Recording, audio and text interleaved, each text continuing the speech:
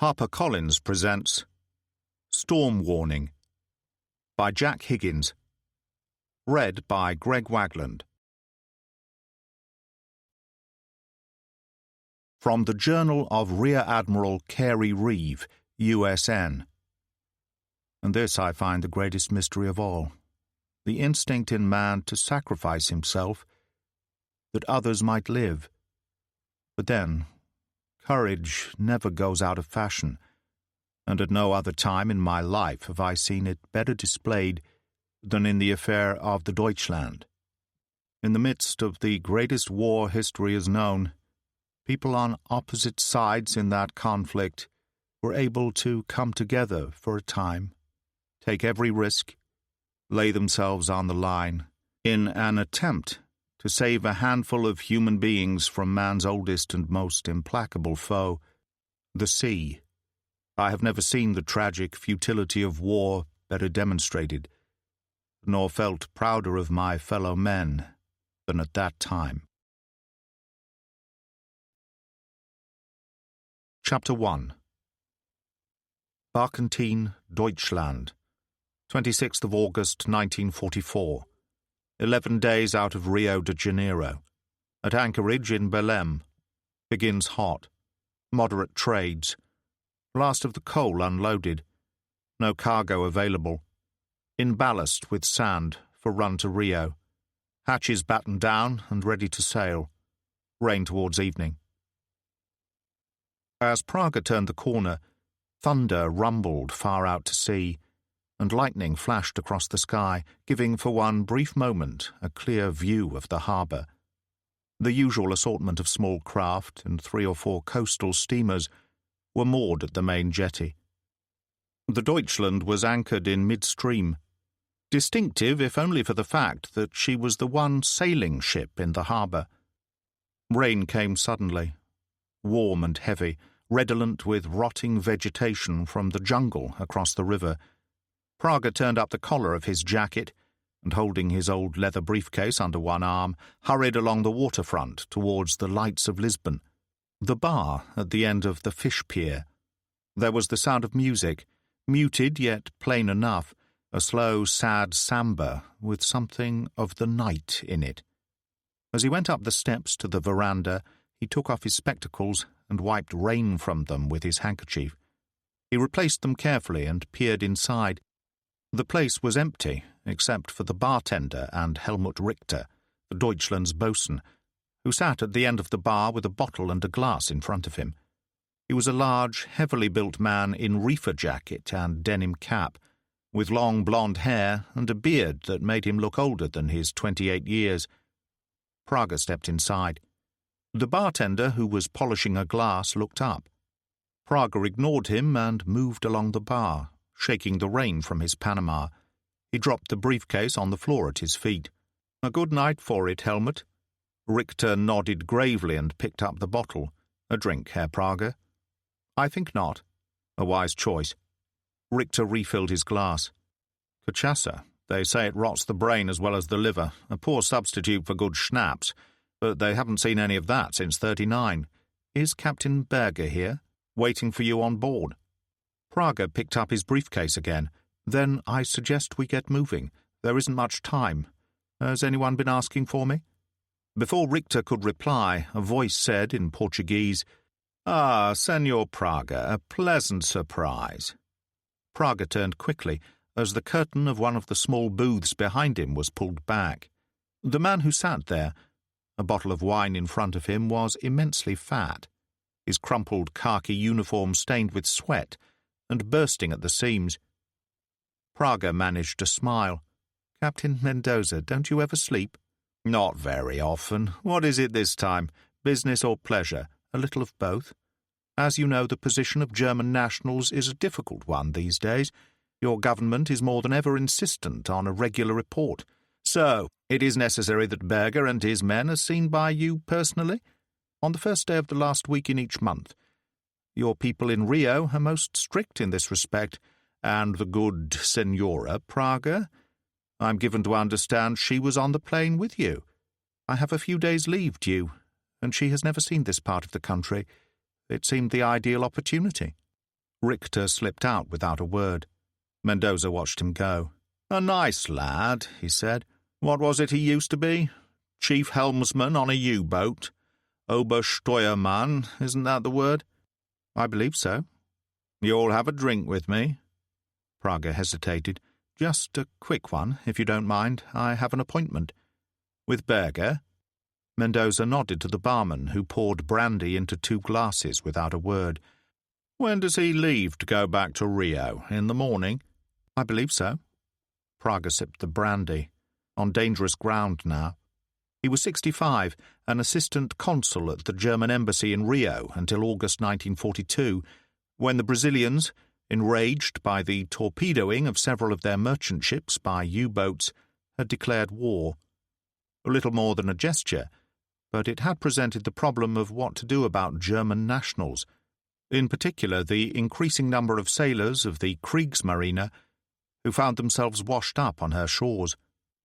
Praga, having spent 20 years in the country and being acceptable in high places, had been left behind to cope with that. There were, after all, 5,000 miles of ocean between Brazil and Germany, so no need to set up expensive internment camps. The Brazilian government was content with the monthly reports he presented on his fellow citizens. As long as they were gainfully employed and not a charge on the state, everyone was happy. Mendoza said, "I've been harbour master here for 2 years now, and for most of that time the Deutschland has been coming in regularly, say every couple of months." "So?" "A boat of that size usually manages with a master, mate, boatswain, probably 6 foremast hands and a cook." "That is correct." Mendoza sipped a little of his wine thoughtfully. "According to my information, Berger has a crew of something like 20 this trip." He smiled genially, but the eyes in the fat face were sharp. Praga said carefully, "There are many German seamen in Rio, and more each day. The war, my friend, does not go well for you.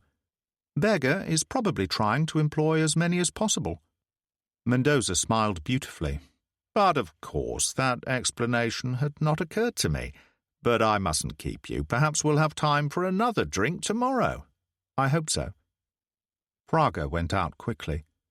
Richter was waiting on the veranda by the steps.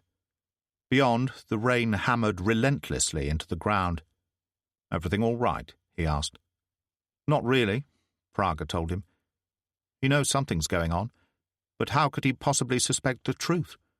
No one in his right mind would believe it." He clapped Richter on the shoulder. "Now, let's get moving." The boatswain said, "I didn't get a chance to tell you inside, but there was someone asking for you." There was a movement behind, and, as Praga turned, a nun in tropical white habit stepped into the light. She was a small woman, not much over 5 feet tall, with clear, untroubled eyes and a calm, unlined face. "Sister Angela," Richter said. "Of the Sisters of Mercy from the mission station on the Rio Negro. Introductions are not necessary, Helmut. Sister Angela and I are old acquaintances." He took off his Panama and held out his hand, which she clasped briefly, in a grasp of surprising strength. "It's good to see you again, sister. And you, Herr Praga, I think you know why I'm here." "Why, yes, sister." Otto Praga smiled warmly. "I believe I do." An anchor light hung from the Deutschland's forestay, as required by marine regulations, and this they saw first as Richter worked the dinghy across the harbour. Then suddenly she was very close, her masts and spars dark against the sky. Praga looked up with conscious pleasure as he climbed the Jacob's ladder. She was a 3-masted barkentine built by Hamish Campbell on the Clyde in 1881, and built with love and understanding and grace, with an elegant clipper bow to her and an extended jib boom. She had spent a lifetime in trade, Newcastle-on-Tyne with steam coal for Valparaiso, Chilean nitrates for America's west coast, lumber for Australia, wool for Britain, an endless circle as sail died in a doomed attempt to combat steam, one owner after another through 3 changes of family until, finally, she had been bought by the Brazilian firm of Meyer Brothers, a family of German extraction who had rechristened her Deutschland and put her to the coastal trade. Rio to Belém and the mouth of the Amazon, just the craft for such waters, having a draft of only 8 feet fully loaded. Praga went over the bulwark and extended his hand to Sister Angela. Richter was close behind on the ladder. 3 seamen by the main mast gazed in astonishment as the little nun came over the side, and one of them hurried forward to take her other hand. She thanked him, and Praga said to her, "I think it would be better if I spoke to Captain Berger alone to start with." "Whatever you think best, Herr Praga," she said tranquilly. He turned to Richter. "Take the good sister down to the saloon, then wait for me outside the captain's cabin." Richter and Sister Angela descended the companionway, and Praga went aft towards the quarterdeck. Berger's cabin was underneath. He hesitated, then braced himself, knocked on the door, and went in. The cabin was small, Spartan in its furnishings.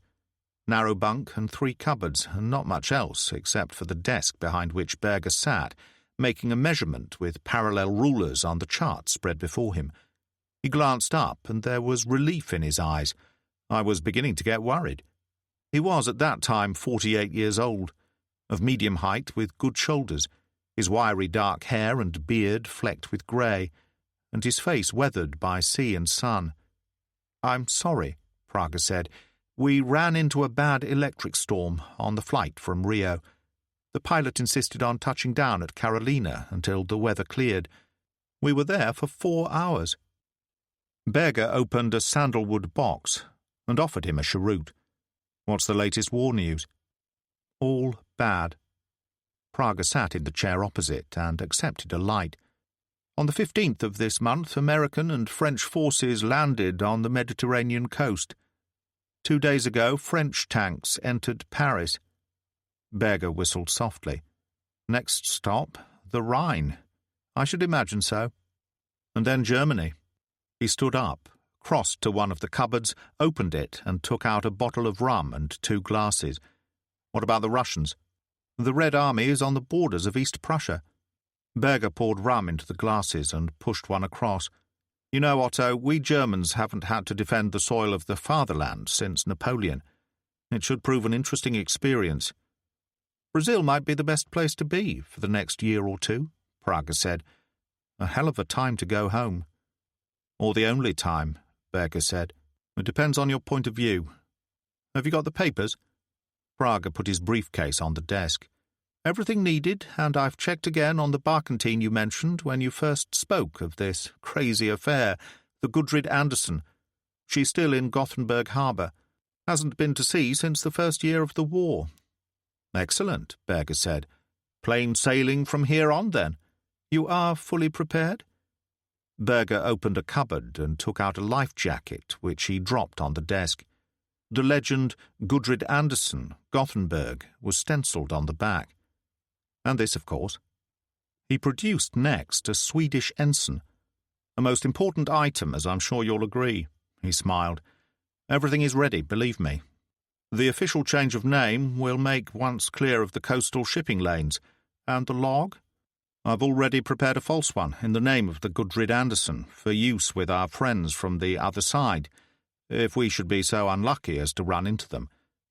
The true log of the Deutschland I shall continue to keep privately. It would not be correct to do otherwise." He put the life jacket and ensign back in the cupboard. "As for you, old friend, what can I say? Without your hard work during these past few months, the information you have obtained, the forged papers, we could not have ever begun to contemplate such an enterprise." Praga said carefully, "There is just one more thing to discuss, Eric." "What's that?" Praga hesitated, then said, 7 passengers. Berger laughed harshly. "You must be joking." "No, I'm perfectly serious. You've carried them before, haven't you?" "You know damned well I have." There was something close to anger in Berger's voice. "I have accommodation for 8 passengers, 2 cabins on either side of the saloon, 2 bunks to each. I should also point out that this ship is amply crewed by 10 men, including myself. At the moment we are 22, as you very well know." 7 passengers would mean that the additional crew would have to bunk elsewhere, an impossible situation. But you'll be in ballast, Praga said. No cargo. And surely genuine passengers would only strengthen your cover story. Who are these passengers? Germans, like you and your men, who want to go home? Praga took a deep breath and carried on. All right, you might as well know the worst. They're nuns. Sisters of Mercy from a mission station on the Negro. I've been visiting them regularly for the past 2 years, just like all the other Germans on my list. Every 3 months, a special dispensation from the authorities, as the place is so difficult to get to. Berger stared at him in astonishment. For God's sake, Otto, am I going out of my mind, or are you? Praga got up without a word and opened the cabin door. Richter was standing outside, smoking a cigarillo. Praga nodded, and the boatswain hurried away. Now what? Berger demanded. I've brought one of them on board with me. The others are waiting on shore. At least hear what she has to say. You must be out of your head. It's the only conceivable explanation. There was a knock at the door. Praga opened it, and Sister Angela stepped inside. He said, Sister, I'd like you to meet Fregatten Captain Eric Berger. Eric, this is Sister Angela, of the Little Sisters of Mercy. Good evening, Captain, she said. Berger looked down at the tiny nun for a moment, an expression of astonishment on his face. Then he grabbed Praga by the arm and pushed him outside into the rain, pulling the cabin door behind him. What in the hell am I going to do? What am I supposed to say? You're the captain, Praga told him. You make the decisions and no one else. Or so I've always been given to understand. I'll wait for you here. He walked to the mizzen shrouds on the port side. Berger cursed softly, hesitated, then went back in. She was standing behind the desk, leaning over the chronometer in its box under a glass plate. She glanced up. Beautiful, Captain, quite beautiful. What is it? The seaman's measure of the heavens, sister, along with a sextant. If I can check the position of the sun, moon, and stars, then I can discover my own exact position on the Earth's surface, with the help of tables as well, of course. She turned to the desk. A British Admiralty chart, why is that? Because they're the best, Berger told her, feeling for some reason incredibly helpless. I see. She carried on in the same calm voice. Are you going to take us with you? Look, sister, he said, sit down and let me explain. He pulled another chart forward. Here we are at the mouth of the Amazon, and this is the route home. He traced a finger up past the Azores and west of Ireland. And if we get that far, there could be even greater hazards to face. He tapped at the chart. We must pass close to the Outer Hebrides in Scotland, a graveyard for sailing ships, especially in bad weather, which is usually 6 days out of 7 up there.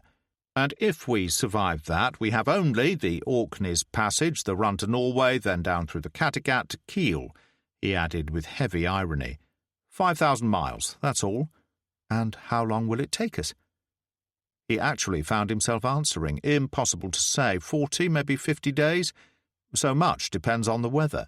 That seems very reasonable under the circumstances. Berger said, Tell me something. When you first came out here, how did you make the trip? A passenger liner, the Bremen. It was just before the war, of course. A fine ship, comfortable cabins, hot and cold running water, food that wouldn't disgrace a first-class hotel, stewards to fetch and carry. What exactly are you trying to say, Captain? That on this ship life would be very different. Bad food, cramped quarters, a lavatory bucket to empty daily, salt water only to wash in, and a real blow under sail, can be a frightening experience. In bad weather, we can spend a fortnight at a time without a dry spot in her from stem to stern.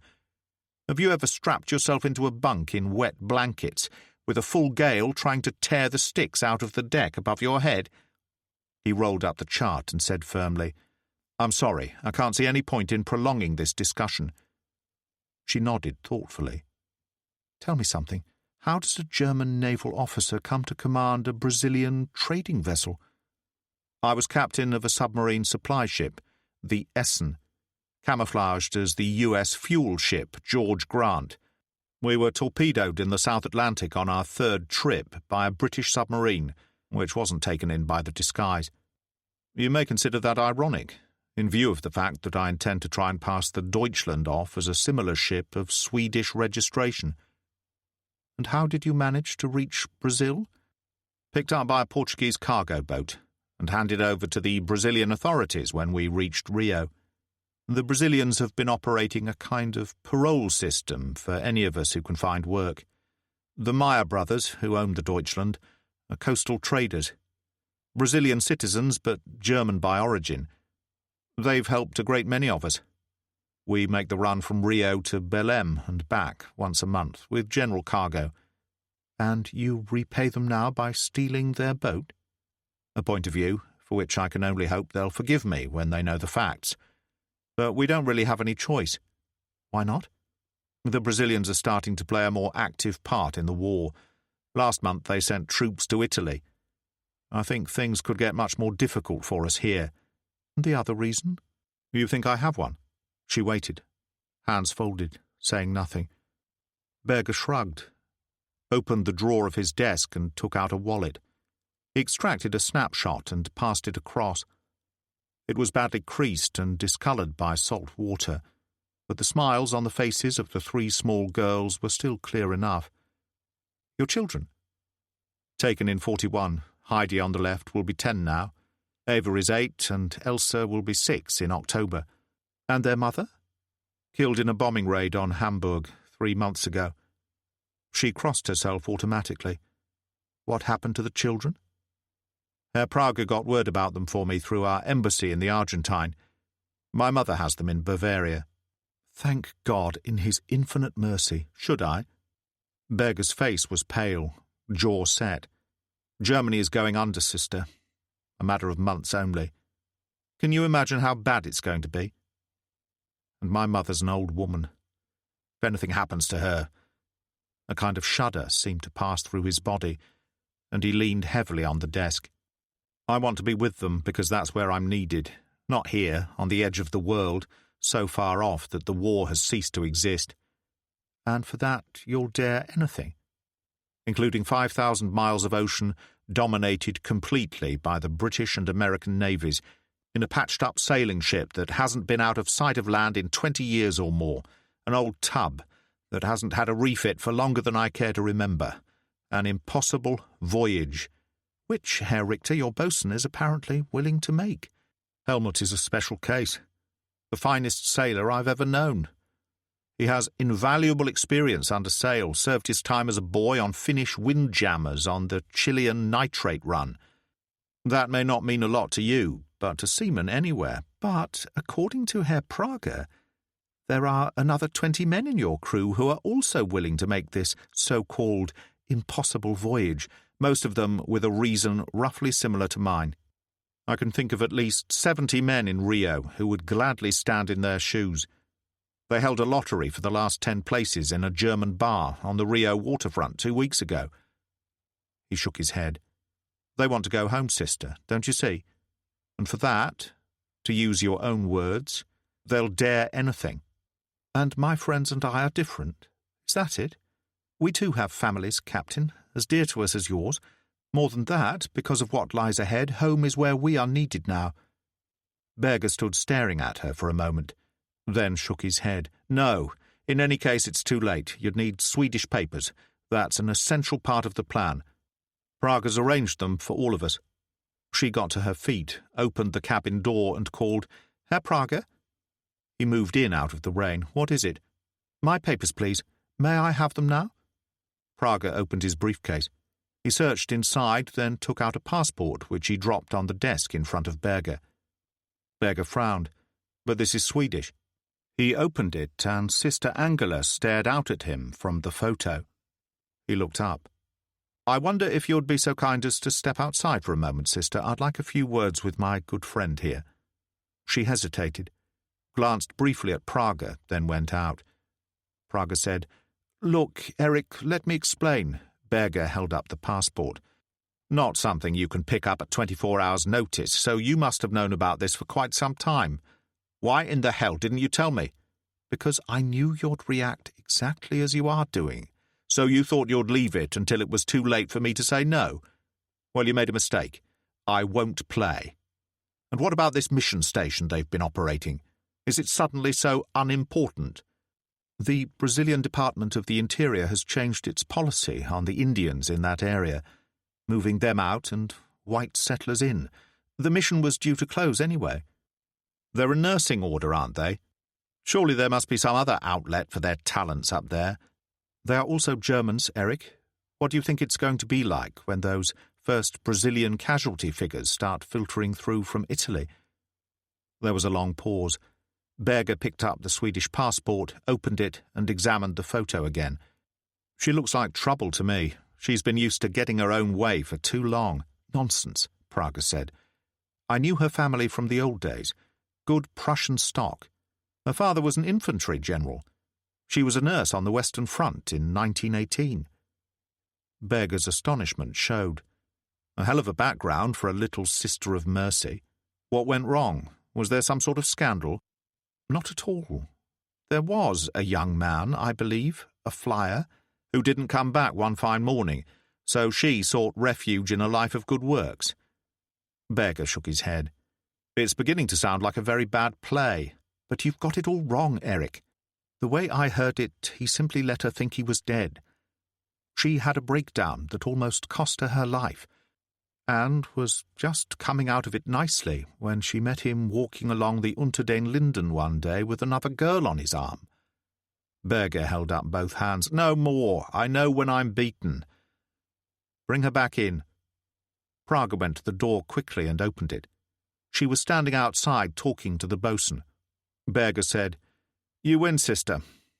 Tell Richter to have you taken ashore to collect the rest of your friends. Be back here by 2 a.m., because that's when we leave. And if you aren't here, we go without you. God bless you, Captain. I think he's got enough on his plate at the moment without me. As she moved to the door, he added, Just one thing, try not to let the crew know before they have to. Are they likely to be disturbed by our presence? Very much so. Sailors are superstitious by nature. Amongst other things, sailing on a Friday is asking for trouble. Taking any kind of a minister along as a passenger, the same. We should certainly pick up all the bad luck in the world with 7 nuns sailing with us. 5, Captain. Only 5, she said, and went out. Berger frowned and turned to Prager. You said 7 passengers. So I did. Prager rummaged in the briefcase and produced 2 more Swedish passports, which he pushed across the desk. One for Gertrude and one for me. She too is waiting on shore with our baggage, which includes, I might add, that wireless transmitter you asked me to try and get you. Berger gazed at him in stupefaction. You and your wife, he said hoarsely. Good God, Otto, you're 65 if you're a day. And what will your masters in Berlin say? From what I hear, the Russians are far more likely to get there before I do, so it doesn't really matter. Prager smiled gently. You see, Eric, we want to go home too. When Berger went up to the quarterdeck just before 2, it was raining harder than ever. The entire crew was assembled on the deck below, faces pale, oilskins glistening in the dim glow of the deck lights. He gripped the rail, leaned forward, and spoke in a low voice. I won't say much. You all know the score. It's one hell of a trip. I'm not going to pretend any different. But if you do as I tell you, we'll make it. You and I and the old Deutschland together. There was a stirring amongst them, no more than that, and he carried on, a touch of iron in his voice now. One more thing. As most of you will have observed, we're carrying passengers. Herr Prager, once assistant consul at our embassy in Rio, and his wife, and 5 nuns from a mission station on the Negro. He paused. There was only the hissing of rain as they all waited. Nuns, he said, but still women. And it's a long journey home, so let me make myself plain. I'll personally shoot the first man to step over the line, and so enter it in the log. He straightened. Now, everyone to his station. As he turned from the rail, his second-in-command moved out of the darkness to join him. Lieutenant Zurzee Johann Sturm, a tall, fair youth from Minden in Westphalia, had celebrated his 20th birthday only 3 days earlier. Like Richter, he was a submariner, and had served in a U-boat as second watch officer. "Everything under control, Mr. Sturm?" Berger inquired in a low voice. "I think so, Captain." Sturm's voice was surprisingly calm. "I've stowed the wireless transmitter Herr Prager brought with him from Rio in my cabin, as he ordered. It's not much, I'm afraid, sir. A limited range at best." "Better than nothing," Berger told him. "And the passengers, are they safely stowed away also?" "Oh, yes, sir." There was a hint of laughter in the boy's voice. "I think you could say that." A white figure appeared out of the darkness and materialized as Sister Angela.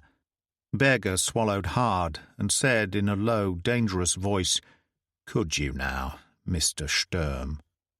Sister Angela said brightly, "Are we leaving, Captain? Is it all right if I watch?" Berger glared at her helplessly, rain dripping from the peak of his cap, then turned to Sturm and said, "Haul up the spanker and outer jib only, Mr. Sturm, and let the anchor chain go." Sturm repeated the order, and there was a sudden flurry of activity. One seaman dropped down the forepeak hatch. 4 others hauled briskly on the halyard, and the spanker rose slowly. A moment later there was a rattle as the anchor chain slithered across the deck, then a heavy splash. Richter was at the wheel, but for the moment nothing seemed to happen. Then Sister Angela, glancing up, saw through a gap in the curtain of rain stars pass across the jib. "We're moving, Captain, we're moving," she cried, as excitedly as any child. "So I've observed," Berger told her. "Now, will you kindly oblige me by going below?" She went reluctantly, and he sighed and turned to the boatswain. "Steady as she goes, Richter. She's all yours." And Richter took her out through the harbour entrance, drifting along like some pale ghost, barely moving, leaving a slight swirl of phosphorescence in her wake. 15 minutes later, as Captain Mendoza sat playing whist in his booth at the Lights of Lisbon with a young lady from the establishment next door, the man he had assigned to keep watch on the fish pier burst in on him. "What is it?" Mendoza demanded mildly. "The Deutschland, Senor Capitan," the watchman whispered. "She is gone." "Indeed." Mendoza laid his cards face down on the table and stood up. "Watch her, Jose," he called to the barman. He picked up his cap and oilskin coat and went out. When he reached the end of the fish pier, the rain was falling harder than ever in a dark, impenetrable curtain. He lit a cigar in cupped hands and stared into the night. "Will you notify the authorities, senor?" the watchman inquired. Mendoza shrugged. "What is there to notify?" Undoubtedly, Captain Berger wished an early start for the return trip to Rio, where he is due in 8 days from now, although it would not be uncommon for him to be perhaps 1 week overdue, the weather at this time of the year being so unpredictable. Time enough for any official inquiry needed to be made then. The watchman glanced at him uncertainly, then bobbed his head. "As you say, Senor Capitan."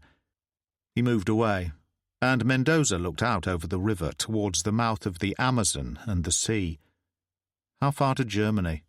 Nearly 5,000 miles across an ocean that was now hopelessly in the grip of the American and British navies. And in what? A 3-masted barkentine, long past her prime. "Fools," he said softly. "Poor, stupid, magnificent fools." And he turned and went back along the fish pier through the rain. Chapter 2. Barkentine, Deutschland. 9th of September 1944, latitude 25 degrees 01 north, longitude 30 degrees 46 west. 14 days out of Belém. Wind northwest 6 to 8. Hove the log and found we were going 12 knots. In the past 24 hours we have run 228 miles. Frau Prager still confined to her bunk with the seasickness, which has plagued her since leaving Belém. Her increasing weakness gives us all cause for concern. Heavy rain towards evening. The morning weather forecast for Sea Area Hebrides had been far from promising. Winds 5 to 6 with rain squalls. Off the northwest coast of Skye, things were about as dirty as they could be. Heavy dark clouds swollen with rain, merging with the horizon. Except for the occasional seabird, the only living thing in that desolation was the motor gunboat, making southwest for Barra, a stars and stripes ensign, the one splash of colour in the grey morning. Dawn was at 6:15, but at 9:30, visibility was still bad enough to keep the RAF grounded. No one on board the gunboat could have been blamed for failing to spot the lone Junkers 88S coming in low off the sea astern. The first burst of cannon shell kicked fountains of water high into the air 10 or 15 yards to port. As the plane banked for a second run, the 13mm machine gun, firing from the rear of the cockpit canopy, loosed off a long burst that ripped into the deck aft of the wheelhouse. Harry Jago, in his bunk below, trying to snatch an hour's sleep, was awake in an instant and making for the companionway. As he reached the deck, the gun crew were already running for the twin 20mm anti-aircraft cannon. Jago beat them into the bucket seat, hands clamping around the trigger handles.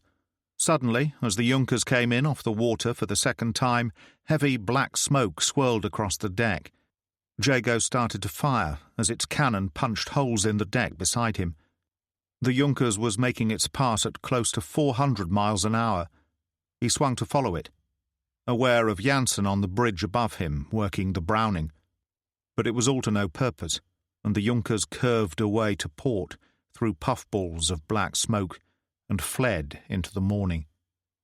Jago stayed where he was for a moment, hands still gripping the handles. Then he got out of the seat and turned to leading seaman Harvey Gould, who was in charge of the anti-aircraft cannon. "You were 5 seconds too late, you and your boys." The men of the gun crew shuffled uneasily. "It won't happen again, Lieutenant," Gould said. "See that it doesn't." Jago produced a crumpled pack of cigarettes from his shirt pocket and stuck one in his mouth. Having survived the Solomons, D-Day, and the worst those E-boat flotillas in the English Channel could offer, it would look kind of silly to die in the Hebrides.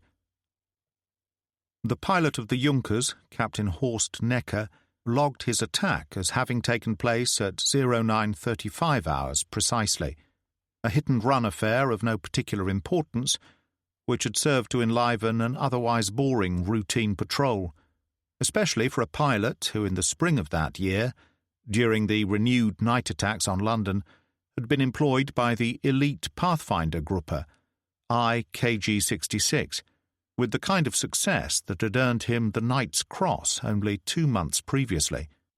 It had been something of a come-down to be transferred to KG-40, based at Trondheim, a unit specialising in shipping and weather reconnaissance, although the Ju-88S they had given him to fly was certainly a superb plane, an all-weather machine capable of a top speed of around 400 miles per hour. His mission that morning had one purpose: to look for signs of a convoy expected to leave Liverpool for Russia that week, although the exact day of departure was unknown.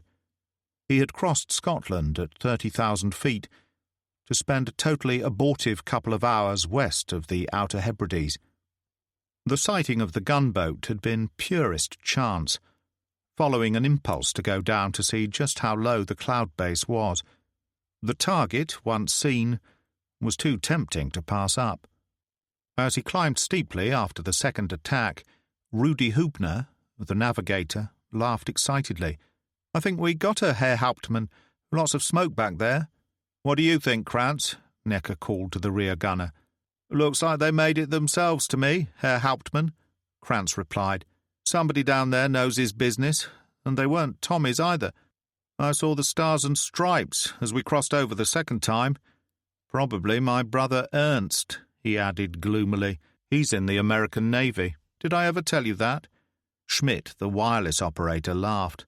"The first time over London, with the port engines on fire, and you've mentioned it on at least 57 different occasions since. I suppose it shows that at least one person in your family has brains." Hubner ignored him. "Probable, then, Herr Hauptmann?" he suggested. Necker was going to say no, then saw the hope in the boy's eyes and changed his mind. "I don't see why not. Now, let's get out of here." When Jago went up to the bridge, there was no sign of Janssen. He leaned against the Browning and looked down. The smoke had almost cleared, and Gould was kicking the burned-out flare under the rail into the sea.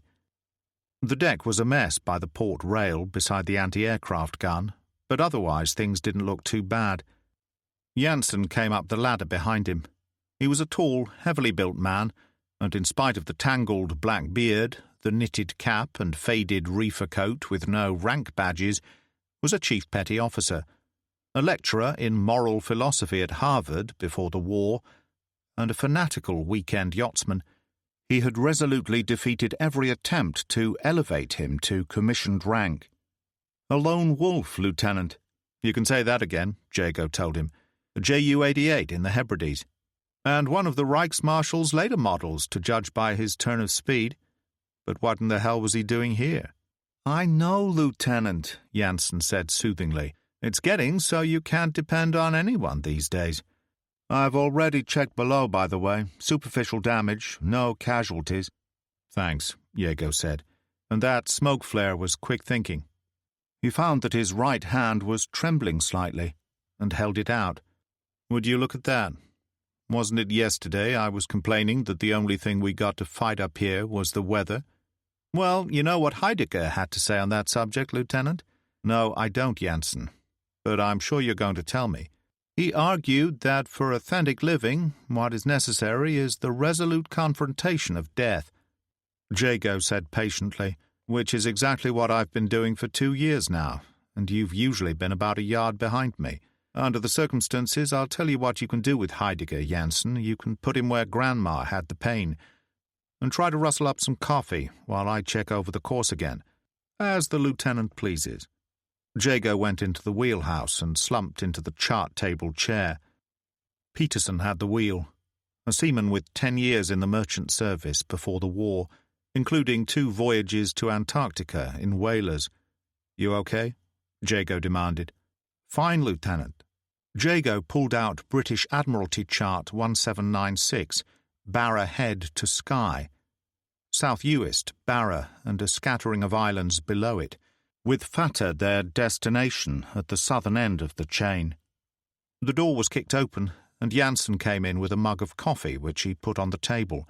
"What a bloody place," Jago said, tapping the chart. "Magnetic anomalies reported throughout the entire area." "Well, that's helpful," Janssen said. "Just the thing when you're working out a course in dirty weather. Those islands south of Uist are a graveyard," Jago went on. "Everywhere you look on the damn chart it says heavy breakers or dangerous seas.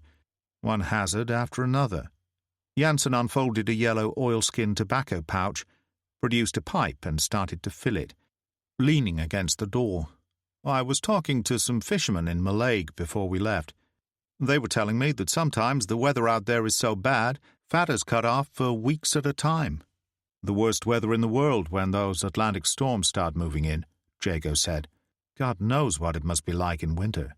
"Then what in the hell is Admiral Reeve doing in a place like that?" "Search me. I didn't even know he was up here till I was told to pick up that dispatch for him in Mallaig and deliver it. Last I heard of him was D-Day.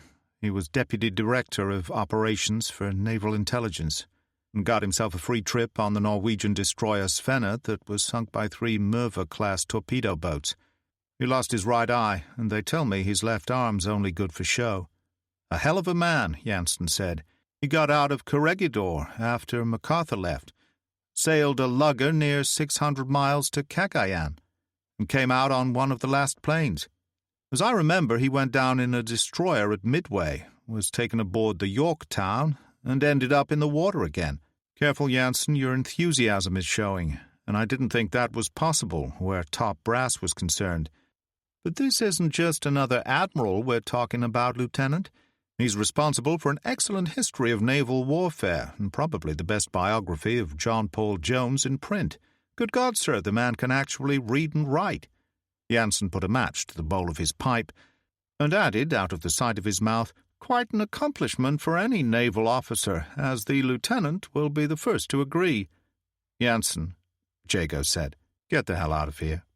Jansen withdrew, and Jago swung round to find Peterson grinning hugely. "Go on, you two. I'll take over." "Sure thing, Lieutenant." Peterson went out, and Jago reached for another cigarette. His fingers had stopped trembling. Rain spattered against the window as the MGB lifted over another wave, and it came to him, with a kind of wonder, that he was actually enjoying himself, in spite of the aching back, the constant fatigue that must be taking years off his life. Harry Jago was 25, and looked 10 years older, even on a good day, which was hardly surprising when one considered his war record. He dropped out of Yale in March 1941 to join the Navy, and was assigned to PT boats, joining Squadron 2 in time for the Solomons campaign. The battle for Guadalcanal lasted 6 months. Jago went in at one end, a crisp, clean 19-year-old ensign, and emerged a lieutenant, junior grade, with a Navy Cross and 2 boats shot from under him. Afterwards, Squadron 2 was recommissioned and sent to England, at the urgent request of the Office of Strategic Services, to land and pick up American agents on the French coast. Again, Jago survived, this time the Channel, the constant head-on clashes with German E-boats out of Cherbourg. He even survived the hell of Omaha Beach on D-Day. His luck finally ran out on the 28th of June, when E-boats attacked a convoy of American landing craft waiting in Lyme Bay to cross the Channel. Jago arrived with dispatches from Portsmouth to find himself facing 6 of the best that the Kriegsmarine could supply. In a memorable 10-minute engagement, he sank one, damaged another, lost 5 of his crew, and ended up in the water with shrapnel in his left thigh, the right cheek laid open to the bone. When he finally came out of hospital in August, they gave him what was left of his old crew, 9 of them, and a new job. The rest that he so badly needed, playing postman in the Hebrides to various American and British weather stations and similar establishments in the islands, in a pre-war MGB, courtesy of the Royal Navy, that started to shake herself to pieces if he attempted to take her above 20 knots. Some previous owner had painted the legend "Dead End" underneath the bridge rail, a sentiment capable of several interpretations. "Just for a month or two," the squadron commander had told Jago. "Look on it as a kind of holiday. I mean to say, nothing ever happens up there, Harry." Jago grinned in spite of himself, and, as a rain squall hurled itself against the window, increased speed, the wheel kicking in his hands. The sea was his life now, meat and drink to him, more important than any woman. It was the circumstance of war which had given him this, but the war wouldn't last forever. He said softly, "What in the hell am I going to do when it's all over?" There were times when Rear Admiral Carey Reeve definitely wondered what life was all about, times when the vacuum of his days seemed unbearable, and the island that he loved with such a deep and unswerving passion, a prison. On such occasions he usually made for the same spot, a hill called in the Gallic Dún Búya, the Yellow Fort, above Telegraph Bay, on the southwest tip of Fada, and so named because of an abortive attempt to set up a Marconi station at the turn of the century. The bay lay at the bottom of 400-foot cliffs, a strip of white sand slipping into grey water, with Labrador almost 3,000 miles away to the west, and nothing in between. The path below was no place for the faint-hearted, zigzagging across the face of the granite cliffs, splashed with lime, seabirds crying, wheeling in great clouds, razorbills, shags, gulls, shearwaters and gannets everywhere. He considered it all morosely for a while through his one good eye, then turned to survey the rest of the island. The ground sloped steeply to the southwest. On the other side of the point from Telegraph were South Inlet and the lifeboat station, the boathouse, its slipway, and Murdoch MacLeod's cottage, nothing more. On his left was the rest of the island. A scattering of crofts, mostly ruined, peat bog, sheep grazing the sparse turf, the whole crossed by the twin lines of the narrow-gauge railway track running northwest to Marystown. Reeve took an old brass telescope from his pocket and focused it on the lifeboat station. No sign of life. Murdoch would probably be working on that damned boat of his, but the kettle would be gently steaming on the hob above the peat fire, and a mug of hot tea generously laced with illegal whiskey of Murdoch's own distilling would not come amiss on such a morning. The Admiral replaced the telescope in his pocket and started down the slope as rain drove across the island in a grey curtain. There was no sign of Murdoch when he went into the boathouse by the small rear door. The 41-foot Watson-type motor lifeboat, Morag Sinclair, waited in her carriage at the head of the slipway. She was trim and beautiful in her blue and white paint, showing every sign of the care Murdoch lavished on her. Reeve ran a hand along her counter with a conscious pleasure. Behind him the door swung open in a flurry of rain, and a soft Highland voice said, "I was in the outhouse stacking peat." Reeve turned to find Murdoch standing in the doorway, and in the same moment an enormous Irish wolfhound squeezed past him and bore down on the Admiral. His hand fastened on the beast's ginger ruff. "Rory, you old devil, I might have known." He glanced up at Murdoch.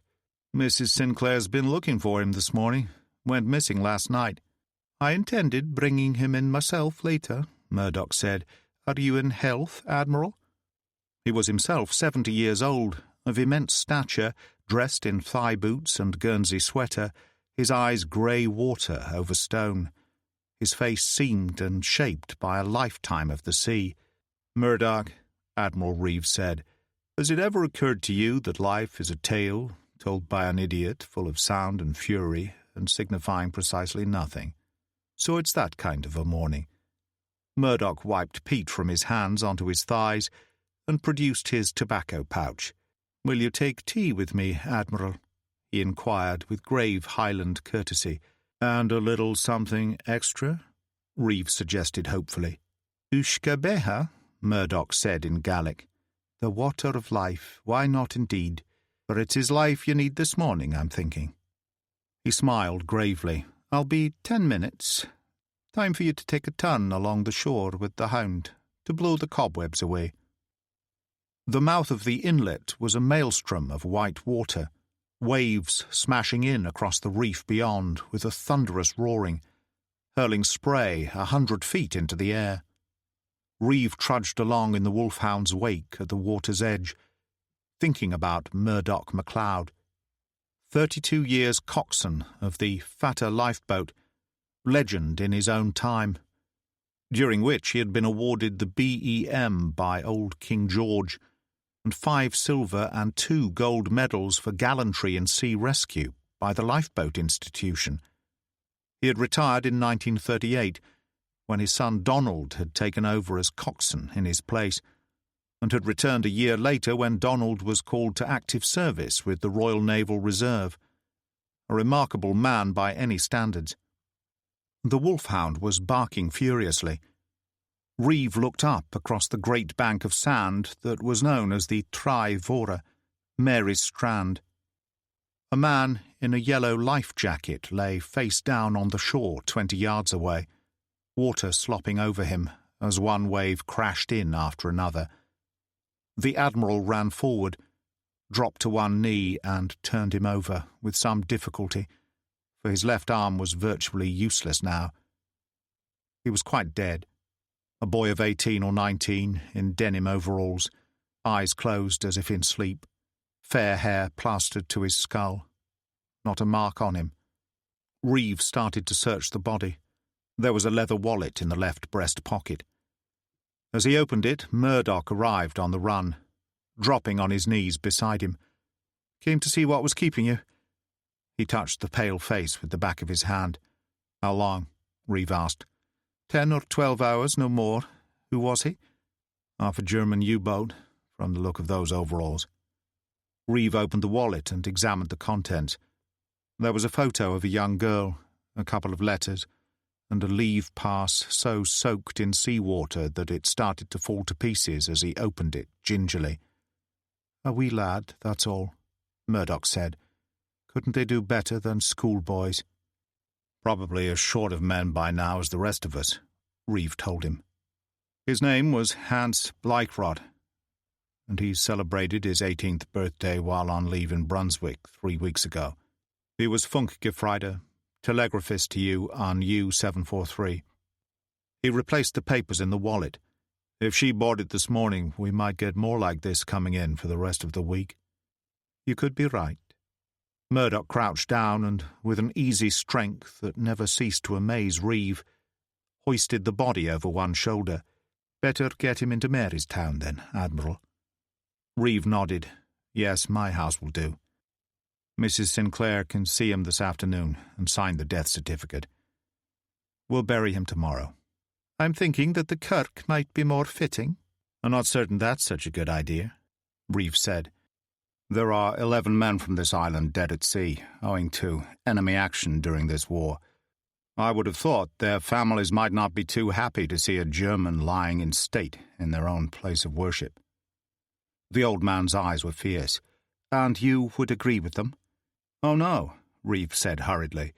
"Don't draw me into this. You put the boy where you like. I don't think it will bother him too much." "But it might well bother God," Murdoch said gently. There was no reproof in his voice, in spite of the fact that, as a certificated lay preacher of the Church of Scotland, he was the nearest thing to a minister on the island. There was no road from that end of Fada, had never been any need for one. But during the 2 abortive years that the Marconi station had existed, the telegraph company had laid the narrow-gauge railway line. The lifeboat crew, mostly fishermen from Marystown, travelled on it by trolley when called out in an emergency, pumping it by hand or hoisting a sail when the wind was favourable, which it was that morning, and Murdoch and the Admiral coasted along at a brisk 5 knots, the triangular strip of canvas billowing out to one side. The dead boy lay in the centre of the trolley, and Rory squatted beside him.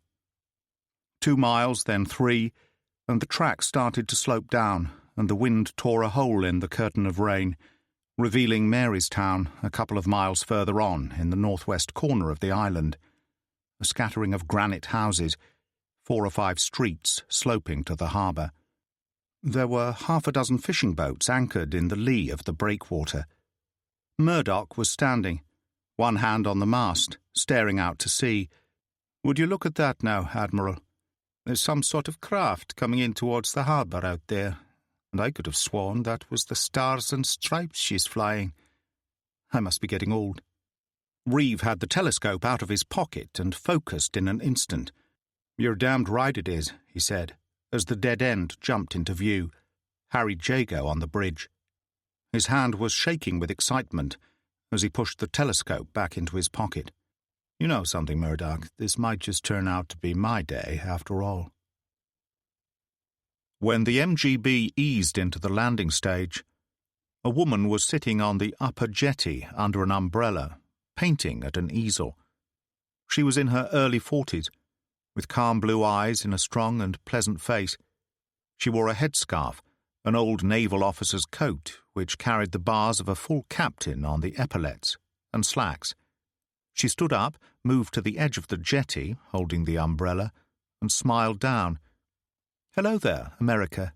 That makes a change." Jago went over the rail and up the steps to the jetty quickly. "Harry Jago, ma'am." "Jean Sinclair." She held out her hand. "I'm Bailey here, Lieutenant, so if there's anything I can do—" "Bailey?" Jago said blankly. "What you'd call a magistrate." Jago grinned. "I see. You mean you're the law around here." "And coroner and harbour master. This is a small island. We have to do the best we can. I'm here with dispatches for Rear Admiral Reeve, ma'am. Have you any idea where I might locate him?" She smiled. "We have a saying in these islands, Lieutenant. Speak of the devil, and you'll find he's right behind you." Jago turned quickly and got a shock. When he'd received his Navy Cross from Nimitz at Pearl, Admiral Reeve had been one of those on the platform, resplendent in full uniform with 3 rows of medal ribbons. There was no echo of him at all in the small dark man with the black eye patch who hurried towards him now, wearing an old reefer coat and sea boots. It was only when he spoke that Jago knew beyond a doubt who he was. "You looking for me, Lieutenant?" "Admiral Reeve?" Jago got his heels together and saluted. "I've got a dispatch for you, sir, handed to me by the Royal Naval Officer in command at Mallaig. If you'd care to come aboard?" "Lead me to it, Lieutenant," the Admiral said eagerly, then paused and turned to Jean Sinclair. "I've found Rory. He was with Murdoch at the lifeboat station." Her eyes were lively now, and there was a slight amused smile on her mouth. "Why, Carey, I thought you were going to ignore me altogether," he said gravely. "I found something else down there on Trivora, a body on the beach. A German boy off a U-boat." Her smile died. "Where is he now?" "I left him at the church with Murdoch." "I'd better get up there, then. I'll pick up a couple of women on the way. See the lads decently laid out. I'll be along myself later."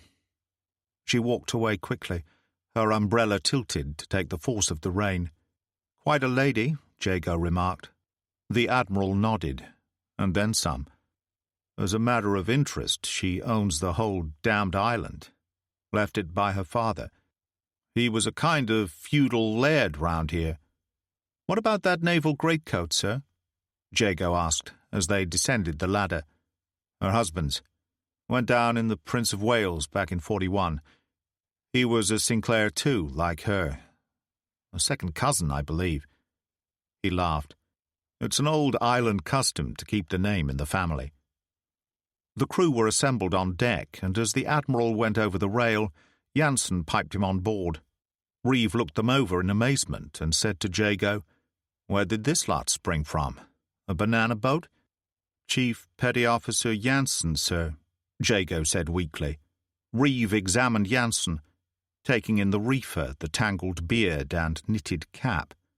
He turned away with a shudder. "I've seen enough. Just take me to my dispatch, will you?" "If you follow me, Admiral." Jago led the way down the companionway to his cabin. He took a briefcase from under the mattress on his bunk, unlocked it, and produced a buff envelope, seal still intact, which he passed across. As Reeve took it from him, there was a knock at the door, and Jansen entered with a tray. "Coffee, gentlemen?" Reeve curbed the impulse to tear the envelope open, and said to Jago as he accepted a cup, "How's the war going, then?" It was Jansen who answered. "The undertakers are doing well, Admiral." Reeve turned to stare at him in a kind of fascination. "You did say Chief Petty Officer." "The best, sir," Jago said gamely. "And where, may I ask, did you find him?" "Harvard, sir," Jansen said politely, and withdrew. Reeve said in wonderment, "He's joking, isn't he?" "I'm afraid not, Admiral." "No wonder the war wasn't over by Christmas." Reeve sat on the edge of the bunk, tore open the package, and took out 2 envelopes. He opened the smaller first. There was a photo inside and a letter which he read quickly, a smile on his face. He passed the photo to Jago. "My niece Janet. She's a doctor at Guy's Hospital in London. Been there since 1940. Worked right through the Blitz. She had grave, steady eyes, high cheekbones, a mouth that was too wide. There was something in her expression that got through to Jago.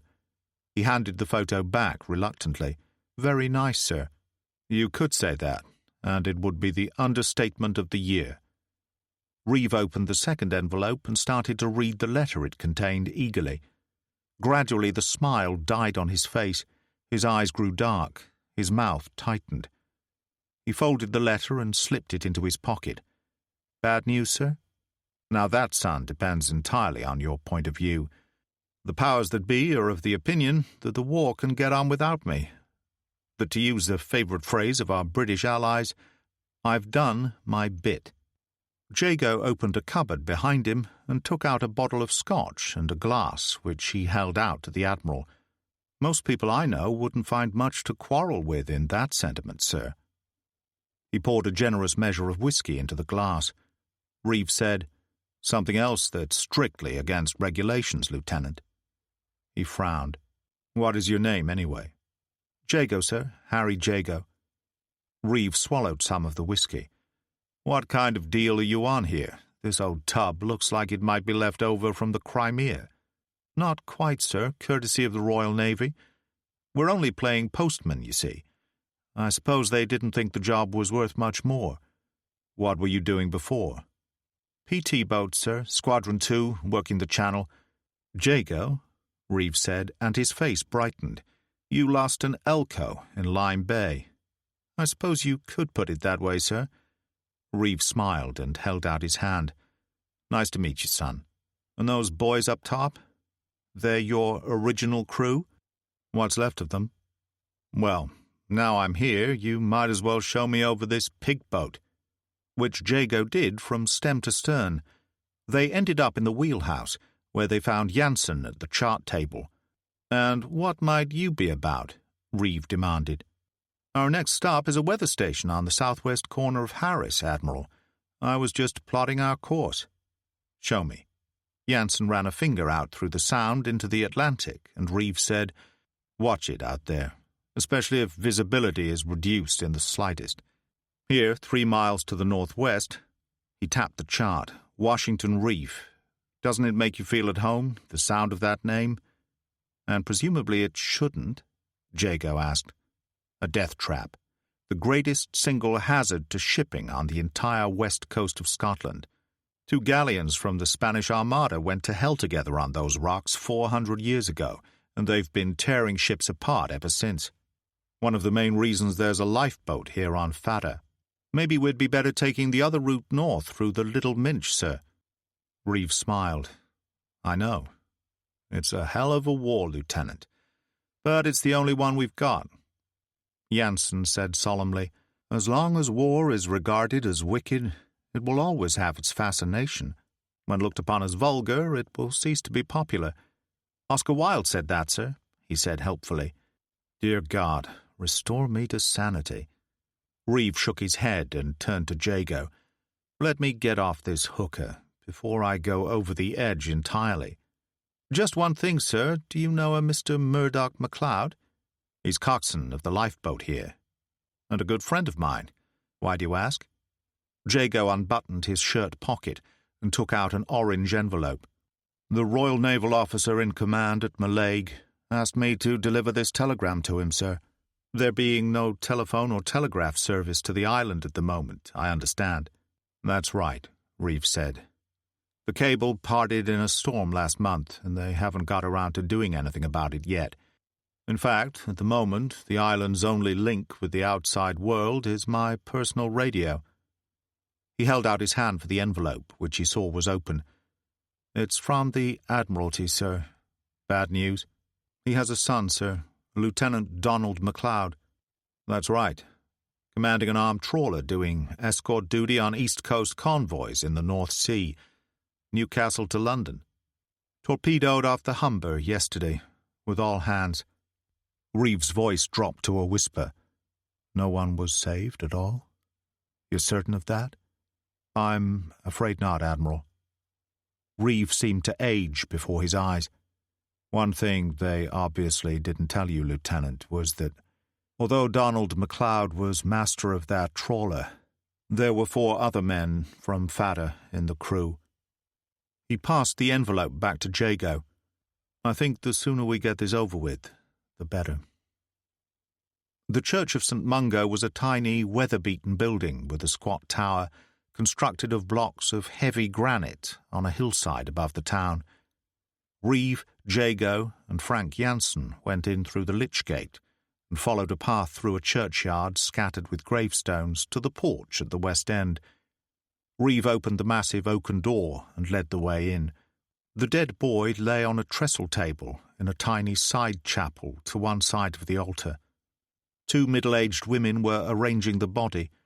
while Murdoch and Jean Sinclair stood close by, talking in subdued tones. They turned and looked down the aisle as the door opened. The three men moved towards them, caps in hand. They paused.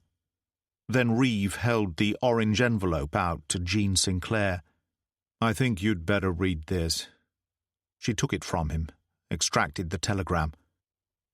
Her face turned ashen. She was wordless. In a moment of insight, Reeve realized that she was reliving her own tragedy. She turned to Murdoch, but the Admiral stepped in quickly, holding her back. Murdoch said calmly, "It is bad news you have for me there, I'm thinking, Carey Reeve." "Donald's ship was torpedoed off the Humber yesterday," Reeve said. "Went down with all hands." A tremor seemed to pass through the old man's entire frame. He staggered momentarily, then took a deep breath and straightened. "The Lord disposes." The two women working on the body stopped to stare at him, faces frozen in horror. Between them, as Reeve well knew, they had just lost a husband and brother. Murdoch moved past and stood looking down at the German boy, pale in death. The face somehow very peaceful now. He reached down and took one of the cold hands in his. "Poor lad," he said. "Poor wee lad." His shoulders shook, and he started to weep softly. Chapter 3. Barkentine, Deutschland, 12th of September 1944. Latitude 26 degrees 11 north, longitude 30 degrees 26 west. Wind northwest 2 to 3. Overcast, poor visibility, a bad squall last night during the middle watch, and the flying jib split. Some 500 miles south of the Azores, Eric Berger sat at the desk in his cabin, entering his personal journal. "Our general progress has, of course, been far better than I could ever have hoped, and yet our passengers find the experience tedious in the extreme. For most of the time, bad weather keeps them below. The skylight leaks, and the saloon is constantly damp. The loss of the chickens and 2 goats kept for milk, all swept overboard in a bad squall 3 days out of Belém, has had an unfortunate effect on our diet, although here again it has been most noticeable in the nuns. Frau Prager is still my main worry, and her condition, as far as I may judge, continues to deteriorate. As for the prospect of a meeting with an enemy ship, we are as ready in that respect as can reasonably be expected. The Deutschland is now the Gudrid Anderson to the last detail, including the library of Swedish books in my cabin. The plan of campaign, if boarded at any time, is simple. The additional men carried beyond normal crew requirements will secrete themselves in the bilges, a simple device admittedly, and one easily discovered by any kind of a thorough search. But we have little choice in the matter. The Deutschland stands up well so far to all the Atlantic can offer, although there is not a day passes that shrouds do not part or sails split, and this morning Mr. Sturm reported 12 inches of water in the bilges, but as yet there is no cause for alarm. We all get old, and the Deutschland is older than most. The whole ship lurched drunkenly, and Berger was thrown from his chair as the cabin tilted. He scrambled to his feet, got the door open, and ran out on deck. The Deutschland was plunging forward through heavy seas, the deck awash with spray. Lieutenant Sturm and leading seaman Kloot had the wheel between them, and it was taking all their strength to hold it. High above the deck, the main gaff topsail fluttered free in the wind. The noise was tremendous and could be heard even above the roaring of the wind, and the topmast was whipping backwards and forwards. A matter of moments only before it snapped, but already Richter was at the rail, the sea washing over him as he pulled on the downhaul to collapse the sail. Berger ran to join him. losing his footing and rolling into the scuppers as another great sea floated in across the deck. But somehow he was on his feet and lending his weight to the downhaul with Richter. The sail came down, the Deutschland righted herself perceptibly, the continual drumming ceased. Richter shouted, "I'd better get up there and see to a new outhaul." Berger cried above the wind, "You wouldn't last 5 minutes out there on that gaff in this weather. It'll have to wait till the wind eases." "But that sail will tear herself to pieces, sir." "A gasket should hold her for the time being. I'll see to it." Berger sprang into the ratlines and started to climb, aware of the wind tearing at his body like some living thing. When he paused, 50 feet up, and glanced down, Richter was right behind him. There was a foot of water in the saloon, a sea having smashed the skylight and flooded in. Sister Angela went from cabin to cabin, doing her best to calm her alarmed companions. When she went into the Praguers, she found the old man on his knees at his wife's bunk. Frau Prager was deathly pale, eyes closed. Little sign of life there at all. "What is it?" Otto Prager demanded in alarm. She ignored him for the moment and took his wife's pulse. It was still there, however irregular. Prager tugged at her sleeve. "What happened?" "I'll find out," she said calmly. "You stay with your wife." She went out on deck to find the Deutschland racing north, every fore and aft sail drawing well, yards braced as she plunged into the waves. Sturm and Kloot were still at the wheel. The young lieutenant called to her, but his words were snatched away by the wind. She made it to the mizzen shrouds on the port side, the wind tearing at her black habit, and looked up at the ballooning sails.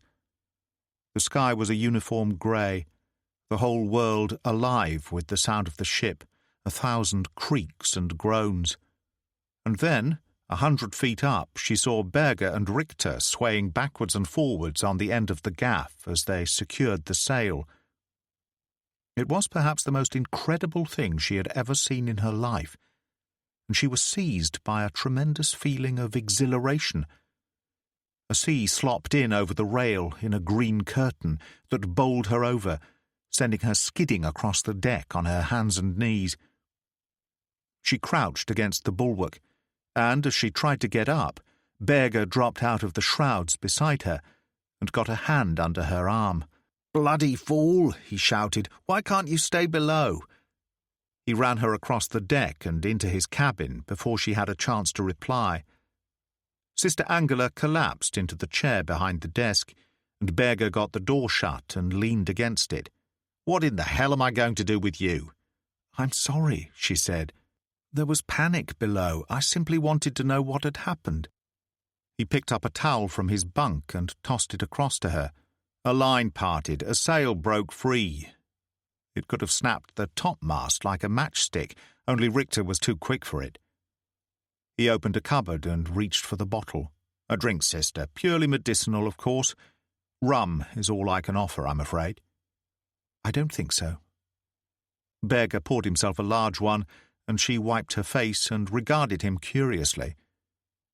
"It was incredible what you were doing out there, you and Herr Richter, so high up and in such weather." "Not really," he said indifferently. "Not to anyone who's reefed main topgallants on a fully rigged clipper in a Cape Horn storm." She nodded slowly. "Tell me, do you still think we're bad luck? A positive guarantee of contrary winds? Wasn't that what you said at our first meeting? And yet we've made good progress, wouldn't you agree?" "Oh, we're making time all right," Berger admitted, "although she shakes herself to pieces around us just a little bit more each day." "You speak of her, the Deutschland, as if she is a living thing, as if she has an existence of her own." "I wouldn't quarrel with that, although I suppose your church would. A ship doesn't have one voice, she has many. You can hear them calling to each other out there, especially at night. The wind in the rigging." There was something close to mockery in her voice. "There are other possibilities. Old-timers will tell you that the ghost of anyone killed falling from the rigging remains with the ship. And you believe that?" obligatory in the Kriegsmarine. There was an ironic smile on his face now. Imagine the shades who infest this old girl. Next time something brushes past you in the dark on the companionway, you'll know what it is. 1 Our Father and 2 Hail Marys should keep you safe. Her cheeks flushed out, but before she could reply, the door was flung open and Sister Elsa appeared. "Please, sister, come quickly. Frau Prager seems to be worse." Sister Angela jumped to her feet and moved out. Berger closed the door behind her, then picked up the towel she dropped and wiped his face. Strange how she seemed to bring out the worst in him. A constant source of irritation.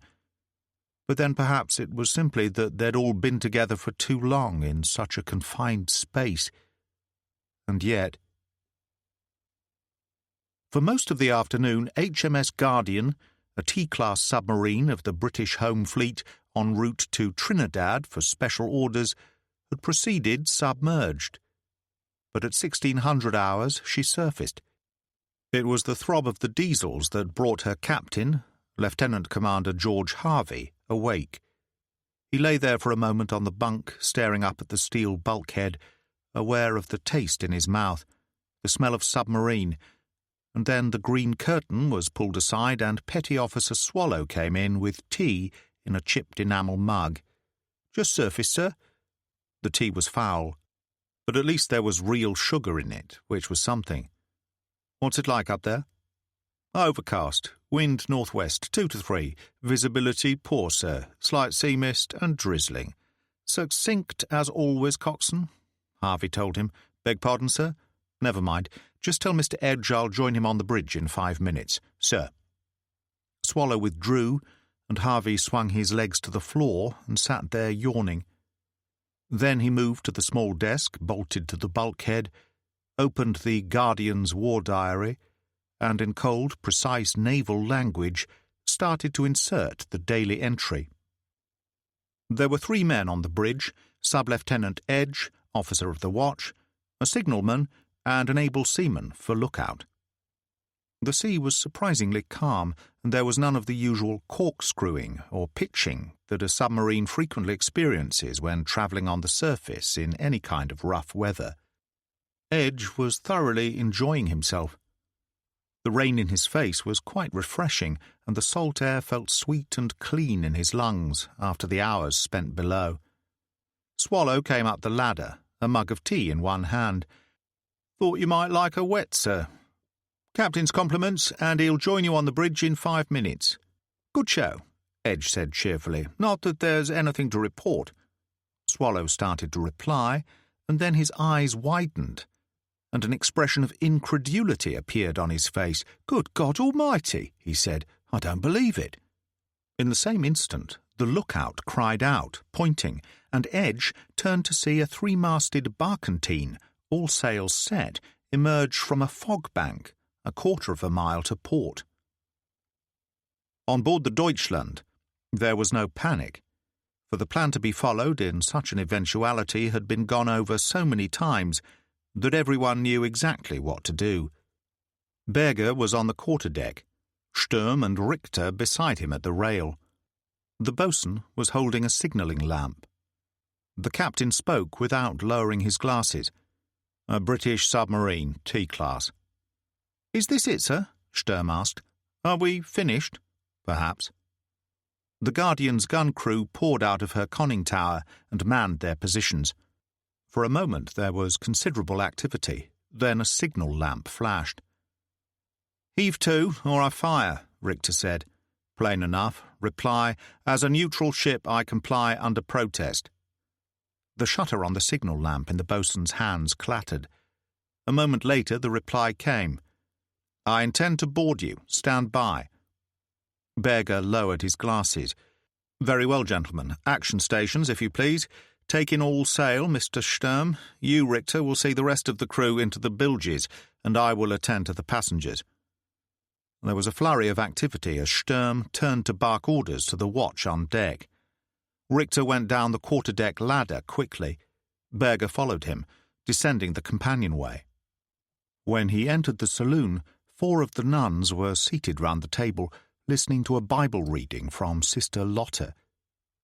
"Where is Sister Angela?" Berger demanded. Sister Lotta paused. "With Frau Prager." The door of the consul's cabin opened and Prager emerged. He seemed haggard and drawn and had lost weight since that first night in Belém, so that his tropical linen suit seemed a size too large. "How are things?" Berger asked. "Bad," Prager said. "She gets weaker by the hour. I'm sorry." Berger addressed his next remark to all of them. "There's a British submarine on the surface about a quarter of a mile off our port beam and moving in. They intend to board." Sister Cater crossed herself quickly, and Sister Angela came out of the Prager's cabin clutching an enamel bucket, her white apron soiled. When Berger next spoke, it was to no one but her. "You heard?" "Yes." "We had a bad night of it, sister. A hell of a night. You understand me?" "Perfectly, Captain." Her face was pale, but the eyes sparkled. "We won't let you down." Berger picked up a broom that leaned against the bulkhead, reached up and jabbed at the skylight again and again, glass showering across the table so that the nuns scattered with cries of alarm. He tossed the broom into a corner. "See that you don't," he said, and went back up the companionway. There was total silence, the nun staring at Sister Angela expectantly. With a violent gesture, she raised the bucket in her hands and emptied the contents across the floor. There was the immediate, all-pervading stench of vomit, and Sister Brigitta turned away, stomach heaving. "Excellent," Sister Angela said. "Now you, Lotta, go to the lavatory and fetch a bucket of slops. I want conditions down here to be so revolting those Tommies will be back up that companionway in 2 minutes flat." She had changed completely, the voice clipped, incisive, totally in command. "As for the rest of you, complete disorder in the cabins. Soak your bedding in seawater." Prager tugged at her sleeve. "What about me, sister? What shall I do?" "Kneel, Herr Prager," she said, "at your wife's bedside, and pray." As the Guardian moved in, Harvey observed the activity on the deck of the Deutschland closely through his glasses. Edge came up the ladder behind him. "I've checked Lloyd's register, sir. It seems to be her all right. Gudrid Anderson, 3-masted barkentine, registered Gothenburg. But what in the hell is she doing here?" Harvey frowned, trying to work out the best way of handling the situation. His first officer, Gregson, lay in his bunk with a fractured left ankle. In such circumstances, to leave the Guardian himself, however temporarily, was unthinkable, which left Edge, a 19-year-old boy on his first operational patrol, hardly an ideal choice. On the other hand, there was Swallow. His eyes met the chief petty officer's briefly. Not a word spoken, and yet he knew that the coxswain read his thoughts perfectly. "Tell me, coxswain, does anyone on board speak Swedish?" "Not to my knowledge, sir." "We must hope they run to enough English over there to get us by then. Lieutenant Edge will lead the boarding party. Pick him 2 good men, sidearms only. And I think you might as well go along for the ride." "Sir." Swallow turned, and at his shouted command, the forward hatch was opened, and a rubber dinghy broken out. Edge went below and reappeared a few moments later, buckling a webbing belt around his waist, from which he hung a holstered Webley revolver. He was excited and showed it. "Think you can handle it?" Harvey asked. "I believe so, sir." "Good. A thorough inspection of ship's papers and identity documents of everyone on board. Am I looking for anything special, sir?" "Hardly," Harvey said dryly. "The Germans last used a sailing ship as a surface raider in 1917, if I remember my naval history correctly.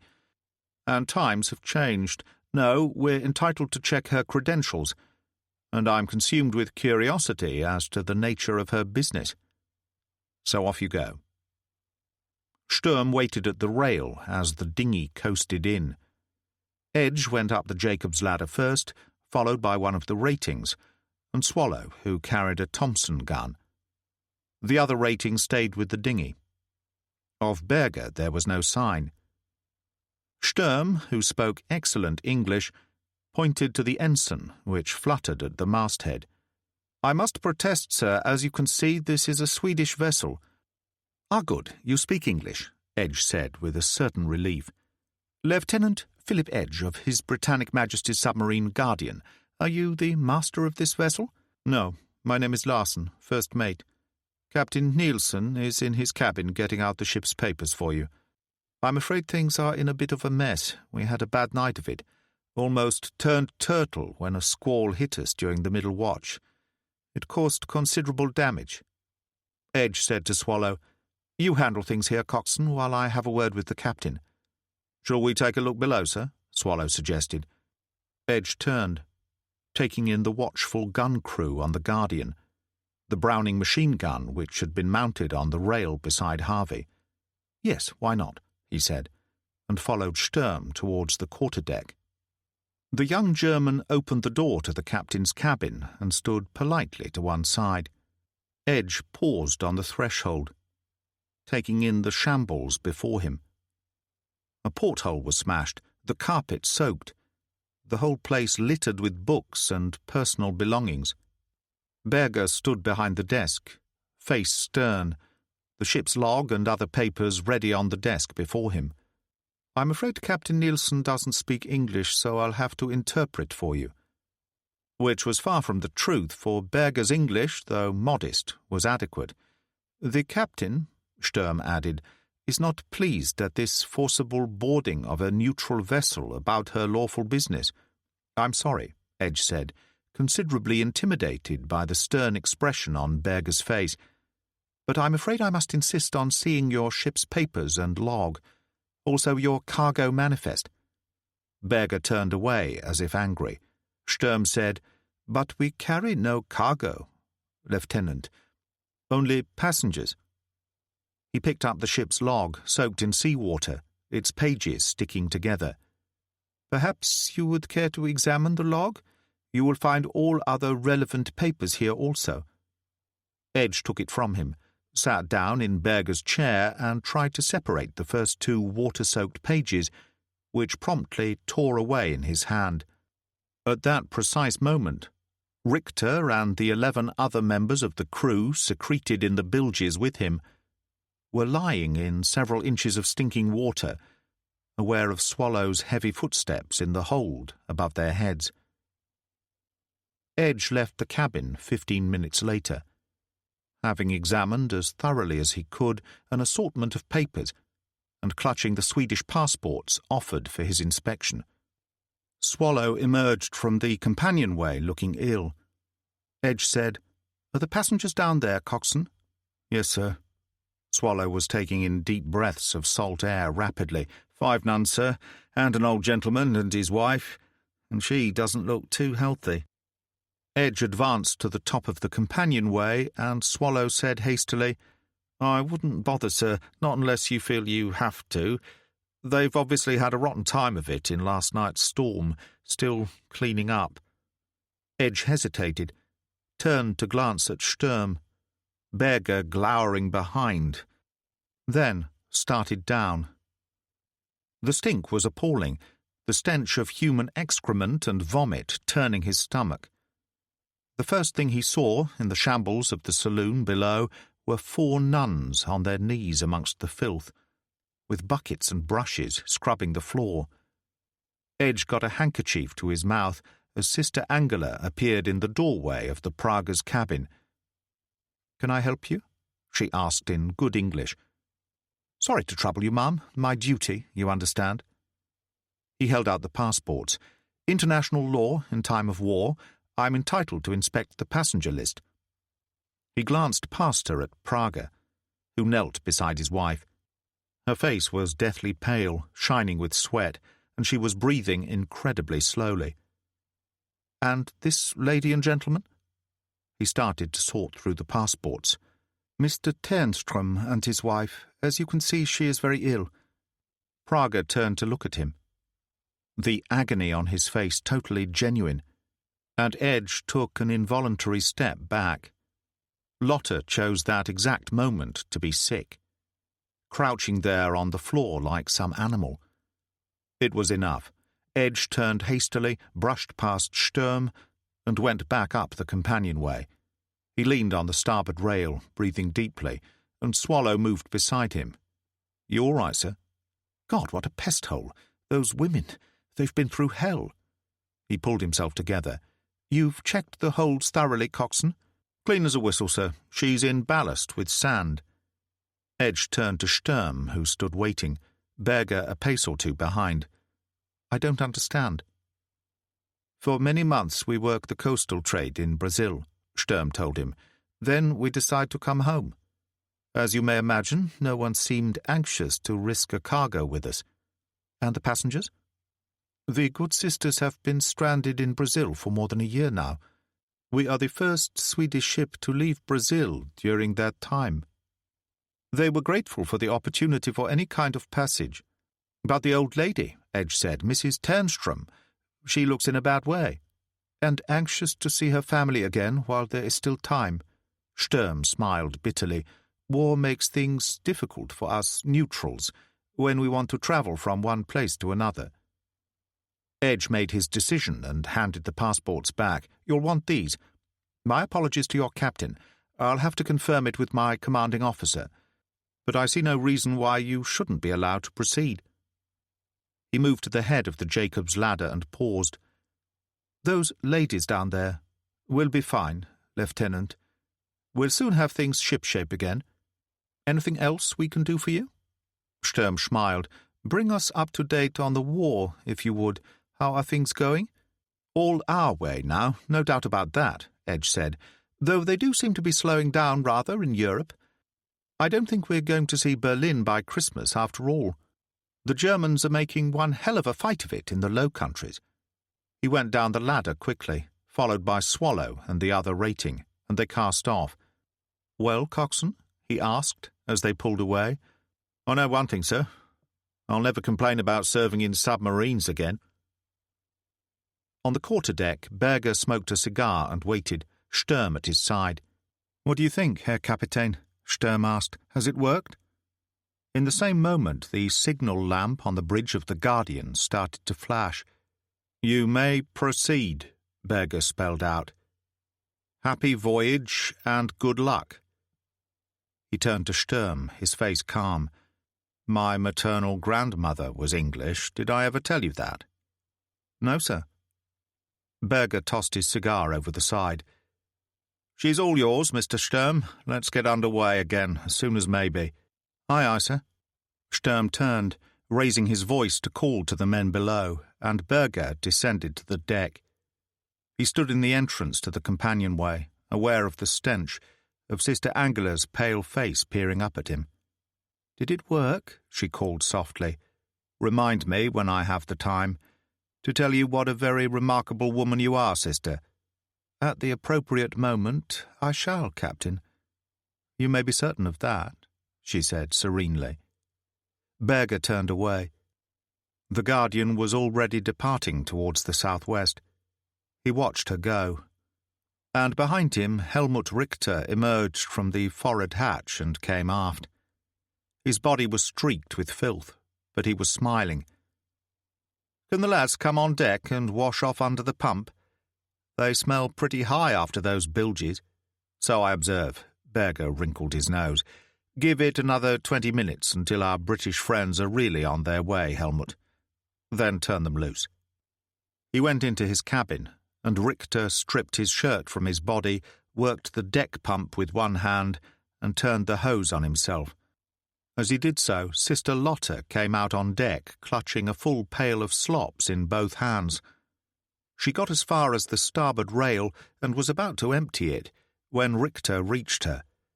"Never into the wind," he said. "That way you get the contents back in your face." He peered down in disgust. "And that you can definitely do without." He carried the pail to the port rail, emptied it over the side, then flushed it out under the pump. She stood watching him calmly. She was small and very slightly built, a lawyer's daughter from Munich who looked younger than her 23 years. Unlike the other nuns, she was still a novice, and had been transferred to Brazil by way of Portugal the previous year, only because she was a trained nurse, and there was a shortage of people with her qualifications. She picked up his shirt. "I'll wash this for you." "No need." "And the seam is splitting on one shoulder. I'll mend it." When she looked up, he saw that her eyes were a startling cornflower blue. "It must have been horrible down there. For you also." He handed her the pail. She took it, and for a brief moment they held it together. Sister Angela said quietly, "Lotta, I need you." She was standing in the entrance to the companionway. Her face calm as always, but there was a new wariness in her eyes when she looked at Richter. The girl smiled briefly and joined her, and they went below. Richter started to pump water over his head, vigorously. Berger sat behind the desk, surveying the wreckage of his cabin. Not that it mattered. It could soon be put straight again.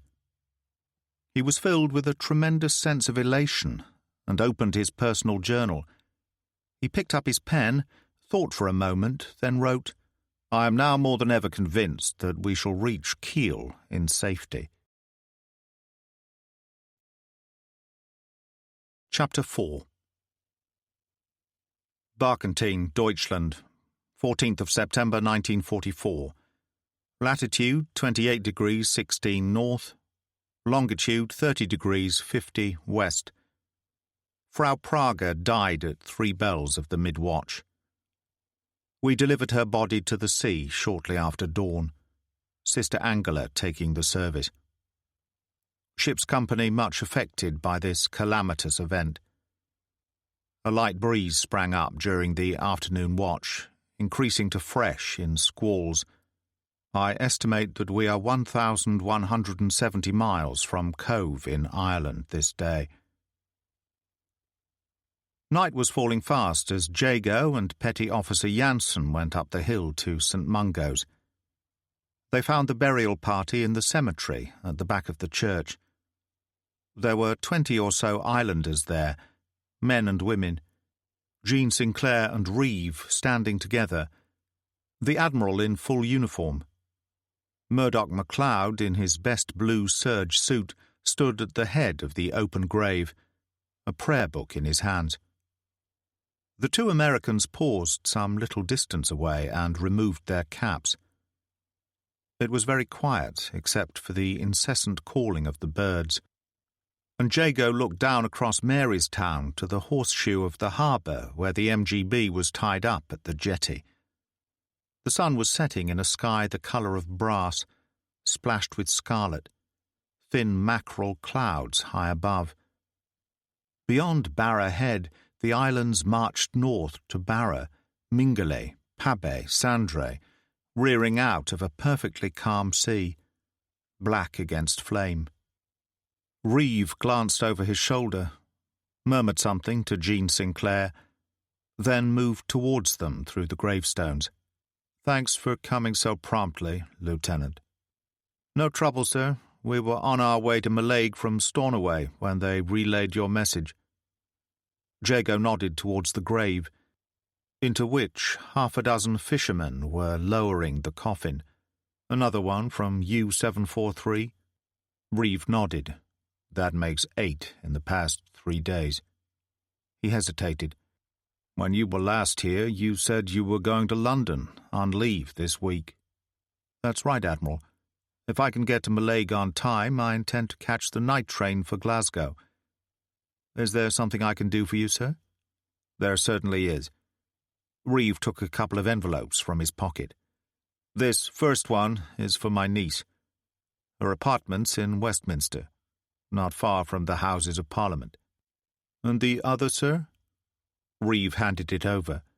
"If you would see that gets to Chafe headquarters personally, it would save time." Jago looked at the address on the envelope and swallowed hard. "My God!" Reeve smiled. "See that it's handed to one of his aides personally, no one else." "Yes, sir." "You'd better move out then. I'll expect to hear from you as soon as you get back. As I told you, I have a radio at the cottage, one of the few courtesies the Navy still extends me. They'll brief you at Mallaig on the times during the day I sit at the damned thing, hoping someone will take notice." Jago saluted, nodded to Jansen, and then moved away. As the Admiral rejoined the funeral party, Murdoch MacLeod started to read aloud in a firm, clear voice. "Man that is born of woman hath but a short time to live, and is full of misery. He cometh up, and is cut down like a flower." Suddenly it was very dark, with only the burned-out fire of day on the horizon as they went out through the Lich Gate. Jansen said, "Who's the letter for, Lieutenant?" "General Eisenhower," Jago said simply. In Brest, they were shooting again across the river as Paul Gericke turned the corner, the rattle of small arms fire drifting across the water. Somewhere on the far horizon, rockets arched through the night, and in spite of the heavy rain, considerable portions of the city appeared to be on fire. Most of the warehouses which had once lined the street had been demolished by bombing. The pavement was littered with rubble and broken glass. But the small hotel on the corner, which served as naval headquarters, still seemed to be intact. Gericke ran up the steps quickly, showed his pass to the sentry on the door, and went inside. He was a small man, no more than 5'5" or 6", with fair hair and a pale face that seemed untouched by wind and weather. His eyes were very dark, with no light in them at all, contrasting strangely with the good-humoured, rather lazy smile that seemed permanently to touch his mouth. His white-topped naval cap had seen much service, and he was hardly a prepossessing figure in his old leather jerkin, leather trousers, and sea boots. But the young lieutenant sitting at his desk in the foyer saw only the Knight's Cross with oak leaves at the throat, and was on his feet in an instant. "I was asked to report to the Commodore of Submarines as soon as I arrived," Gericke told him. "Korvettenkaptein Gericke, U-235. "He's expecting you, sir," the lieutenant said, "if you'd follow me." They went up the curving staircase. A petty officer, a pistol at his belt, stood guard outside one of the hotel rooms. The handwritten notice on the door said Kapitän zur See, Otto Friemel, Führer der Unterseeboote West. The lieutenant knocked and went in. "Lieutenant Commander Gericke, sir." The room was in half-darkness. The only light, the reading lamp on Friemel's desk. He was in shirt-sleeves, working his way through a pile of correspondence, steel-rimmed reading glasses perched on the end of his nose, an ivory cigarette holder jutting from the left corner of his mouth. He came round the desk smiling, hand outstretched. "My dear Paul, good to see you. How was the West Indies?" "A long haul," Gericke said, "especially when it was time to come home." Friemel produced a bottle of schnapps and 2 glasses. "We're out of champagne, not like the old days." "What, no flowers on the dock?" Gericke said. "Don't tell me we're losing the war." "My dear Paul, in Brest we don't even have a dock any longer. If you'd arrived in daylight, you'd have noticed the rather unhappy state of those impregnable U-boat pens of ours, 5 meters of reinforced concrete, pulverized by a little item the RAF called the earthquake bomb." He raised his glass. "To you, Paul. A successful trip, I hear." "Not bad." "Come now. A Canadian corvette, a tanker, and 3 merchant ships. 31,000 tons, and you call that not bad? I'd term it a rather large miracle. These days, 2 out of 3 U-boats that go out never return." He shook his head. "It isn't 1940 any longer. No more happy time. These days they send out half-trained boys. You're one of the few old-timers left." Gericke helped himself to a cigarette from a box on the table. It was French and of the cheapest variety, for when he lit it and inhaled, the smoke bit at the back of his throat, sending him into a paroxysm of coughing. "My God, now I know things are bad." "You've no idea how bad," Friemel told him. Brest has been besieged by the American 8th Army Corps since the 9th of August. The only reason we're still here is because of the quite incredible defence put up by General Ramke and the 2nd Airborne Division. Those paratroopers of his are without a doubt the finest fighting men I've ever seen in action, and that includes the Waffen-SS. He reached for the schnapps bottle again. Of course, they were pulled out of the Ukraine to come here. It could be that they are still euphoric at such good fortune. An American prison camp, after all, is infinitely to be preferred to the Russian variety. And what's the U-boat position? There isn't one. The 9th Flotilla is no more. U-256 was the last to leave. That was 11 days ago. Orders are to regroup in Bergen. Then what about me? Gericke asked. I could have made for Norway by way of the Irish Sea and the North Channel. Your orders, Powell, are quite explicit. You will make for Bergen via the English Channel, as the rest of the flotilla has done. Only in your case, someone at high command has provided you with what one might term a slight detour. Gericke, who had long since passed being surprised at anything, smiled. Where to exactly? It's really quite simple. Friemel turned to the table behind, rummaged amongst a pile of charts, found the one he was looking for, and opened it across the desk. Gericke leaned over. Falmouth. That's right.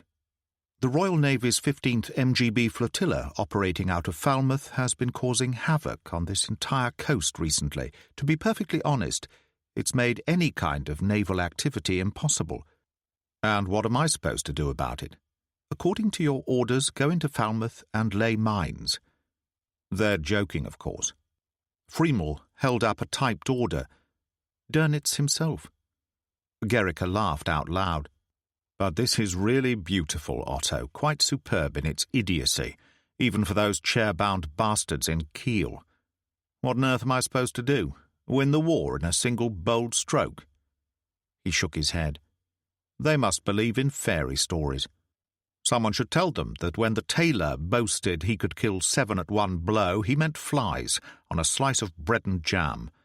I don't know, Friemel said. It could be worse. There's a protecting curtain of mines plus a block ship here between Pendennis Point and Black Rock, and a temporary net boom from Black Rock to St. Anthony's Head. That's supposed to be highly secret, by the way, but it seems the Abwehr still have an agent operational in the Falmouth area. He must feel lonely. Ships in and out all the time. Go in with a few when the net's open. Drop your eggs up here in Carrick Roads and across the inner harbour, and out again. Gericke shook his head. I'm afraid not. Why? We may get in, but we certainly won't get out. Friemel sighed. A pity, as I'll be going with you.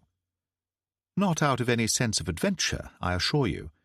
I have orders to report to Kiel, and as the land routes to Germany are cut, my only way would seem to be with you to Bergen. Gericke shrugged. So, in the end, all roads lead to hell. Friemel helped himself to one of the French cigarettes and inserted it in his holder. What shape are you in? We were strafed by a Liberator in Biscay. Superficial damage only, but my engines need a complete overhaul.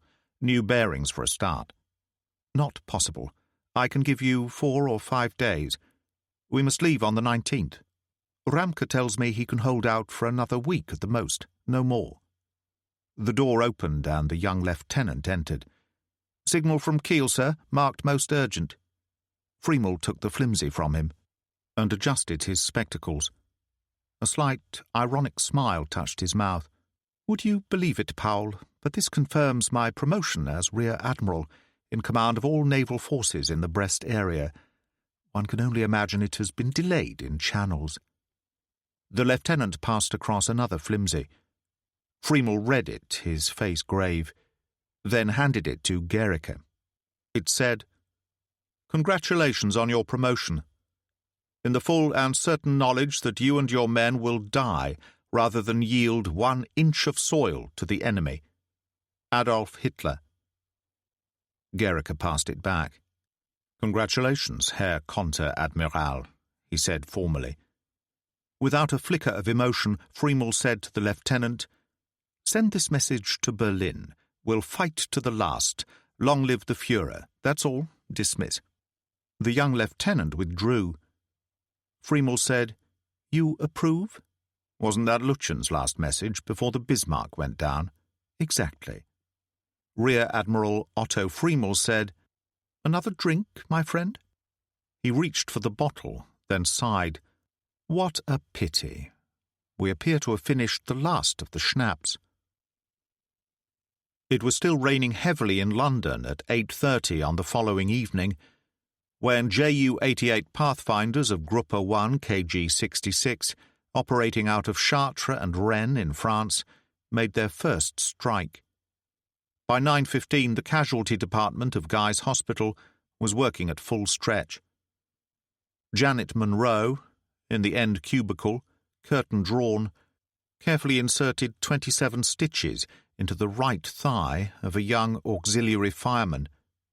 He seemed dazed and lay there, staring blankly at the ceiling, an unlit cigarette hanging from the corner of his mouth. Janet was being assisted by a male nurse named Callahan, a white-haired man in his late 50s, who had served on the Western Front as a medical corps sergeant in the First World War. He strongly approved of the young American doctor in every possible way, and made it his business to look out for her welfare, something she seemed quite incapable of doing for herself. Just now he was particularly concerned about the fact that she had been on duty for 12 hours, and it was beginning to show. "You going off after this one, miss?" "How can I, Joey?" she said. "They'll be coming in all night." Bombs had been falling for some time on the other side of the Thames, but now there was an explosion close at hand. The whole building shook, and there was a crash of breaking glass. The lights dimmed for a moment, and somewhere a child started to wail. "My God, Jerry certainly picks his time," Callahan remarked. "What do you mean?" she said, still concentrating on the task in hand. He seemed surprised. "Don't you know who's here tonight, miss? Eisenhower himself. Turned up an hour ago, just before the bombing started." She paused and looked at him blankly. "General Eisenhower? Here?" "Visiting those Yank paratroopers in Ward 73. The lads they brought over from Paris last week. Decorating some of them, that's what I heard." She was unable to take it in, suddenly very tired. She turned back to her patient and inserted the last couple of stitches. "I'll dress it for you," Callahan said. "You get yourself a cup of tea." As she stripped the rubber gloves from her fingers, the young fireman turned his head and looked at her. "You a Yank, then, Doctor?" "That's right." "Got any gum, chum?" She smiled and took a cigarette lighter from her pocket. "No, but I can manage a light." She took the cigarette from his mouth, lit it, and gave it back to him. "You'll be fine now." He grinned. "Can you cook as well, Doc?" "When I get the time." Suddenly the effort of keeping her smile in place was too much, and she turned and went into the corridor quickly. Callahan was right. She needed that cup of tea very badly indeed, and about 15 hours' sleep to follow, but that, of course, was quite impossible. As she started along the corridor, the curtain of a cubicle was snatched back, and a young nurse emerged. She was obviously panic-stricken, blood on her hands. Turning wildly, she saw Janet and called out, soundlessly, because at that moment another heavy bomb fell close enough to shake the walls and bring plaster from the ceiling. Janet caught her by the shoulders. "What is it?" The girl tried to speak, pointing wildly at the cubicle as another bomb fell, and Janet pushed her to one side and entered. The woman who lay on the padded operating table, covered with a sheet, was obviously very much in labour. The young man who leaned over her was a corporal in the commandos, his uniform torn and streaked with dust. "Who are you?" The tiredness had left her now, as if it had never been. "Her husband, miss. She's having a baby." He plucked at her sleeve. "For God's sake, do something." Janet pulled back the sheet. "When did she start?" "Half an hour, maybe longer. We was in the High Street when the siren went, so I took her into the Underground, Borough Station. When she started feeling bad, I thought I'd better get her to hospital. but it was hell out there, bombs falling all over the place. Another landed very close to the hospital now, followed by a second. For a moment the lights went out. The woman on the table cried out in fear and pain. Her eyes started from her head as the lights came on again, and she tried to sit up. Janet pushed her down and turned to the young nurse. "You know what's wrong here?" "I'm not sure," the girl said. "I'm only a probationer." She looked at her hands. There was a lot of blood. The young commando pulled at Janet's sleeve. "What's going on? What's up?" "A baby is usually delivered head first," Janet said calmly. "This is what's known as a breech. That means it's presenting its backside. Can you handle it?" "I should imagine so. But we haven't got much time. I want you to stand over your wife, hold her hand, and talk to her. Anything you like, only don't stop." "Shall I get Sister Johnson?" the young nurse asked. "No time," Janet said. "I need you here." Bombs were falling steadily now, and from the sound of it, panic had broken out amongst the crowd that waited in general casualty for treatment. She took a deep breath, tried to ignore that nightmare world outside, and concentrated on the task in hand. The first problem was to deliver the legs. She probed gently inside until she managed to get a finger up against the back of one of the child's knees. The leg flexed instantly, and so did the other when she repeated the performance. The woman cried out, and Janet said to the husband, "Tell her to push. Push hard." A moment later, the legs delivered themselves. She held out her hands for the young nurse to wipe away the blood, then grasped the legs, fingers beneath the thighs, and pulled down firmly until the shoulders were in sight. Now the arms were extended. She twisted the child to the left until the shoulder flexed, hooked a finger under the elbow, and delivered the left arm. Bombs were still falling, but further away now as she repeated the performance with the right. There was a tremendous hubbub outside, people running up and down the corridor, and a smell of burning. She whispered to the young nurse, "So far so good. Now for the head." She put her right arm beneath the child and got her forefinger into its mouth, then probed with her left hand for a grip on the shoulders and started to pull. Slowly, very slowly, it moved, and yet the strength required was so considerable that sweat sprang from her forehead. And then it was clear and safe in her hands. But it was obvious at once that it wasn't breathing. The whole body was deep purple. "Cotton wool, quickly." The young nurse passed some across, and Janet cleared the mouth and nostrils.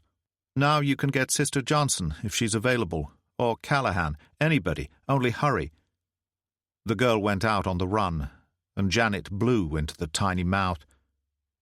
Quite suddenly the child shuddered, gave an audible gasp, and started to cry. Janet looked up and found the young commando staring at her wildly. "A daughter," she said, "if you're interested." His wife gave a stifled moan and fainted. At the same moment the curtain was jerked back and Sister Johnson rushed in. Janet handed her the baby. "This one's yours, sister," she said. "I'll see to the mother." And she elbowed the young commando out of the way and leaned over his wife. It was later, when the bombing had stopped and she had moved out on the porch to smoke a cigarette, that the tiredness hit her again. "Oh, God," she said softly, "isn't it ever going to end, this war?" There were fires on the other side of the Thames towards Westminster, and the acrid smell of smoke filled the air. Behind her the blackout curtain opened briefly, and Callahan appeared, an American officer in raincoat and peaked cap with him. "Oh, there you are, Doctor," Callahan said. "Been looking all over for you. This gentleman would like a word with you." "Colonel Brisingham, ma'am." He saluted punctiliously. Callahan withdrew, leaving them alone in the dimly lit porch. "What can I do for you, Colonel?" Janet asked. "General Eisenhower would appreciate a word, ma'am, if you could spare him a few minutes of your time." He delivered the words gravely and courteously, and yet, for Janet, the walls of the porch seemed to move in and out again, very slowly. She fell against the colonel, who caught hold of her arms. "Are you all right? It's been a long day." She took a deep breath. "Where is the General?" "Just across the yard, ma'am, in his staff car. If you'd follow me. We haven't much time, I'm afraid. He has to be back in Paris by tomorrow morning." The car was parked in a corner by the main gate. She was aware of the jeeps surrounding it, the helmets of the military police. Then Brisingham had the rear door open. "Dr. Munro, General." Janet hesitated, then climbed inside, and Brisingham closed the door. In the faint light from the dashboard, she could only get the briefest impression. He was wearing a trench coat, a forage cap, she could see that, but not much of his face except for the brief gleam of teeth that went with the inimitable smile. "Would it surprise you if I said I felt as if I already knew you?" Eisenhower said. She frowned, and then saw the solution. "Uncle Carey." He chuckled. "You were all he used to talk about over coffee at Chafe, when we were putting Overlord together. But I knew him from long before then. Panama, 1922-23. I was a major, and he, as I recall, was a lieutenant commander with a reputation for being difficult to handle. He hasn't changed. Not in the slightest." He hesitated. "When he went down in that Norwegian destroyer, on D-Day, for example, he should never have been there. A direct contravention of his orders." "Which cost him an eye and most of one arm. I know. Tell me, this place, Fada, this Scottish island he's staying on at the moment, what's he doing there?" "His mother's family came from there originally. He was left a cottage by a cousin just before the war. He wanted somewhere to hide for a while, and I suppose it seemed as good as any. It's a strange place." "You think he was looking for something?" "Perhaps." The General nodded. "Did you know he's been trying to get back into action?" "No, but it doesn't surprise me." "Me neither. He couldn't change his nature this late in the day. But it just isn't possible. You must see that. One eye, an apology for an arm. He's given as much as any man could, except his life." "Damn it," Eisenhower said. "The Navy Department won't budge. They want him on the retired list now. And you?" He sighed heavily. "He sent me a letter by hand, delivered by some young naval officer on leave. Lucky I happened to be in London today." "He asked for your help? Carey Reeve?" She smiled. "Now that, General, is really something."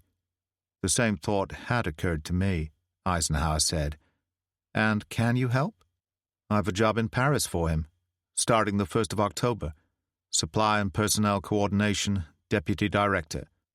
"A desk job?" Janet shook her head. "It's action he's after." "Those days are over. If he wants a job, there's one for him. Otherwise, it's the boneyard. He must understand that." "But will he?" she said softly, and almost to herself.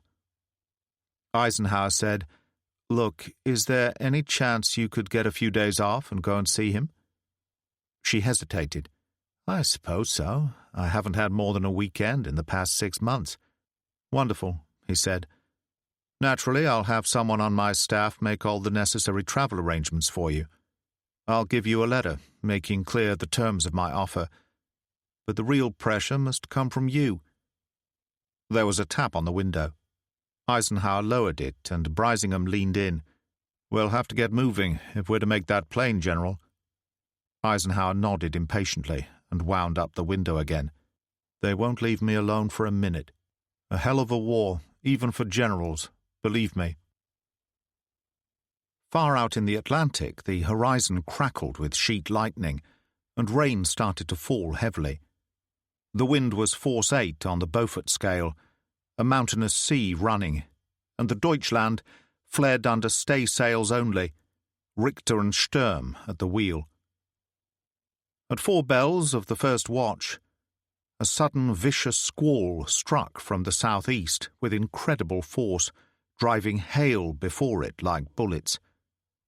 The Deutschland lurched to one side, swinging nearly 5 points off course, Sturm lost his balance and was swept into the scuppers by a cascade of water, leaving Richter to struggle desperately with the spinning wheel. The Deutschland staggered as the wind dealt her another savage blow and started to heel over. Berger, unable to sleep, had been lying in his bunk for the best part of an hour, smoking a cigar and listening to the music of the gale. Every part of the ship creaked and groaned, and the wind whistled through the rigging with 100 separate voices. He was wearing foul weather gear, sea boots and oilskin coat, ready for any emergency. The crisis, when it came, was so unexpected that he was thrown from his bunk before he knew what was happening and rolled across the cabin, fetching up against the desk. The floor continued to incline as he tried to get up. "Oh, dear God, she's going," he said aloud. Then the tilting ceased. He scrambled across to the door, got it open, and went outside. The lightning that flickered constantly in the sky above illuminated an extraordinary scene. The Deutschland was lying over, almost on her beam ends, with her lee rail under and lower yardarm dipping into broken water. Richter and Sturm were wrestling with the wheel, and several members of the crew lurched and slithered across the sloping deck in complete panic.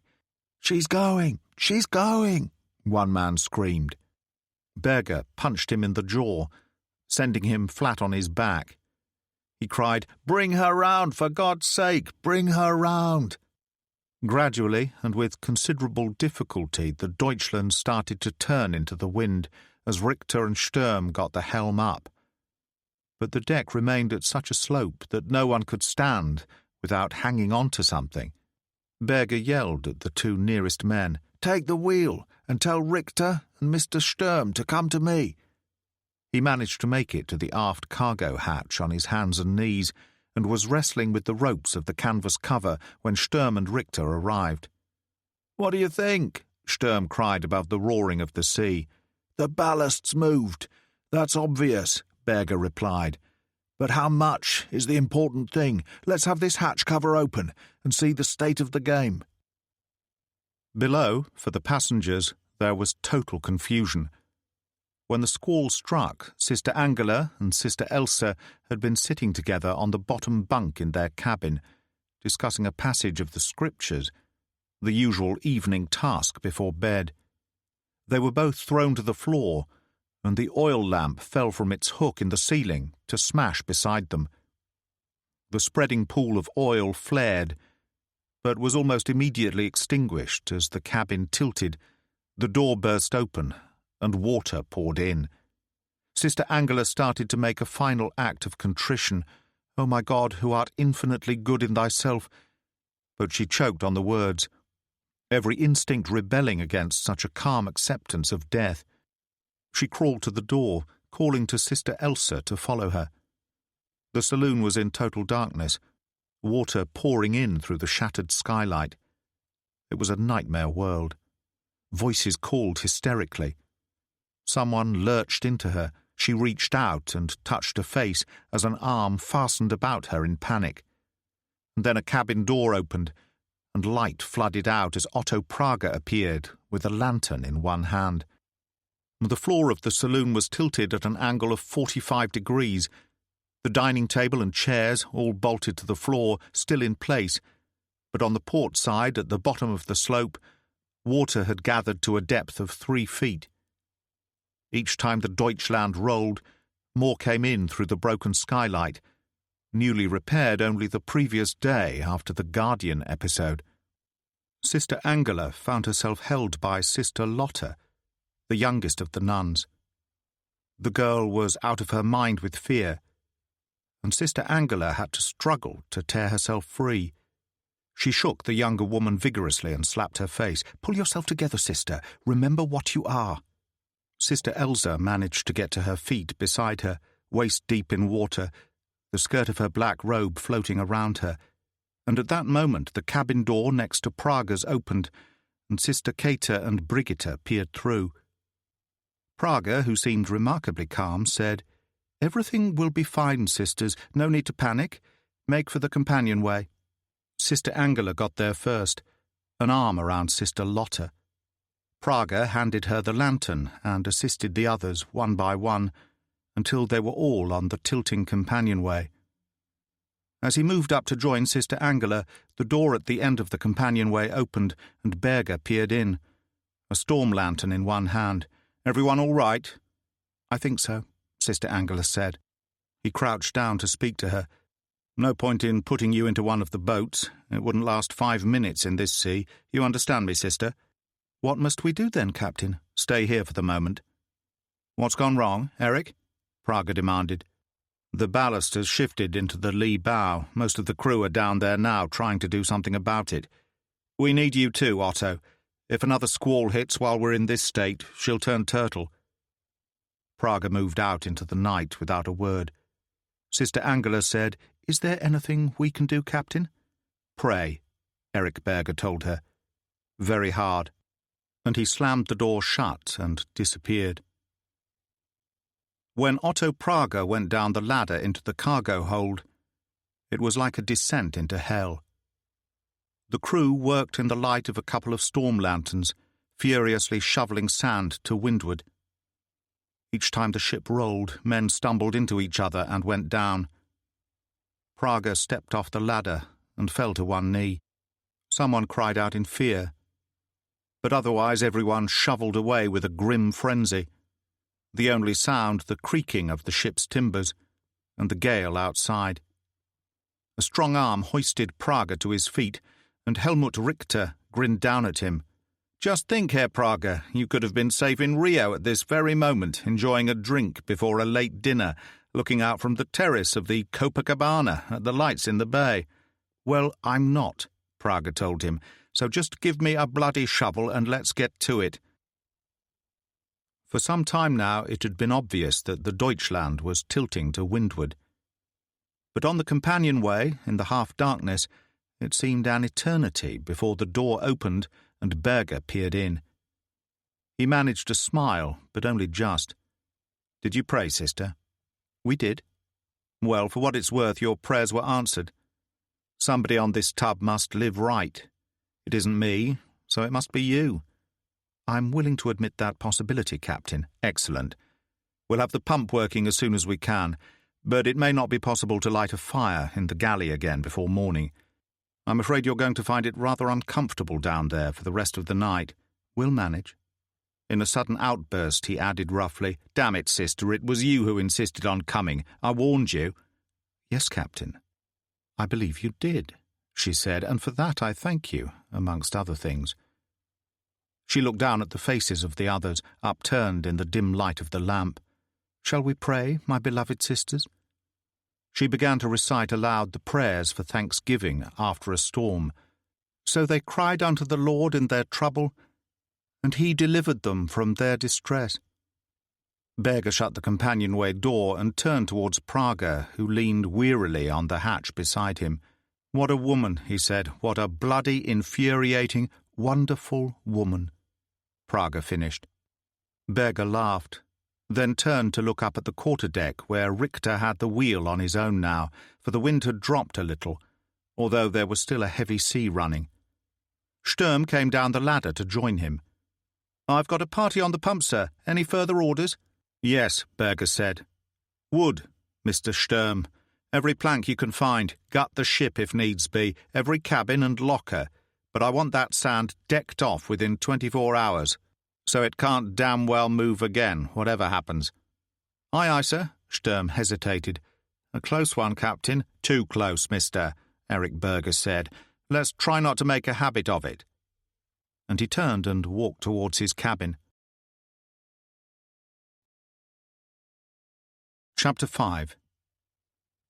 Barkentine, Deutschland, 17th of September 1944, latitude 38 degrees 56 north, longitude 30 degrees 50 west. Wind hauled into the west during the middle watch, and we braced the yards forward. Hove the log and found we were going 10 knots. Overcast cleared just before noon, and allowed the sun to come through, the wind dropping to a flat calm. The Deutschland seemed to float in space, completely still, every sail set. yards braced perfectly, reflected in a sea of green glass. It was hot and airless. Conditions below were unbearable, and, on the captain's orders, a canvas awning had been rigged aft of the mainmast, so that the sisters might be protected to some degree from the fierceness of the sun. Most of the crew and passengers were suffering from sea boils now, a product not only of the unsatisfactory diet, but of the constant action of salt water on the skin. One of the men, a brawny Hamburger named Schirmer, was virtually crippled by a whole crop of them on his left leg. He leaned back groaning in a canvas chair, while Sister Angela went to work with a lancet. Forward from the mainmast, under the supervision of Sturm, 4 of the crew worked the heavy metal bar of the ship's 2 suction pumps, and water gushed across the deck in a brown stream. Richter, who had just finished a 30-minute stint himself, dipped a pannier into the water bucket, wrinkling his nose in disgust. "Have you seen this, Herr Leutnant?" he asked Sturm, and poured the contents of the pannier back into the bucket. The water was dark red. "Rust from the tanks, I expect," Sturm grinned. "On this ship we think of everything, Helmut. You don't just get a drink of water. We throw in an iron tonic as well, good for the constitution. My belly doesn't agree." Richter ran a hand across his stomach. "Sometimes the cramps are terrible. Most of the lads will tell you the same." Sister Lotta was standing by the mizzen shrouds on the port side. Like the other nuns, she had put on her white tropical habit again because of the heat. And, as always, Richter wondered how on earth she managed to keep it so clean. She made a rather appealing figure as she stood there, one hand on a rope, gazing out to sea. Waltz, the cook, came out of the galley and emptied a pail of garbage over the rail beside her. She moved back hastily. "Sorry, sister," he said with total insincerity. "That's all right, Herr Waltz," she answered in a low, sweet voice. He looked her over boldly and grinned, showing bad teeth. The lust in his eyes was plain. Her smile faded, and she reached for the shrouds as if to support herself. Waltz turned back to the galley and found Richter leaning against the entrance. He was stripped to the waist, his muscular body burned brown by the sun, the long blonde hair and beard bleached white, a black Brazilian cigarillo between his teeth. A match flared in the boatswain's cupped hands. As he leaned down to it, he said softly, "Manners, you bastard. That isn't some San Pauli whore you're talking to. So you fancy her too?" Waltz grinned again. "I don't blame you. It's a long trip home, and women are women, as the captain said, whatever they choose to wear. It's what's between the legs that counts." He was hurled into the shadows of the galley, found himself back across the table, a hand of iron at his throat. There was a sharp click as the blade of the Finnish gutting knife in the boatswain's right hand sprang into view. "One wrong word, you lump of dung," Richter said calmly. "Try even looking at her again as you did now. And you go over the side. And I wouldn't like to guarantee it'll be in one piece." Waltz almost fainted with terror, felt his bowels move. The boatswain patted his face. "That's it, Ernst. That's exactly the way I like you, frightened to death." He snapped the blade of the gutting knife back into place and went outside. Sister Lotta was still standing by the mizzen shrouds, and at that moment an albatross swooped down to where the garbage floated, motionless as the ship itself. She turned, as if by instinct, and became aware that Richter was watching her. She smiled, and he crossed the deck to join her. "Herr Richter." There was no attempt to conceal the pleasure in her eyes. "That bird, what was it?" "An albatross, sister. King of the scavengers. There'll be more around soon, when they get wind of our garbage." "So beautiful." She shaded her eyes against the sun and watched it go. "And so are you, by God," Richter thought. "They say an albatross is probably the ghost of a dead sailor." And you believed that? Her eyes were very blue, her face a perfect oval framed by the white coif. Richter's throat was suddenly dry. He said, "Of course not, sister. Superstitious nonsense." He took a deep breath. "Now, if you'll excuse me, I must see the captain." He had a rope burn on his right wrist. She reached for his hand and frowned. "That's nasty. It could get worse. You must let me see to it for you." Her fingers were cool. There was sweat on his brow, and then, across her shoulder, he saw that Sister Angela, seated under the awning, her medical case open beside her as she treated one of the seamen, was watching him gravely. Richter pulled his hand away. "No need, sister. It's nothing. Believe me." Berger sat at the desk in his cabin, was entering the log. 18th September 1944. A bad night. Rain and heavy seas. Lower topgallant split during a sudden squall at 6 bells in the mid-watch. Weather changes again to flat calm in the forenoon. Mr. Sturm reports 16 inches of water in the bilges. He put down his pen and sat back, aware of the dull, monotonous thumping of the pump. Not good. Not good at all for her to be taking so much water. Although he had said nothing to Sturm and Richter about it, he knew that the seriousness of the situation must be as apparent to them as it was to him. There was a knock on the door, and Richter entered. "Mr. Sturm's compliments, sir. From the sound of things, she's just about dry again." Berger nodded. "What do you think, Helmut?" Richter shrugged. "She's old, sir. Too old. And I shouldn't think the copper's been off her in years. God knows what state her timbers are in." He hesitated. "And when that squall struck the other night, when she nearly turned turtle, you think she took some damage that we weren't aware of?" Before Richter could reply, there was a confused shouting on the deck, mixed with cheering, and a strange drumming. Berger was on his feet in an instant, got the door open, and rushed outside with Richter at his heels. It was raining, a freak tropical downpour.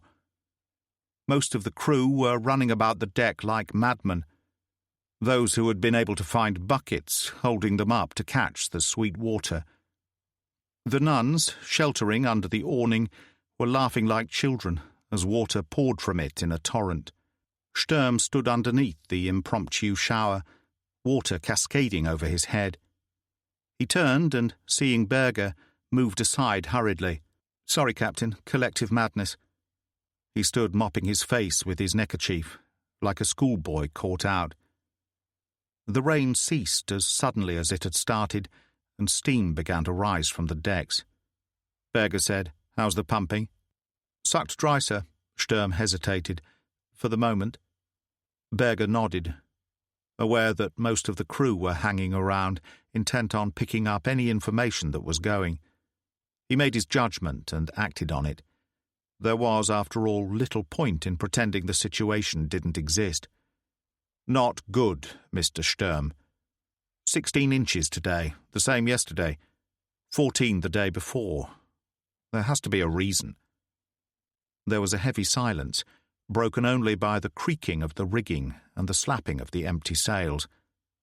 Richter spoke first. "Maybe I should go down and take a look, Captain." He was an excellent swimmer and self-evidently strong as a bull. With the ship totally becalmed, there was little danger.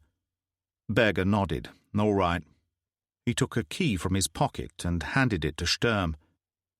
"Get a rifle from the gun locker, just in case." As Richter pulled off his canvas rope-soled shoes, Sister Angela moved to Berger's side. "Why the rifle, Captain?" Berger shrugged. "Sharks. No sign now, but amazing how they appear with a man in the water, and all that garbage doesn't help." Sister Lotta turned pale. She moved to Richter's side, where he stood at the rail, tightening his belt. It's very deep, isn't it, Herr Richter?" Richter laughed out loud. 1,000 fathoms, at least, but don't worry. I'm not going all the way down." Berger, listening to this exchange, frowned. But the time was hardly appropriate to make any comment. Instead, he said, "You want a line, Helmut?" Richter shook his head. "Why bother? There isn't an inch of movement in her." He put one foot on the rail, sprang up, and dived cleanly into the water. A shoal of small fish scattered before him, disintegrating in a silver cloud. He went down fast through water that was like green glass, pale with sunlight. The planks of the hull of the Deutschland were coated with barnacles, and the seagrass sprouted everywhere in a gaudy carpet.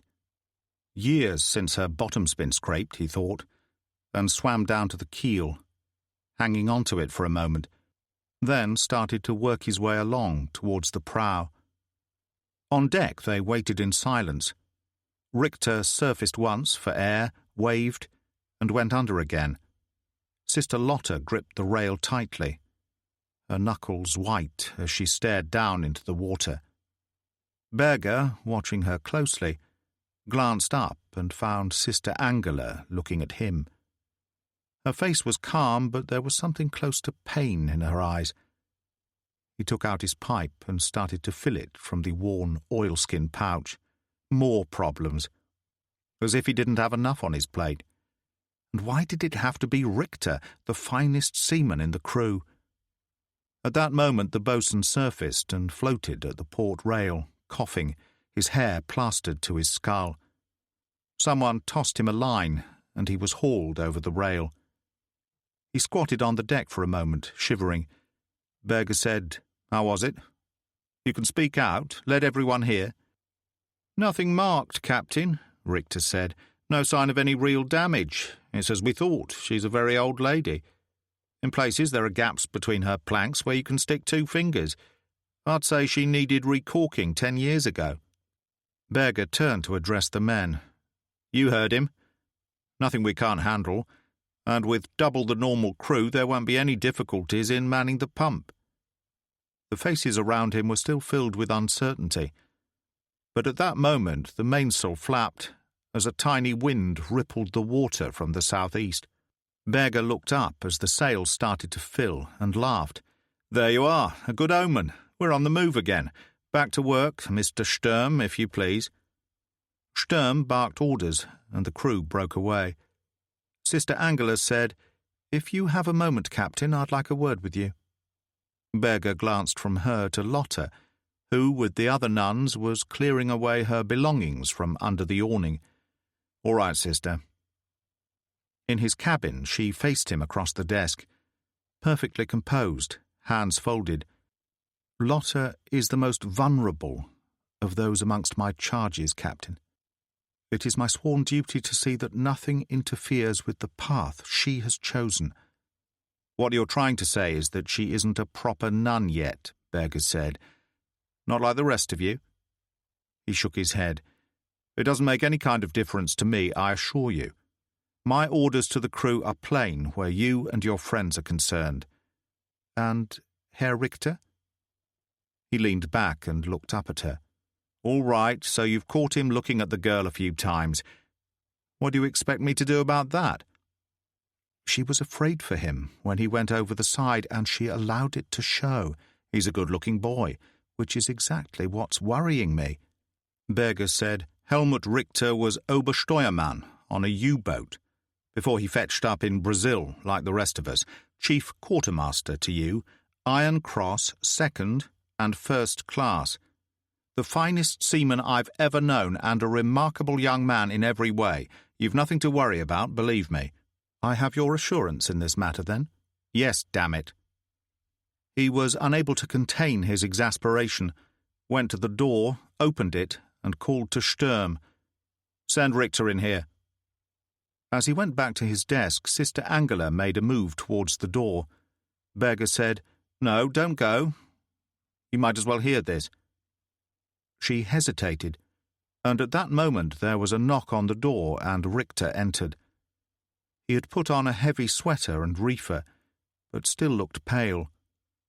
"You wanted me, Herr Kapitän?" Berger produced a bottle and a glass from his desk cupboard. "Scotch whisky. Haig and Haig, the very best. You've earned it. It was colder than I thought down there. Richter drank some of the whiskey, and Berger sat down. How long have we known each other, Helmut? A year, Captain. 14 months, to be precise. Why do you ask? The young nun, Berger told him. Sister Lotte. He hesitated, choosing his words. She was worried about you. Richter glanced at Sister Angela, his face paler than ever now, then placed his glass on the desk carefully. My affair, Herr Kapitän. Don't play the fool with me, Helmut, Berger snapped. The girl is still a novice. Do you know what that means to these people? That she hasn't made up her mind yet, Richter said evenly. And you'd like to make it up for her, is that it? Richter glanced at Sister Angela, then turned back to Berger. You don't understand, either of you. So let me make it plain. He held up his left hand. Before I would see harm come to her from any man, I would cut this off. You understand me? I believe you, boy. And what happens when we reach Kiel and dry land again will be none of my concern, but, for the present, you'll stay away from her. I could make it an order, but I won't. I'll simply ask for your word instead. For a moment he thought that Richter was going to argue, but the boatswain's hesitation was only fractional. He braced himself, heels together. You have it, sir. That's all right, then. Richter went out quickly, and Berger said to Sister Angela, Was there anything else? No, I don't think so. I appear to anger you at times, Captain. I wonder why. God knows, sister. I wish I did. I've experienced a few hard cases in my time. You get them in every crew. They can be handled well enough, with boot and fist if necessary. But you, she said gently, poor Captain Berger. If only everything in life were capable of such a simple solution. She went out. Berger sat there, thinking about it, realizing suddenly that it was the first time he had seen her smile.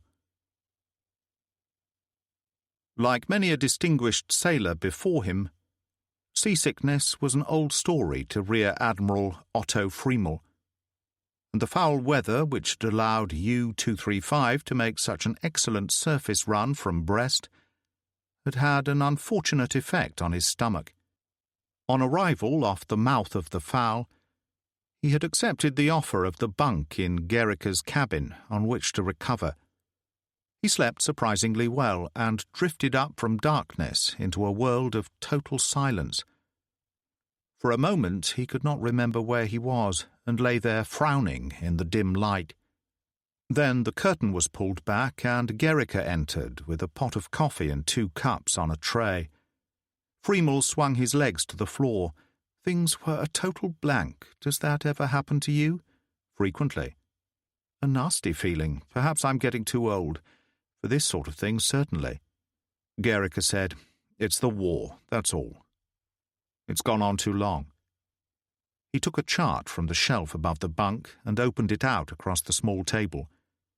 Friemel said, It's damned quiet. And so it should be. Most of the crew are lying down. Those who have to move are walking with rags round their boots. How are they taking it? The prospect of imminent death, you mean? Gericke shrugged. They're good lads, and we've been together a long time, but they've been to Japan and back, remember? So there's a distinct feeling that we could be taking our pitcher to the well once too often. He lit a cigarette and picked up a slide rule. Of course, it hasn't helped that I've taken the coding machine to pieces and distributed them around the crew in case the worst comes to the worst. And you share their pessimism? Not entirely. Gericke traced a pencil across the mouth of the Foul from Black Rock Beacon to St. Anthony's Head. According to the Abwehr's friendly local agent, the boom is positioned here. Getting in is no problem. There have been several ships in and out since we arrived. But so far they've always been singles. I'd rather follow a small convoy, if possible. It would give us better cover. Friemel inserted a cigarette in his holder. Another point in your favour, as I see it, is that at this stage in the war the Tommies are hardly likely to expect a German U-boat to attempt to penetrate a major naval installation. A comforting thought, but I'd rather not rely on it. Once in, we drop the mines through the stern tubes, here in Carrick Roads, across the mouth of the inner harbour, what's left across the entrance to St. Mawes, and out again. You forget the boom. We'll need a ship coming in or out for it to open again. We'll have to wait. And if anyone's unfortunate enough to touch off one of those mines in the meantime, the door, I assure you, will remain very tightly shut. And what do we do then? Scuttle? There is another possibility. Not much of one, but it's there. Gerrica ran his pencil across to Pendennis Point, here, between the point and Black Rock Beacon. The minefield? Freemel said. A death trap, surely. Not on the inshore run. South Passage, they call it. According to the Abwehr report, they haven't bothered to mine it. Simply stopped the hole by sinking an old merchant ship. Freemel looked at the map. In 6 meters. It would surprise me if a mackerel could find room to squeeze past.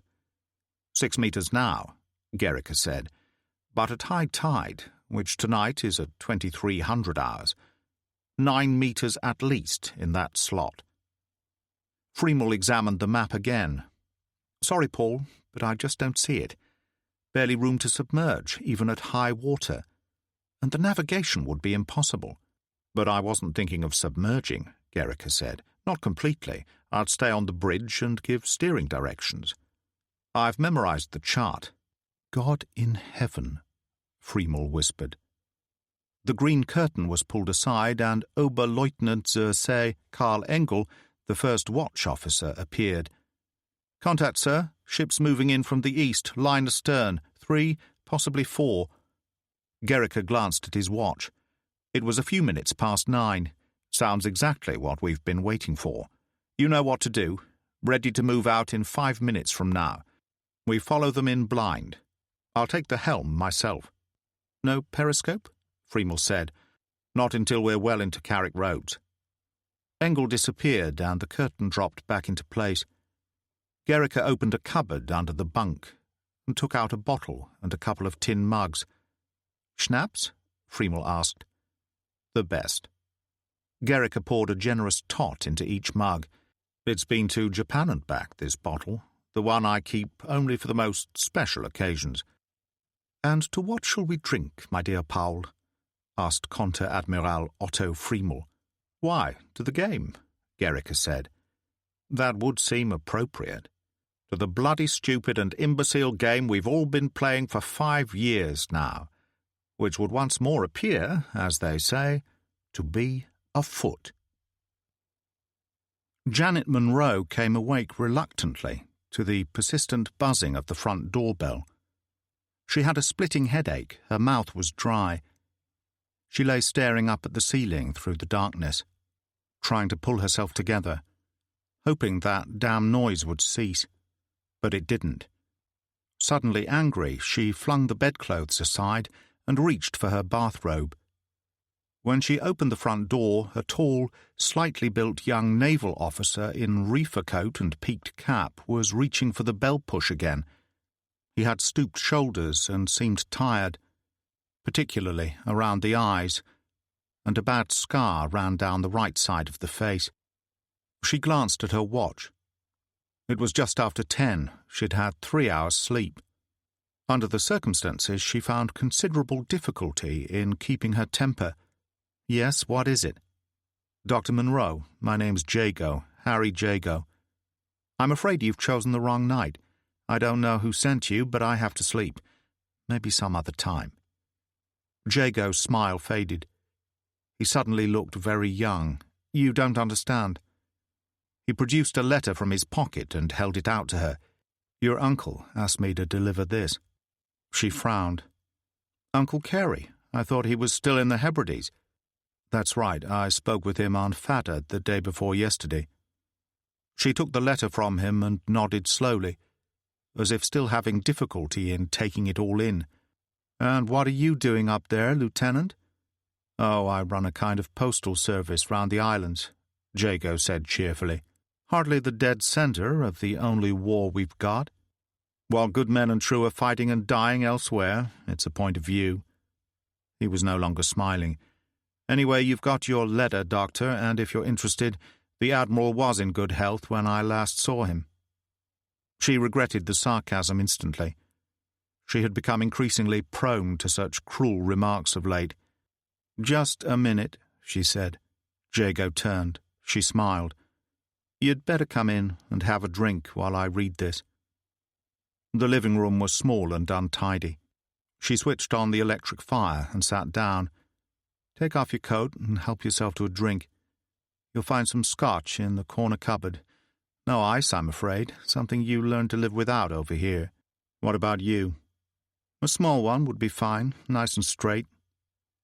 He took off his coat and cap and moved to the cupboard. And while he busied himself getting the drinks, she read the letter. It told her nothing she had not already learned from General Eisenhower, and was mainly concerned with her uncle's desperate need to get back into the war again. Talking it out, she thought. Just as if I was sitting in front of him. That's all he's doing. She looked up as Jago came back with a couple of glasses, and the first thing she noticed was the Navy Cross ribbon. She took the drink automatically, without even saying thank you. "Sorry about the delay," Jago said. "The letter, I mean. I tried here yesterday evening, but you were out. And when I called at the hospital today, they said you were too busy to see anyone. You could have left it. The Admiral asked me to see that you got it personally." "You're a rotten liar, you know that?" "I'm afraid so." "Why was it so important?" "He showed me a photo of you." She laughed again. "And what is that supposed to do? Sweep me off my feet?" "No, ma'am," Jago said. "You asked me. I told you. That's all." He stood up and reached for his reefer. "I'd better be moving."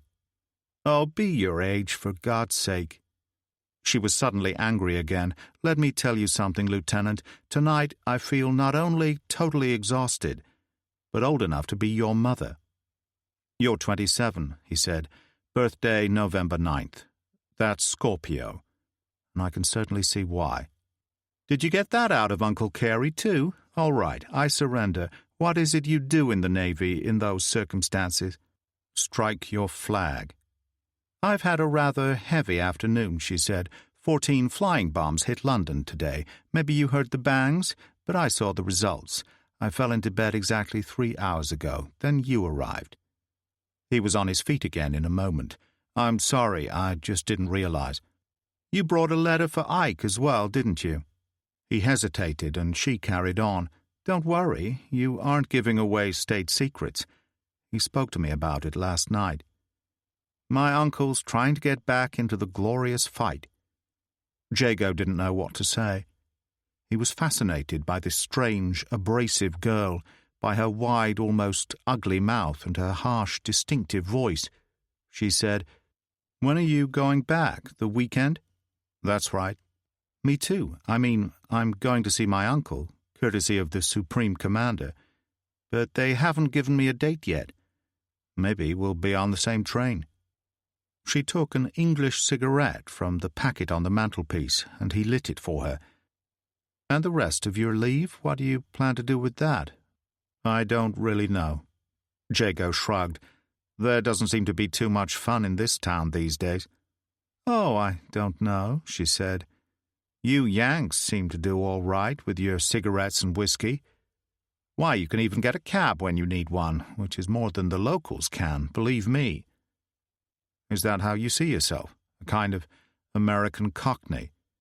"I came out of Paris in 1940. I've been here ever since." There was a hiatus, and Jago couldn't think of anything to say. Janet said, "Where are you going now? Out on the town?" "I don't think so. I've got a bed in one of the officers' clubs." "And just think, you could be walking along the embankment with me."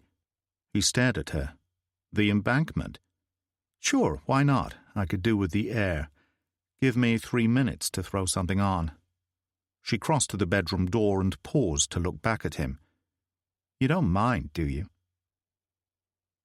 In Falmouth, coasting along at periscope depth, U-235 discharged the last of her mines across the entrance to St. Maur's Harbour and started to turn away. Gericke was at the periscope, Admiral Friemel and Engel beside him, and Obersteuermann Willi Carlson at the helm. The tension had been incredible. The crew padding about like ghosts, no one speaking above a whisper. There was sweat on Engel's face. He said eagerly, "And now we go home?" "Bergen is home," Gericke said as he started his sweep, checking the situation in the harbour. But at that moment, a tug, emerging from Carrick Roads, struck one of the mines. There was an instant searing explosion, a tongue of flame that illuminated the entire harbour area. The concussion drummed on the hull of the submarine. "Oh, my God," Engel moaned. Friemel, face ashen, plucked at Gericke's shoulder. "A mine?" "I'm afraid so. Strike one." And then he seemed to go rigid, his shoulders hunched. He turned to look at them. There are 2 river-class frigates moored almost side by side, just north of the inner harbour. "Not even you could be crazy enough for such a thing," Engel said desperately. "We wouldn't stand a chance." "And what chance do we stand now?" Gericke demanded. "Frigates, Carl, 2 of them." He seemed to crackle with electricity, his face very white, his mad dark eyes blazing. It was as if he had been sleeping, and was now awake. He turned on Friemel. "Admiral?" Friemel found himself shaking, not with fear, but with a kind of fierce joy. Why not? By God, a hell of a way to go, Paul. And Engel, touched now by the same madness, all fear leaving him, saluted, heels together. "At your orders, Herr Kapitän." "Good man." Gericke clapped him on the shoulder. "Take her up. We'll have to do this the hard way. Prepare tubes 1 to 4 for surface firing." He turned to Carlson. "You take the helm, Willi, and make it good." There was a sudden bustle of activity, the klaxon sounding battle stations. As Gericke moved towards the ladder, he added almost casually over his shoulder, "Perhaps you won't care to join me on the bridge, Herr Konter-Admiral." At the top of the ladder he waited. There was a hiss of compressed air, a rushing of water, and then Engel called, "The hatch is above water." Gericke unclipped it and scrambled out onto the bridge of the conning tower. Heavy rain smacked solidly into his face, and the waters of the harbour heaved in turmoil. The tug was almost under now, but the oil around it was on fire, and when he focused his night glasses, men jumped into view, hurling themselves into the icy water. In the forward torpedo compartment, the crew worked frantically to make ready. Engel was already aligning the attack periscope as Gericke swung his glasses to focus on the 2 frigates. Beside him, Friemel said, "A lot of activity on deck. I'd say you've got 3 minutes before they chop those anchors and get out of there." Alarm klaxons echoed stridently across the water. There was considerable movement now on the harbour wall. Suddenly there was a hollow staccato booming, and brilliant balls of fire seemed to cascade towards them in a great curve, falling into the water to port.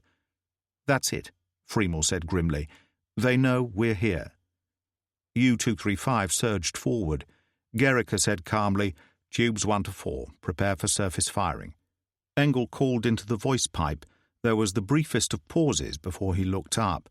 1 to 4 ready, sir." 6 meters, Gericke said. "Line of sight.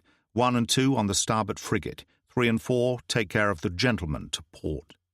Distance 1,000 meters, speed 35. Director angle, blue 4. Engel relayed the orders through the voice pipe to leading seaman Piech, who manned the TDC. The complicated electrical device linking gyro compass, attack periscope, and torpedo circuits, which from now on would, in effect, be responsible for the success or failure of the operation. He made the final connection. Engel guided the aiming cross of the attack periscope onto the starboard frigate, which, relieved of its anchor, was starting to swerve to port. "Blue 4, ready to fire, sir." "Fire," Gericke called. "Tube 1 fire, Tube 2 fire." The U-boat staggered as the torpedoes broke free and raced towards the target at 35 knots. The port frigate was moving now, surging forward as her captain gave her everything she had, the bow wave rising. "She'll make it, Powell, she'll make it," Freemel cried, his binoculars glued to his eyes. "Oh, no, she won't," Gericke said calmly. "This is my night." "Hard a starboard," he called. "It's all yours, Carl. Fire at will." Machine gun bullets rattled against the conning tower. Several shells landed close enough on the port side to cause the U-boat to roll violently. But it was Carl Engel's night too, calm, detached, cooler than he had ever been, as the captain of the frigate made his one mistake, turning to starboard to bring all guns to bear, momentarily exposing his entire port side, a perfect target. As the torpedoes were released, the U-boat corkscrewed in the heavy seas.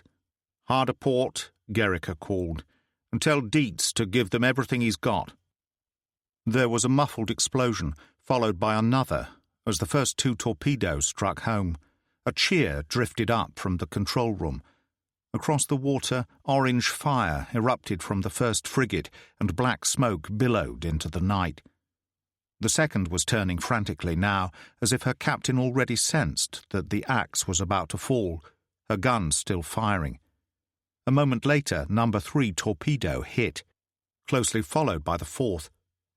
The frigate staggered drunkenly, her prow seemed to lift high into the air, then plunged. There was a further great explosion, and flames towered into the night. "That's it," Gericke said. "The magazine. It has to be." He called to Engel. "I said speed, damn you! Speed! Let's get out of here!" All hell had broken loose now, guns firing across the harbour from the shore installations. Freemel, ducking between the steel canopy as a bullet ricocheted close to his head, said, "Gun crew, Powell?" "No," Gericke said. "We'd only give them a better target. We'll be out of it soon, believe me. They won't be expecting us to try the South Passage run. It isn't supposed to exist, remember?" The wind rolled thick, oily smoke in a black pall across the harbour, blanketing the entire scene. And U-235, hidden from view, made towards Pendennis Point at full speed.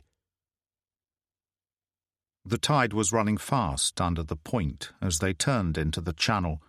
In the control room, Engel had the helm, Freemel at his shoulder.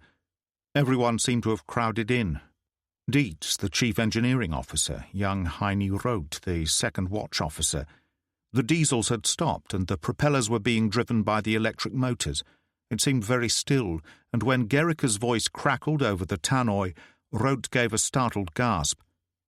"We haven't got too much time to spare. The tide's beginning to ebb, and there's a 5 or 6 knot current running. So let's get it right the first time." His voice, clearly audible to every man on board, was properly calm. Engel, speaking into the microphone box above his head, barely managed to keep his voice steady as he replied, "Aye, aye, sir. Ready when you are." Gericke on the bridge was colder than he had ever been in his life before. Reaction, he told himself, to all that action and passion. He managed a smile.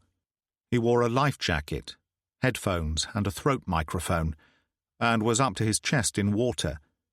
It was not totally dark, for an eerie phosphorescence and considerable broken water gave him a far better view of the general situation than he had expected. The hubbub on the far side of the harbour seemed muffled and far away, without reality. "Course 182, he said. Engel's voice crackled in his ears. 7 meters under the keel. 6 meters under the keel." They surged on, caught by the current, white water all around, and somewhere high above in the night, the turret on Pendennis Point lifted into the darkness. Gericke could hear traffic, and wondered briefly whether there might be searchlights mounted. There was sudden panic in Engel's voice. 2 meters, sir, only 2 meters under the keel." 1 meter, Gericke said calmly. "Steady as she goes, Carl. Nice and easy, half ahead." "We would appear to have run out of water, my dear Powell." Freemel's voice sounded equally calm. U-235 seemed to shudder. There was a crunch, a long drawn-out grating that set on edge the teeth of every man on board. "Oh, God, that's it!" Heine wrote said aloud in the control room, and yet they were still moving, a long, continuous grating that suddenly ceased as Gericke's voice called, "Full ahead." There was a ragged cheer through the entire boat. "He's done it," Dietz said excitedly. "As usual," he added. Gericke's voice sounded again. "If you think we're out of the wood yet, forget it. We haven't passed the block ship. 100 meters to go. I can see her plane. Half engines and make ready to give me everything you've got when I give the word." On the bridge, he faced the last obstacle. U-235 drifted forward in the grip of the current that coursed through South Passage as the tide started to ebb. The block ship was an old coaster, her single stack clear against the night sky, deck awash. "Hard starboard," Gericke said. The slot between the rocks and the block ship seemed inconceivably narrow, but it was too late to turn back now. Again there was a grating under the keel. Engel's voice was frantic. "There should be 6 meters, sir, 6 meters!" The grating stopped as the U-boat slid on. "Probably a chain," Gericke said. "Keep going, Carl. Not long now." Somewhere behind him, beyond the smoke on the other side of the harbour, there was a muffled explosion. He paid no heed and gave all his concentration to the task in hand, gripping the rail with numbed fingers. And then the boat seemed to be caught in a giant hand and pushed forward by a sudden fierce current. The block ship was alongside, the stack looming above him, rusting plates, bridge windows smashed, a ghost ship. He leaned over the rail. This was the moment of maximum danger, the time for jagged metal or protruding girders to open them up like a sardine can. There was a grating on the starboard side. The cliff seemed very close, too close, and then, as they swung to port in the current, the block ship seemed to drift away into the night, was suddenly a beam. Gericke said hoarsely, "We're into clear water. Heavy seas, wind force 6 by my estimation. Full ahead, diesels 2, if you please." The scene in the control room was incredible. Dietz burst into tears and Friemel, in an excess of emotion, grabbed Heine Roth and hugged him. "Remarkable," the Admiral said. "There I was, lying in my coffin ready to go. Now I've just been told it was all a mistake." On the bridge, Gericke hung on tight, as U-235 rode into the full force of the wind, sweeping in from the channel. It was very dark now, with no landmarks to guide him, as one great wave after another slapped over him. Only the roaring of the sea was in his ears. Better to get out of it now. "All right, Carl," he said. "Bring her up and let me get dry, then we'll submerge till we're in mid-channel." And suddenly the roaring was louder, and it was no longer the sea.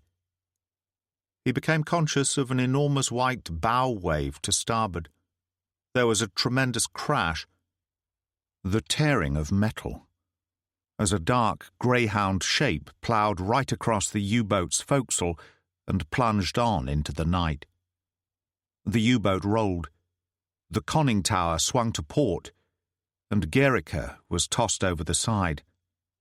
My night, he thought, for some inane reason, clutching at his cap. Wasn't that what I said? And then he hit the water, and the first wave rolled over him. The dim shape Gericke had glimpsed momentarily as it ploughed across the U-boat's forecastle was a Vosper MTB of the Royal Navy's 15th Flotilla, racing home from patrol at 35 knots on receipt of the news from Falmouth over the radio. Now she drifted helplessly, making water, all engines stopped. On the bridge, her commander, an RNVR lieutenant named Drummond, was taking the damage report from the boat's chief petty officer. "How long have we got, Chief?" "In this sea, an hour at the most, sir. If they want to save her, they'd better get a tug out here fast." "You're certain it was a submarine?" "Definitely, sir. Leading Seaman Cooper saw it too." He hesitated. "But whether one of ours or theirs, I couldn't be sure." "My God," Drummond said softly. There was an excited cry aft of the bridge. "Someone in the water, sir, off the port rail." "Searchlight," Drummond said. "Quickly now." The beam sliced across the broken water and picked out Gericke in his yellow life jacket, his cap pulled down over his ears. He waved as he was swept in under the rail. "Quickly," Drummond called. "He must be frozen half to death in there." Bell, the petty officer, ran down from the bridge to supervise. There was a flurry of activity at the rail, and Gericke was hauled aboard. Drummond leaned over the bridge rail, watching anxiously, training the searchlight on them, and then Bell looked up. "Good God, sir, we've got ourselves a Jerry." In London it was raining hard, and fog crouched at the ends of the streets. Janet Munro's trench coat was soaked through, as was the scarf bound around her hair.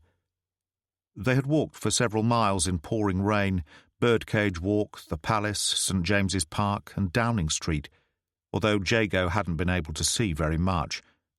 Not that he cared. "Sure you haven't had enough?" he asked, as they moved down towards Westminster Bridge. "Not yet. I promised you something special, remember? Did you?" Jago looked puzzled. They came to the bridge, and she turned onto the embankment. "Well, this is it," she said. "The most romantic place in town. Every American in London should walk along the embankment at least once, preferably after midnight." "It's almost that now," Jago said. "Good. We'll have another cigarette and wait for the witching hour." They leaned on the parapet and listened to the lapping of the water. "Have you enjoyed your guided tour?" she asked. "Oh, yes, ma'am, you could say that," Jago told her. "I was a stranger in your city, but not any more." "I like that," she said. "You're a poet, too." "Not me," Jago said. "Thank the Gershwins." He leaned over the parapet beside her. "You really like this old town, don't you?" "We have a special relationship. I've seen her through good times and bad, often burning like hell. And we're still here, both of us. But you don't like people much." Her chin tilted. He could sense anger in her, barely contained. "Should I, darling? I wish you could give me a good reason." "What is it, Doctor? Don't you think you're up to snuff? Do you have to let too many people die? Damn you to hell, Jago!" Her hand went up as if she would strike him. Big Ben chimed the first stroke of midnight. Jago put up his arms defensively. "The witching hour, remember? And this is the Embankment, the most romantic place in London." She reached out to touch his face. "Tell me, Jago, did they cut you up badly back there? Did they take a few years off your life?" "Too many," he said. The last stroke of midnight boomed out. The rain increased into a drenching downpour, and she seemed to be standing very close. Tentatively, he put his hands on her shoulders. She ran a hand up behind his head and kissed him passionately on the mouth. "Take me home, Jago," she whispered. Chapter 6. Barkentine, Deutschland, 19th of September 1944, latitude 43 degrees 4 north, longitude 20 degrees 55 west. Last night in the middle watch, 4 upper topsails split during a bad blow. Weather continues to deteriorate, full gale in the morning watch with big sea running. In spite of the fact that it was only 2 bells of the afternoon watch, it was so dark in the saloon that Sister Angela had to light the lamp. She sat at the table which, like the chairs, was bolted to the floor. Her Bible was open in front of her. Lotta sat opposite, busy with needle and thread as she mended a denim shirt. Outside the wind howled, and the Deutschland rolled heavily to port, taking her own time to come back again, an event which would once have caused them both considerable alarm, but not now. Water trickled down the companionway steps and slopped across the floor. It was cold and damp. Everything was damp, even the blanket which she had draped around her shoulders. Lotta, concentrating on her task in the poor light, smiled briefly, as if at some private thought. Sister Angela had seen that smile often of late, knew only too well what it meant. It was as if the girl was slipping away from her, from everything that had once seemed so important. And for what? She was aware of anger rising inside as old wounds opened. but she resolutely held it in check. It was an unworthy emotion and solved nothing. She said to Lotte, "That shirt, isn't it Herr Richter's?" Lotte looked up. "Why, yes, sister." Before the conversation could be taken any further, there was a clatter on the companionway and the boatswain appeared, a billy can in one hand. His head was bare, the blonde hair and beard beaded with rain, and his yellow oilskin ran with water. He smiled as he placed the can on the table. "Hot tea, ladies, all the galley can manage at the moment." "Is it bad up there, Herr Richter?" Sister Angela asked. "Just another Atlantic gale, sister," he replied. "Nothing special to an old hand like you." She smiled in spite of herself, for it was hard not to. Lotte said, "Your shirt, Herr Richter, will be ready for you this evening." "You'll spoil me, Fräulein." The Deutschland lurched so that he had to brace himself against the table. "I'd better get back up there. That wasn't too good." He mounted the companionway, and Lotte paused in her sewing. He never stops. One would think at times that he was the only man in the crew. "The finest sailor, certainly," Sister Angela said. She paused, then carried on. "A fine young man altogether. Has he told you much about himself?" Lotte glanced up, her face colouring. "I only ask because Sister Cater mentioned that she had noticed you and Herr Richter enjoying a lengthy conversation on deck yesterday evening." Before the girl could reply, the ship staggered under another mighty blow, swinging off course. There was a cry of alarm on deck. The doors at the head of the companionway burst open, and water cascaded in. Berger had the wheel with 2 seamen to help him, as the Deutschland ploughed on through a wilderness of white foam. In spite of their combined efforts, the ship was swinging a couple of points on each side of her course.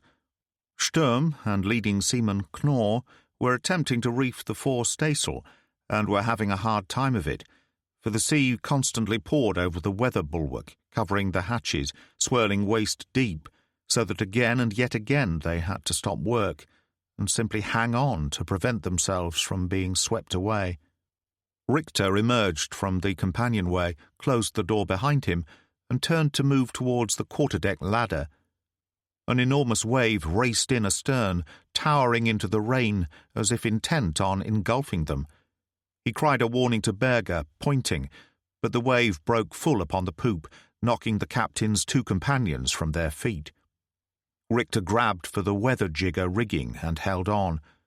Water boiled around him as the wave passed, taking all before it, so that for a moment he believed she must certainly founder under all that weight. Slowly, the Deutschland started to rise, and, as the water receded, he saw that there was now only Sturm up there in the weather rigging by the forestaysail. Knorr floundered in the lee scuppers, trying to get to his feet. Richter started towards him as the Deutschland continued to climb, and then another great sea rolled in and knocked him off his feet again. He grabbed for the edge of the main hatch cover and held on tight, but the same sea lifted Knorr over the rail. As Richter struggled to his feet, he caught a single flash of yellow out there that was quickly gone. Sturm started to work his way along the deck using the weather lines. Berger and his 2 companions were winning in their battle to control the wheel. Richter saw that the doors at the head of the companionway swung open. He stepped inside, closed them behind him, and went down. There was a foot of water in the saloon, and the other nuns had emerged from their cabins in some alarm to join Sister Angela and Lotte. "It's all right, ladies," Richter assured them. "Everything is under control, but I would suggest you return to your cabins and strap yourselves into those bunks until the gale blows itself out." There was a certain hesitation, but Sister Angela said briskly, "Herr Richter is right. We must all do as he says at once." The other nuns retreated to their cabins, ankle-deep in water, skirts raised, but Lotte stayed, reaching up to touch the smear of blood on Richter's right cheek. "You are hurt, Herr Richter?" "Nothing," he said. "A scratch only. Please do as I say." He turned to Sister Angela. "We lost a man overboard just now. Knorr. You can tell the others in your own good time. I didn't want to alarm them unnecessarily. She crossed herself. Was there nothing to be done? In these seas, he was swallowed whole. The ship staggered again, and he turned, swearing, brushed past Lotta and went up the companionway fast. She reached out as if she would hold him back. "Helmut," she whispered. She stood there, her skirts dragging in the water that slopped around her feet, something close to despair on her face. "He'll kill himself, I know it," Sister Angela said gently. "You like him, don't you? Like him a great deal, I mean." "Yes, sister," Lotta replied in a low voice. Sister Angela sat down at the table, her hands gripping the edge of the table. "My child, you must remember that we are members of an order whose vows urge us to love all our fellow creatures equally. The danger for us, in any kind of personal relationship, is that it detracts from what one is able to give to others. Our vow is to be servant to humanity, Lotta. I have taken no such vow, sister." Sister Angela braced herself against the table as the floor tilted again. She was slightly breathless now, and not from any physical exertion. "Do you know what you were saying?" "Yes," Lotta replied, a new firmness in her voice. "That I am no longer certain of my vocation." Sister Angela reached out, grasping the girl's hand tightly. "Think well, Lotta," she said urgently. "To give up God's love for—" "A man?" Lotta asked. "Is it not possible, then, to have both?"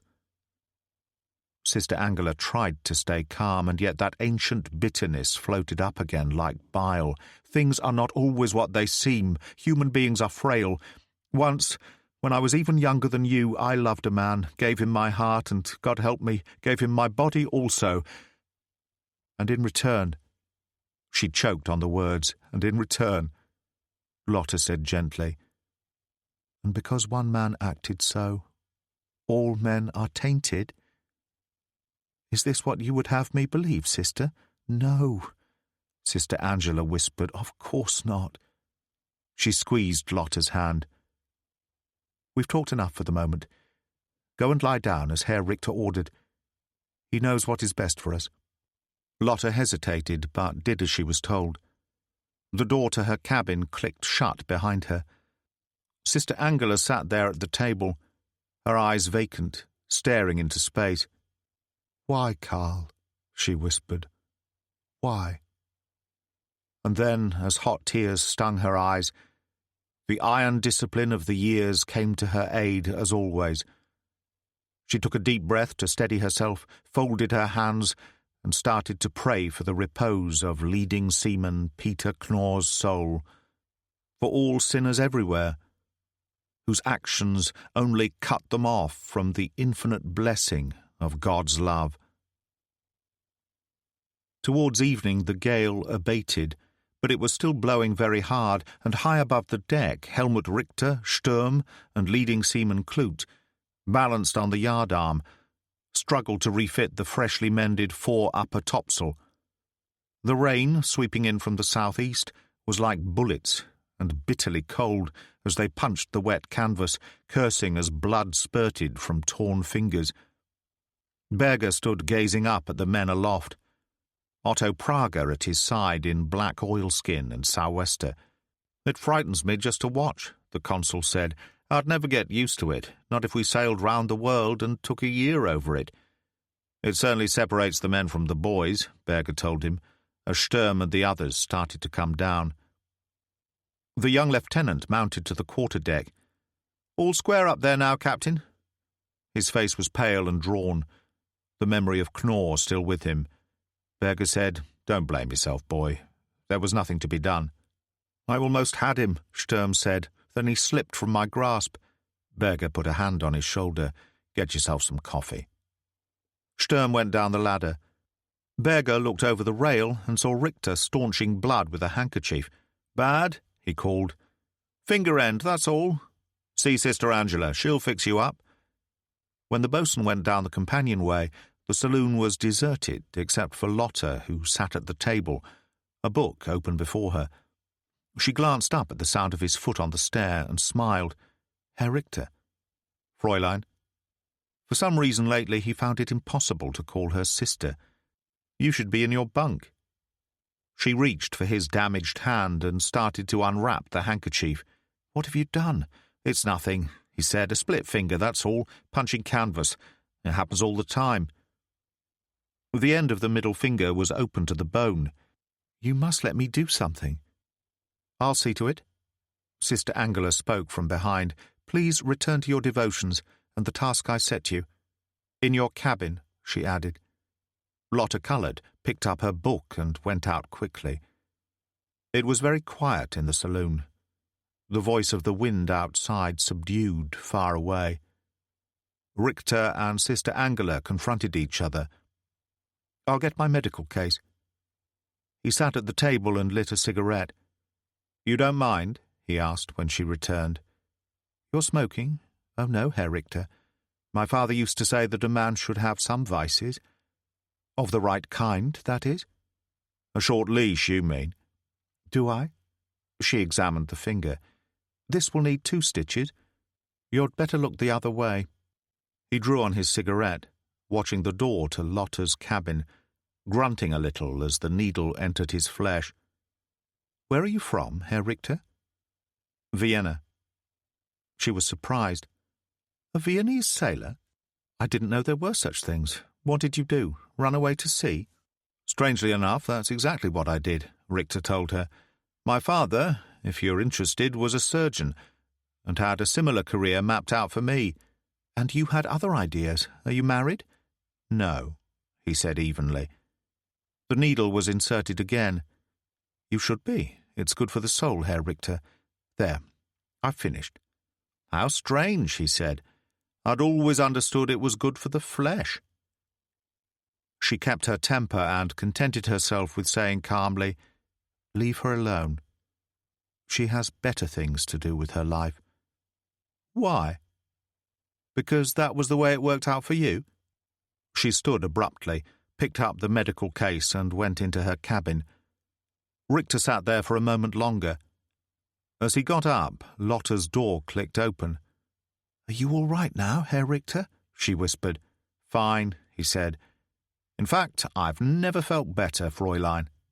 She smiled again and withdrew.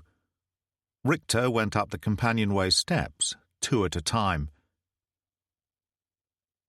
For Paul Gericke, things progressed with extraordinary rapidity. A preliminary interrogation at Falmouth, during which his own clothes had been dried, then returned to him. He had then been moved by road to Portsmouth, where he had found himself in the hands of naval intelligence. They had treated him with respect. He was, after all, something of a catch for them. The most important U-boat commander to be captured since Kretschmer. For 5 straight hours they had interrogated him in shifts, but with a total lack of success. Gericke had resolutely stuck to the personal information required under the Geneva Convention, and nothing more. Just after noon he was informed that he was to be moved to London.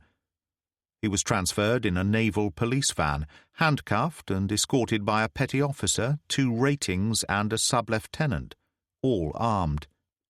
And so it was that at 4:30 in the afternoon he was in the London District POW cage, a requisitioned house in Kensington Palace Gardens. This time the treatment wasn't so good, particularly from the chief petty officer who took charge of him on arrival, a massively built man of 46 named Carver, with the broken nose of a boxer.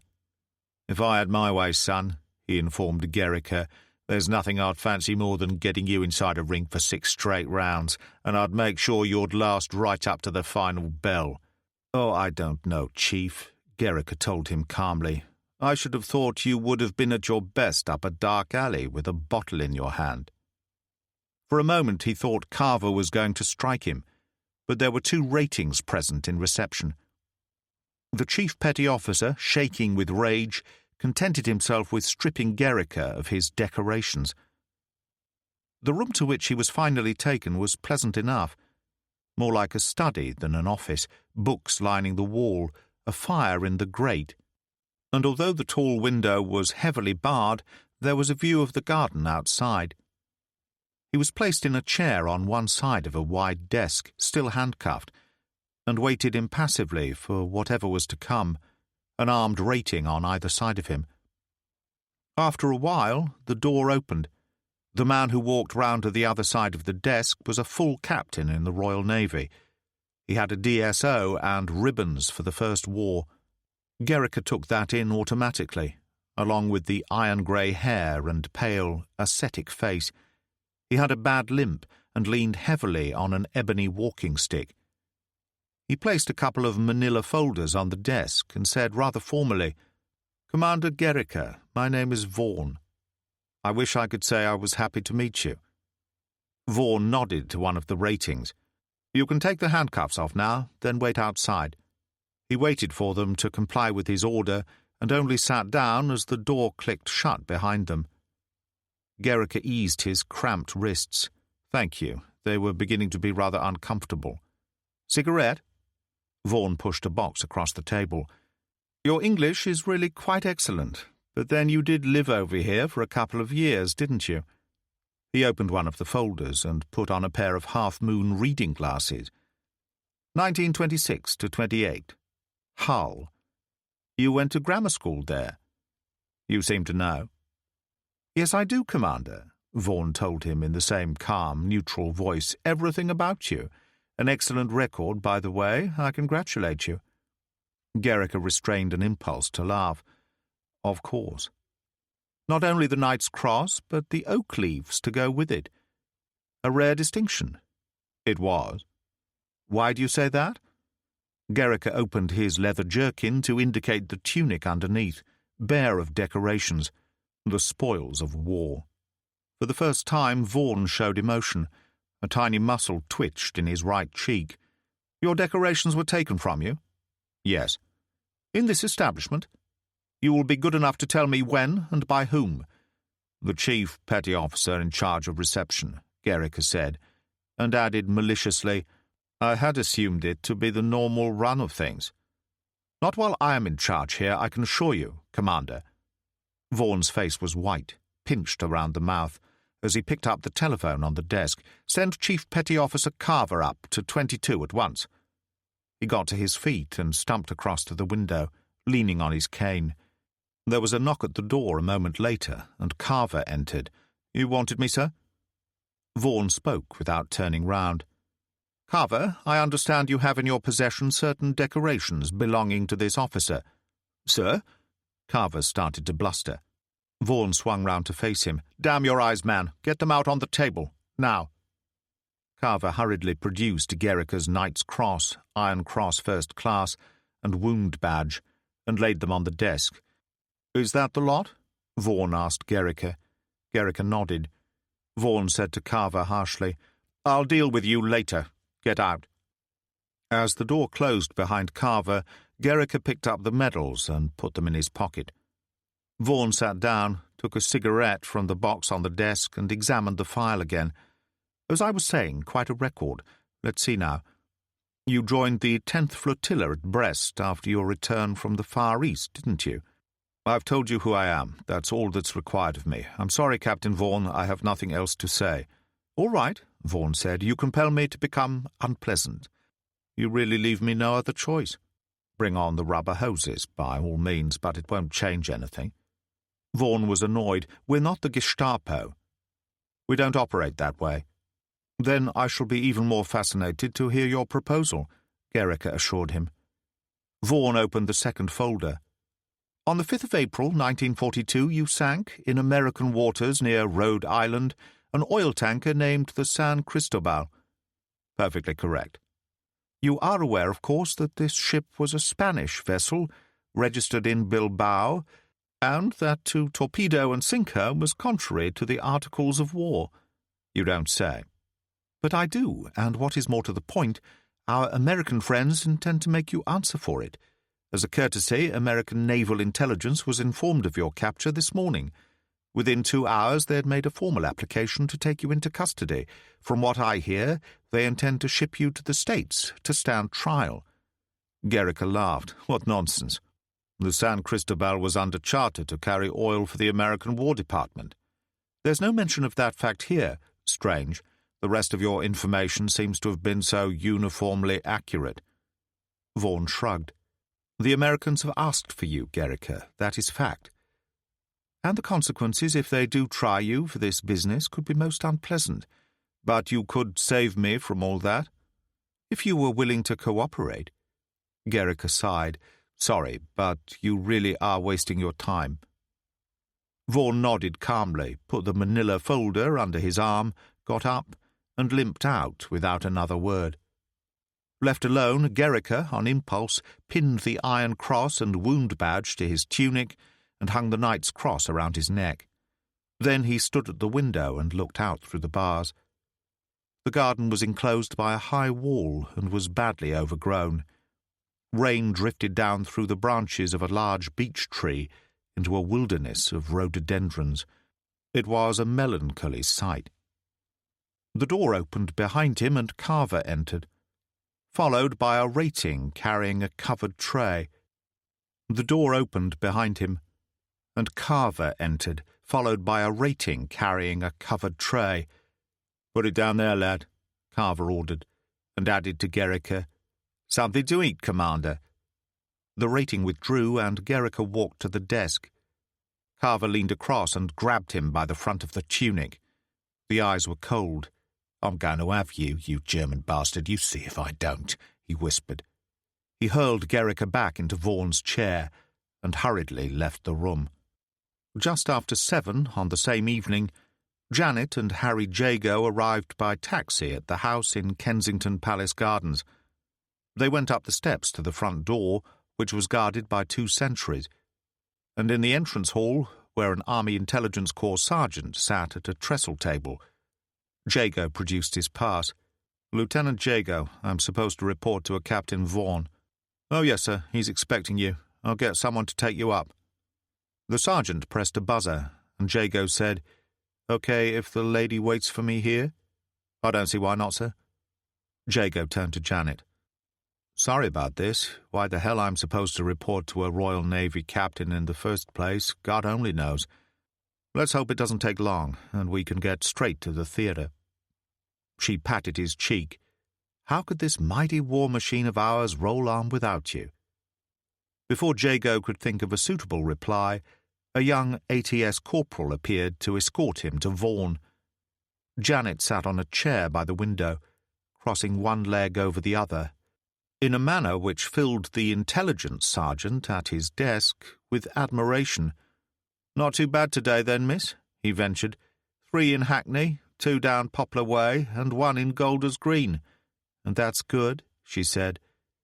The flying bombs, the V1 variety, had been bad enough, the grating roar of their engines growing steadily louder as they approached. But at least you knew they were coming. With the V2 rockets, on the other hand, there was no warning, a supersonic bang, the roar of an explosion, and total devastation. A door on the far side to the hall opened, and Gerrica came through, flanked by 2 armed ratings. His hands were handcuffed in front of him, but he made a striking figure in the white naval cap with the iron cross on his tunic, the knight's cross around his neck. He didn't appear to notice Janet, his head half-turned, laughing at something one of the guards had said, and they went up the stairs and disappeared from view. The desk sergeant said, "Jerry prisoner, miss, naval officer. We get a lot of them through here." "Oh, I see." She stood up, crossed the hall and stood in the porch at the top of the steps. There was a staccato roaring high above in the darkness, and she glanced up to see a V1 passing across the night sky, a short jet of flame sprouting from its tail. "I wonder where that bastard will come down," the sentry said beside her. Death and destruction.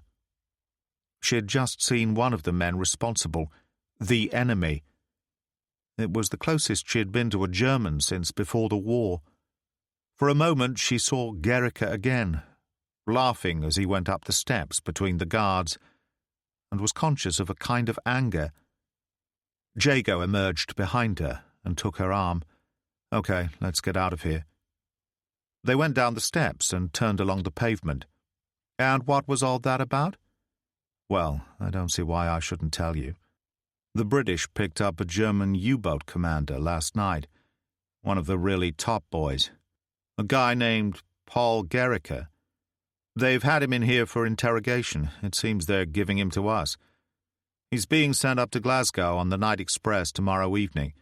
He'll be handed over to our people and shipped out on a convoy leaving for the States 3 or 4 days from now. And where do you come into it?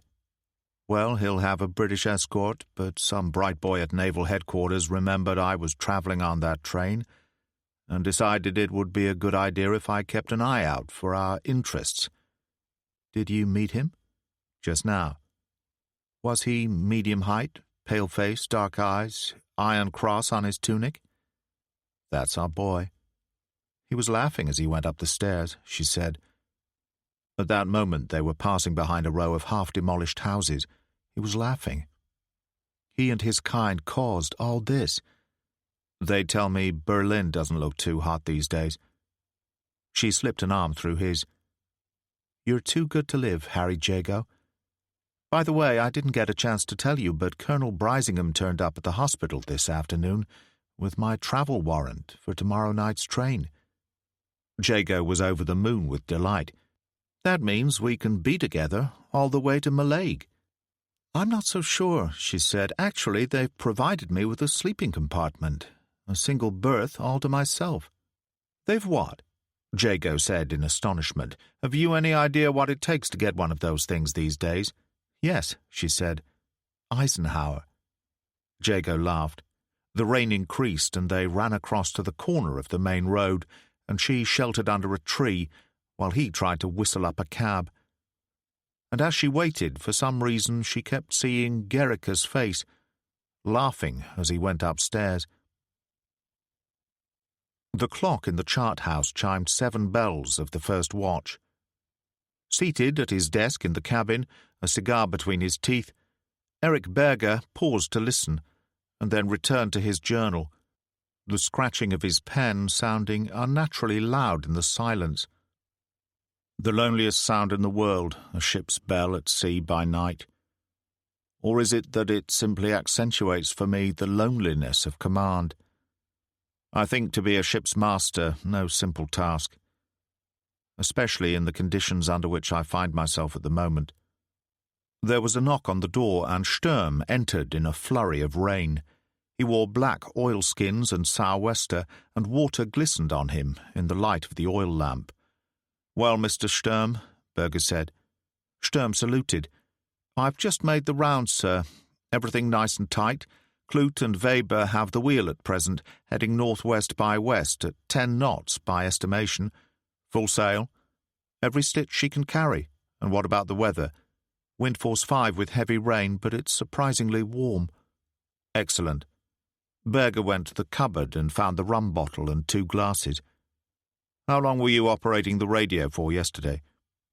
Sturm accepted the glass gratefully. 1 hour and a half exactly. What about the batteries? Not too good, sir, but then they never were. It's not much of a set. The best Herr Prager could manage at short notice, I know. Still, he hesitated. Do you want me to stop listening in, sir? No, I don't think so. Those British and American weather reports are too useful, and the war news. But it's when we're close to home and wanting to transmit that we're going to need the power. I want to be sure we have enough in reserve. Shall I leave it for tonight? Half an hour, Berger said. When you go off watch, I think that should suffice. Very well, sir. Sturm drained the last of his rum with reluctance. If you'll excuse me, sir, I'd better get back on the quarter-deck. He turned and put his hand to the door, and from somewhere outside came the agonized cry of a woman. It was hot below and very close. To Lotta, this voyage seemed interminable, from nowhere to nowhere. There was a gentle and continuous snoring from beneath her. Sister Angela had moved Sister Elsa into the cabin without any explanation. Lotta lay on the top bunk, the roof no more than 2 feet above her face, hot and uncomfortable. in spite of the fact that she was wearing only a linen nightdress. She was thinking of Helmut Richter, concentrating with an intensity that was almost frightening, trying to conjure him up from the darkness. The slow smile, the wild blonde hair and beard. Lotta was a quiet, self-contained girl. Most of her life had been totally enclosed, first by the demands of a rigidly orthodox Catholic family, and then by the self-discipline of nursing training, and afterwards the order of the Sisters of Mercy, nothing more demanding than God. She had learned to live within herself, but Richter was something different, a totally new experience. When she thought of him, she smiled spontaneously. Her body was damp with sweat. It was impossible for her to stay in that cabin another minute. She needed air, clean salt air. She dropped to the floor softly, reached for her cloak, and slipped outside. Lightning flickered on the far horizon, moving nearer. There was an eerie phosphorescence to everything, so that the ship was a place of darkness and light, warm rain drifting across the deck in a silvery haze. Clute leaned on the wheel, his foot against the binnacle, thoroughly enjoying himself as the Deutschland stormed on through the night, every sail full. Weber leaned on the rail beside him, smoking a pipe. Neither saw Lotta emerge from the companionway, but Herbert Waltz, making himself coffee in the galley, saw her. The girl kept to the shadows by the port rail and paused at the mizzen shrouds, head lifted to feel the rain. She moved away from the rail, and as she passed the galley entrance, Waltz reached out and caught her round the waist. Lotta was not certain what was happening. From surprise as much as fear, she cried out, a sharp cry of terror that sounded clearly above the wind and rain. Helmut Richter, asleep in one of the hammocks which had been rigged in the forecastle to take care of the extra crew, was awake in an instant, was up the ladder and out on deck before even Berger and Sturm had emerged from the captain's cabin. Lotta staggered across the deck, losing her balance as the ship heeled, and falling at Richter's feet. As he picked her up, the cloak fell back from her shoulders. Sister Angela emerged from the companionway. "Lotta," she called. Richter put the girl to one side and took a pace forward to stand waiting, as Waltz came hesitantly from the galley. "Waltz," Richter said softly. He stood there, bare feet apart, dressed only in seaman's denims. Lightning flickered overhead as the storm moved in. St. Elmo's fire flared at each masthead, so that the entire ship seemed to glow as it plunged forward. "Richter!" Berger cried. The boatswain ignored him and moved forward. Waltz, terrified, sprang into the ratlines and started to climb the foremast. Richter went after him, picking his way with care as if he had all the time in the world. Waltz moved with remarkable speed.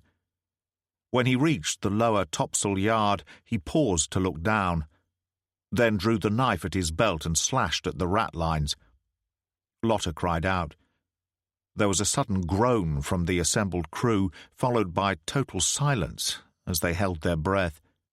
The ratlines parted, and Richter reached for the downhaul nearest to hand, swinging from it to a shroud line with the skill of a trapeze artist. He hung there for a moment before starting upwards again. Waltz, holding on to the yard, waited for him, reached down to slash at the boatswain's hand with the knife. Richter twisted out of the way, but Waltz kicked him in the side of the face. Richter slipped several feet down the line, then came to a halt, spinning round. Lotta stared up, her knuckles tight against her teeth. Sturm took a step forward. Berger grabbed his arm. "Leave it," he said in a low voice. "In God's name, Captain Berger," Sister Angela said, "do something." "What would you suggest, Sister?"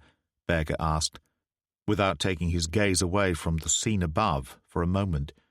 It was an extraordinary sight, with sheet lightning exploding from one horizon to the other, the strange ball of light of the St. Elmo's fire pulsating at each masthead, the eerie phosphorescence of the electrical discharge flowing along every rope and stay, picking Richter and Waltz out of the darkness with total clarity.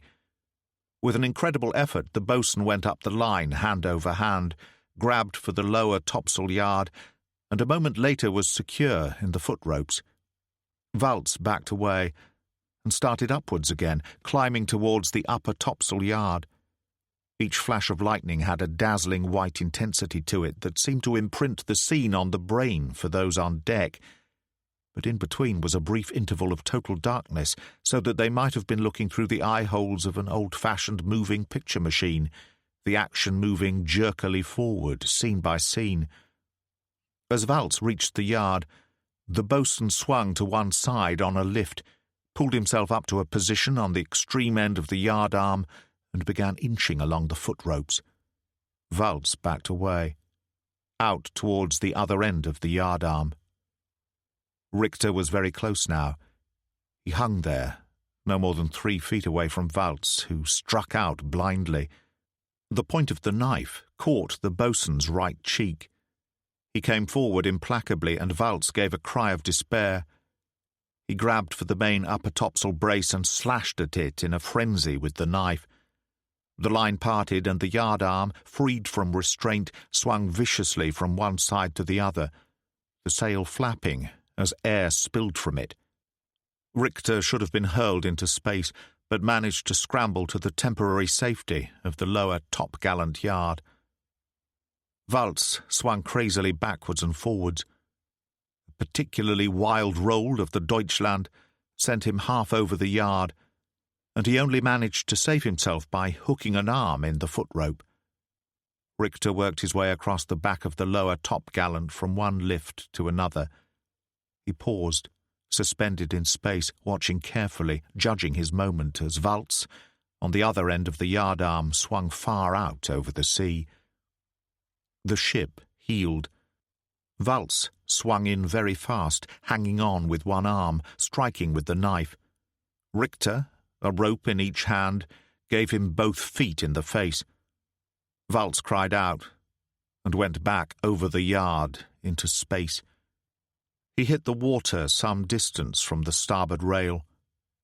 His arm swung up in mute appeal, but in spite of the wildly flailing sail, the Deutschland was still making 10 knots, and he receded, became one with the night, taken by the sea. "We're heaving to, Mr. Sturm. Douse jibs, if you please, clew up forecourse, topsails and topgallants, then get to work and repair that damage. I want to be underway again in an hour," Berger ordered. "Is that all you have to say?" Sister Angela's voice was low, intense. "A man is dead." "It shall be so noted in the log," Berger said impassively. Richter dropped to the deck, and Lotta ran forward, arms outstretched. When she was a yard or two away from him, she swayed, half fainting. Richter caught her quickly. He stood there for a moment, looking down at her, blood oozing from his slashed cheek, then went towards the companionway. The other nuns gathered together at the bottom, got out of the way quickly. Sister Cater said, "Is she all right, Herr Richter?" Richter didn't reply. He walked across the saloon to Lotta's cabin, went in and laid her on the lower bunk. He reached for a blanket to cover her, and the girl's eyes fluttered. For a second only she stared blankly into space, then recognized him. "Herr Richter?" "It's all right," Richter said. He made a movement as if to turn away, and there was instant panic. "Don't leave me." He took her hand and crouched beside the bunk, stroking her forehead as one might gentle a child. "Never," he said softly. "Never again. Sleep now." She closed her eyes, the face growing calm.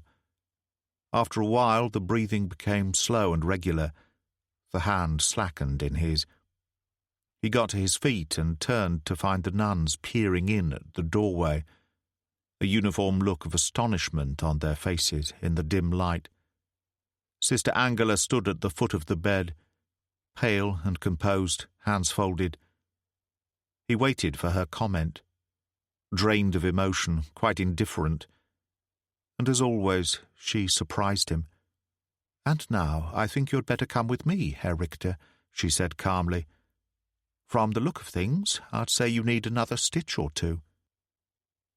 In the grey light of dawn far to the northeast, U-235 surfaced at the rendezvous buoy a mile off Bergen.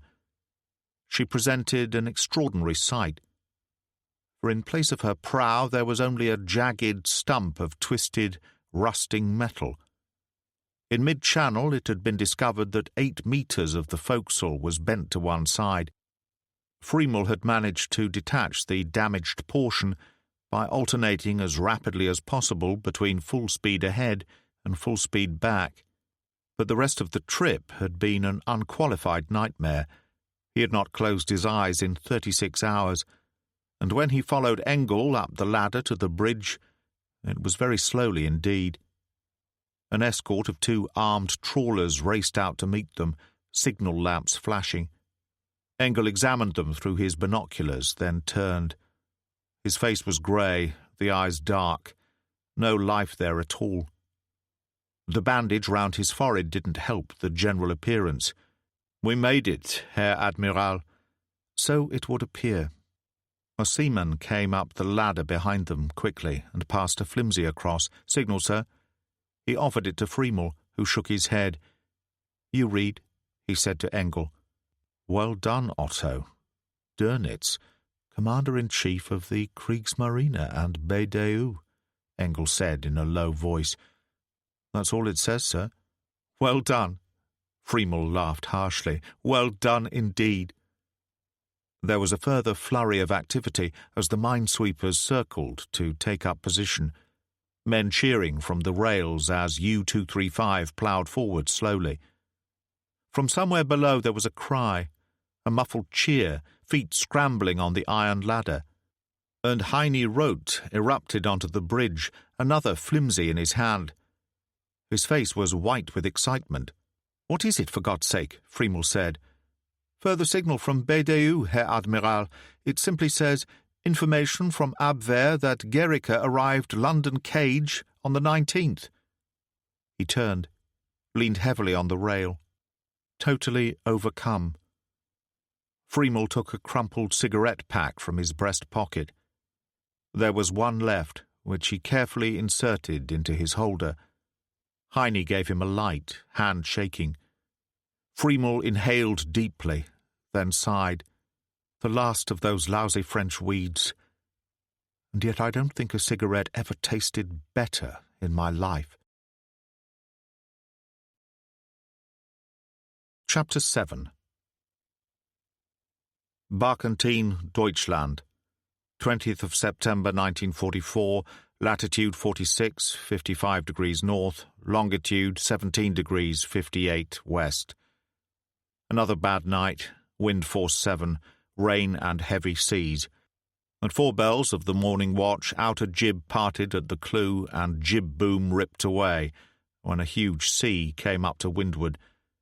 Leading seamen, Clute and Schmidt, who had jumped to the mizzen pipe rail, were hurled into the lee scuppers. I expected to see them swept away, but by some miracle they survived. Schmidt sustaining a fracture of the left forearm. As it was imperative to go about, with such a sea running, I decided to wear ship to give Mr. Sturm a chance to repair damage. At 2 bells of the forenoon watch, Boatswain Richter reported 18 inches of water in the bilges. I immediately ordered him to call the starboard watch from below and to commence pumping. It was 2 bells of the first dog watch before Mr. Sturm was able to report all damage secure. Boatswain Richter's watch having pumped her dry again, and the storm having abated a little, I was able to bring her round and resume our original course, having lost some 40 miles as we drifted to leeward. I estimate we are now some 700 miles due west of the Bay of Biscay. It was considered useful propaganda to let the public see German prisoners of war being led through Euston Station. Sub-Lieutenant Fisher was in charge of the escort, which consisted of Carver and 2 leading seamen, Wright and Hardisty. They all wore gaiters and webbing belts, carrying Webley .38 revolvers, like any normal shore patrol. But they took Gericke through the crowd as unobtrusively as possible. Just another naval prisoner, a blue raincoat draped over his shoulders. Fisher identified himself to the guard, who led them into a luggage van. The rear section was walled off by a metal grille, behind which lay a jumble of red GPO bags. The guard produced a key. "He can go in there if you like." "Fine," Fisher said. "Can I keep the key?" "Don't see why not," the guard said. "I've got a spare. I don't suppose you're likely to steal the mail." He went out. Fisher unlocked the iron gate, and Carver nodded to Gericke, scrupulously polite. "If you don't mind, sir." Gericke moved inside. The sub-lieutenant locked the gate and handed the key to Carver. "Right, Chief, you look after things here, while I see if I can find Lieutenant Jago." "You take your time, sir. We'll be fine in here," Carver told him. "A damn sight better off than they are further up the train." Fisher went out, and Carver passed a £1 note across to leading seaman Hardesty. "You and your mate cut along to the station buffet and grab what you can in the way of sandwiches and fags." "But we've brought a load of stuff with us from the canteen, Chief," Hardesty told him. "I know, son, I know," Carver said, "which is fine till we roll into Leeds or somewhere like it at 2 in the bloody morning and find the cupboards bare. Now, do as I say." Gericke leaned against the metal grille and examined a notice on the wall. It said, "If an air raid occurs while you are on the train, 1. Do not attempt to leave unless required by the guard to do so. You are safer where you are. 2. Pull the blinds down, both by day and night, as a protection against flying glass. 3. If room is available, lie down on the floor." Carver said, "Thanks to you buggers, that little lot's there." "Tell me something, Chief Petty Officer," Gericke asked. "How long have you been in the service?"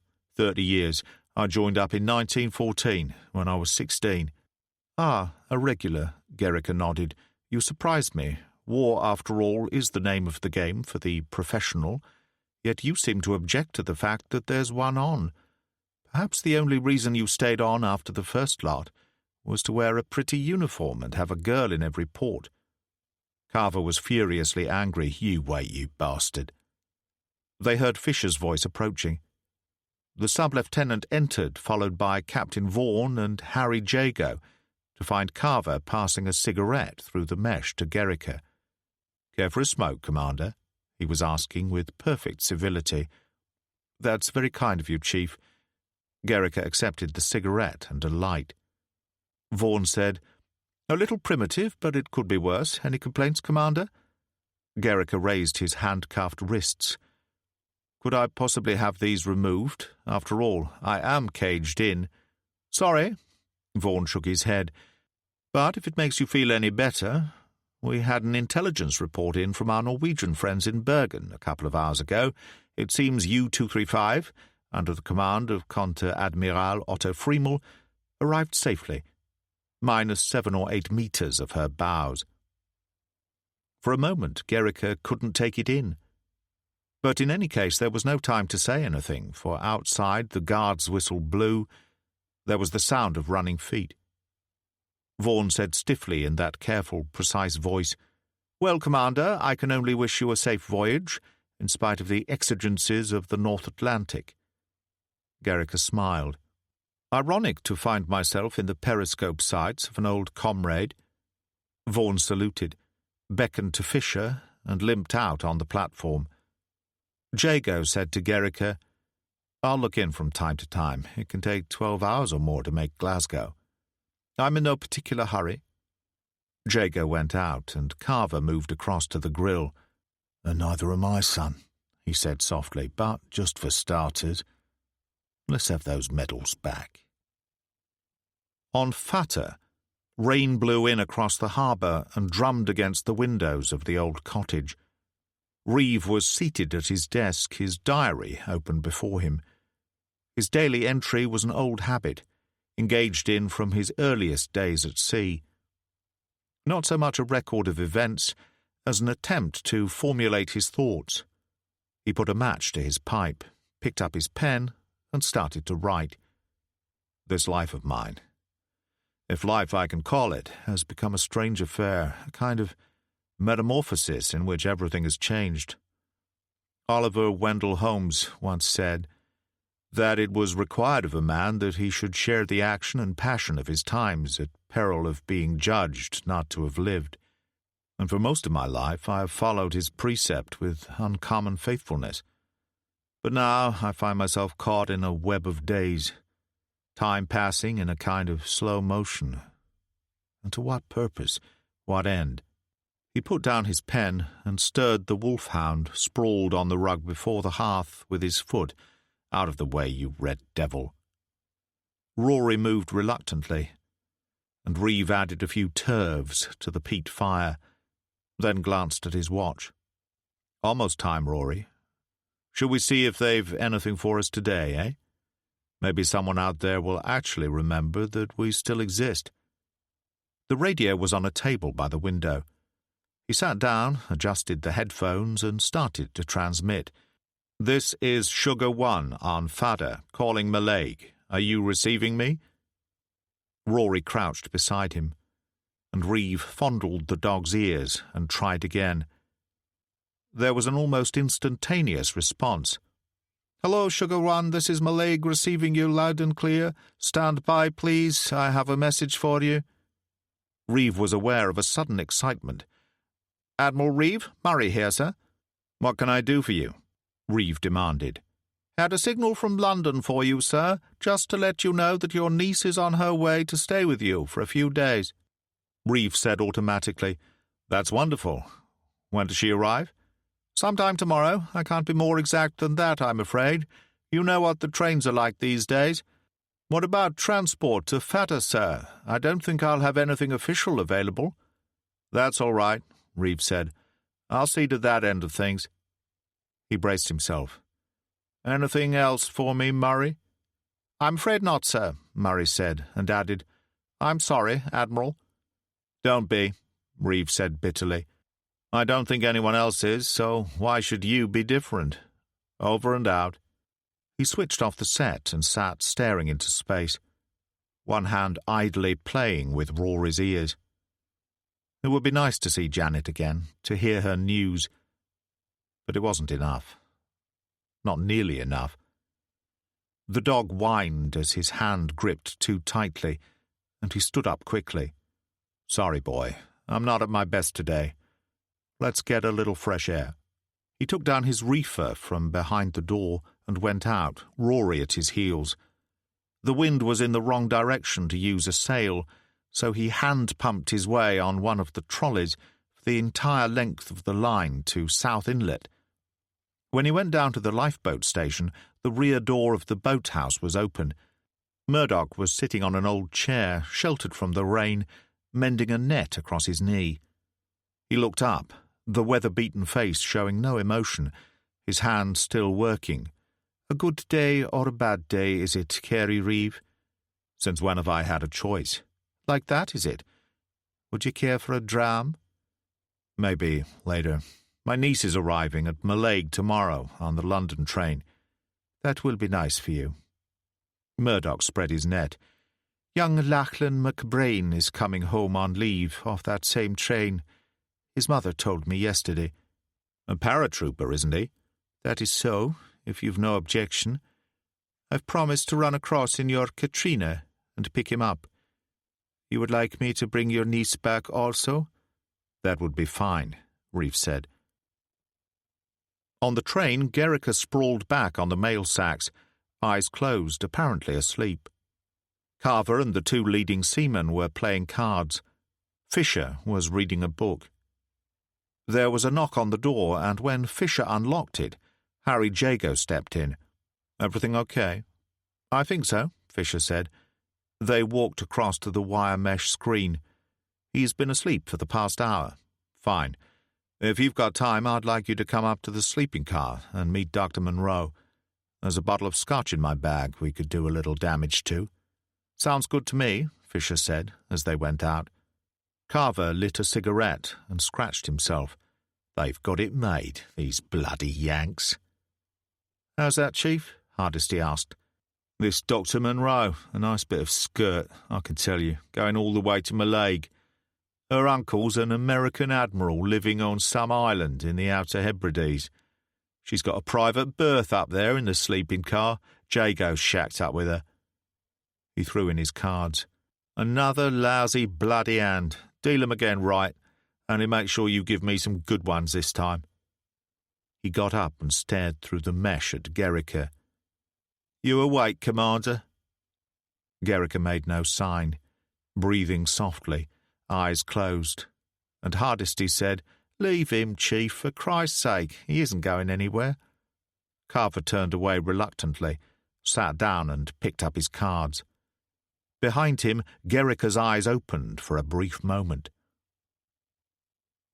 It was raining in Trondheim, heavy, drenching rain, as Horst Necker went up the steps of the main entrance to the operations building with Rudy Hubner.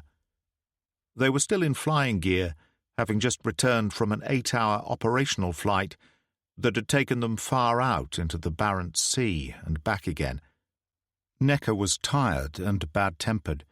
"They'll have to do something about that port engine. It sounds more like a bloody tractor every time we go out."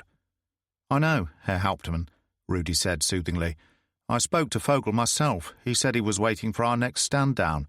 Christ almighty, we could be dead by then." He pushed open the door of the intelligence room, expecting to find Altrogger, the intelligence officer, and pulled up short, for Colonel Meyer, the Gruppenkommandeur, was sitting on the edge of the desk smoking a cigarette and leafing through some papers. He glanced up. "You don't look too pleased with life, Horst. Did you have trouble?" "You could say that." Necker dropped his parachute on a convenient chair and accepted a cigarette. 8 hours of nothing but bloody sea and a port engine with asthma. Otherwise the flight was sheer delight. Meyer grinned. "Never mind, I've brought your 2-day stand-down forward. That should please you." "Why should it?" Necker demanded sourly. "You'll have a damn good reason, I'm sure." "A change of routine. Our masters would like you to concentrate on the west coast of Scotland and the Hebrides again for the next couple of weeks." He smiled. "You wanted action, Horst? You've got it. 2 new Spitfire squadrons moved up the east coast this week. That should make it interesting for you." "Thanks very much," Necker said suddenly, feeling surprisingly cheerful, considering the circumstances. "What's it all about?" "Convoys from Canada have been using the northern run lately, according to intelligence, coming up a lot closer to Iceland. From now on, your patrol must take you much further out into the Atlantic, at least 500 miles west of the Outer Hebrides. We won't be able to stay there long." Meyer pulled a chart across the desk and nodded. "We'll give you improved drop tanks. That should add another 500 miles. And there's a modification to your GMI system that should make it possible for you to cross Scotland without dropping below 35,000. They claim 40, but I wouldn't count on it. In any case, it should keep you out of the way of those Spitfires." The GMI system employed nitrous oxide, which was injected into the superchargers where, during high-altitude flights, it supplied additional oxygen for combustion, increasing the engine power by 20%. Necker examined the chart and nodded. "That's a long way to go." Meyer smiled and slapped him on the arm. "It will seem shorter when you've had a couple of days' rest." The wind dropped considerably towards evening, and the Deutschland, under full sail, moved on into the gathering darkness, pushed by a light breeze from the southwest. Richter had the first watch, alone on the quarterdeck except for a petty officer torpedo mechanic named Endras, who was at the wheel. The boatswain stood at the rail, smoking one of his cigarillos, enjoying the night, the horned moon, the stars scattered to the far horizon, their glow diffused by a damp, clinging sea mist. At 9 o'clock he went forward to speak with the lookout in the bows. On his way back he paused by the mizzen shrouds on the port side to check a lashing which had worked loose on the mainsail boom. There was a movement behind him, and Lotta stepped out of the shadows between the lifeboats. Helmut. Her hands reached out through the darkness, her face a pale blur. Richter took them instinctively.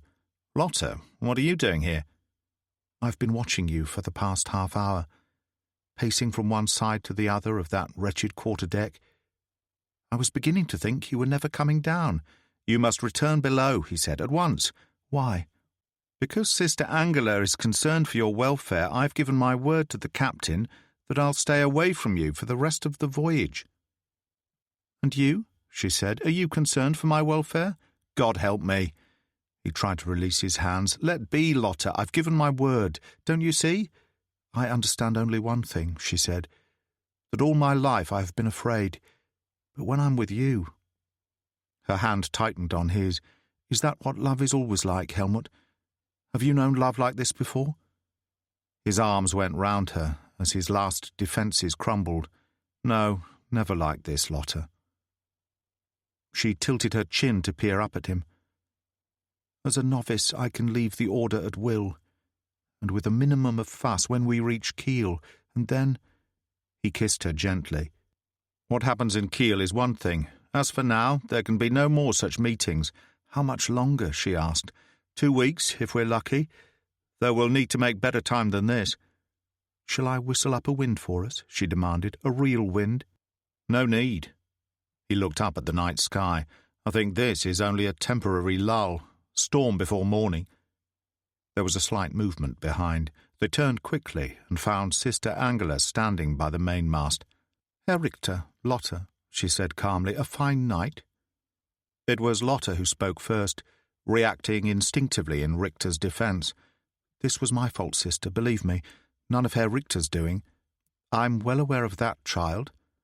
I've been here for the past 5 minutes. But now I really do think you should go below. Lotta hesitated, then started towards the companionway reluctantly. When she was halfway there, Sister Angela said, I'm sure Herr Richter will be happy to talk to you again tomorrow, if his duties permit. The girl caught her breath, paused, then turned and fled down the companionway. Richter said, Do I understand from this, sister, that I actually have your permission to pay your addresses, Herr Richter? She smiled faintly. How old that makes me feel. So old. She turned from him and walked to Berger's door. Richter watched helplessly as she knocked and entered. Berger was at his desk writing. Otto Prager lay on the bunk, reading a book. The consul sat up, swinging his legs to the floor, and Berger laid down his pen. Sister, he said politely. Prager stood up. You would like me to leave, perhaps? He took a step towards the door, but she shook her head. A moment of your time only, Captain, in the matter of Herr Richter and Lotta. Well, Berger asked bleakly, ready for trouble. I would be obliged if you would release him from his promise not to speak to her again until we reach Kiel. A rather surprising change of attitude on your part, wouldn't you say? A new viewpoint, perhaps. All I have ever wanted was what was right for Lotta. Her decision as to her future when we reach Kiel must be made of her own free choice, with no voice to aid her but God's. I see that now. In the meantime, it would seem pointless to keep her and Herr Richter apart artificially, as I have discovered for myself. He seems a singularly honourable young man. Berger couldn't think of a thing to say. She gave him a moment, then added, And now, if you gentlemen will excuse me, I'm really very tired. The door closed behind her. The consul turned, total astonishment on his face. Berger, without a word, opened the cupboard and took out the rum bottle and 2 glasses. It was very dark as the train ploughed on into the night, rain lashing against the windows. When Harry Jago knocked on the door of the sleeping compartment and went in, Janet was in the single bunk, a blanket pulled up to her chin. I'm freezing. Well, I could suggest a remedy for that condition, he told her cheerfully. Not tonight, darling. I've had it. I could sleep for a week. You'll have to make do with the floor and a blanket. He shrugged his shoulders. Okay, he said. There are guys sleeping in the luggage racks back there. He took off his shoes, wrapped himself in one of the blankets, lay on the floor, head pillowed on a canvas holdall, and was almost instantly asleep. They reached Glasgow at 6:30 on a grey, sullen morning. Janet had slept badly and awakened to find that Jago had gone. It took her a moment or so to pull herself together, to realize that they were standing still. As she threw the blanket aside and sat up, there was a tap at the door, and he looked in. "Alive and well," he commented. "That's nice." He passed a thermos. "Coffee. We're in Glasgow, by the way. They seem to be disconnecting about half the coaches." "Then what happens?" "We pull out in about 10 minutes. Bridge of Orkney, Rannoch, Fort William, and Mallaig. Another 5 hours if all goes well. I'm just saying goodbye to Fisher and our mutual friend Gericke. I'll be straight back, and we can have breakfast. It's all arranged." He went out before she could reply. For a moment only she sat there, then got up, raised the blind, and pushed down the window. The platform was almost deserted. Jago was hurrying along to a small group consisting of Lieutenant Fisher and the escort, Gericke standing in the centre, the blue raincoat over his shoulders again. As she watched, Fisher and Jago moved to one side. She caught a brief glimpse of Gericke's sardonic face, and then Carver turned him round and gave him a push. They went through the door of the station waiting room, leaving Fisher and Jago talking on the platform. Quite suddenly, Janet had had enough. She pushed up the window and pulled down the blind. When she turned back to the bunk, she was trembling. "I'm tired," she said softly. "Too little sleep for too damn long, that's what it is." And she got back into the bunk and pulled the blankets up. "I was expecting your people to meet us," Fisher said. "I wonder what's keeping them." "God knows." Jago looked at his watch. "Say, I'd better get back on board. This thing pulls out again any moment." "I can't hand him over quickly enough, believe me," Fisher said. "There's something about him, the way he looks at you. I know exactly what you mean." Jago shook hands. "A good trip back, anyway." He got into the train, and Fisher turned and walked towards the waiting room, where a coal fire burned in a small grate. Hardesty and Wright warmed themselves in front of it, smoking cigarettes. "Where's the prisoner?" Fisher demanded. "He wanted to go to the lavatory, sir." Hardesty nodded towards a green door with the sign "Gentleman" painted on it. "The chief said he'd see to it." Fisher turned, and at that moment the door opened violently, and Carver staggered through, half doubled over. He seemed to find difficulty in speaking, his mouth opening and closing as he gasped for air. Fisher grabbed him by the lapel. "What is it, man?" he demanded. He's got away, sir," Carver groaned, clutching at his groin. "The bastard's got away." Gericke had asked to go to the lavatory for the most genuine of reasons. The idea of escape at this stage hardly seemed to be on the cards, especially when one considered those damned handcuffs. What had happened had been a spur-of-the-moment decision, the briefest of opportunities instantly seized. "I'll see to this, lads." Carver pushed him towards the door and kicked it open. "You two have a quick smoke while the going's good." Inside there was a row of stalls, a urinal, a broken wash basin, the rain drifting in through the open window above the basin. It was the sight of that window that stirred Gericke. The chief petty officer leaned against the door. "All right, get on with it." Gericke moved towards one of the stalls, turned and held out his handcuffed wrists.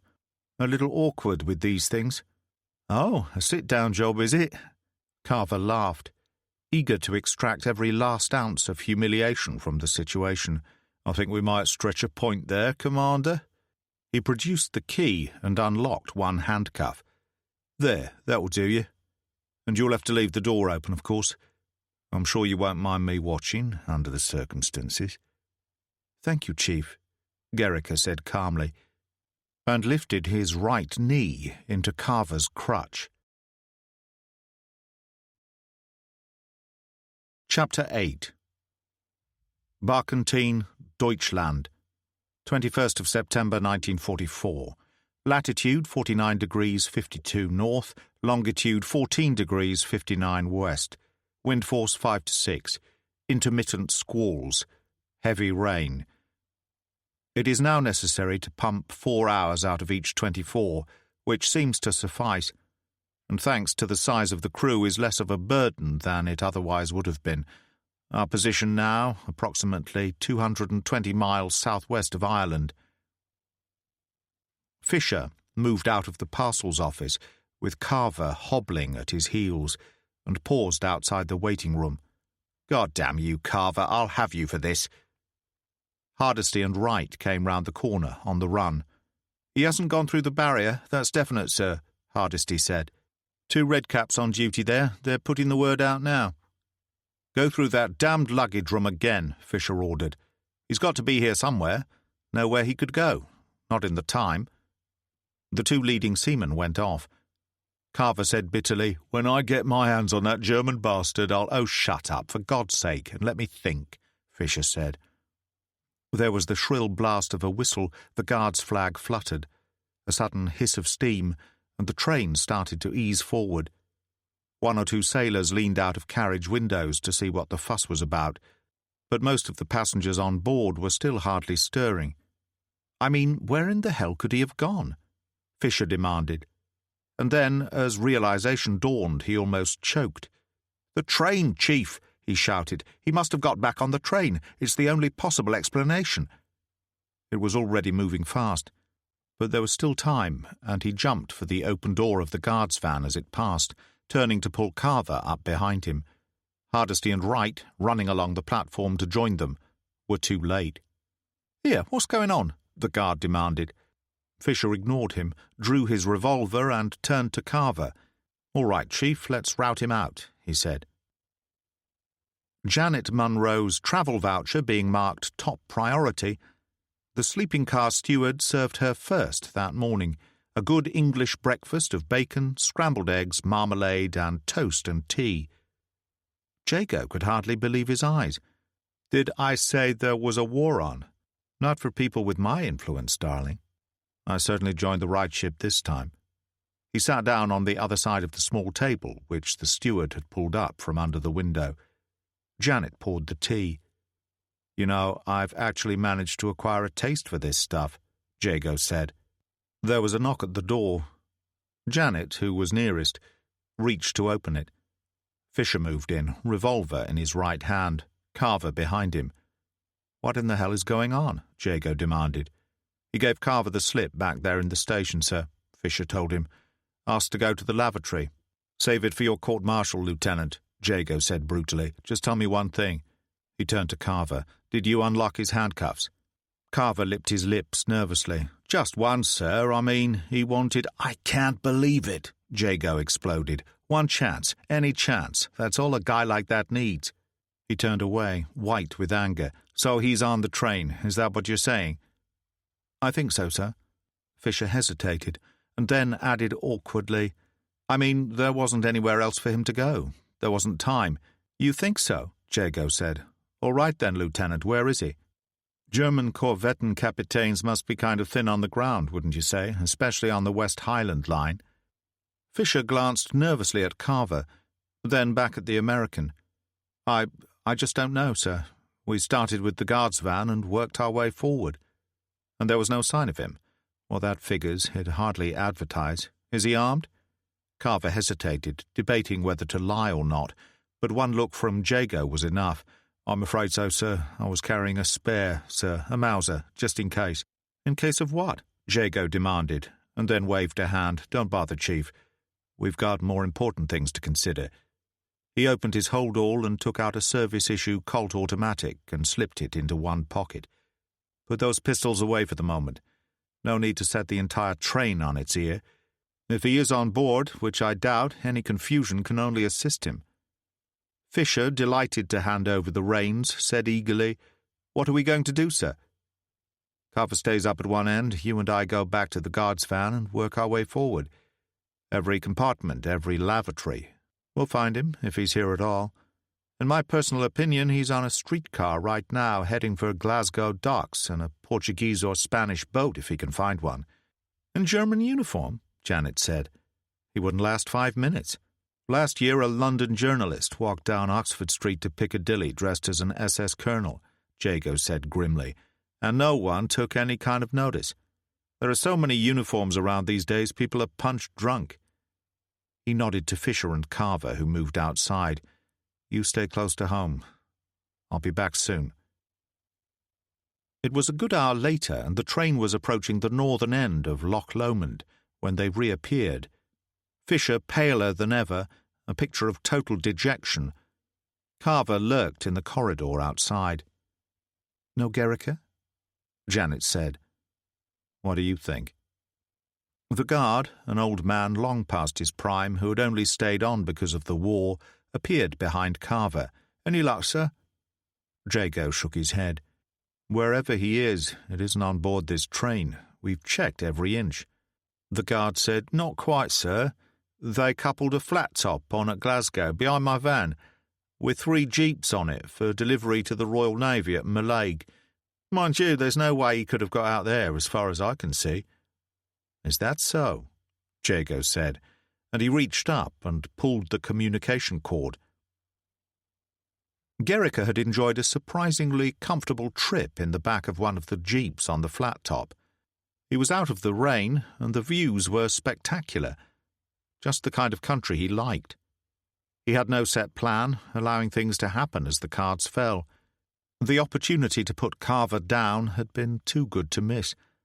The decision to get back on the train so obvious that he hadn't really thought about it. He simply jumped for cover, head down. And one thing was in his favour. The fact that, in regard to uniform, most naval officers looked the same the world over. All he had to do was remove the swastika and eagle from the Kriegsmarine badge on his uniform cap, and he was doing just that, the handcuffs swinging from his left wrist, when the train started to grind to a halt with such violence that he was thrown from the seat. The game was up. So much seemed obvious, for the train was passing through a long, narrow cut with sides that were almost perpendicular. Yet Gerrica was reluctant to throw in the towel. He had nothing to lose. While the train was still sliding to a halt, he moved along the flat top to the rusting iron ladder at the rear of the guard's van. There was a catwalk on the roof, and he ran along it, jumping to the first coach, almost losing his balance as it swayed violently from side to side. He made it to the next roof, and threw himself flat on his face as the train came to a halt.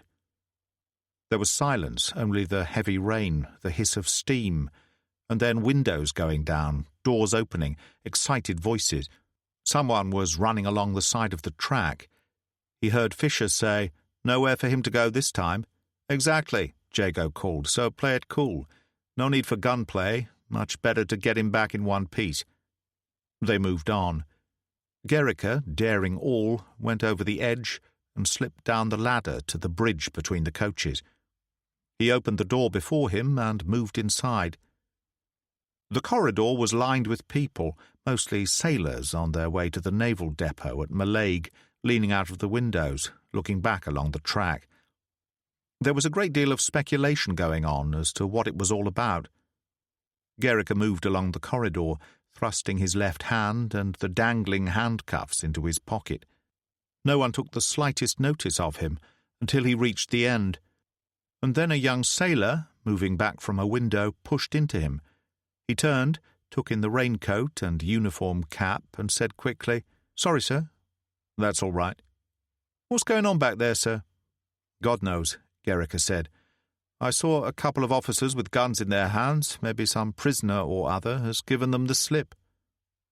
He stood at a window for a while, just one of the crowd watching, and saw Jago and the others climb back on board. The guard's whistle sounded, there was a hiss of steam, the wheels spun, and the train moved forward again. People started to go back into their compartments, and he carried on. He crossed to the sleeping car, and immediately found himself in a calmer, more ordered world.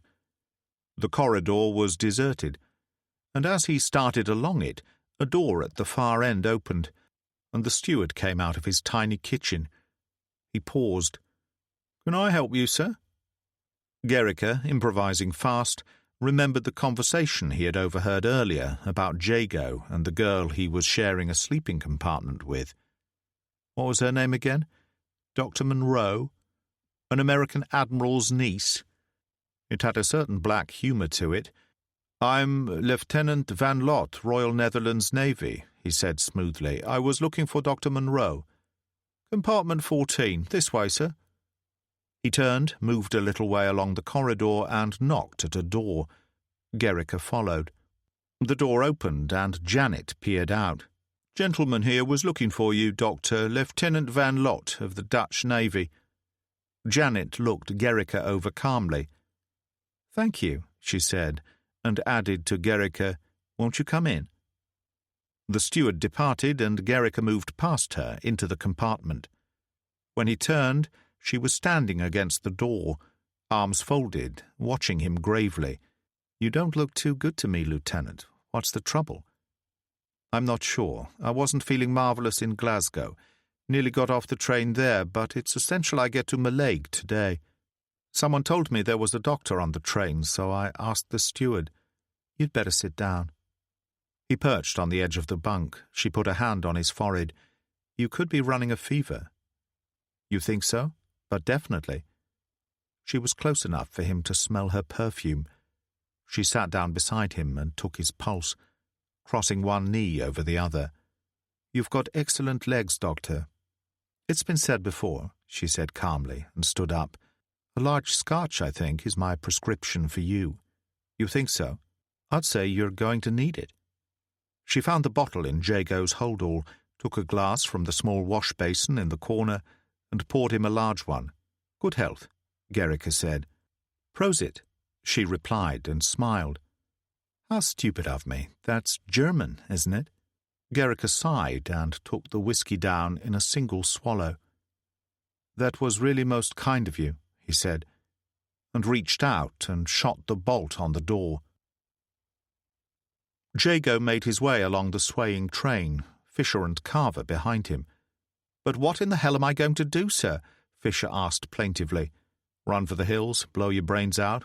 Why ask me?" Jago demanded. "It's your problem, Fisher. I wasn't even there. I was back on the train." He had no intention of being dragged down by this young fool's incompetence. As he opened the door and entered the sleeping car, the steward was just emerging from the end compartment with a tray. "We'll have some tea or coffee," Jago told him. "Anything you can rustle up." "In Dr. Munro's compartment?" The steward hesitated. "Actually, she has someone with her at the moment, sir. A Lieutenant Van Lot, Dutch naval officer." Jago looked at him. "A small guy with a pale face," he said carefully. "White cap, navy blue raincoat." "That's right, sir. I'm short of coffee, but I think I can manage tea for you, gentlemen. I'll see to it directly." He moved along to his kitchen. Jago took the Colt automatic from his pocket and turned to Fisher. "Well," he said. "I can't believe it." Fisher looked stunned. "It doesn't make sense." "Just give me a minute, sir," Carver said eagerly, "and I'll have the sod out of there." "Like hell you will. We've got Dr. Munro to consider, so we play this very carefully indeed till we know what's going on. Understand?" He moved quietly along the corridor to Janet's compartment. He tried the door handle gently, without success, took a deep breath and knocked. "Janet, you in there?" His voice was muffled. She took a step towards the door, but Gerrica pulled her back, the handcuffs dangling from his wrist, plain to see now. "I don't think so. Not at the moment." Jago rapped on the door again, a little more insistently. "Hey, come on, Janet, open up." Gerrica sat on the edge of the bed. "How did you know?" "When I first saw you at the London cage, there was an eagle and swastika above the badge of that rather sweet white cap you're wearing." He smiled good-humouredly. "How could I have missed you?" "One of your bad days, I expect. Charm, like most things, has its limitations. Now, would you mind very much if we bring this little farce to an end?" She put a hand to the bolt, and Gerrica produced the Mauser from his pocket and cocked it. "I don't suppose you'd like to take my pulse again?" "Not today. I'm fully booked." "Ah, well, I shall always have the memory." He clicked his heels, gave a little bow, and handed the Mauser across butt first. "Isn't that how Conrad Veidt does it in all those Hollywood movies?" She stopped smiling. "You fool," she whispered, "and in the end, where has it got you?" He shrugged. "The rules of the game, Doctor. You have to keep moving." She pushed back the bolt, opened the door, and stood to one side. Jago and the others crowded in, Carver grabbing Gerrica roughly and turning him round, jerking his arms behind his back. "You all right?" Jago demanded. She handed him the Mauser. He behaved like a perfect gentleman. "I'm sorry about that," Gerrica said cheerfully over his shoulder. "Get him out of here, for God's sake." Carver shoved Gerrica, whose wrists were by now handcuffed behind him, into the corridor. Jago handed him the Mauser. "Try not to lose it again, or him." "I won't, sir, you can count on that," Carver said grimly, and he put a knee behind Gerrica and sent him staggering. The train stood in Fort William for 20 minutes, while Fisher used the phone in the stationmaster's office. Finally he came out, climbed into the guard's van, and knocked on the door of the luggage compartment. As Carver opened it, the train started to move again. "What's the form, sir?" "We're taking him on to Mallaig, back to Glasgow on the afternoon train." "How is he?" "Trussed up like a Christmas turkey." Fisher walked over to the cage and looked inside. Gerrica sprawled across the mailbags, wrists handcuffed behind him, ankles tied together with twine. The lieutenant sat down, suddenly very tired indeed, and lit a cigarette. Thank God the nightmare was over at last. No court-martial, no inquiry. Well, an inquiry perhaps, but then he might not come too badly out of that. After all, it had been Carver's fault in the first place, the whole wretched affair. On the Deutschland there were rumblings of discontent, amounting almost to mutiny, when Richter descended to the forecastle for his midday meal. "Something's crawled in there and died, if you ask me," he heard leading seaman Rote observe. The watch below were grouped around the narrow central table on which stood the cause of their dissension, 2 large pans, which had just been brought down from the galley. The smell, when someone raised a lid, was really quite special. Richter had to admit that. Enough to take the edge off the strongest appetite. "What's all this?" he demanded, pushing his way through. "The food again," Endras told him. "Not fit for pigs. Weber's gone too far this time." "He's no cook," Richter admitted, peering into one of the pans with distaste. "Which Waltz was. Whatever else he might have been." There was an uncomfortable silence, for it was an undeniable fact of life that the cook's death had left a gap which had proved almost impossible to fill. Richter, by implication, did bear a certain responsibility for the present situation. Riedel said, "I served my time in sail, Herr Richter. You know that. I was with the old Commodore Johnson out of Hamburg in the last grain race just before the war, 107 days, Australia to Queenstown. I know my rights, and according to regulations, each man is entitled to 1 1/4 pounds of salt beef and 3/4 of a pound of pork per day." He dipped the ladle into the pan. "And what do we get? A mouthful each if we're lucky." "Supplies are running low," Richter said. "That pork is half rotten when it comes out of the barrel. You can't blame Weber for that." "Which is still no excuse to serve what little there is like something off the pavement," Endras said. "I think we should see the captain." "All right," Richter nodded. "You and Riedel here, and you'd better bring one of those pans, so he can see what we're talking about." Not that there was any need, for when the boatswain knocked at Berger's door and entered, he found the captain and Prager seated opposite each other, plates of stew before them. "What's this?" Berger demanded. "Deputation from the crew, Captain. Petty Officer Endras and leading seaman Riedel ask leave to speak for the men." Berger looked at Endras coldly. "Well?" "The food, Herr Kapitän," Endras said. "It's getting so the men can't stomach it any more, and the stink." He lifted the lid of the pan which Riedel was holding. Berger grimaced at the first whiff. "You've made your point. Get it out of here." Riedel retreated. "All right, so it's not too good, but we're all in the same boat." He indicated his own plate and said to Richter, "Who's in the galley now? Weber, isn't it?" "That's right, sir. And he has to be pressed into service. Nobody wanted the job, so the men drew lots." Berger nodded. "I don't really see that there's anything much I can do about this. It's an old problem on sailing ships, as you know. Once the food starts going off, especially the meat, it needs an experienced cook to handle it, and that's something we just don't have. I'm sure Weber is doing his best." "I beg leave to doubt that." Sister Angela stood in the doorway, a pan in one hand, the other nuns behind her. She lifted the lid. "What would you say this is exactly?" she asked Berger. He eyed the greasy scum on the surface with distaste. "Pea soup, I think, sister." "So dirty that it's almost black," she said. "A rare phenomenon which is explained by the simple fact that the cook has omitted to wash the peas." "All right," Berger held up a hand. "No need to go on. So what do you want me to do about it?" She handed the pan to Sister Cater. "We could start with an inspection of the galley, with your permission, of course." Berger, for once allowing himself to go with the tide, reached for his cap. "For you, sister, anything. If you'd follow me, please."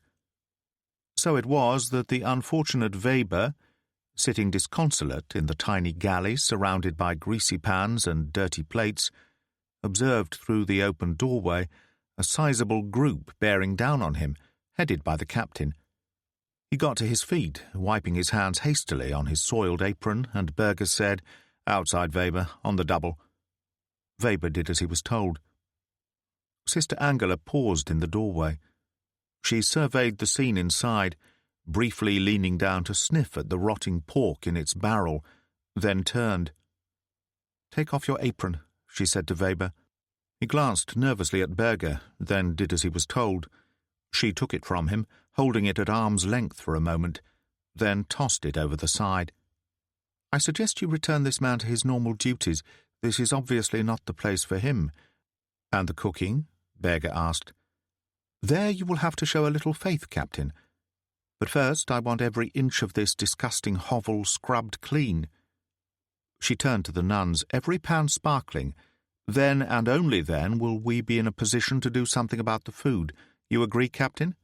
"We are, as you so frequently remind me, in the good Lord's hands," Berger told her.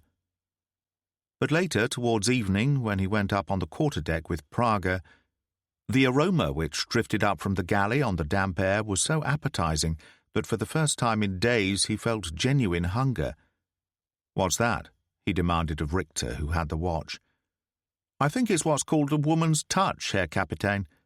"And thank God for it," Prager added piously.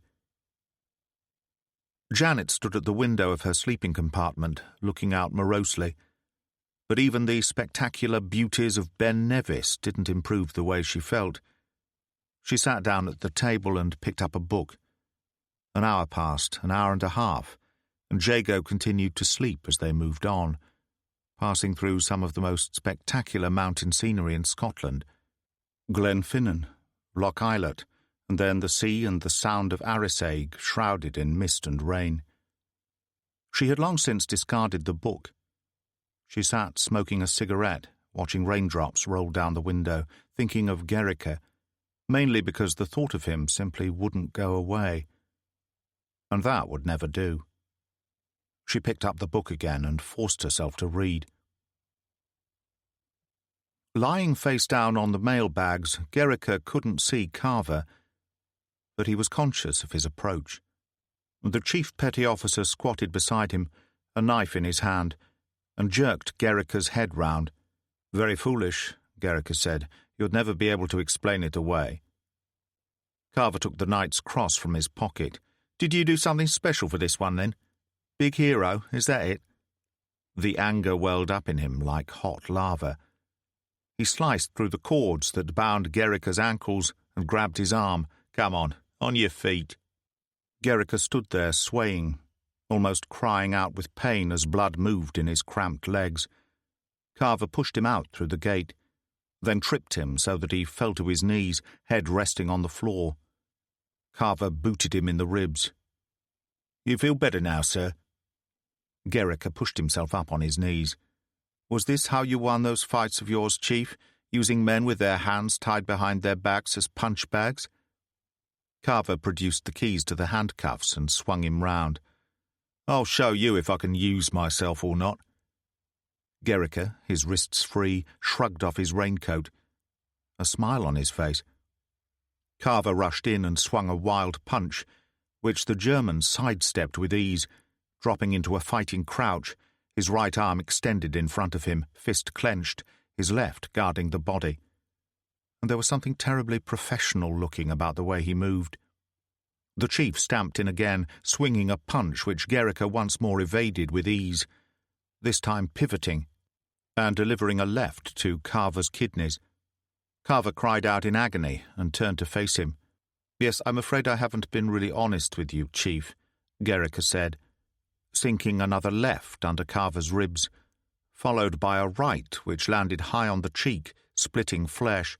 "As a young man, I served my apprenticeship in a clipper ship on the nitrate run to Chile. A hard school, plenty of discipline enforced by belaying pin, knuckle duster, and boot. I grew up fast." He seemed to be moving in a kind of slow motion, one punch after another finding its target, and Carver's blows repeatedly landed on thin air. The chief petty officer was in a bad way, face covered in blood, unable to speak, gasping for breath as the German drove him back across the van relentlessly. "My friend, you are a disgrace to the uniform you wear and the country which nurtured you. Someone should have cut you down to size long ago," Gerrica said, striking Carver 3 terrible blows on the face that sent him back against the wall of the cage. He slid to the floor, head lolling to one side. Gerrica stood there looking down at him, then dropped to one knee and went through his pockets, retrieving his decorations. He found the Mauser, which he slipped into his own pocket, picked up his cap and put on the raincoat. He pulled back the sliding door, and rain flooded in. Janet, standing at an open window in the corridor of the sleeping car, caught a brief glimpse of him landing in heather and rolling over and over down the slope. And then there was only the mist and the rain. Chapter 9. Barkentine, Deutschland, 22nd of September 1944, latitude 50 degrees 59 north, 15 degrees 35 west. At 6 bells of the mid-watch, the iron collar of the mainsail boom fractured. In the ensuing tangle, the mainsail itself was split from top to bottom, and we had to heave to for repairs, drifting under sea anchor until Mr. Sturm reported all clear and ready to proceed at noon. The weather deteriorated into heavy rain and mist soon after, wind northwest 5 to 6. The Mary Masters, a 9,000-ton Liberty ship out of Halifax, Nova Scotia, with a cargo of pig iron destined for the steelworks of South Wales, had just gone through a very bad 24 hours. Most of the crew, including the captain, were snatching a couple of hours' sleep below. Visibility was poor, owing to driving rain and mist, and the third officer, alone on the bridge, was tired. When he raised his binoculars for perhaps the 20th time in half an hour, and the Deutschland sprang into view, he received a considerable shock. He went to the voice pipe to call up the captain. "Braithwaite, sir, sorry to bother you, but I've sighted a sailing ship." "What did you say?" "A sailing ship, sir, a quarter of a mile away on the port quarter. I'll be right up." Braithwaite turned to examine the Deutschland again, and a few moments later Captain Henderson hurried onto the bridge. He was a small, white-haired man who should have retired in 1940 and had stayed on for the duration. He reached for the binoculars and focused them. "You old beauty," he said softly. "Alter course, Mr. Braithwaite. I think we'll take a closer look." There were no more than half a dozen men visible on the decks of the Deutschland, as Berger and Sturm stood together on the poop, watching the other vessel move in towards them. Sturm lowered his glasses. "A Tommy, Herr Kapitän. The Mary Masters, registered Liverpool." Richter came up the ladder, holding the signalling lamp. "What happens now, sir?" "That's a merchant ship out there, not the Royal Navy." Berger glanced up at the Swedish ensign. "We're still the Gudrid Anderson until someone proves different." A signalling pennant was hoisted on the Mary Masters, and Sturm examined it quickly through his glasses. "May I be of assistance?" Berger frowned, one hand gripping the rail. She was very near, moving on a course that would take her astern, close enough for him to see the men on the bridge clearly. "I think we'll try a real bluff this time. You speak the best English, Mr. Sturm, so you take the signalling lamp. Get ready to transmit on my orders. Plain language, if you please." "Aye, aye, sir." Sturm made a preliminary signal. There was a pause, and then an answering flash. "Here we go, then," Berger said softly. "Gudrid Anderson, 28 days out of Belém for Gothenburg. Thank you for your offer, but in no need of assistance." The lamp flashed in reply from the bridge of the Mary Masters, even closer now. Sturm waited until it had finished, then translated. "Out of Halifax, Nova Scotia, for Swansea. Compelled to drop out of convoy yesterday owing to temporary engine fault." The lamp flashed again. "Do you wish me to report your position?" "Accept his offer.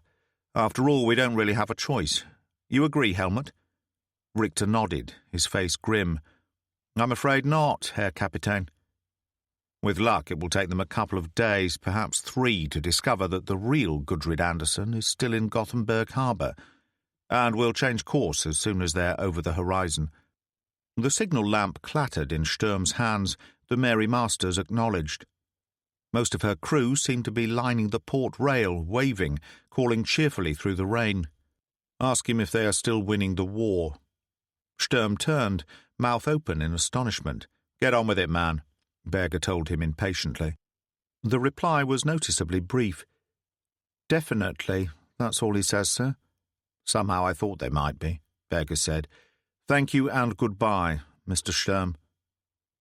The lamp clattered for the last time, and, as the Mary Masters passed astern, they heard 3 long blasts on her steam whistle. "Mr. Richter, return the salute." The boatswain hurried down the ladder and ran along the deck to dip the ensign. The hooter sounded again, a lonely echo drifting across the water. "Right, Mr. Sturm, let's get the hell out of here," Berger said.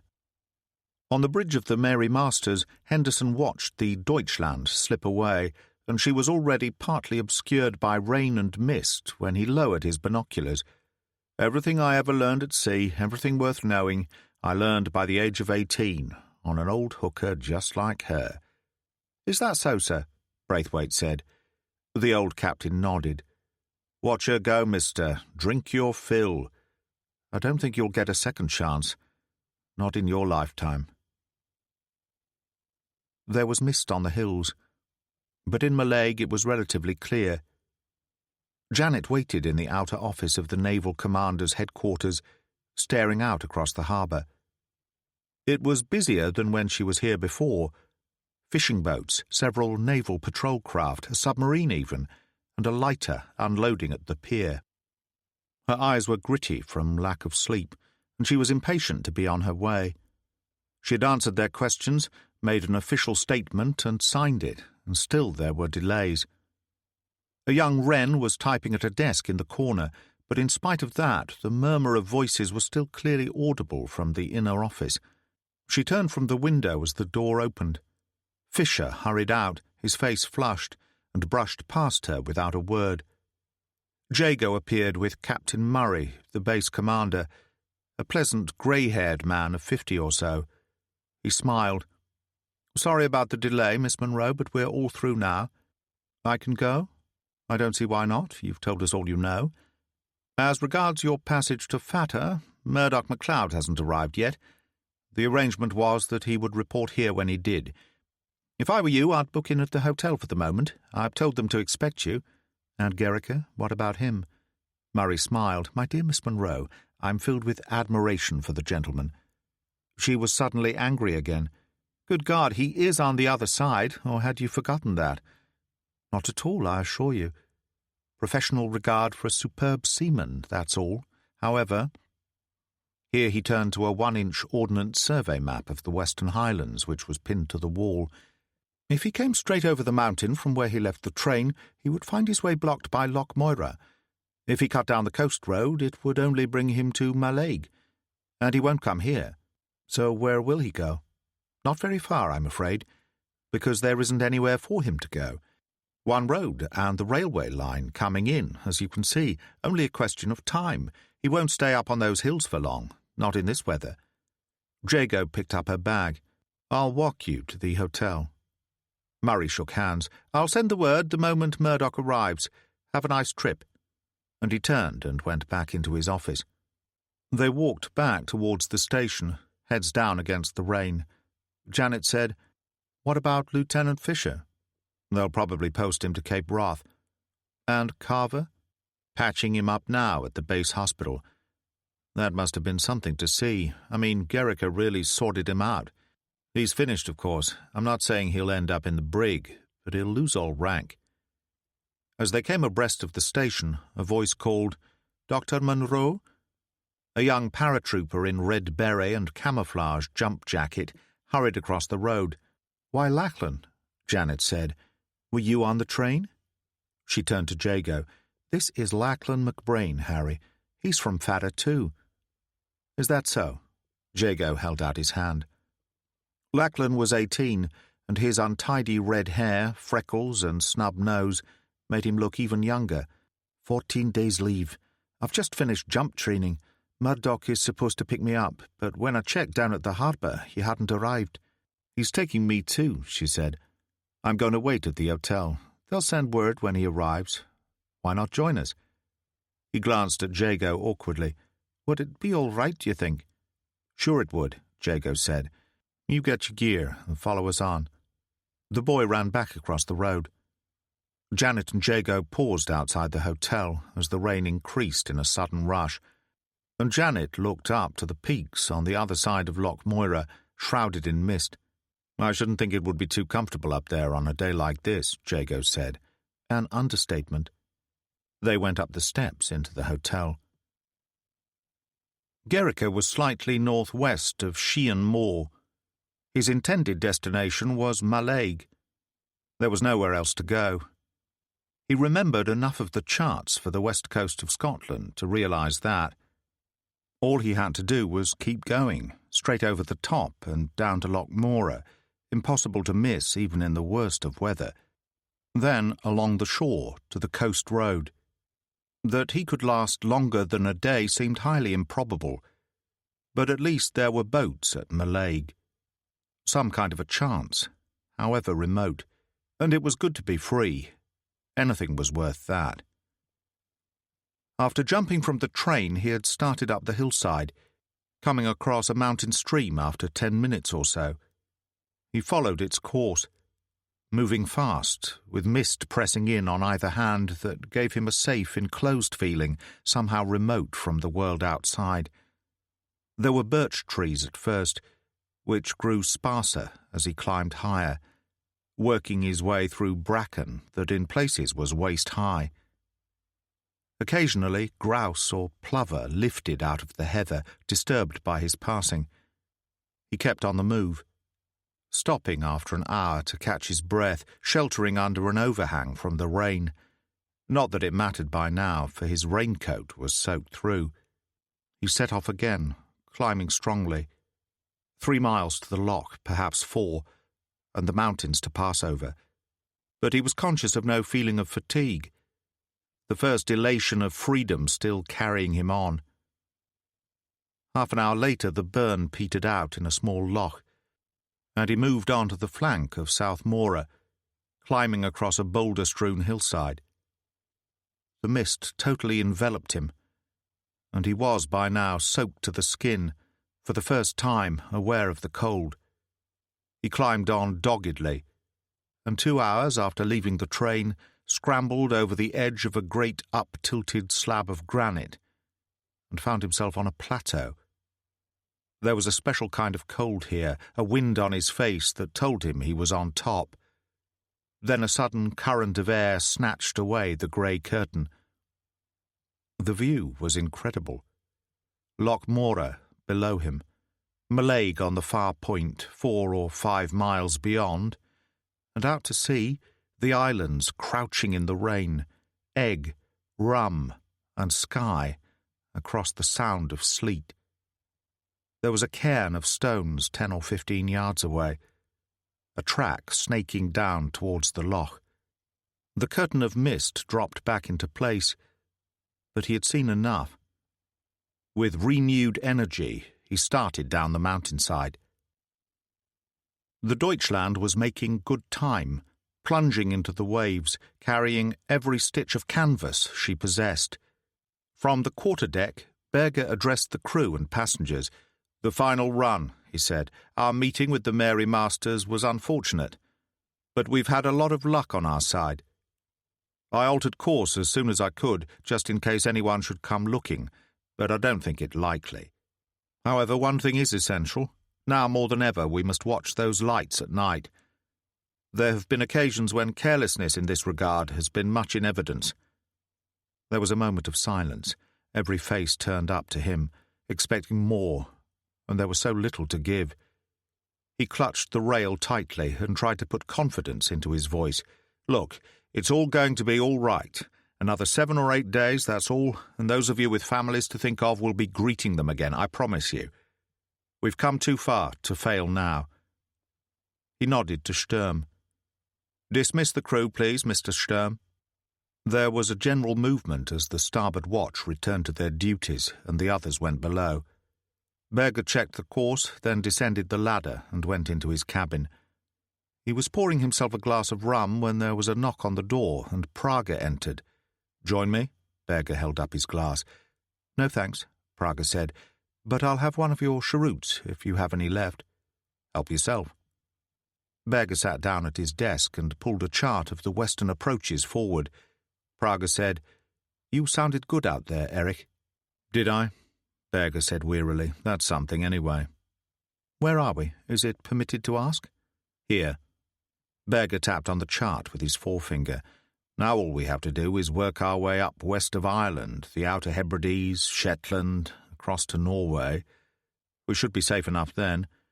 Follow the coastline down through the Kattegat and Kiel." "It seemed like a dream when we started," Praga said. "An impossible dream." "Yes, it did, didn't it?" And something touched him. A wave of greyness running through his entire body, like a cold wind brushing the face on deck at night. First warning of a storm to come. In the galley, Sister Angela and Lotta, sleeves rolled up to the elbows, worked together preparing the evening meal. The door was pushed open and Richter entered, an enamel wash-basin in his hands. He dropped it on the table. "Salt beef, the last of the crop. And it doesn't smell too good." Sister Angela prodded it with a knife. "Half of it rotten, the rest teeming with life." "Not to worry, sister. I'm sure you'll manage to do something with it." He exchanged glances with Lotta, who smiled as she kneaded dough, flour to her elbows.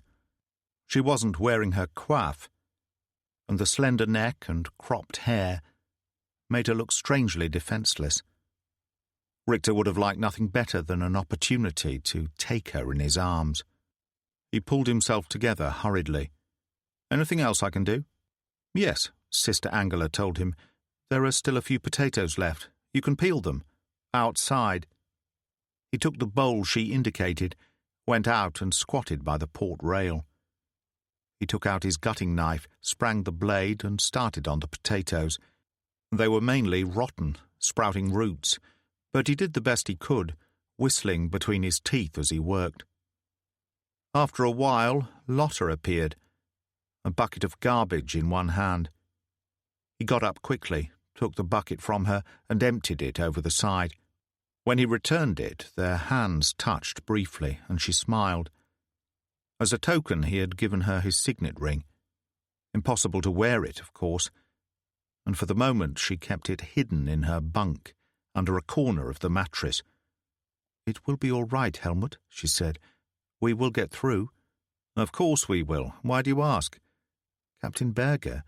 It was something in his voice, something I can't explain." "Nonsense. He's tired, that's all. We all are. It's been a hell of a trip." He reached up and held her hand. "You've nothing to worry about." She smiled. "And when we get to Kiel?" "You'll never be alone again, I promise you. From now on, nothing parts us. Not ever. I swear it." She smiled warmly. "Then that's all that matters," she said, and returned to the galley. Janet peered out across the harbour from the bridge of the dead end. "I always forget, when I'm away, just how much it rains up here." 5 days out of 7, Jago said. Jansen entered, a cup of coffee in each hand. "Just had our orders, sir. Stornoway by dawn's early light." Noting Janet's expression, Jago explained. "He always speaks that way. in quotation. A well-known disease, Jansen told her. It's called education. A seagoing launch rounded the pier and moved into harbour. Janet leaned forward. I believe that's the Katrina now. Yes, I'm sure of it. Jansen said, I'll go and tell him you're here. He went out. She turned to Jago. Well, Harry, the end of something? Or the beginning? That's what I like about you, darling. The last of the great romantics, and that's a quality hard to come by these days. There was a surprising amount of light on the pier, in spite of the blackout. A crane was working, powered by a diesel engine that thumped hollowly through the night as a party of sailors unloaded oil drums from a lighter into 2 large trucks. At least it gave Gericke, standing in the shadows, a view of the general state of things. There was an old gunboat which looked pre-war, with a couple of ratings on the deck, Americans to judge from their headgear. Beyond the gunboat was a coaster, a single stacker of 800 or 900 tons, and then a gaggle of fishing boats, and perhaps 20 yards further on, as the light faded, the dim shape of a seagoing launch. He glanced at his watch. It was just coming up to 9.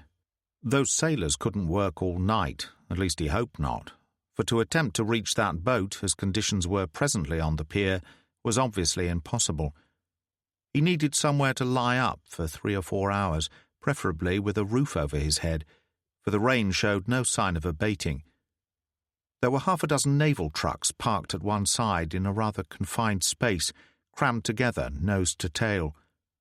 He made a cautious reconnaissance, but there seemed to be no guard, probably because they were empty. He climbed over the tailgate of one, made himself as comfortable as possible on the floor, and waited. Janet and Harry Jago were sitting in a corner of the bar of the station hotel when Murdoch came in. He wore sea boots and his reefer coat, a yellow oilskin over one arm, a splendidly archaic figure that made heads turn as he moved past. "Can I get you a scotch, Mr. MacLeod?" Jago asked, standing up. "Murdoch, lad, Murdoch to my friends," the old man said, "and yes, a wee dram would go down just fine. You being the one with the influence to get it." Jago moved over to the bar, and Murdoch took out his pipe. "D'you mind, girl?" "Not at all," she said. "Now tell me about the island. How's my uncle?" Murdoch filled the pipe methodically from his oilskin pouch. Instead of answering her question, he said, "Where would young Lachlan be?" "In my room. I thought the bed might as well get some use, and he looked as if he needed the sleep." Jago returned with Murdoch's scotch. The old man raised the glass and examined the contents in the light, with a connoisseur's appreciation. "How in the devil do you manage it, Lieutenant?" "Oh, I let them have a couple of bottles now and then, so they always keep one under the bar for me." "How is Uncle Carey? You still haven't told me," Janet demanded. He said carefully, "Have they worked for him yet? Have you news?" "Yes, I think you could say that." He nodded. "His only problem. Mind you, it's not what he's hoping for. No more boarding parties, sword in hand, if you know what I mean. I was afraid of that." Murdoch sighed. "He has, how can I explain it to you? A hunger for action. It is, I think, meat and drink to him. A great pity he cannot bide still for a while, and a good woman to hold his hand." "Jean, that is the impression I get. And the best thing for him." Janet was pleased. "I'll have to see what I can do." "Look to your own affairs, girl," he told her gently. "Some things grow better on their own." Jago was vastly amused to see her slap down. She kicked him under the table. "When do you plan to leave?" "Oh, about 2 o'clock in the morning, if that will suit. The tide will be flowing well by then. I'll leave you now, if you don't mind. I promised to supper with my sister." He produced an old tin watch from some inner pocket and consulted it gravely. "I should have been there 10 minutes ago. She'll have the skin off me. Terrible sharp since her husband died last year." "Is it far?" Jago stood up. "I could get the jeep." "The top end of the main street. A step only. I'll see you here at 1:30. He moved away through the crowded bar, and Jago sat down. "There goes one hell of an old man." Pity you had to be so open-handed with young Lachlan. There's a perfectly good bed going to waste up there. Good deeds is my second name." He leaned across, offering her a cigarette. "As it happens, being a young man of some resource, I have a special arrangement with the landlord. Somehow I thought you might. You know how it is, home is the sailor and all that, somewhere to lay his weary head. There is only one difficulty. It's a single bed, and 2 into 1 won't go. I was always lousy at mathematics." "Me too." They got up and moved out of the bar into the hall. Rain rattled against the door in a sudden flurry of wind, and she paused, one hand on the banister. "A hell of a night to be out. Not fit for man, beast, or an old stray tomcat," he told her cheerfully, as my old granny used to say. "I was thinking of Gericka," she said, and started upstairs. Gericka actually dropped off to sleep, waking in something of a panic to find that a good 2 hours had passed. Not that it mattered, for it was 1 o'clock before the sailors on the pier finished unloading. The lights were extinguished, the trucks driven away. It was very quiet now. A dog barked hollowly somewhere in the distance. He waited for another 1/4 of an hour just to make sure that no one was coming back, then moved out from the shelter of the trucks and went cautiously down to the pier. He kept to the shadows, pausing to remove his sea boots and stuffing his white cap inside his raincoat. There was a murmur of voices as the 2 men on watch in the gunboat chatted, the glow of a cigarette inside the wheelhouse. He moved on, soundlessly in stockinged feet, past the coaster and the fishing boats. The launch was tied up at the bottom of a flight of stone steps. He stepped over the rail, put his sea boots down gently, and descended the companionway, the Mauser in one hand. There was a decently sized saloon, a cabin aft with 2 bunks, both unoccupied, and a small toilet. The galley was forward. Nothing could have been more satisfactory. He found a towel, dried his feet, then went back up the companionway and pulled on his sea boots. Next, he made a cautious exploration of the wheelhouse. This was no fisherman's boat, so much was certain. A rich man's craft. Penta petrol engine, twin screws, a depth sounder, automatic steering. Such boats commonly had a range of 700 or 800 miles, perhaps more. It all depended on what was in the tanks.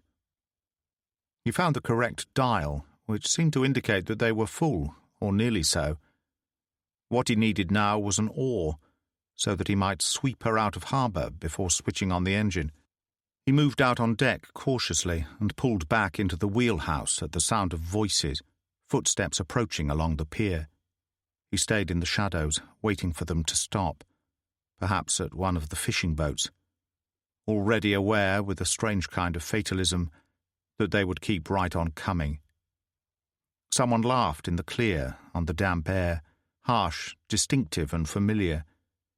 Gericka smiled incredulously as Janet Munro said, "Don't you ever take anything seriously, Harry?" "Not if I can help it," Jago told her. "You know, I've had a great idea, Murdoch. Why don't you choose the deepest spot you can find between here and Fada and put her over the side with about 80 pounds of old chain round her ankles? I'd say the world would be a whole lot more comfortable for all of us." "Bastard," she replied. "Mind your manners, girl," Murdoch said in reproof, "for if you do not act in a more seemly fashion, I might take the lieutenant here up on his suggestion." Gericka, smiling again, was already out of sight and halfway down the companionway. Chapter 10. Barkentine, Deutschland, 23rd of September 1944. Latitude 53 degrees 59 north, longitude 16 degrees 39 west. Wind northwest 6 to 7. Rain and intermittent squalls. During the mid-watch, Mr. Sturm requested permission to shorten sail, as we were taking so much water inboard that life was becoming very uncomfortable for the passengers. I refused his request, anxious to make as much time as possible now. Jago switched on the light in the saloon. The blackout curtains were neatly drawn, and he turned as Janet followed him down. "This is nice. Where do you want these, by the way?" "The aft cabin," she said. He kicked open the door and dropped the suitcases and medical bag on one of the bunks. As he went back into the saloon, Lachlan came down the companionway, his rifle slung over one shoulder, a kit bag under his arm. The boy made a face. "So help me, Doctor, but I feel sick already." He dropped his kit bag on the floor, and Janet took the rifle from him and pushed it out of sight under one of the divan seats. "I hate those things. Never mind, Lachlan, I've got some pills in my bag. I'll give you a couple, and you can get your head down and sleep all the way across." The boy went into the galley, and she turned to Jago. "He's been like that ever since he was a kid. Believe it or not, but his father was captain of a local fishing boat out of Fada." "Was?" "Apparently he was killed in action recently, serving as a petty officer under Murdoch's son." "I know," Jago said, "about what happened, I mean. Not about Lachlan's father, though. They were torpedoed in the North Sea. I had the unpleasant task of bringing the good news. As I told you before, I'm just a bloody postman." She was suddenly angry, irritated at the recurrence of the same old theme. "For God's sake, grow up, Harry. Stop feeling sorry for yourself." She grabbed hold of his sweater. "You try turning up at Fada in that mood, and I'll throw you straight back into the sea." "Yes, Ma'am." He tried to kiss her, but she slipped from his arms and made for the companionway. "I want to get out of here." They found Murdoch in the wheelhouse with Jansen. "I've been trying to suggest to Mr. MacLeod," the chief petty officer said, "that maybe it would be a good idea to wait for a little more light." And what was his reaction? "As I have been sailing these waters, man and boy, for at least 70 years now, I told him to mind his own business and go to hell," Murdoch said. "A terrible sentiment for a man of my persuasion, but there it is." "Admirably put," Jago observed. Murdoch took out his pipe. "A couple of plates of good Scots porridge in you, and you'll be ready for that dawn start to Stornoway." "Porridge," Jansen said, "a grain which in England is given to the horses, but in Scotland supports the people. It was Dr. Samuel Johnson who said that first, by the way, not me. As a matter of interest, he actually travelled in these parts." "Lieutenant Jago," Murdoch said grimly, "will you get him off now, or do I pitch him head first over the side?" "No offence, sir." Jansen backed out hurriedly and stepped over the rail. "I'm sorry," Jago said. "He isn't really responsible. Something they gave him when he was very young." "On your way, Harry." Janet gave him a push. Jago joined Jansen at the bottom of the steps, and they cast off the lines. Janet hauled them in, then stood watching them, hands on hips. Jago blew her a kiss. She waved and went into the wheelhouse. She stood at Murdoch's elbow, peering out into the darkness. "What's the forecast?" 3 to 4 winds with rain squalls, a light fog generally in the Sea of the Hebrides just before dawn. How disappointing. Oh, so it's excitement you're seeking. You must wait a day or two. Why'd you say that? Heavy weather coming. Something really bad, you mean? Janet frowned, for she knew that it was not uncommon for Fata to be cut off from the mainland for weeks at a time, but that was usually in the winter. How do you know? It is to be found in the wind's breath, the touch of the rain, the smell of things. He smiled. Or in the sum total of a lifetime at sea, perhaps. She stuffed her arm through his. "I know, you're just an old Highland mystic. Can I take the wheel? Later. Go you and see to the boy. You know how this trip distresses him." She left him and went downstairs. Lachlan was seated at the table and already looked ghastly. She went into the aft cabin, opened it, and found the pills she'd promised. "Take these with a glass of water, then get on one of the bunks. I'll bring you a cup of tea." She went out to the galley. Lachlan stood there by the bunk for a moment, then, stomach heaving, reached for the handle of the toilet door. When he pushed it open, Gericka was sitting there, the Mauser in his right hand. Janet leaned against the bulkhead in the galley and smoked a cigarette, arms folded as she waited for the kettle to boil. She was aware of the creak as the door swung open, turned casually and saw Lachlan standing there, hands clasped behind his neck. Gericka peered over the boy's shoulder, smiling. "Ah, there you are, Doctor."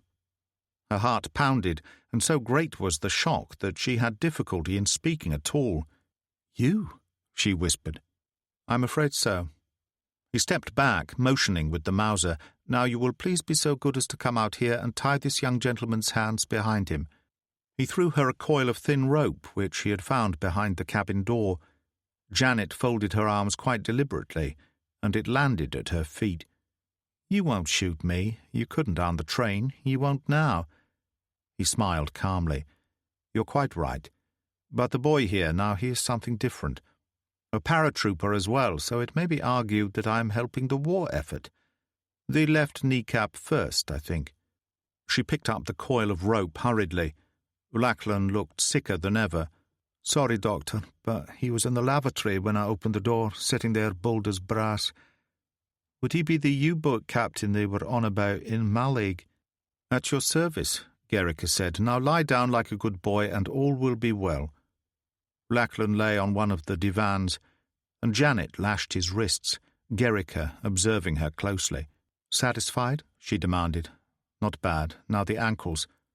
She did as she was told, and when she was finished, he said, "And now we will go to see your friend upstairs, Mr. Murdoch MacLeod. Have I got the name right?"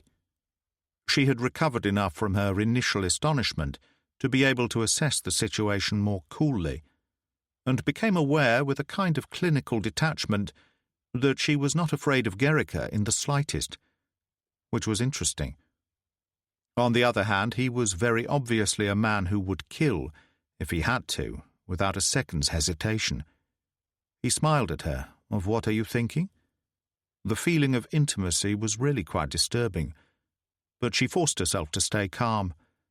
"Murdoch's an old man, one of the finest men I know. I don't want him hurt." It was delivered almost as a command. Gericka inclined his head. "Very well, Doctor. Let's see if we can deal with this in a civilized manner, then." She led the way up the companionway and opened the wheelhouse door. Murdoch stood there, his head disembodied in the light of the binnacle. Gericka leaned in the doorway and thumbed the hammer on the Mauser very deliberately. "You will please do exactly as you are told, Mr. MacLeod." Murdoch looked him over calmly. "And who might you be, laddie?" "He's Gericka, the U-boat commander who escaped from the train," Janet informed him. "I see," Murdoch said. "It's the boat you're after, is that it? And where exactly do you intend to take her?" "Norway, by way of the Orkneys." "A possibility, but only just. You'd need to know what you were doing. A lot different from those sardine cans you're used to." "I have a master's certificate in sail," Gericka told him. "Is that good enough?" Murdoch nodded gravely. "Like that gun of yours, difficult to argue with." "And what about us?" "I'll drop you off on the way, somewhere nice and remote on the coast of one of the larger islands. Lewis, perhaps. And now, as I am perfectly capable of reading a chart, you will oblige me by putting her on automatic pilot and coming below. You feel you are familiar enough with these waters?" "I do." "Then who am I to argue?" He locked the automatic steering device in position and moved out, Janet leading the way. They descended to the saloon, where he lay on the opposite divan from Lachlan, and allowed her to lash his wrists and feet. When she was finished, she said, "Now it's my turn, I suppose."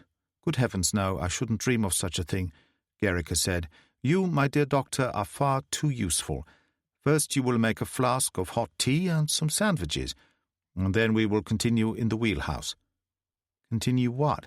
she demanded suspiciously. "Why, where we left off in the train, if you like." He smiled. "The galley, by the way, is right behind you." It was very peaceful in the wheelhouse. Janet swung from side to side in the chart-table chair and watched Gericka at the wheel. "You like that, don't you?" she said. "A deck under the feet, a wheel kicking in the hands." He smiled. "The finest feeling in the world. Well, almost." "Aren't you ever serious?" "Not possible. I realized rather early in life what a bloody unpleasant business it all was. No man of intelligence could possibly take it seriously. We had a hard time when I was a boy, you see. My father was killed on the Western Front. Was he a soldier? No, a fighter pilot, one of the first. He lasted 3 years, a long time, but not long enough. And your mother? Died in the influenza epidemic of 1918. I went to live with her brother, my Uncle Lothar, in Hamburg. Poor as a church mouse, but one of the kindest men I've ever known. He was a teacher of mathematics, at a house in Blankenese on the Elbe, from which you could see every ship that entered or left Hamburg. I used to sit in my room at night for hours with the window open, watching the lights on cargo boats slipping out to sea, going somewhere romantic. Always that. And I wanted to sail with them. The beginning of a love affair? He carried on. And if it was too foggy to see them, there were always the foghorns growling out there, somewhere at the edge of things. He took one of her cigarettes from the packet on the chart table. Janet said, "When I was a girl, I used to spend summers at my uncle's place on Cape Cod. Lots of fog there. Sometimes at night you could hear the fishing boats calling to each other far out to sea." Gericke nodded. A lonely sound for a lonely place. She swung round on the swivel seat to face him. "You know it. I sank 11 ships off that coast, between mid-March and late April of 42. There was a slight ironic smile on his mouth. The happy time, all over again. For 5 consecutive minutes the thought actually crossed my mind that we might win the war. American ships, all except one, a Spanish tanker, which got in the way of the action, so to speak. "I see," she said, "so even a neutral wasn't safe from your attentions." He smiled sardonically. "Sea wolves, isn't that what they call us? And you're proud of that?" She reached for the thermos, mainly to give her hands something to do, and poured tea into the plastic cup. "Now let me tell you something. Lieutenant Jago let me read the report on you back there on the train. Strictly against regulations, that, I should imagine. That Spanish boat was an oil tanker, the San Cristobal, out of Bilbao. There was a big fuss in the newspapers at the time because she was a neutral. Then it turned out that she'd been chartered by the American War Department. You knew that when you sank her. Naturally." He peered down at the compass and altered course, a point to starboard. "Then why try to make me think something different?" He smiled good-humouredly. "But I thought that was what you wanted to believe. The brutal Hun about his evil work. Machine-gunning the lifeboats after making sure there weren't any women available amongst the survivors, of course. Damn you, Gericke, taken care of long since." She lit another cigarette and sat leaning her elbows on the chart table, frowning and staring into the dark glass. "You love ships, yet you destroy them. I'm perverse by nature. You should try me sometime." "No thanks. I'm still not good enough. What would you prefer? Some neat psychological explanation on the lines that each man kills the thing he loves? Come now, doctor. Even the great Freud once said that sometimes a cigar is only a cigar. They certainly didn't teach us that in medical school. Just put it down to the bloody war, then." There was a savage tone in his voice that had not been present before. For a moment she stood on the edge of something, peered into a dark and private place, and drew back. He checked the course again and stared grimly in the dark, his face set, that slight, perpetual smile missing for the first time. "Your English," she said lamely, "is really very good. We lived in Hull for a while. That's a port on the east coast of England. I know. My uncle taught English there for 2 years." He smiled.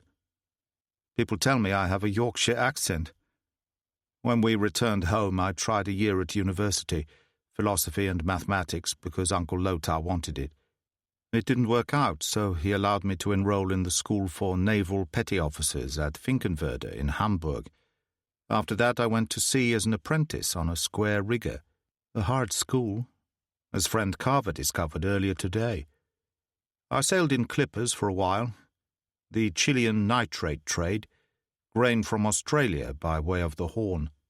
Then I served as third officer on a cargo boat to complete my navigational training. I was all of 22 when I took my master's ticket in both sail and steam. And then? Nobody wanted me.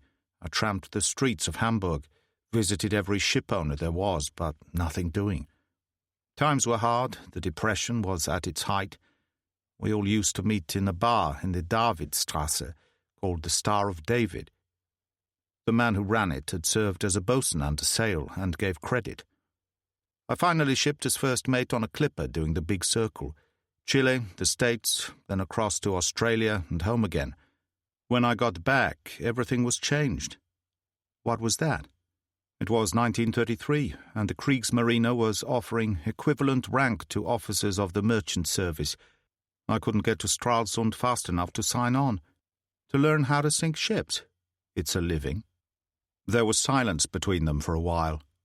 The wind had shifted and the sea was rising, the Katrina rocking in the turbulence.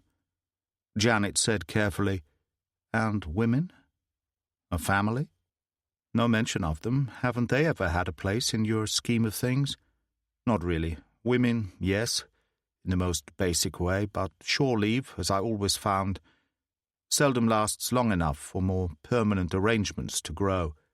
Strictly ships that pass in the night? An apt analogy." He shrugged. "And then the important things in life have one hell of a way of happening at exactly the wrong time. At least as regards being able to do anything about it. Don't you find that?" He turned to face her. She was aware of a cold excitement, a need to breathe deeply. Then a sudden violent squall struck Katrina, swinging the boat to port. Janet fell from her seat. Gericke wrestled with the wheel and brought her head round. "Are you all right?" She scrambled to her feet, white and shaken. "Yes, but I'd better get below and check on the others." She hesitated, peering out into the dark. "You think it will get worse?" "I should imagine so. I'll put on the automatic steering device and come down myself. Is it safe to have only that thing in control in this kind of weather? A whole lot safer than allowing you to go below on your own." She slipped through the door and was gone. He cursed, locking the steering, and went after her, already too late. For when he entered the saloon, she had Lachlan's Lee Enfield in her hands. She thumbed off the safety catch, worked the bolt, ramming a cartridge into the breech, and backed off. "Loaded, I presume?" he inquired. "You can take my word for it," Lachlan said, struggling to sit up. Gericke produced his Mauser and cocked it. "Stalemate, I think." "Don't make me shoot you, darling," she said harshly. "I will if I have to, and I could hardly miss at this range." There was determination on her face, but a kind of panic also, as if she knew that whatever happened, he would not pull the trigger. Suddenly there was a desperate appeal in her eyes. Gericke smiled very gently and placed the Mauser on the table. "Ah, well," he said, "it was fun while it lasted." And he clasped both hands behind his neck. Richter, flat on his face because of the confined space, was examining the bilges with the aid of a storm lantern. The pumps had been working constantly for 2 hours, but it was still a foot deep in there. Every so often, as the Deutschland plunged over a particularly large wave, filthy, rancid water washed over his head. He finished his inspection and came up through the hatch in the aft hold, passing his lantern to Sturm. "God, but you stink," the young lieutenant observed. "I know," Richter said in disgust. "It's like crawling along a very old sewer down there. How does it look? It could be worse." "Good." Sturm was relieved. "Better let the old man know straight away." When they went out on deck, there was a terrific beam sea running, and Berger, in oilskin coat and sou'wester, leaned on the quarterdeck rail. "Just in time, Mr. Sturm," he called. "Clew up the topsails and 4 lower t'gallant, and make them fast, quick as you like." "Aye, aye, sir." "And get the foresail off her." Berger went down to his cabin, and the crew tumbled into action as Sturm relayed the orders, Richter springing into the ratlines and leading the way aloft. No place for the faint-hearted in such weather. But on deck conditions were just as hazardous. The men at the clew lines were up to their necks in water, hanging on for dear life, every time another sea washed over them. Richter, on his way down to the deck again, saw Lotta emerge from the galley. She carried a bucket in each hand and was wearing an old oilskin coat and sou'wester. At the same moment he noticed a huge sea coming aboard. He cried a warning, jumped for the nearest line and slid down to the deck very fast. There was a tremendous crash as the sea poured aft. Richter caught a brief glimpse of Lotta washing along with it, dropped into the welter of foam, and went after her. The Deutschland pointed into the slate-grey sky, riding high over the next wave. Richter hauled the girl to her feet and discovered that she was still clutching the 2 buckets, both quite empty now, and she was laughing. "Little fool," he cried, "how often do I have to tell you?" "I don't think I'll ever be dry again," she answered. He put a hand under her elbow and helped her along the deck to the galley. When he opened the door, there was a couple of feet of water inside, pots and pans swilling around, Sister Angela on her hands and knees. From the look on her face, that inexhaustible patience had finally run out. Richter retreated, leaving Lotta to handle the situation. Berger towelled his head dry, then sat down at his desk, selected a cheroot and lit it. The last box, and only a dozen left. He inhaled the fragrance of Brazil with conscious pleasure, reached for his pen, and started the daily entry in his private journal. We are, by my estimation, perhaps 100 miles due west of Galway Bay in Ireland, and make excellent time, mainly because I have maintained a policy of carrying as much canvas as possible in rough weather. An unfortunate consequence of this is the fact that we take water inboard in large quantities, and this makes things difficult for both crew and passengers. The fan light has smashed again, water cascaded into the saloon without pause, making life wet and uncomfortable for the nuns, who pray constantly during such weather, although whether their plea is for the good Lord to take them up to heaven or save them for it, I have never been able to determine. There was a knock at the door, and Richter entered. Berger put down his pen. "How was it down there, Helmut?" "Smelly, but sound, Herr Kapitän. We worked the pumps for 2 hours before I went in, and there were still 12 inches, but when you consider this weather and how much water we've been shipping, that seems to me not too bad." "Good," Berger said, "very good. I've a feeling we may hit rough weather all the way now, and it's a comfort to know things are still no worse than they were below the waterline." He reached for his pen, and had already started to write in his journal again as Richter went out. It was just after 8:30 as the Katrina moved in towards Vater. Gericke, seated in the swivel chair at the chart table, hands tied behind his back, looked out with interest at the grey-green hump crouching there in the rain. Cliffs splashed with lime, seabirds wheeling in great clouds, cormorants, razorbills, gulls of every description. "So this is Vater." Murdoch at the wheel nodded.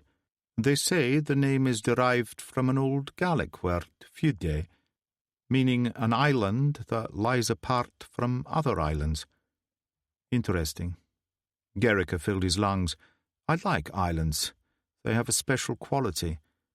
In April 1941 I did a patrol in the Aegean and came down with some kind of fever. I convalesced on the island of Corfu, a marvellous place. It was April. The most beautiful wild flowers I've ever seen in my life, and the butterflies. Whatever else it is, Vater isn't like that, darling." Janet came in through the door, carrying a mug of tea. "I thought you might like to have yours below," she said to Murdoch. "Put her on automatic pilot, and I'll keep my eye on things, while I feed the pride out of the Kriegsmarine." Murdoch hesitated, then locked the steering device in position. 10 minutes, that's all you get," he said, and went out. "It would seem he assumed you wanted to be alone with me," Gericke observed. "How romantic." "Nothing could be further from the truth," she said. "I just wanted him to sit down for 10 minutes and have a hot drink. He's an old man, or hadn't you noticed? The doctor in you coming out, does this happen often?" "Not on Vater, believe me. They're a healthy lot here." She unlocked the automatic pilot and took the wheel herself. "You'll love the place, I think," he said. "It has a strange attraction for me. It's as if the outside world has ceased to exist, which it very frequently does. On Fada they boast winds 4 to 7 for 2/3 of the time, as early as April. From September on, anything goes. They tell a story of a constable sent from the mainland to escort a local man to serve a 6 weeks prison sentence at Stirling Prison. What happened? The weather was so bad that by the time it was fit for the boat to leave, the sentence was finished. So I may be in for a long stay? They also boast the worst hazard to shipping on the entire west coast. The Washington Reef. That's why they stationed the first lifeboat here back in 1882. Murdoch's the present coxswain. Isn't he a little old for such work? He handed over to his son in 38. Came back into harness when Donald was called up by the Navy. Uncle Kerry says he's a genius. One of the greatest coxswains in the history of the lifeboat institution. I see. And how do people live here? A little crofting, sheep, a few cattle, fishing. Oh, the population's very small now. A place of women, children, and old men. All the others are away, mostly serving in merchant ships. As they drew nearer to the island, they met the only 4 fishing boats still working from Fada, moving out to sea. Janet waved. Gerrica said, "Old men." "And boys," she said. "All that will be left soon, if this damned war lasts much longer." They moved into harbour, and Gerrica noticed a small dark man with a black eye patch in old sea boots and reefer coat, standing at the edge of the upper jetty. Janet placed her hands lightly on his shoulders. "And that," she said, "believe it or not, is my uncle, Rear Admiral Carey Reeve, United States Navy. Not quite retired." Chapter 11. Barkentine, Deutschland, 23rd of September 1944. Further entry. Sister Angela and Herr Prager visited me formally to raise the question of low morale amongst the crew and passengers because of the lack of hot food and drink, owing to the impossibility of keeping a fire going in the galley under the present weather conditions. Sister Angela made the point, which I had to accept, that my own cabin was the driest in the ship, owing to its position, and prevailed upon me to allow her to use it for cooking purposes, with the aid of a portable oil stove. A run of 225 miles this day. It was very quiet in the small study where Gerrica sat, hands still tied behind his back. Murdoch leaned in the window seat, filling his pipe. "This house," Gerrica said, "quite impressive. Who does it belong to?"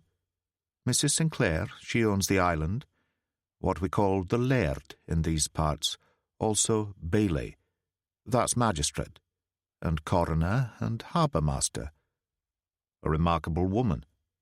You'll see soon enough. She's responsible for you, in a sense. The only law we have here. Her husband was in the same trade as yourself. He went down with the Prince of Wales in the Pacific. That would be 1941. "I see," Gerrica said. "I shouldn't imagine I'll be too popular in that quarter. We are not savages, Commander. Put that from your head. During the past fortnight we have buried 8 of your comrades, washed up from a U-boat that was sunk in this area on the 9th of the month. I took the services myself, and almost every soul on the island attended." There was a moment's silence. Gerrica, for once at something of a loss, said, "I thank you. On their behalf, I thank you, sir." The door opened and Reeve came in. He was still wearing his reefer coat and there was rain on his face. "I've been in touch with Captain Murray at Mallaig. He insists that under no circumstances should any attempt be made to take you back to the mainland in anything other than an official vessel. Lieutenant Jago is apparently en route for Stornoway now. He'll receive instructions by radio to call in here for you, sometime tomorrow. Another day's grace before the door closes finally." Reeve said, "And now, Mrs. Sinclair would like to see you." He nodded to Murdoch, who moved out, and Gerrica followed. the Admiral bringing up the rear. They went along a corridor, passed through a large stone-flagged hall, and paused at a green baize door. Reeve opened it and motioned Gerrica through. It was a pleasant room, two of the walls lined with books from floor to ceiling, French windows giving a view of the garden outside. Janet and Jean stood in front of the log fire. They turned at once. Gerrica came to a halt and inclined his head formally. "Ladies?" "Corvetten Capitaine Paul Gerrica," Reeve said. "Mrs. Sinclair." A handsome woman, she was wearing a Shetland sweater, brogues, and a kilt, which he presumed to be in her clan's tartan, and her hair was tied back with a blue velvet bow. She looked him over calmly, and her voice was formal. "I don't know if Admiral Reeve has explained, Commander, but I am Bailey here and responsible for you at law. That has been made clear to me. There is no policeman stationed on the island, but the police station is still here from the old days, and I do have to make use of its cells on occasion. I understand. You will be locked up there until Lieutenant Jago arrives to take you into custody tomorrow, and you will be guarded, naturally." There was really nothing to say.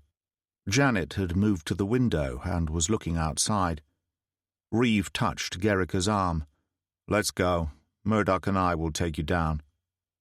Gerrica hesitated, glancing towards Janet. She did not turn round. He inclined his head again, turned without saying anything, and went out, followed by Reeve and Murdoch. "Damn you, Paul Gerrica," Janet whispered, still staring out into the rain. "I wish I'd never set eyes on you."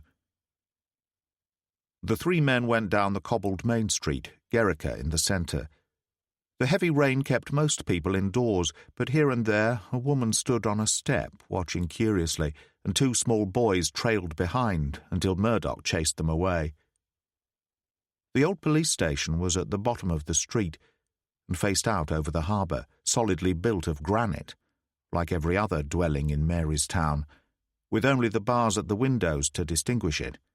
Reeve tried to open the oaken door that was bound with iron, but it refused to budge. Murdoch hammered with the toe of his boot. "Lachlan, are you asleep in there?" There was the sound of heavy bolts being withdrawn, and Lachlan McBrain peered out. He wasn't wearing his jump jacket, but was otherwise in uniform, the battle-dress blouse open at the neck. "Time to lock up when we've got 'em inside," Murdoch said.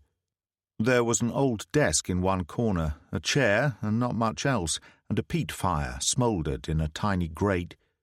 Lachlan picked up his rifle, slung it from his shoulder, then took a large bunch of keys down from a nail on the wall.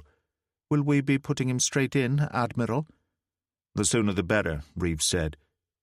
They went down a flight of steps to a narrow corridor.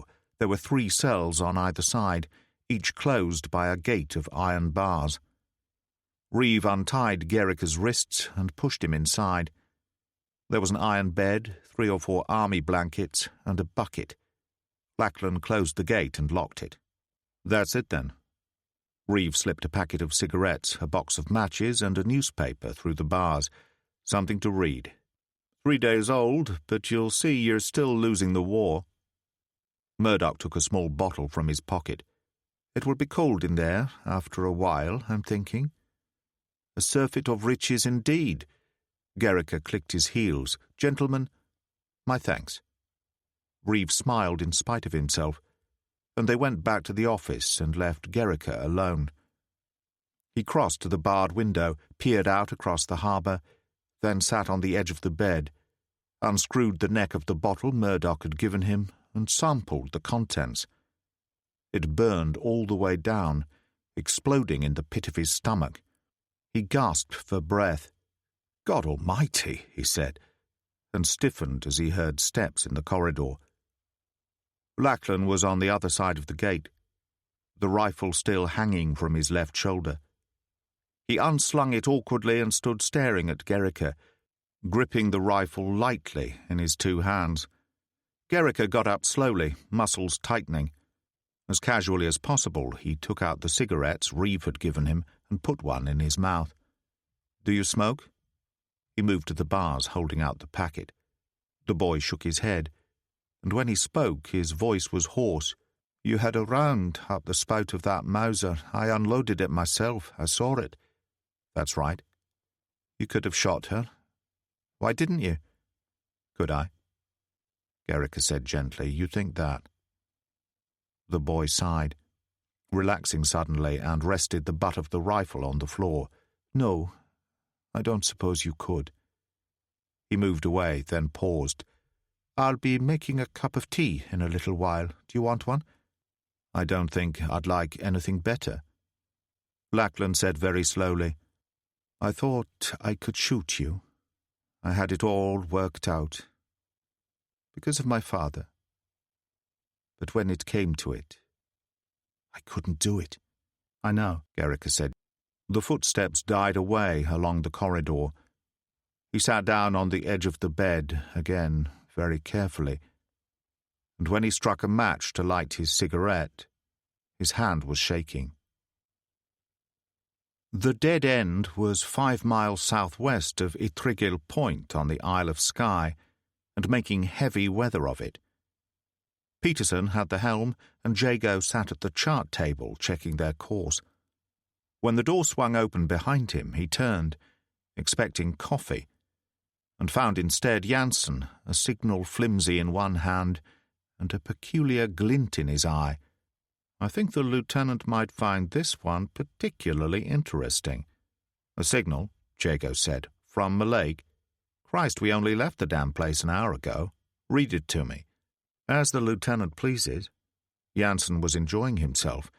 "Korvettenkaptein Gericke apprehended as stowaway on Katrina, now on Fadder. Request you call there on your way back from Stornoway tomorrow and take into custody." Jago looked at him incredulously, then snatched the flimsy and read it for himself. "It's not possible." "I'm afraid it has to be, sir. The good word came direct from Captain Murray himself." "All right. If you can find a brief moment in that crowded schedule of yours, signal Mallaig message received and understood. We'll leave Stornoway at dawn tomorrow, weather permitting, and should arrive Fadder around noon. Now kindly get to hell out of here." Jansen withdrew, grinning hugely, and Jago picked up a pencil from the chart table and snapped it between his fingers. Janet put another log on the fire, pushing it into place with a long brass poker, then sat back and waited. Her uncle stood at the window reading the letter she had brought him. "He says here that he's spoken to you personally." "That's right, in the back of his staff car at Guy's." There was no immediate response, and she was seized with a sudden impatience. "He's offered you a job, Uncle Carey. The Supreme Commander himself. A chance to get back in the thick of things. Isn't that what you wanted?" "Deputy Director, Supply and Personnel Coordination," he said bitterly, and crumpled the letter in his hand. "For God's sake, what do you want? Blood?" The door opened and Jean came in with tea things on a silver tray. "Family argument?" she asked cheerfully, "or can anyone join in?"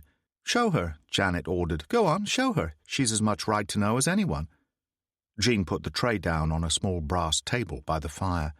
She crossed to Reeve, prized the letter from his grasp, smoothed it out, and read it. "But that's wonderful, Carey." She kissed him on the cheek. "I'm so pleased for you. Good God, woman, you're as bad as she is. A desk job, don't you understand?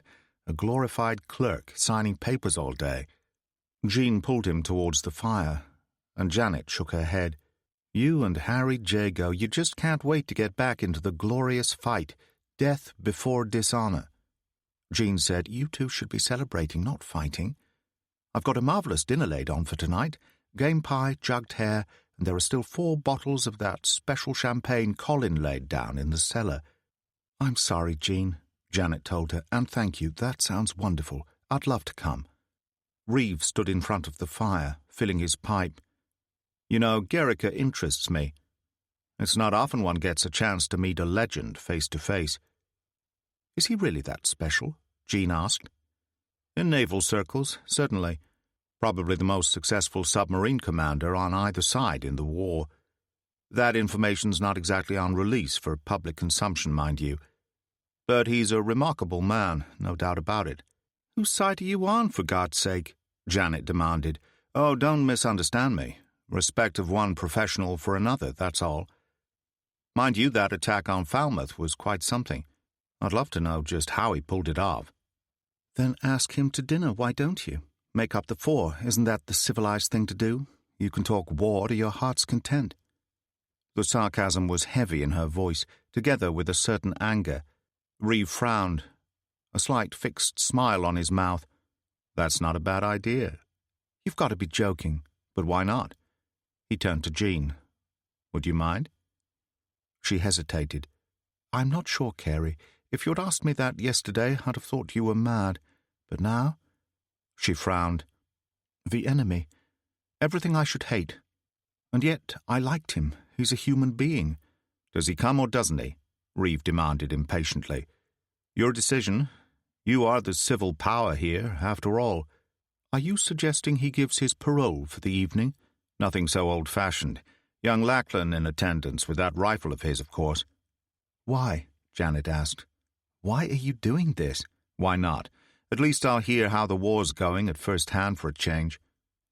There was a glint in his eye, a hint of that wild and unpredictable Carey Reeve she knew and mistrusted, and anyway, I would have thought it might make for a rather entertaining evening. Gerrica, lying on the bed, was surprised to hear that distinctive laugh from the office.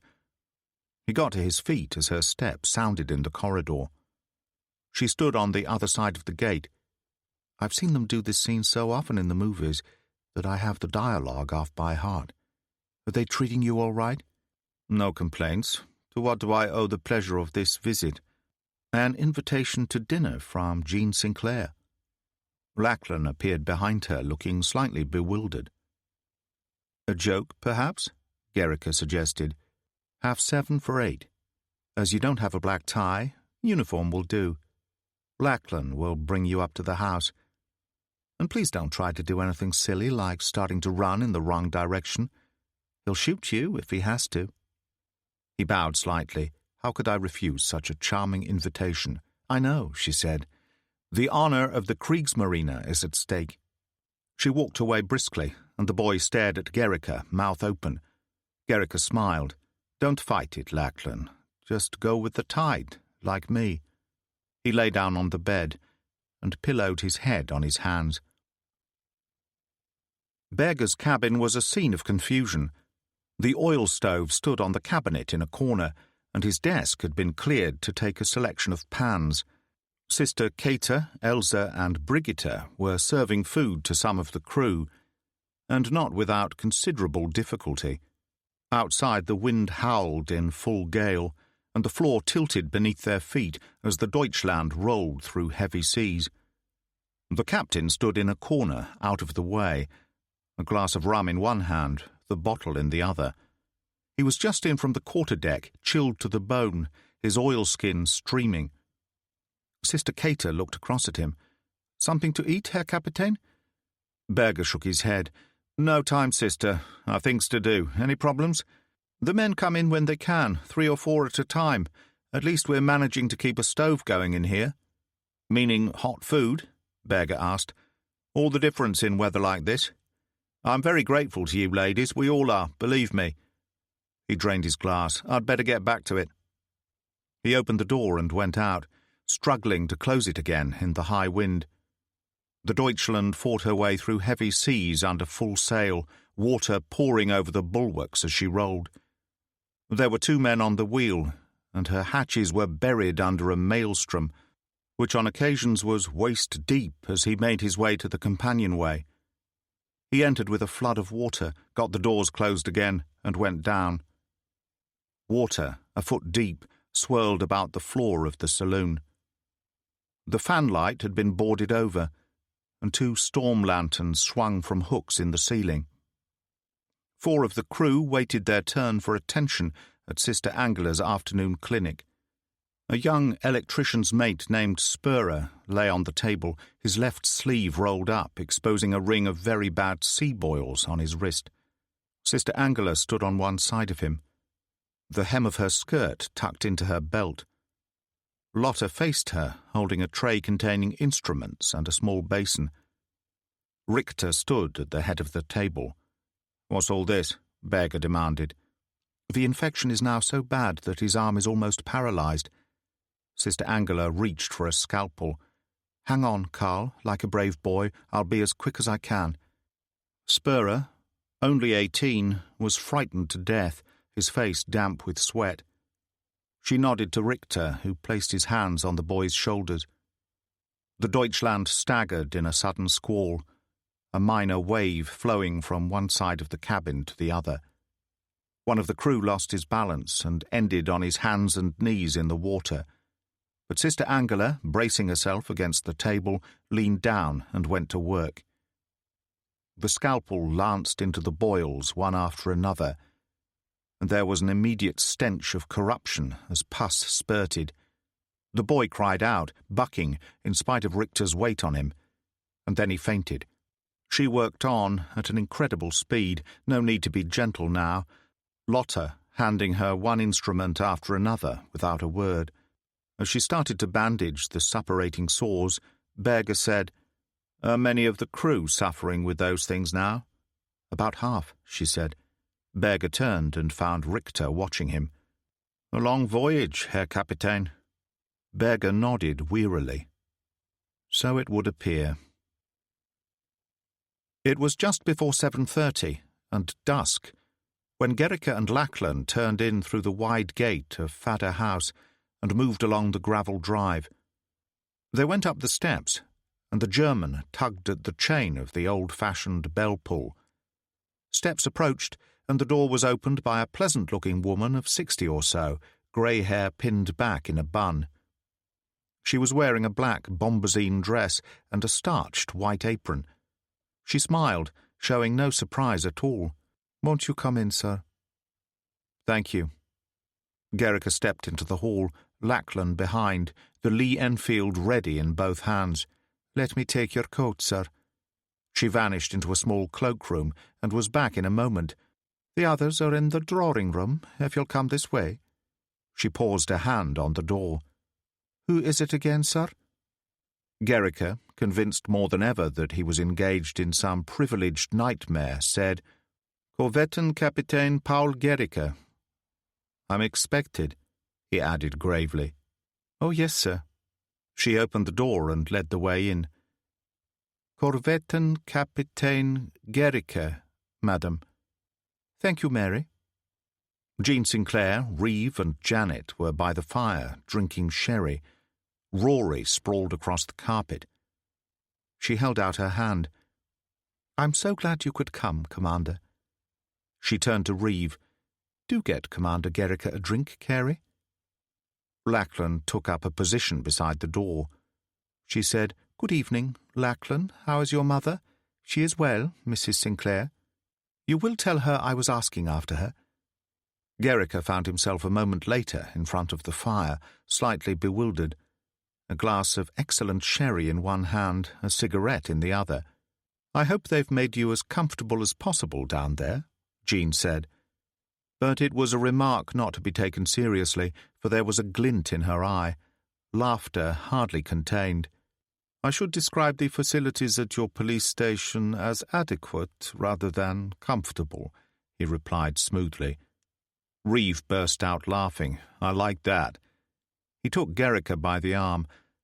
"Let's leave these two to cackle on and come over here and tell me about Falmouth." He and Gericke moved over to the window and stood heads together.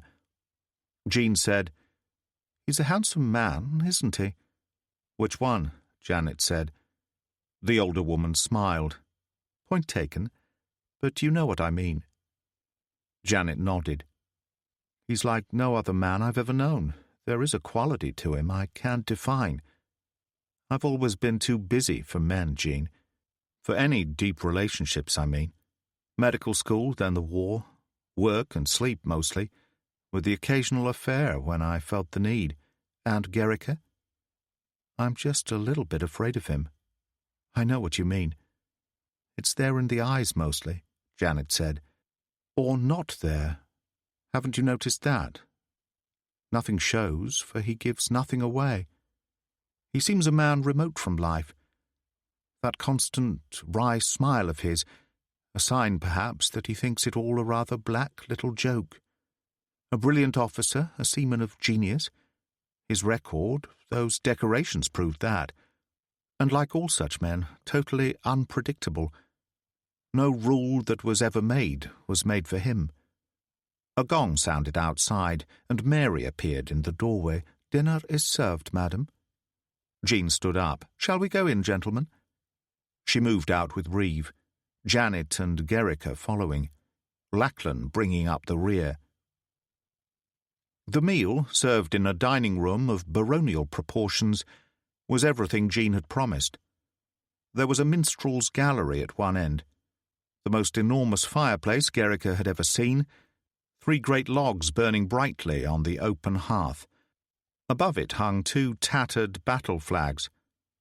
There were mounted animal heads on the stone walls, everything from leopard to Thompson's gazelle, taking in most things in between. A magnificent suit of medieval armour, halberds, targes, and crossed claymores, muskets of every description. "Extraordinary," he said. "You have a very remarkable place here, Mrs. Sinclair." "We know," Janet said. "Stage 6 at MGM. All we need is Errol Flynn in a kilt, swinging down from that gallery, claymore in hand."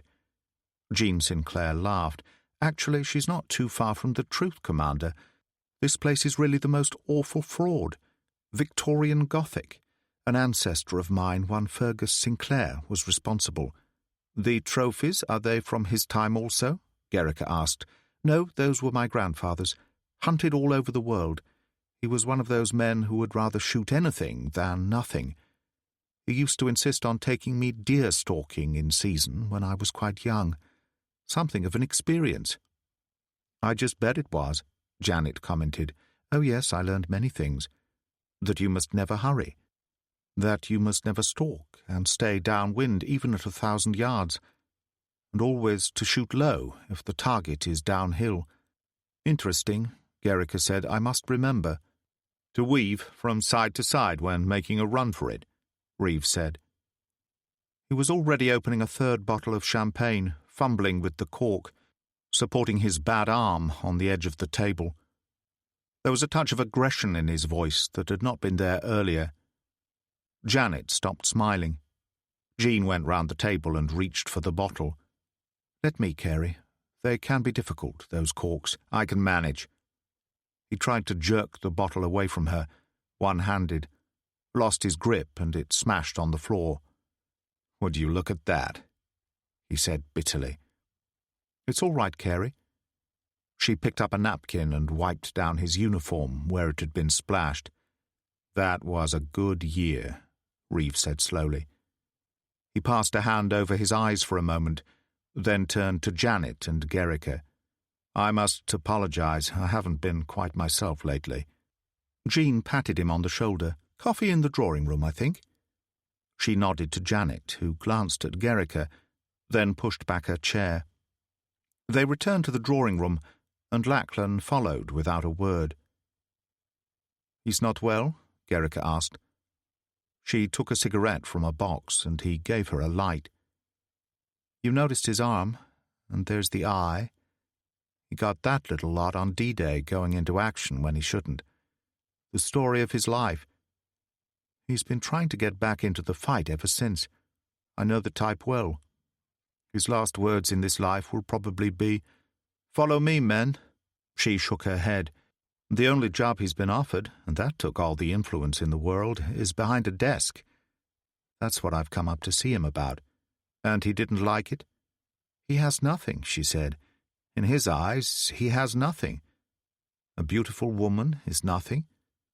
To some men, but not all, I think." She put a hand to her throat, at a loss for words, then turned quickly, sat down at the grand piano and lifted the lid. "But then how seriously can one take that kind of thing? The war can do strange things to people, make them act in a way they otherwise would not, or with complete honesty for once. A Bechstein, I see, only the best. I didn't know you could play." One of the more useful byproducts of an expensive education. But if it's Beethoven you're after, I'm afraid I'm not your man." She started to play A Nightingale Sang in Berkeley Square, and Gericke leaned on the piano, watching her. "You're good." The wolfhound came over from his place in front of the fire and flopped down beside her. "I'm afraid so. Isn't it a bore? Even Rory agrees." He burst out laughing, and Reeve and Jean Sinclair came in. The Admiral looked considerably more cheerful and crossed to the piano. "That really takes me back. What about Moonlight in Vermont?"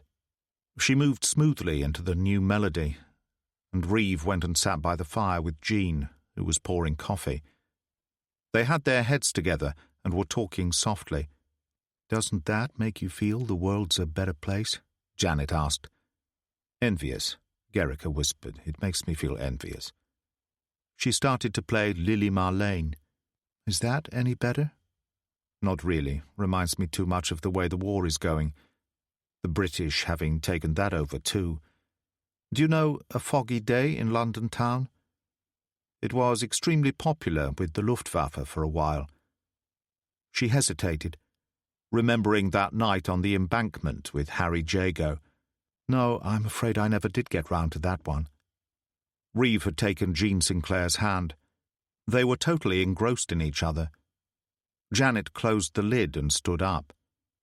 "I think I'd like a little air. Could I have my wrap, please?" It was hanging over the back of a chair. Gericke got it at once and draped it around her shoulders. "We're going on the terrace for a while to look at the evening," she called, and smiled up at Gericke. "An old Scottish custom. Coming, Lachlan?" Reeve glanced across. "Oh, sure, fine." He turned back to Jean and took her other hand. "You see," Gericke said, "how a good woman can work wonders." "In this case, a miracle," Janet said, "believe me." She opened the French window and moved out on the terrace.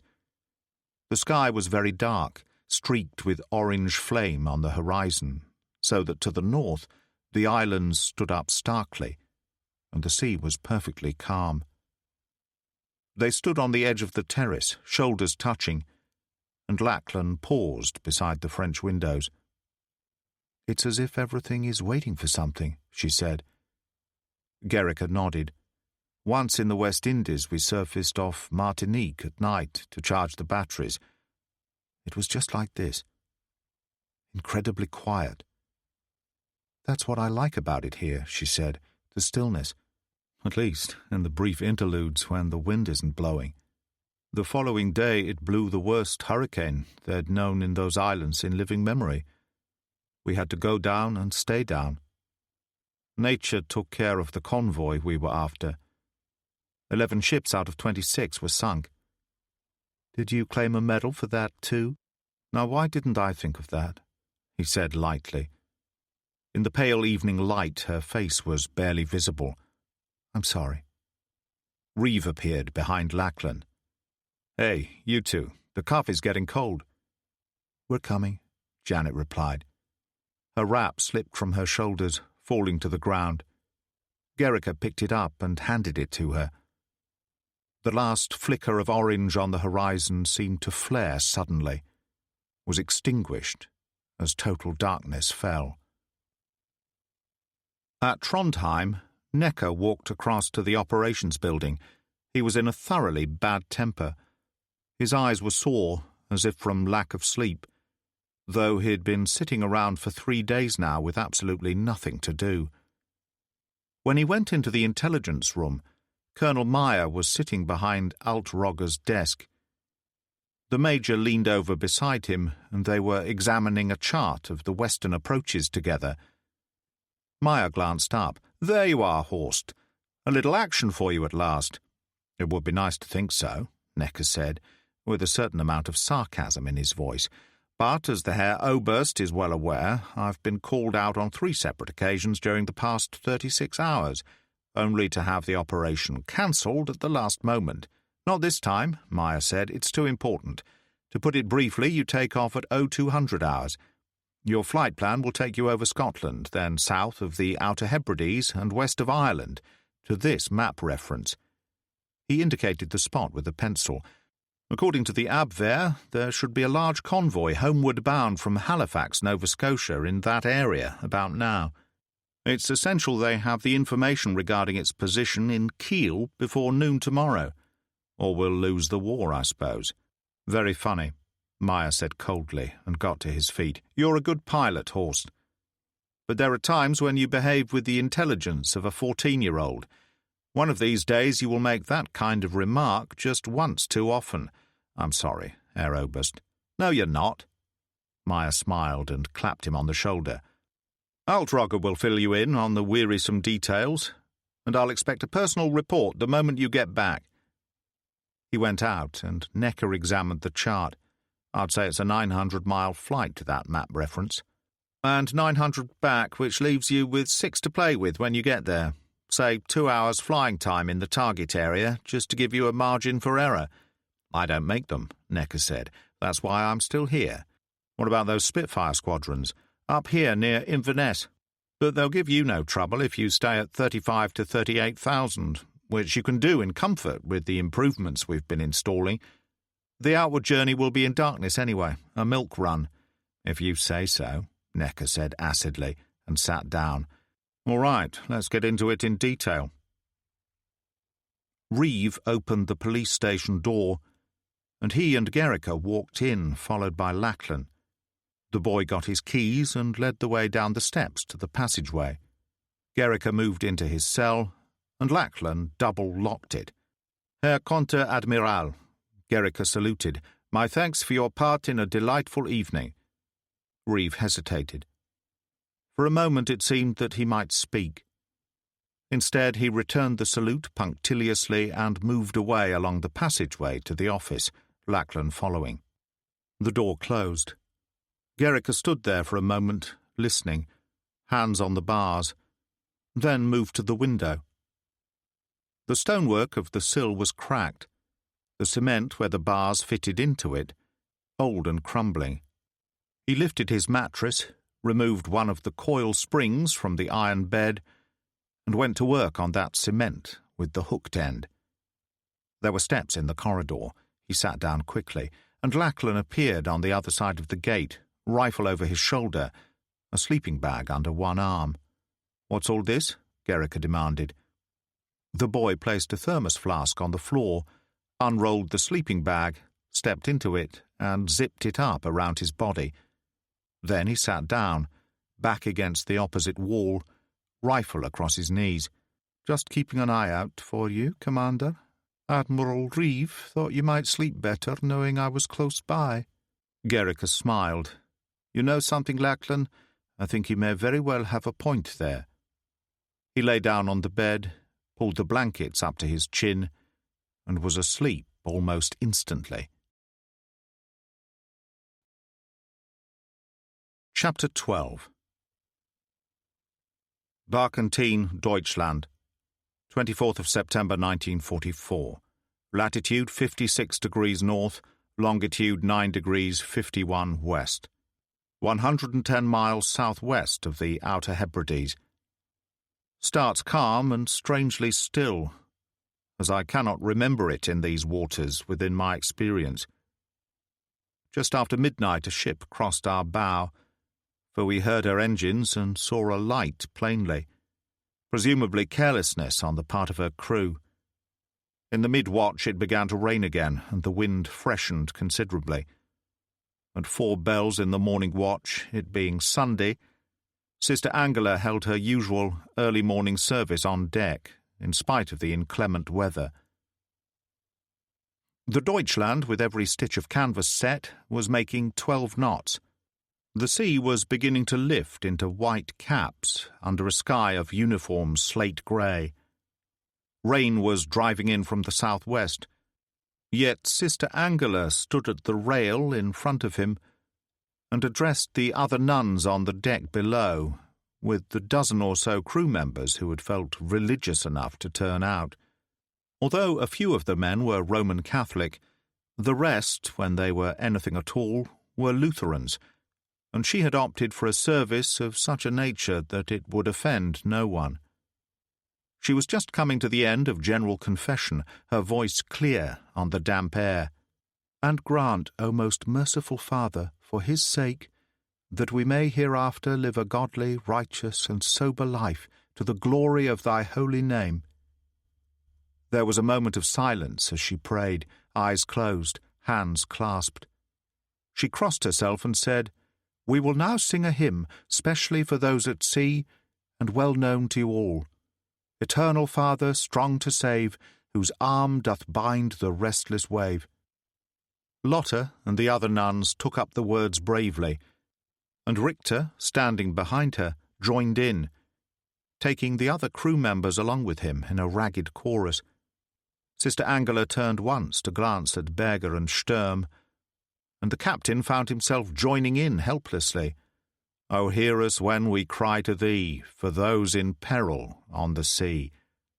And then, as the chorus started to peter out, there was a roaring in the heavens, and Berger swung round in alarm to see a black plane coming in over the sea from the southeast at no more than 150 feet.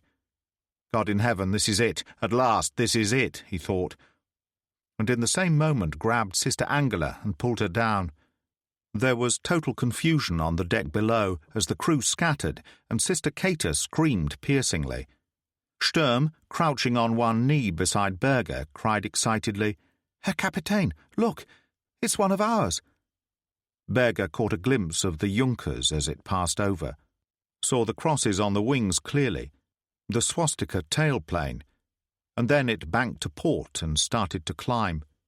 On the deck below, men were running to the rail, 2 or 3 actually climbing the rigging, everyone cheering, and Richter and Lotta stood together, the boatswain's arm around the girl's waist as they stared up into the sky. "Now what, Herr Kapitän?" Sturm demanded. Berger, recovering his scattered wits, got to his feet. He leaned over the rail and bawled, "Richter, run that Swedish flag down. You'll find a Kriegsmarine ensign in the main locker in my cabin." He turned to Sturm. "Get on the radio, quick. Let's see if we can make contact." "Swedish?" Necker demanded. "Are you certain?" "Definitely, Herr Hauptmann," Rudy assured him. "I saw the flag plainly." Krantz, the rear gunner, cut in on them. "I can confirm that, Herr Hauptmann." "A sailing ship," Necker said.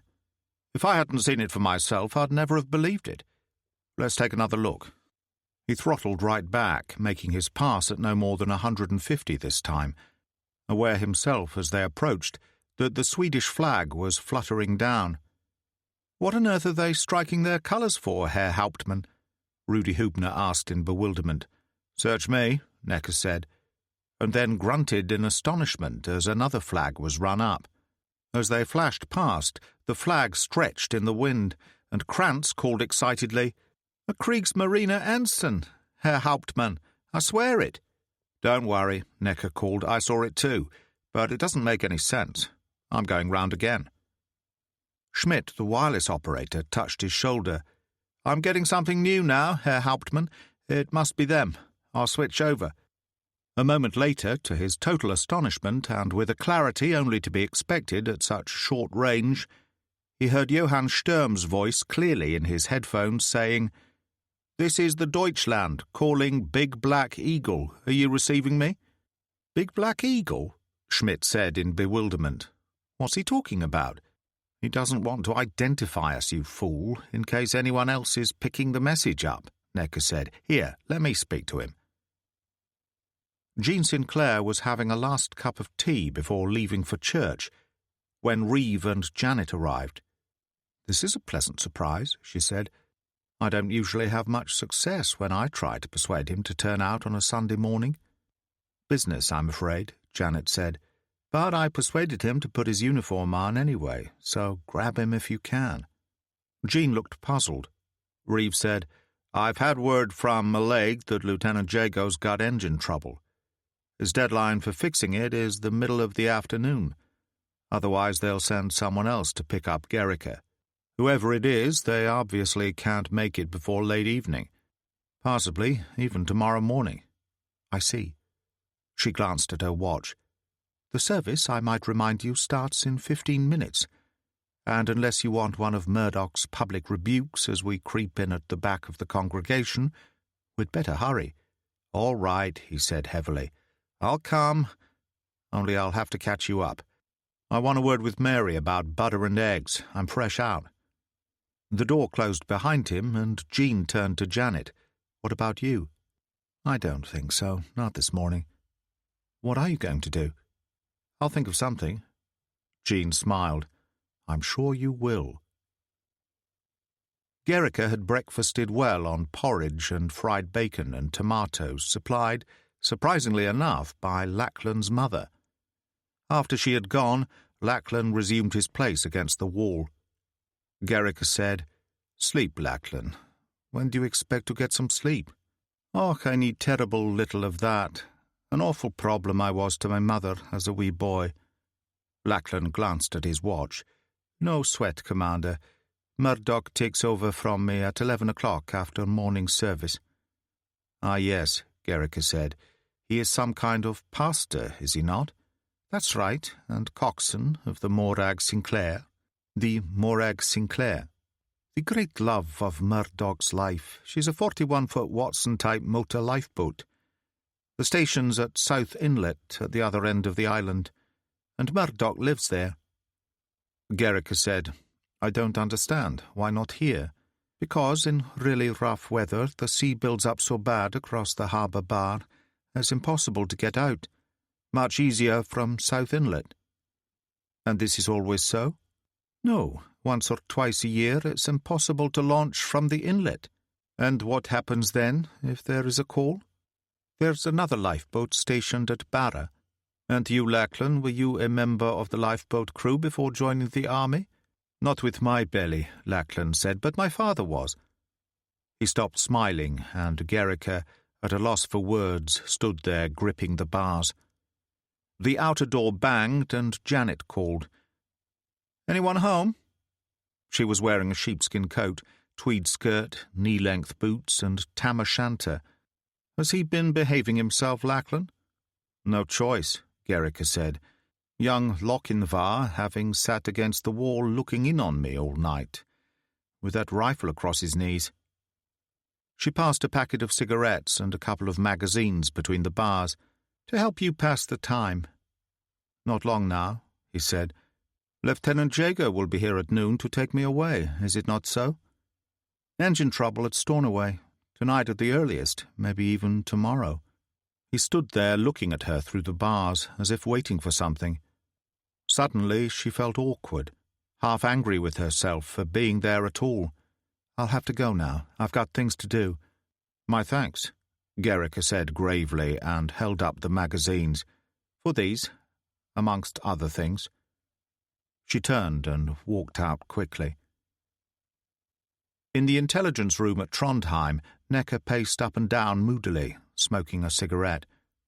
He still wore flying clothes, his face streaked with dirt and sweat, the marks of his goggles plain. Altrogger, at his desk, glanced up from the report he was writing. "That won't help, Horst. Why don't you sit down? Have some coffee." He reached for the pot on the tray at his right hand, and Necker shook his head. "No, thanks." And then he exploded. "Why all the delay? I mean, what in the hell goes on?" "The Gruppenkommandeur is handling it personally, you know that." "But with a thing like this, there are bound to be delays in channel. You'll have to be patient." He leaned back and added carefully, "I respect, my friend, that you may also have to prepare yourself for a rather large rocket." Necker stopped his pacing. "What are you talking about?" "You didn't do as you were told, Horst. You didn't follow orders." Necker gaped at him in astonishment. "Didn't follow orders? For God's sake, Hans, what did you expect me to do?" The door opened and Meyer entered. He carried several signal flimsies, and his face was grave. "I've been on to the Kriegsmarine in Kiel, and the news has gone right up to Dönitz himself. I've had a signal acknowledging and thanking us for the information. Is that all?" "No. They also sent another signal, expressing their extreme displeasure at the lack of information concerning the whereabouts of the Halifax convoy." "Never mind about that," Necker said. What about the Deutschland? Meyer sat on the edge of the desk and selected a cigarette carefully. They know all about her from intelligence sources in the Argentine. Left Brazil some weeks ago, with a crew of assorted Kriegsmarine types under a Fregattenkapitän Berger. They also have some civilian passengers on board. Nuns, I believe. How fantastic, Necker said. To sail a thing like that from one end of the Atlantic to the other, right under the noses of the British and American navies. It'll set the country on fire. No, it won't, my friend. For the good and sufficient reason that the news will not be released. For such an intelligent man, Horst, you can on occasion be exasperatingly stupid. You kept your radio contact with Deutschland to a minimum, didn't you? Improvised a crude code, for example. Why did you do that? In case anyone picked up the transmission and was able to get a fix. Exactly. The British Navy, Horst, can have had no more than a passing interest in the activities of a broken-down old sailing ship attempting to reach Kiel from Brazil, mainly because no one would have given a snap of the finger for her chances of getting even halfway. But now the situation changes. Our friends on the other side of the North Sea are as alive to the value of propaganda of the right sort as we are. Let them even suspect that the Deutschland is in that area, and so close to home, and they'll do anything, deploy every ship they have in those waters to stop her getting through. There was silence for a moment, and it was Altrogger who said, with considerable sympathy in his voice, "So you see, Horst, no one must know. Any public announcement at this stage would be fatal." Necker nodded slowly, suddenly very tired, and slumped into a chair. The Deutschland, Horst, must be left to her own devices, Meyer said. You understand this? We can pray for her, but no more than that. Yes, Herr Oberst. And you were wrong, Horst. You had no right to break off from your search pattern. You could have stayed in the area another hour and a half at least. You may very well have sighted the Halifax convoy. Necker nodded wearily, and Meyer put a hand on his shoulder. We all make mistakes, but of this kind you are permitted only one. You understand? Yes, Herr Oberst. Good. Now go and get something to eat, then sleep, Horst. Lots of sleep. Sometime during the next 24 hours you'll be going out again. Necker stood up. The same area? The same, Meyer nodded. But the Halifax convoy this time, Horst. Necker went out slowly, boots drubbing. The door swung behind him. There was silence for a moment, then Meyer sighed heavily. A funny thing, Hans, he said to Altrogger, and I'll always deny having said it, of course. What's that, Herr Oberst? Oh, just that, in his place, I've a nasty suspicion I'd have done exactly what he did. In Stornoway the mist had been swept away by the rising wind, and rain drove in from the sea as Jago went down the ladder from the bridge and moved aft. He dropped to one knee by the open hatch and peered into the cramped engine room. How's it going in there? Jansen squatted beside Astor and Cheney. Another hour, sir. And are you certain it will work? It was Astor who looked up, slightly aggrieved. Me and Cheney and that limey warrant officer up at the RAF workshop, we made the new parts ourselves, solid brass. She'll be as good as new, Lieutenant. Jansen came up the ladder. He's right, sir. They've done an excellent job. Good, Jago said, hauling himself up on the bridge. Signal Mallaig. We expect to be able to leave in 1 hour. He glanced at his watch. Which means we'll only have overstepped Murray's deadline by 10 or 15 minutes. I'll confirm actual departure naturally. He pushed open the door, went in and sat at the chart table. Jansen hesitated and said, The glass has fallen quite substantially within the past hour, Lieutenant. So? And the general forecast, not to put too fine a point on it, sir, stinks. Jago laughed. Aren't you the guy who once crossed the Atlantic single-handed? The sea, Lieutenant, has fulfilled a need in me for most of my life, Jansen said gravely. We enjoy a very special relationship. She has shaken me up a time or two, but I've always come back for more. A game we play." Jago felt unaccountably chilled. "What in the hell are you talking about?" "God knows." Jansen seemed embarrassed. "Perhaps I'm getting old." He peered out through the doorway. "These islands are different from anything I've ever known. The sea's different." "Oh, I get it," Jago said mockingly. "You mean it's been waiting for you up here all your life?" "Or I've been waiting for it," Jansen said, which is something else again. "Anyway, I'd better get that signal off, sir." He went out. Rain dashed against the bridge windows, and outside the wind moaned through the steel rigging. Jago, still caught by what Jansen had said, sat there, head slightly turned, as if listening for something. There was a weather report on the desk, and he picked it up.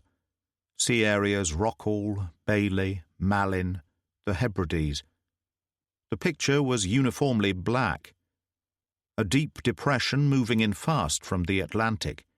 Heavy rain, winds 4 to 5, increasing to full gale by evening. He crumpled the flimsy and tossed it into a corner. "Ah, well," he said softly, "I guess it just isn't my day." On the Deutschland, Berger sat at the charts in his cabin, plotting the course for the next few days. He was aware of the pump clanking monotonously outside, the rising wind. Otto Prager lay on the bunk, reading a book. He sat up and removed his spectacles. "That damn thing seems to be going on forever." "You think so?" There was a knock at the door, and Sturm entered. "You wanted me, Herr Kapitän?" "How goes it?" 2 hours yesterday, 2.5 today, and still not dry." "Almost." Sturm hesitated. "We ship water constantly, Captain, which doesn't help. It seems to me, sir, that if we took in sail—" "Not a stitch, Mr. Sturm." Berger slammed a hand on the table. "Not one rag do you touch without my permission. You understand?" "As you say, sir." "Now return to your duties and send Richter in here." Sturm withdrew, and Prager got up and crossed to the desk. "He's changed, that boy. A month ago he would have jumped to attention and clicked his heels if you'd spoken to him like that. But now—" "He is a man," Berger cut in. "He has the Deutschland to thank for that. Nothing will ever be the same again." "He is right, then?" "Only in part. That we are shipping a great deal of water is true, which doesn't help an already indifferent situation below the waterline. That the main reason for this is my insistence on hanging out all my canvas in rough weather is also true. But bad weather is the best friend we have, for it makes us difficult to find. We can use it, Otto, to make time, which at this stage in the game is what we need to do at all costs." He smoothed the chart with both hands. "I mustn't fail. Not now, not having come so far." Prager put a hand on his shoulder. "We owe you a great deal, Eric, all of us." There was a knock at the door, and Richter came in. He wore an oilskin jacket, and his hands were covered in Stockholm tar. "Herr Kapitän?" "Ah, Richter, you've been aloft, I see." The boatswain glanced at his hands. "A block came loose on the top foremast. Have you attended to the saloon skylight?" "We've boarded it up permanently, Herr Kapitän. Dark for the ladies down there now, but better than water flooding through at all hours." "Good," Berger said. "Now I'd like your opinion on our general situation." Richter appeared to hesitate. "You are the master, sir, not I." "I know, man," Berger said impatiently, "but except for myself, you've had more time at sea under sail than anyone else. You at least know what I'm talking about." Richter shrugged. "As the Herr Kapitän pleases." Berger half-turned the Western Approaches chart and tapped it with his fingers. "Most blockade runners in the past have attempted the Denmark Strait between Greenland and Iceland, then across to Norway. You agree?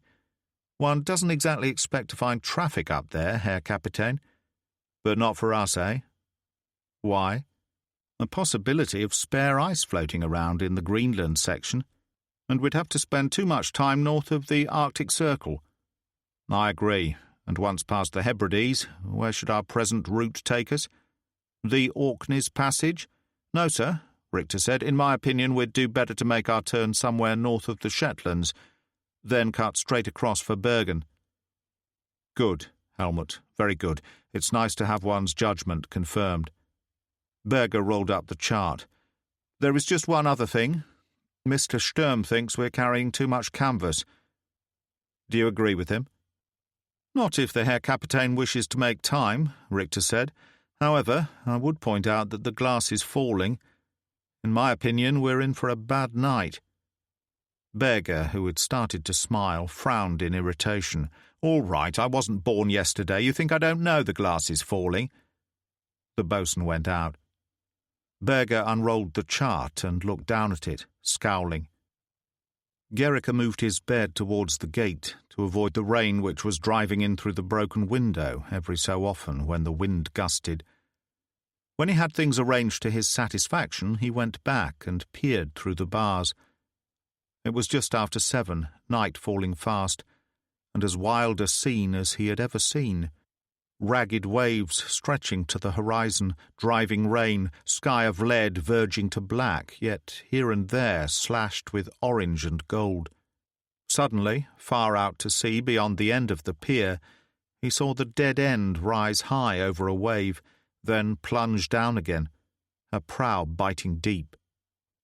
There was a step in the passageway, and he turned to see Janet on the other side. She wore a sou'wester and an oilskin coat that glistened with rain, and she carried a covered basket. She dropped to one knee and pushed the basket through the small flap at the bottom of the gate. That should keep you going, what the Scots call a good ham tea. Gericke picked the basket up and put it on his bunk. Your friend, Lieutenant Jago, he's making his run into harbour now, and from the looks of that sea, I'd say he must be damn glad to get in. Harry, she said, her face lighting up, here? She turned and ran out, and Gericke reached for a cigarette as Lachlan came along from the office, a mug of tea in his hand, which he passed through. Have you a match, Lachlan? I have, Commander. Lachlan gave him a box between the bars. You can keep them. Gericke lit his cigarette and moved to the window. The gunboat was bouncing against the pier now, her crew hanging onto her lines. He saw Jago come out on the bridge, then Janet, her yellow oilskin clear against the evening light, running along the pier. Jago waved, came down the ladder, and stepped over the rail. A moment later she was in his arms. So that's the way of it, Gericke whispered. And as the wind gusted, driving rain in through the bars, he turned away. At Fatter House, the wind howled down the chimney, sending the logs roaring. Jago reached out his hands to the blaze. That's marvellous, Mrs. Sinclair. I was beginning to think I'd never get warm again. One hell of a trip. Another coffee? No, thanks. I've really done very well. He glanced across at Janet, who played the piano softly. Jean said, I'm sorry the Admiral couldn't come. Well, as he said, he prefers to stick close to the radio on a night like this. I know, she said. There could be a call for the lifeboat. I wish they'd get that submarine cable connected. It makes things very difficult for everyone. Carey, you know, is our only link with civilization. The clock chimed 11, and Jago smiled. I really think I should be getting back now. Early start in the morning. He turned. I'm ready when you are, Janet. I'm staying the night, darling, Janet said, still continuing to play. Oh, I see. Well, I'd better be going then. She showed no inclination to move. Jean Sinclair took him out into the hall. As she helped him into his reefer, she said, You did say an early start in the morning, didn't you, Lieutenant? That's right, ma'am. She shook her head. I don't think so. Not tomorrow, probably not for 2 or 3 days now. She smiled. I know what I'm talking about. When the wind starts blowing over fatter like this, anything can happen. Jago grinned, suddenly much more cheerful. Can you positively guarantee that? I think so. As she opened the door, struggling to hold it still against the wind, he kissed her on the right cheek. "Anyone ever tell you you're an angel?" he said, and plunged out into the gale. When Jean returned to the drawing-room, Janet was standing by the fire, pulling on her sheepskin. "Has he gone?" "Obviously." "Good." Janet moved past her into the hall, and Jean followed. "What are you playing at?" "To be perfectly honest, I don't know," Janet said, and added, "I've just had a great idea. To hell with men." "It's a thought." Jean opened the door. "I'd sleep on it if I were you." "Exactly," Janet said, and she moved out into the driving rain. "Personally, I think the search for the Halifax convoy to be a waste of time," Hans Altrogger said, "but they still insist you should have a look." It was just before midnight, and the intelligence room was a place of shadows. Necker leaned over the chart and nodded. "I agree. A waste of fuel. The whole exercise. Not entirely horsed." Altrogger opened a briefing file. "There's something building up out there in the Atlantic, something pretty unusual, according to our weather station at Cap Bismarck in Greenland." "How unusual?" "Deep depression coming in very fast and exceptionally severe storms forecast. Nothing to worry you, of course, not at 35,000. And what if I have to go down?" "We must hope you won't have to. One thing is certain, the trip should be worthwhile for the weather statistics you can bring back, if nothing else." "All right," Necker said. "When do we leave?" "Oh, 500. Altrogger glanced at his watch. "Time to get some sleep in. You could manage 3 or 4 hours." "I'll think about it," Necker said, and went out. Chapter 13.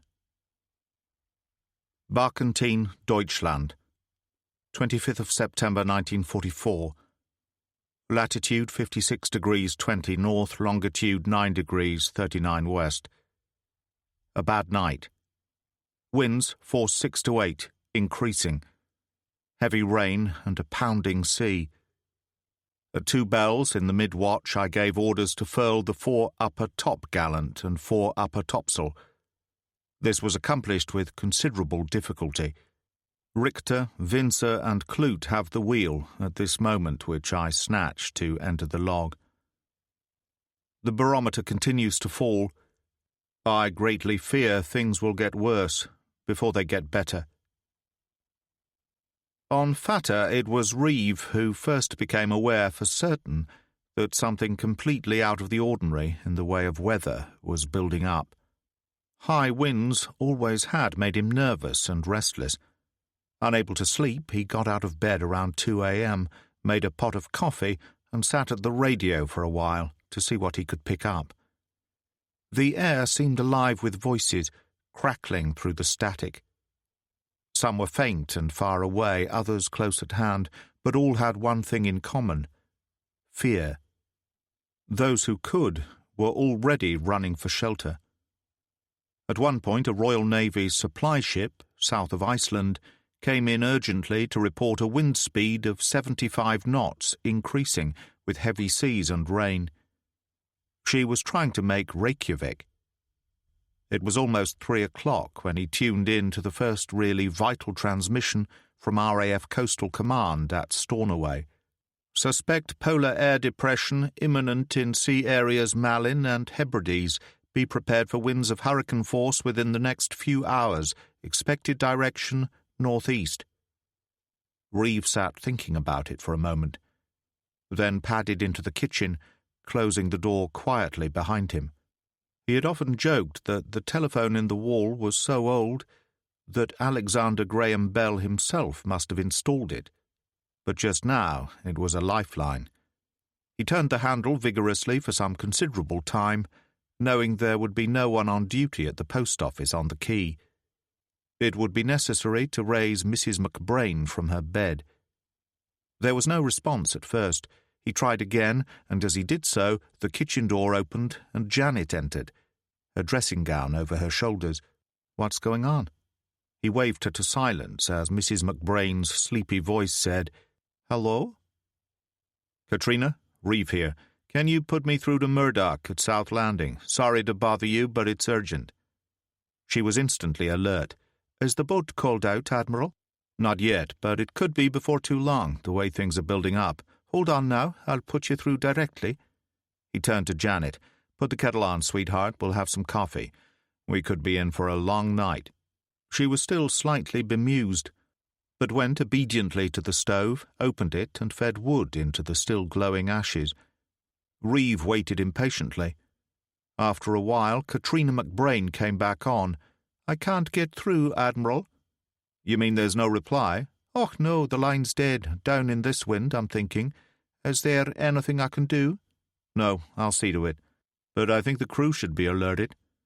"But there is no crew, Admiral. The fishing boats were working the grounds South Uist way this afternoon. They'll run for shelter to Loch Boysdale to wait for it to blow over. If they call the boat out tonight, there'll be no one fit to handle her, except old men and boys." "Right, Katrina," Reeve said briskly. "Leave it to me. I'll be in touch." He replaced the receiver and turned to Janet. "I've got a job for you." He took her by the hand, led her into the living room, and sat her down at the radio. He adjusted the dial quickly and locked it in. That's the band that most of the local stuff comes through on. "You can get dressed if you want, make your coffee, only keep listening. Any messages for me or for Fada direct, write them down." "But what about you?" she demanded. "Where are you going?" "To see Murdoch," he said simply, went into his bedroom, and started to dress quickly. Reeve carried a storm lantern, but it only seemed to accentuate the darkness. Rain fell relentlessly, and the wind gusted with such force that it was out of the question to raise the sail on the trolley. He pumped his way across the spine of the island one-handed, rain cascading from his oilskins. The wind snatched away the storm lantern when he was halfway there, and he completed the journey in darkness. He negotiated the track down to the lifeboat station with the aid of the electric torch he had slipped into his pocket in case of emergencies before leaving. He could hear Rory barking, and then the cottage door was opened, light flooding out, and Murdoch appeared. The wolfhound bounded through the rain to greet Reeve. His hand fastened on its ruff, and they went down to the cottage together. Murdoch drew him inside. "A bad night to be out, Admiral." "Worse at sea." Reeve took off his sou'wester and oilskin and crouched at the fire. "I've been trying to get you on the telephone. The line must be down." "Is the boat called out, then?" "No, not that you could do much if it was. You haven't got a crew, Murdoch. The fishing boats didn't get back in this evening." "I wouldn't say that," Murdoch told him calmly. "There is Hamish MacDonald, Francis Patterson, James and Dougal Sinclair." Reeve stared at him. "Hamish MacDonald is 70 if he's a day. The Sinclair brothers must be the oldest twins in the business. I don't know about Patterson. We were born in the same year, Admiral." "Come off it, Murdoch," Reeve said angrily. "There's a world of difference between you and those old guys, and you know it. The Morag is a fine boat. If she capsizes, she rights herself again.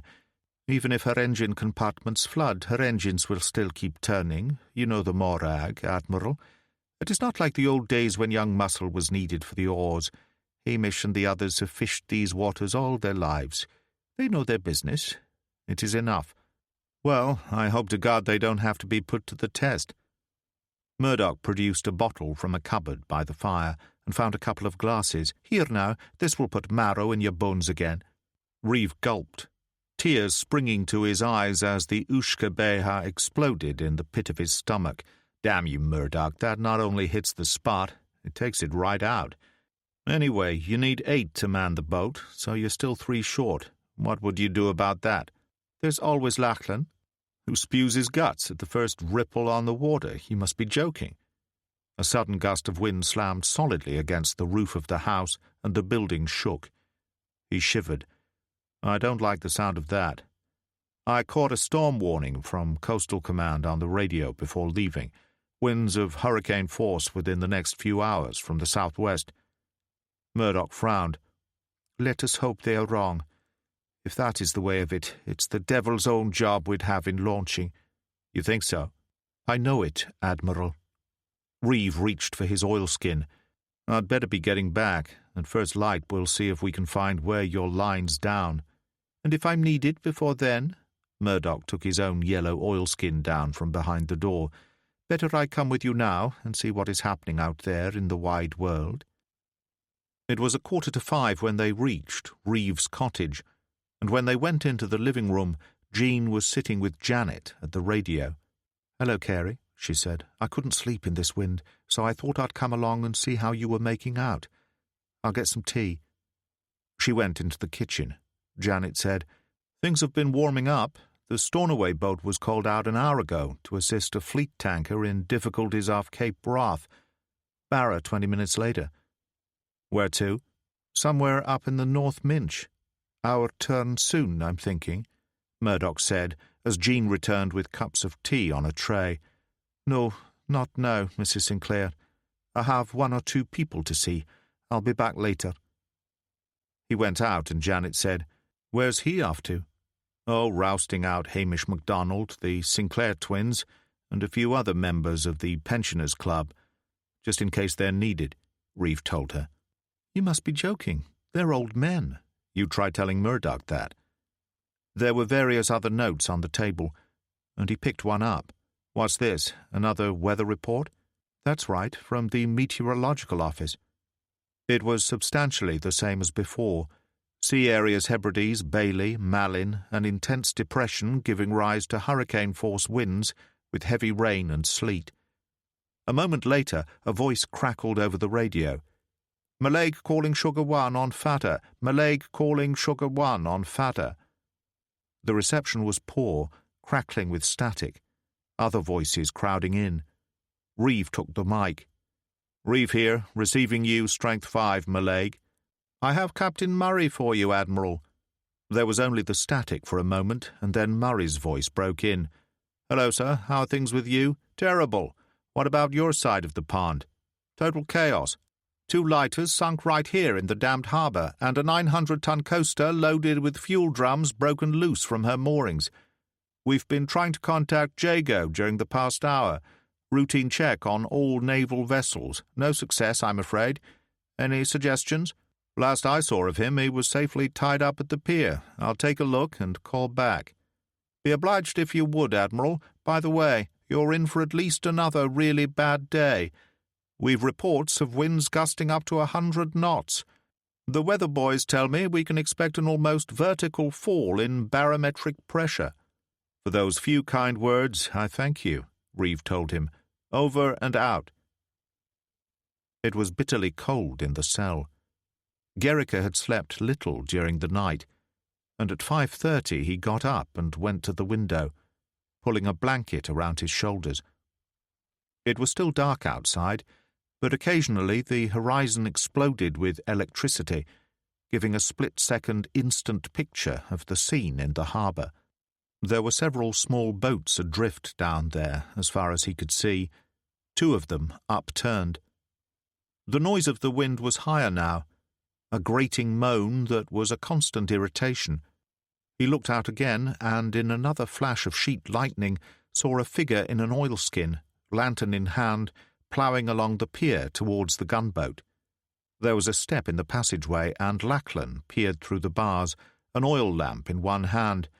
"You must be cold in there, Commander." "Yes, I think you could say that." "I've a good fire up there in the office. If you'd give me your hand on it, I'd let you sit by it for a while." The boy grinned. "Not that there's anywhere for you to go. Not in this lot." "Why, thank you, Lachlan," Gerrica said without hesitation.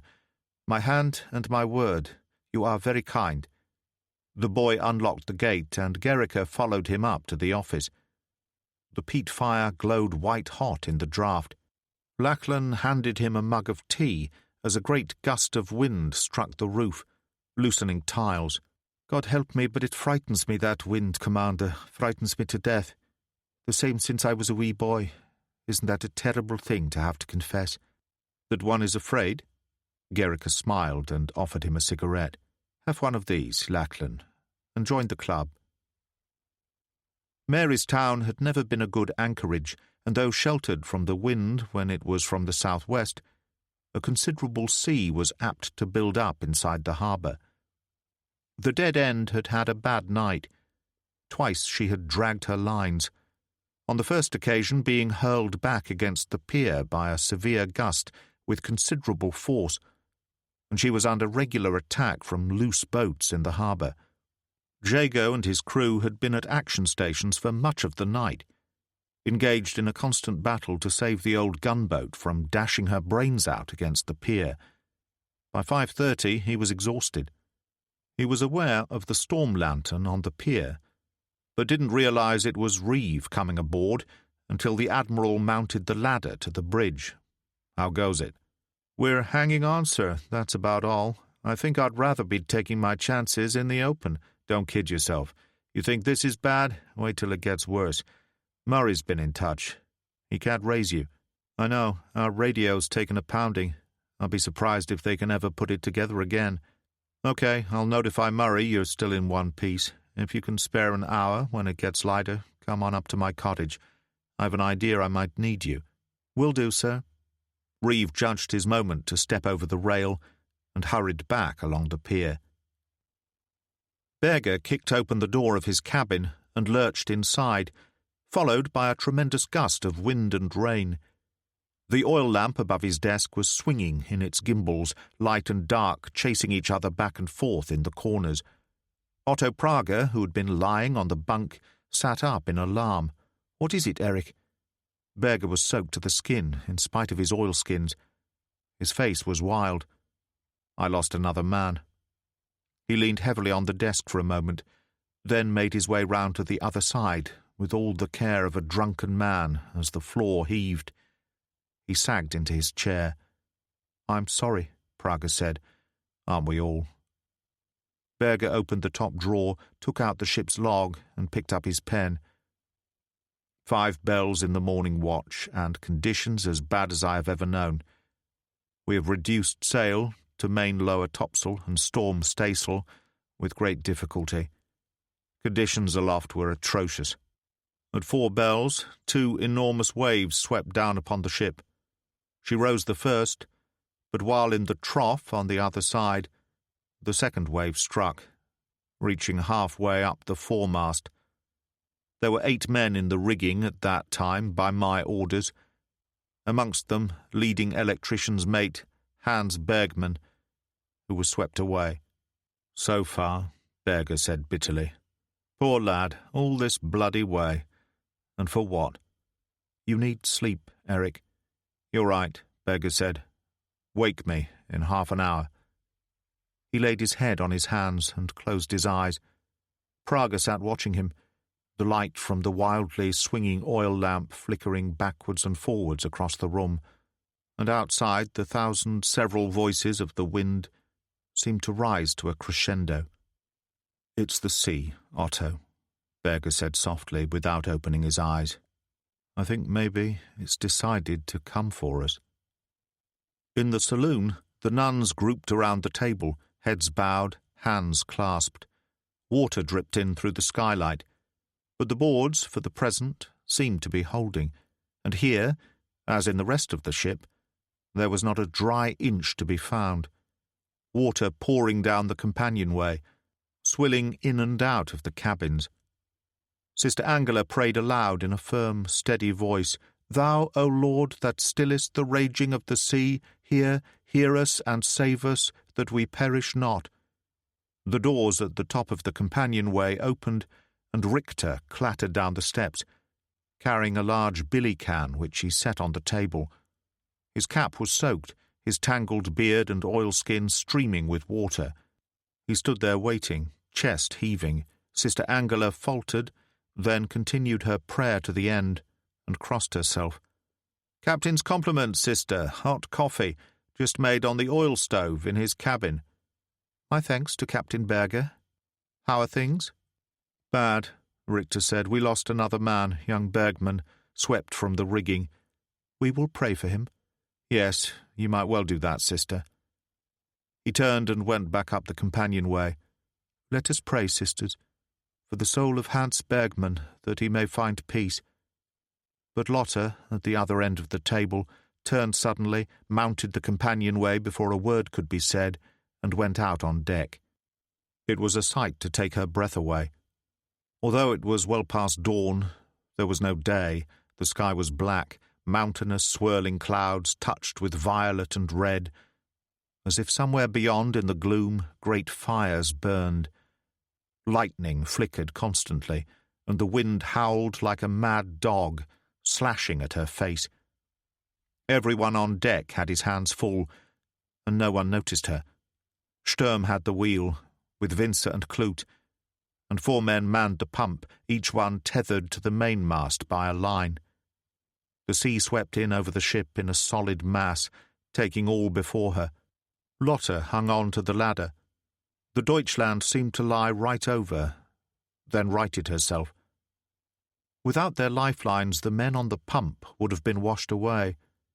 They floundered on the deck like stranded fish, and Richter, who had jumped into the ratlines, dropped down to go to their aid. There was a sudden violent report, almost like an explosion high above. He looked up. The lifts had parted on the fore topgallant. As he watched, the yard swung violently, and the sail broke free. It fluttered wildly in the gale, the entire mast vibrating. Richter knew that it could only be a question of time before it snapped the fore topmast itself like a rotten stick. He ran to the galley, snatched one of the fire-axes from its mounting, and sprang into the ratlines. He paused to jam the axe into his belt, turned and saw Berger on the quarterdeck waving wildly.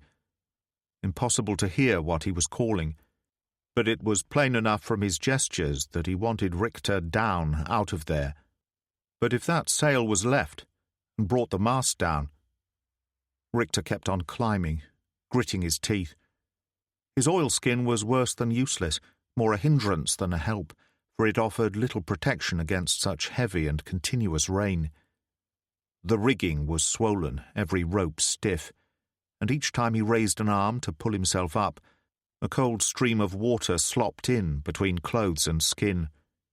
The wind was pulling and tearing at his clothes like a living thing. He paused on the foretop for a moment to catch his breath. The sea boiled white foam as far as the eye could see, rain and hail driving in. Lightning glimmered balefully in the blackness of the sky. He paused beneath the sail. It thundered free with a terrible roar. Facing death now, judging his moment, he moved close to the mast, got inside the flailing sail, hung on tight with one hand, and swung the fire-axe, attacking the ring that held the yard to the mast. The sail enveloped him, almost tearing him away. Then the line from one corner tightened, pulling it straight for a moment. He glanced down and found Berger standing on the foretop just below him, hanging onto the line. He nodded. Richter swung the axe again, aware of the entire topmast vibrating. Once, twice, the axe cut clean through metal. The yard swung, the line parted. Berger released the line, only just in time, as the yard, the lower topgallant sail still fluttering wildly from it, whirled away on the wind. Berger clapped Richter on the shoulder. Slowly, painfully, they descended, taking their time. Richter dropped to the deck, and as he moved forward saw Lotte by the quarterdeck ladder. She was gazing at him, a kind of awe on her face. As if by instinct he held out his arms, and she ran into their shelter. Jago and his men moved the gunboat into the inner harbour at first light, where the groundswell was less of a problem. As soon as the dead end was secure, he left Jansen in charge and went up to the cottage. Jean Sinclair let him in the front door, and when he went into the living room, Reeve and Murdoch were at the radio. "How goes it?" "Terrible," the Admiral said. "A bloody shambles." In Mallaig, another coaster had been driven ashore, and 2 more lighters sunk. 3 trawlers had foundered off Stornoway so quickly that nothing could be done, overwhelmed in that terrible sea. South of Iceland, the Royal Canadian Navy corvette McMichael had disappeared, never to be seen again, along with the 85 officers and men who comprised her crew. And the Halifax convoy, striking for the North Channel into the Irish Sea, was hopelessly scattered. But still, there had not been a specific call for the Fata lifeboat. Murdoch sat patiently, smoking his pipe, listening to the jumbled messages over the radio. Jago went into the kitchen, where he found Janet with Jean making sandwiches. "Hey," he said, "you're a woman after all." "Watch it, darling." She pointed the knife under his chin. He helped himself to tea. "I see the boat hasn't been called out." "It will be. That's what Murdoch's waiting for. The crew are already down at the lifeboat station." She shook her head. "Honest to God, Harry, you've never seen anything like it. There isn't one of them who isn't a grandfather. It's pathetic." "Pathetic? A bunch of guys are willing to put themselves on the line in the worst sea I've ever seen in my life. And that's all you can find to say? They wouldn't last 5 minutes out there. What would be the point?" He went back into the living room and took a chair next to Reeve. It was just after 7:30. At 10 to 8 there was another weather forecast from Stornoway. U.S. destroyer Carbisdale, 110 miles northwest of Butt of Lewis, reports winds of hurricane force, gusting to 120 knots. 120? Jago said in awe. "A bad blow indeed," Murdoch said gravely. "As bad as I have known." Janet brought in tea and sandwiches on a tray, put them down, and went back to Jean in the kitchen without a word. Jago helped himself to a sandwich and leaned forward to pat Rory on the head. The clock on the mantelpiece struck 8 times. As the last stroke died away, a voice sounded over the radio in broken English. "Three-masted barkentine, Deutschland, adrift and helpless. I estimate my present position some 20 miles southwest of Fata in Outer Hebrides. For God's sake, help us. I have women on board." The message faded, drowned in a sea of static. Reeve turned to stare at Jago. Did he say Deutschland? "That's what it sounded like to me, Admiral." "A 3-masted barkentine," Murdoch said. "I did not think I would live to see the day." Janet and Jean had come from the kitchen and stood listening. Reeve said, "It just can't be, for Christ's sake." Berger's voice swelled through the static. "This is Barkentine Deutschland in urgent need of assistance, 20 miles southwest of Fata. I have women on board." "There he is again, Admiral," Jago said. "That guy has to be for real." Reeve reached for the microphone, and then, as Berger started to repeat his message again, another voice broke in on channel. "Deutschland, hier ist großer schwarzer Adler." What followed was wholly in German. Reeve sat back helplessly. What in the hell goes on here? 1 minute we have some guy screaming for assistance. The next, a lot of kraut I don't understand a word of. There was a moment's silence before Janet said carefully, "Gericka would, Uncle Carey." On the Deutschland, things had gone from bad to worse. By 7:15 it became obvious that she could no longer support the main lower topsail, and Berger gave Sturm the necessary orders. To clew up that sail proved to be incredibly difficult. Although the men had to work at no great height above the deck, they still had the appalling wind to contend with. Every rope was foul, swollen to twice its normal size, the blocks jammed at a touch, and all the time the wind tore at them, keen as a surgeon's lancet, splitting flesh with its driven spray. Finally it was done, and the men descended wearily to the deck. The wind now dominated everything, striking the ship one blow after another as it gusted. Ragged clouds passed by overhead, seeming low enough to touch the mastheads. Sheet lightning flickered, and the rain fell relentlessly. Another 4 men worked frantically at the pump. Berger, as he watched them at the quarterdeck rail, felt strangely impotent. Such puny insignificance in the midst of all this vastness. What could it hope to achieve? He turned to check on Sturm and the two men who had the wheel with him, and his mouth opened in a soundless cry as a tremendous following sea rolled in across the stern. The Deutschland shuddered. Berger found himself on his back, clutching at the rail for life itself as hundreds of tons of water swept on towards the prow. There was no sign of Winzer or Kloot, but Sturm was still there, hanging onto the wheel. Berger staggered across the quarterdeck to join him. The Deutschland put her lee rail under the water. They fought like demons, Berger cursing in a frenzy, and slowly, so slowly, she started to answer the helm. But the blow had been mortal. The mizzen topmast and much of the rigging had gone. The lifeboats had been swept away. The galley shack had totally disappeared. Richter came up the ladder. Berger shouted in his ear, "2 more men on this wheel, Richter, then a damage report, quick as you can." The bosun disappeared.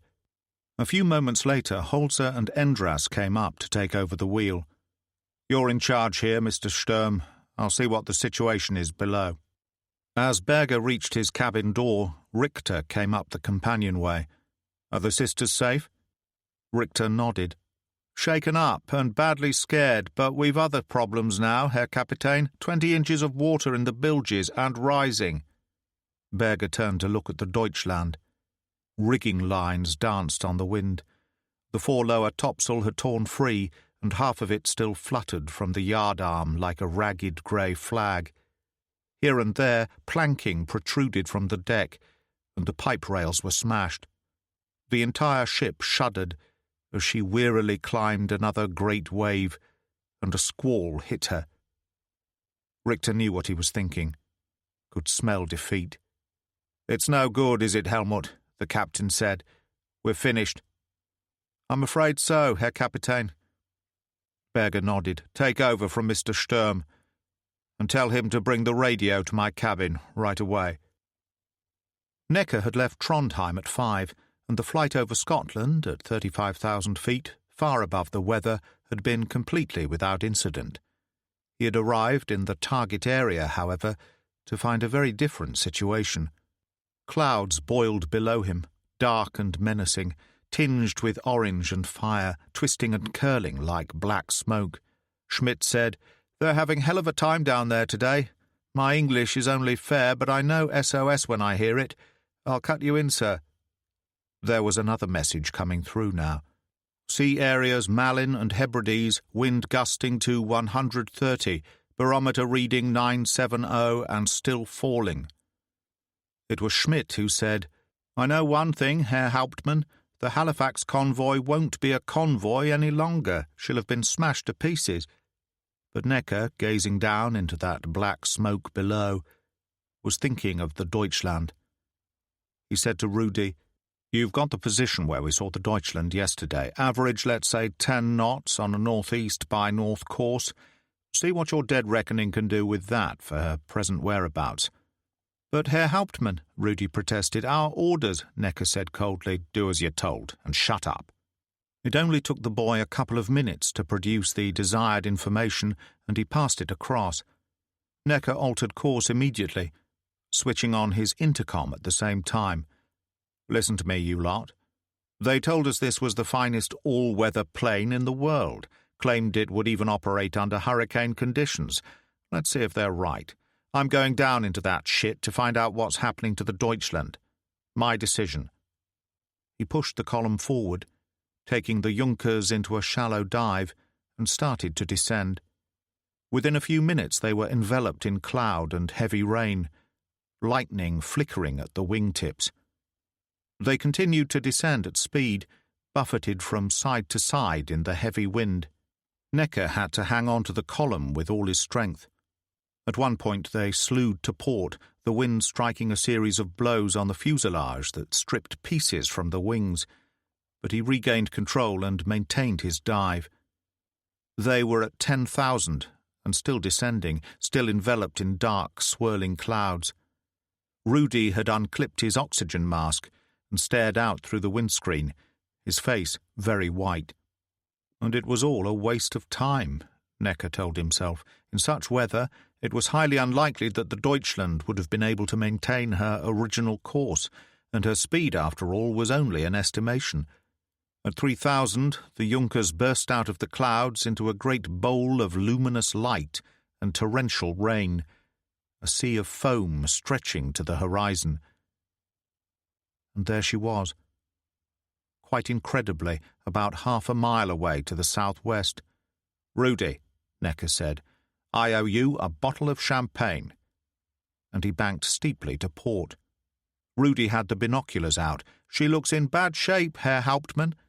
Schmidt broke in. "Something's wrong, sir. They're transmitting a distress call. In English.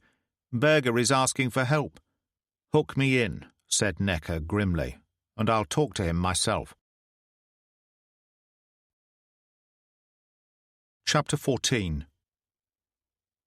Barkentine, Deutschland, 25th of September 1944. Winds of hurricane strength, and the Deutschland, being, in my opinion, in imminent danger of foundering, I started to transmit distress calls at the end of the morning watch. Our signal, I fear, is very weak, owing to the effect of salt water on the batteries. However, shortly afterwards, our friend from the Luftwaffe reappeared. To our mutual astonishment, a third party joined in from the neighbouring island of Vater. "Deutschland calling. Are you still with us, Necker? We lost you in low cloud." "I still have you in sight," Necker replied. "Don't worry, I'll stay close." The exchange crackled through static, remote and somehow far away. Gericke, at the radio, said slowly, "Deutschland?" "Well, speak to him," Reeve said. "Find out what's going on." "Very well." Gericke reached for the microphone and started to transmit in German. "Deutschland, this is Vater calling. Come in, please." There was silence, and then Berger's voice crackled faintly. "Necker, who was that, for God's sake?" "I don't know." "Deutschland, Vater calling. Will you please come in with fullest details on your present position? We may be able to assist." There was a further silence, and then Necker's voice. "Haven't any idea. Suggest you answer. See what happens." Once more there was silence, other fainter messages crowding in as if from far away. Jago said, "What's going on out there, Commander?" "We're only picking up one side of the conversation now. Necker, whoever he is, as for the Deutschland, she's either foundered or lost radio contact." "There's only one sure way to find out," Reeve said. "Speak to Necker this time." "All right." Gericke tried again. "Vater calling Necker. Come in, please. Vater calling Necker. Come in, please. I cannot raise the Deutschland. Urgent I speak with you." Only the silence. Jean Sinclair said softly, "He doesn't trust you, Commander." Gericke tried again. "Necker, this is Korvettenkapitän Paul Gericke of the Kriegsmarine, calling from Vater. I beg you to reply to me." There was more static. Then Necker's voice strongly. "Paul Gericke, the U-boat ace?" "That's right. But how can this be? I am a prisoner of war. Those in charge here have asked me to monitor your calls because they cannot understand German." "Who are you?" "Hauptmann Horst Necker, serving with KG-40 out of Trondheim. Shipping and weather reconnaissance. I'm circling the Deutschland at the moment, in a Ju-88. "I can't get any kind of reply from them," Gericke said. "What's wrong?" "Their signal has weakened. Seawater in the batteries. Can you still monitor them?" "Yes, if I stay close." The Admiral said impatiently, "Come on, Gericke. What's going on out there?" Gericke told him. Reeve turned to Murdoch. "Think you can reach them?" "We can try," Murdoch said. "It would help if that aircraft stayed overhead to give us a mark. Visibility at sea level will be very bad." "That's asking one hell of a lot," Jago said. "Of Necker, I mean. Can you imagine what it's like trying to keep that plane in the air in this weather?" Gericke reached for the microphone again. "Gericke calling Necker. We have a lifeboat here ready to leave at once. It would greatly assist if you could stay in the area as marker." Necker replied. in the worst conditions I've ever known. But she's handling all right so far. We'll do what we can. Present position is as follows." He gave the essential facts, slowly and clearly. "How long before this lifeboat reaches us?" Gerrica passed the details to Murdoch. The old man nodded. "About an hour. I'm leaving now." "I'm coming with you." Reeve reached for his oilskin, but Murdoch shook his head. "You are welcome to watch, Admiral. Nothing more. I have my crew." "Now look here," Reeve started to say hotly. "I am coxswain of the Fata lifeboat, Carey Reeve," the old man said. "Life or death this day by my decision only. You can see us off with pleasure, but no more." Reeve turned to Gerrica. "Stay on that radio. I'll be back as soon as I've seen the boat launched." "Very well," Gerrica said. Murdoch plunged out into the gale, with Reeve and Jago at his heels. High up, on the spine of the island, the wind was ferocious, a living thing that seemed to be doing its utmost to force the trolley back. It took the combined efforts of Murdoch and Jago pumping together to make any kind of progress. When they came to the end of the track above the lifeboat station, the sea was enough to take the breath away. A ragged, broken carpet of white water, one enormous wave after another flowing in a kind of slow motion. Now and then, in the trough, the jagged black teeth of the reef gaped beyond the mouth of the inlet. "Think you can make it?" Reeve bawled into Murdoch's ear.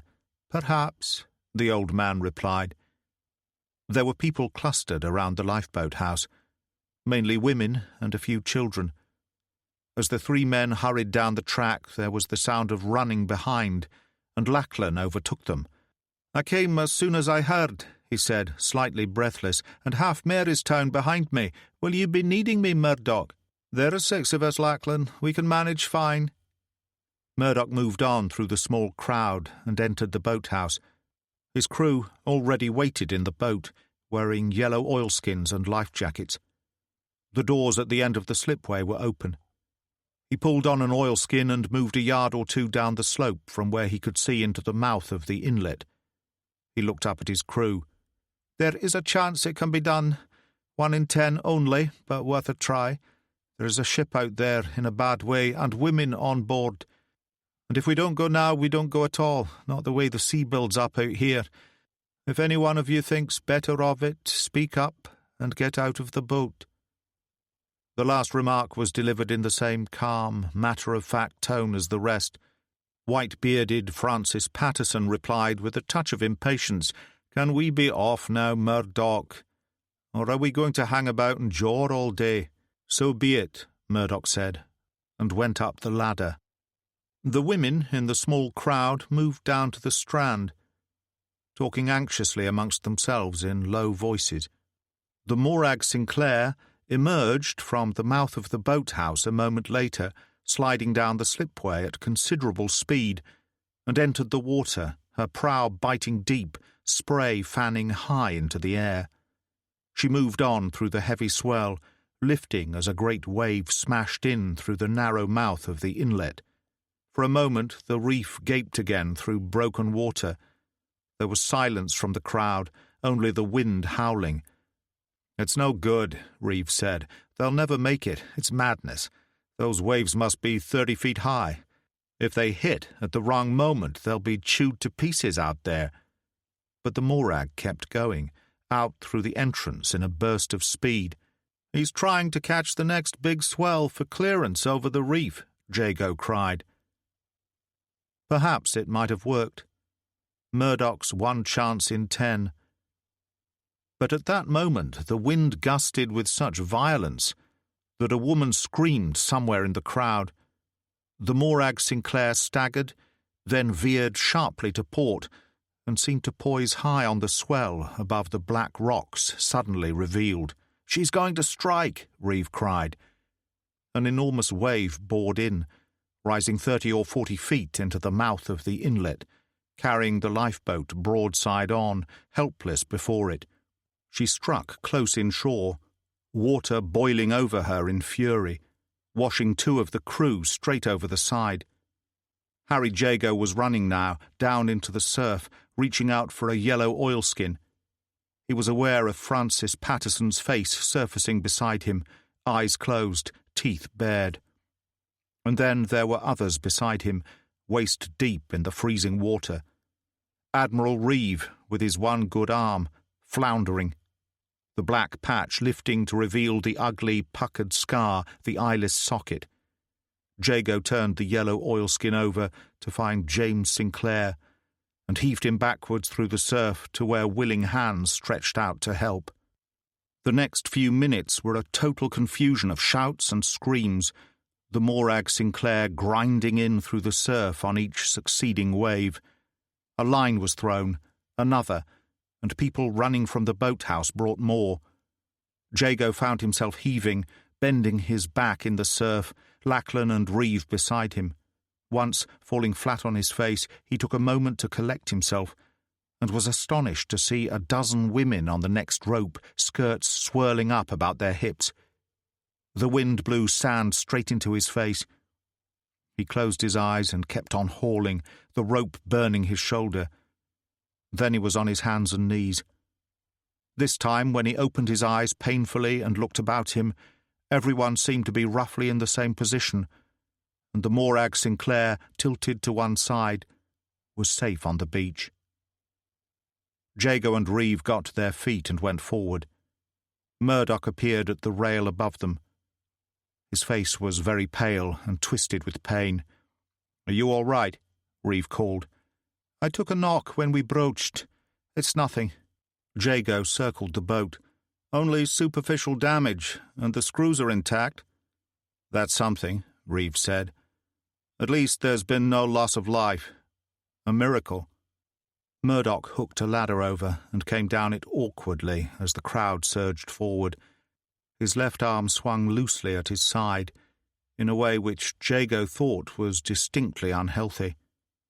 The old man swayed, and Jago tried to steady him. "Are you all right?"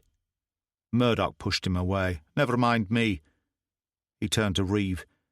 "There is a boat out there, helpless, and women on board, and nothing to be done about it." Jago heard someone say, "There's always the dead end." Only afterwards did he realize it was he himself who had spoken. Jago sat at the chart table, Jansen at his side, and the crew crowded in around the door. "That's it," he said. "Now you know the score. It's going to be rough out there. Volunteers only this trip. Any man who wants to can collect his duffel and step over that rail to the pier, and I won't think any the worse of him. Not to put too fine a point on it, I'd say that should particularly commend itself to those of you who are married." It was Peterson who spoke for all of them. "We've been together a long time, Lieutenant. We've been in the water together more than once, and this is the first time I ever heard you talk crap. Begging your pardon, sir." "I think what he's trying to ask in his own delectable way, Lieutenant, is, when do we leave?" Jansen said. Jago glanced at his watch.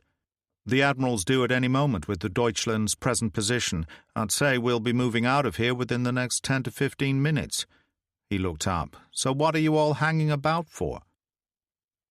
Janet left Murdoch lying on the bed, closed the door softly, and went into the living room. Gerrica was at the radio, Reeve and Jean beside him. The Admiral turned. "How is he?" "The arm's broken. I've put it in a splint for the time being and given him a pain-killing injection. He should sleep for a while. How are things going?" "Not so good. We've not been able to raise Necker again. Probably an electrical storm." Gerrica was still trying in the background, speaking urgently into the mic in German. "Come in, Necker. Come in, please." Necker's voice sounded faint, but clear enough for them all to sense the urgency. "Necker here, Gerrica. I've been calling for the past half hour. What's happening?" "We've not been connecting, that's all," Gerrica told him. "Too much disturbance. There's been a delay. The lifeboat couldn't get away. But there's a gunboat leaving now from Marystown. Please confirm present position." Necker did so, and Gerrica went on. "What about the Deutschland? Are you still in touch?" "Only with difficulty. The signal is very weak. Another hour to wait, then?" I'm afraid so. Gericke had written the details of the Deutschland's position on a scrap of paper, which he pushed across at Reeve. The Admiral slipped it into his pocket. I'll get this down to Jago. As he turned to the door, Jean caught his sleeve. Carrie, you wouldn't do anything silly like trying to go along for the ride, would you? At my age? He grinned and kissed her lightly. Sweetheart, you've got to be joking. He went out quickly. Jean turned, her face troubled. He's going to go, Janet, I know it. Janet said bitterly, What did you expect? She went into the kitchen and slammed the door. Gericke reached for Jean's hand and held it tight for a moment. Necker's voice cut in on them. Have they left yet? On their way. I have a problem. 1 hour and 15 minutes, then we must head for home. A question of fuel. I understand, Gericke said. You must leave when you think fit. Your decision.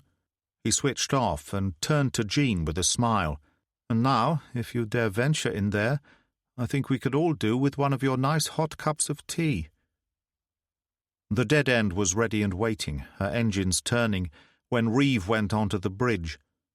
Jago was bending over the chart, and the Admiral passed Gericke's message across. Jago quickly worked out the target position and nodded. That's it, sir. We can get moving now. I'd like to come with you. Peterson at the wheel glanced sideways. Janssen looked stolidly ahead. Jago said, Well now, Admiral, I'm not so sure that's a good idea. I could order you to take me, and I could point out with the utmost respect that as commander of this old bucket, I'm the only one whose words count round here. Reeve came right down. All right, Lieutenant, I'm asking, not ordering. I'll even say please if that helps. My command, sir, you understand that?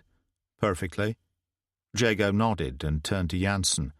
Okay, Chief, let's move it. Necker's voice exploded from the radio, full of excitement. Come in, Gericke, come in. Receiving you loud and clear, Gericke replied. What is it? I can see it. I can see the gunboat, 1/2 a mile to starboard, in heavy seas, but making progress. He can see the dead end, Gericke said. My God, Janet breathed, and her hand fastened tightly on his shoulder. I'll stay on the air, Gericke said. Please keep close contact from now on. The bedroom door clicked open, and Murdoch appeared, his left arm in a sling. His face was drawn and full of pain, a slightly dazed expression in the eyes. What is it? He demanded. Janet went to his side and drew him towards a chair. You shouldn't be up. You should have stayed in bed. The old man sat down heavily, and it was to Gericke he spoke now. What is happening, Commander? Lieutenant Jago has gone out there in the gunboat. And the Admiral? We think he has gone with them. They should have taken me. I know how this game is played. They do not.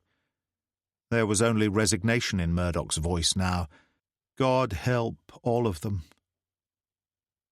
The Deutschland wallowed in gigantic seas, plunging drunkenly down the slope of each successive wave, climbing with extreme difficulty to the crest of the next. There was 2 or 3 feet of water in the saloon, and it was rising. The nuns, in Prager's charge, were secure for the moment in Berger's cabin. On the quarterdeck, Richter and 2 of the men had the wheel. Berger stood at the rail, hanging on tightly, as one sea after another washed in. Below, 4 of the crew, tethered to the mainmast, pumped frantically, a losing battle. He looked up to the Junkers circling overhead, his brain numbed by the incessant cold, faintly surprised to find that she was still there. Sturm stumbled out of the cabin below and hauled himself up the ladder. The wind tore away his voice even when he put his mouth close to Berger's ear. The captain shook his head. Sturm grabbed his arm and pointed to starboard. As Berger turned, the dead end came over the crest of a wave 200 yards away, poised dramatically, then plunged down out of sight. Every window on the bridge of the gunboat was smashed, the door ripped from its hinges, and Peterson and Cheney struggled to hold the wheel between them. Reeve had jammed himself into a corner, and Jago and Janssen crouched at the chart table, observing the Deutschland. Jago had long since passed the point of feeling the intense cold. indeed of feeling anything. His body had ceased to exist, only the brain turned, still, sharp and keen. The trip had been a nightmare. He knew that to have got this far was some kind of miracle, but that didn't matter. They were here. "Now what?" Janssen cried into his ear. The Deutschland leaned over, her lee rail under water, then swung to port again. "I don't know," Jago said. "Perhaps if we go in there under the lee, if they're quick." This was unknown territory, a situation so extreme that it was not covered by any manual of seamanship. He was hesitating, and that was fatal. 2 men at the quarterdeck rail were waving frantically. One of them, he presumed, was Berger, beckoning him to come in. Reeve broke the spell, crying hoarsely, "Let's go, for God's sake, let's go." Jago turned to Peterson. "Okay, straight into her lee rail. This is crunch time." He went out on the bridge, followed by Reeve. Janssen went down to the deck, calling the other 5 crew members to him, and they moved to the rail to get ready. The dead end went in fast, and Cheney turned the wheel frantically at the last moment as a wave caught them. Her prow smashed into the barkentine's rail. As the wave receded, the Deutschland rolled to port, and the dead end dropped sickeningly 15 feet below her. In the same moment a great sea rolled in across the Deutschland's port rail, rising 40 feet up her masts, sweeping everything before it. Jago, on his knees in a world of green water, hanging onto the rail, felt the gunboat sag beneath him. Another wave washed in as he grabbed for Reeve, throwing both of them bodily forward. When it receded, he found himself face down beside the Admiral on the deck of the Deutschland. Berger reached them a moment before the next wave struck and hauled Jago to his feet. The lieutenant grabbed at the mainmast ratlines to steady himself, turned and saw to his horror the dead end in the process of going down close to the rail. The Deutschland's mizzenmast, torn from its mountings by the first enormous sea, lying across her in a tangle of wreckage. The surviving members of his crew were already on the move, jumping for their lives to the deck of the Deutschland. Peterson, blood on his face, but not Cheney. Crawford, Lloyd, but no sign of Janssen. Another wave swept in, and Jago held tight, aware that the Deutschland was foundering beneath his feet, already up to his waist in water, as the combined weight of the mizzenmast and the gunboat pulled her over. Richter came down the quarterdeck ladder, an axe in one hand, and started to attack the tangled web of lines that still held them tied to the mast. In a daze, Jago turned to watch him, and then Reeve was tugging at his arm and pointing. Janssen was out there, head and shoulders above the tangle where the mast had struck. He was bareheaded, one arm free. Jago stumbled towards Richter and pulled him away.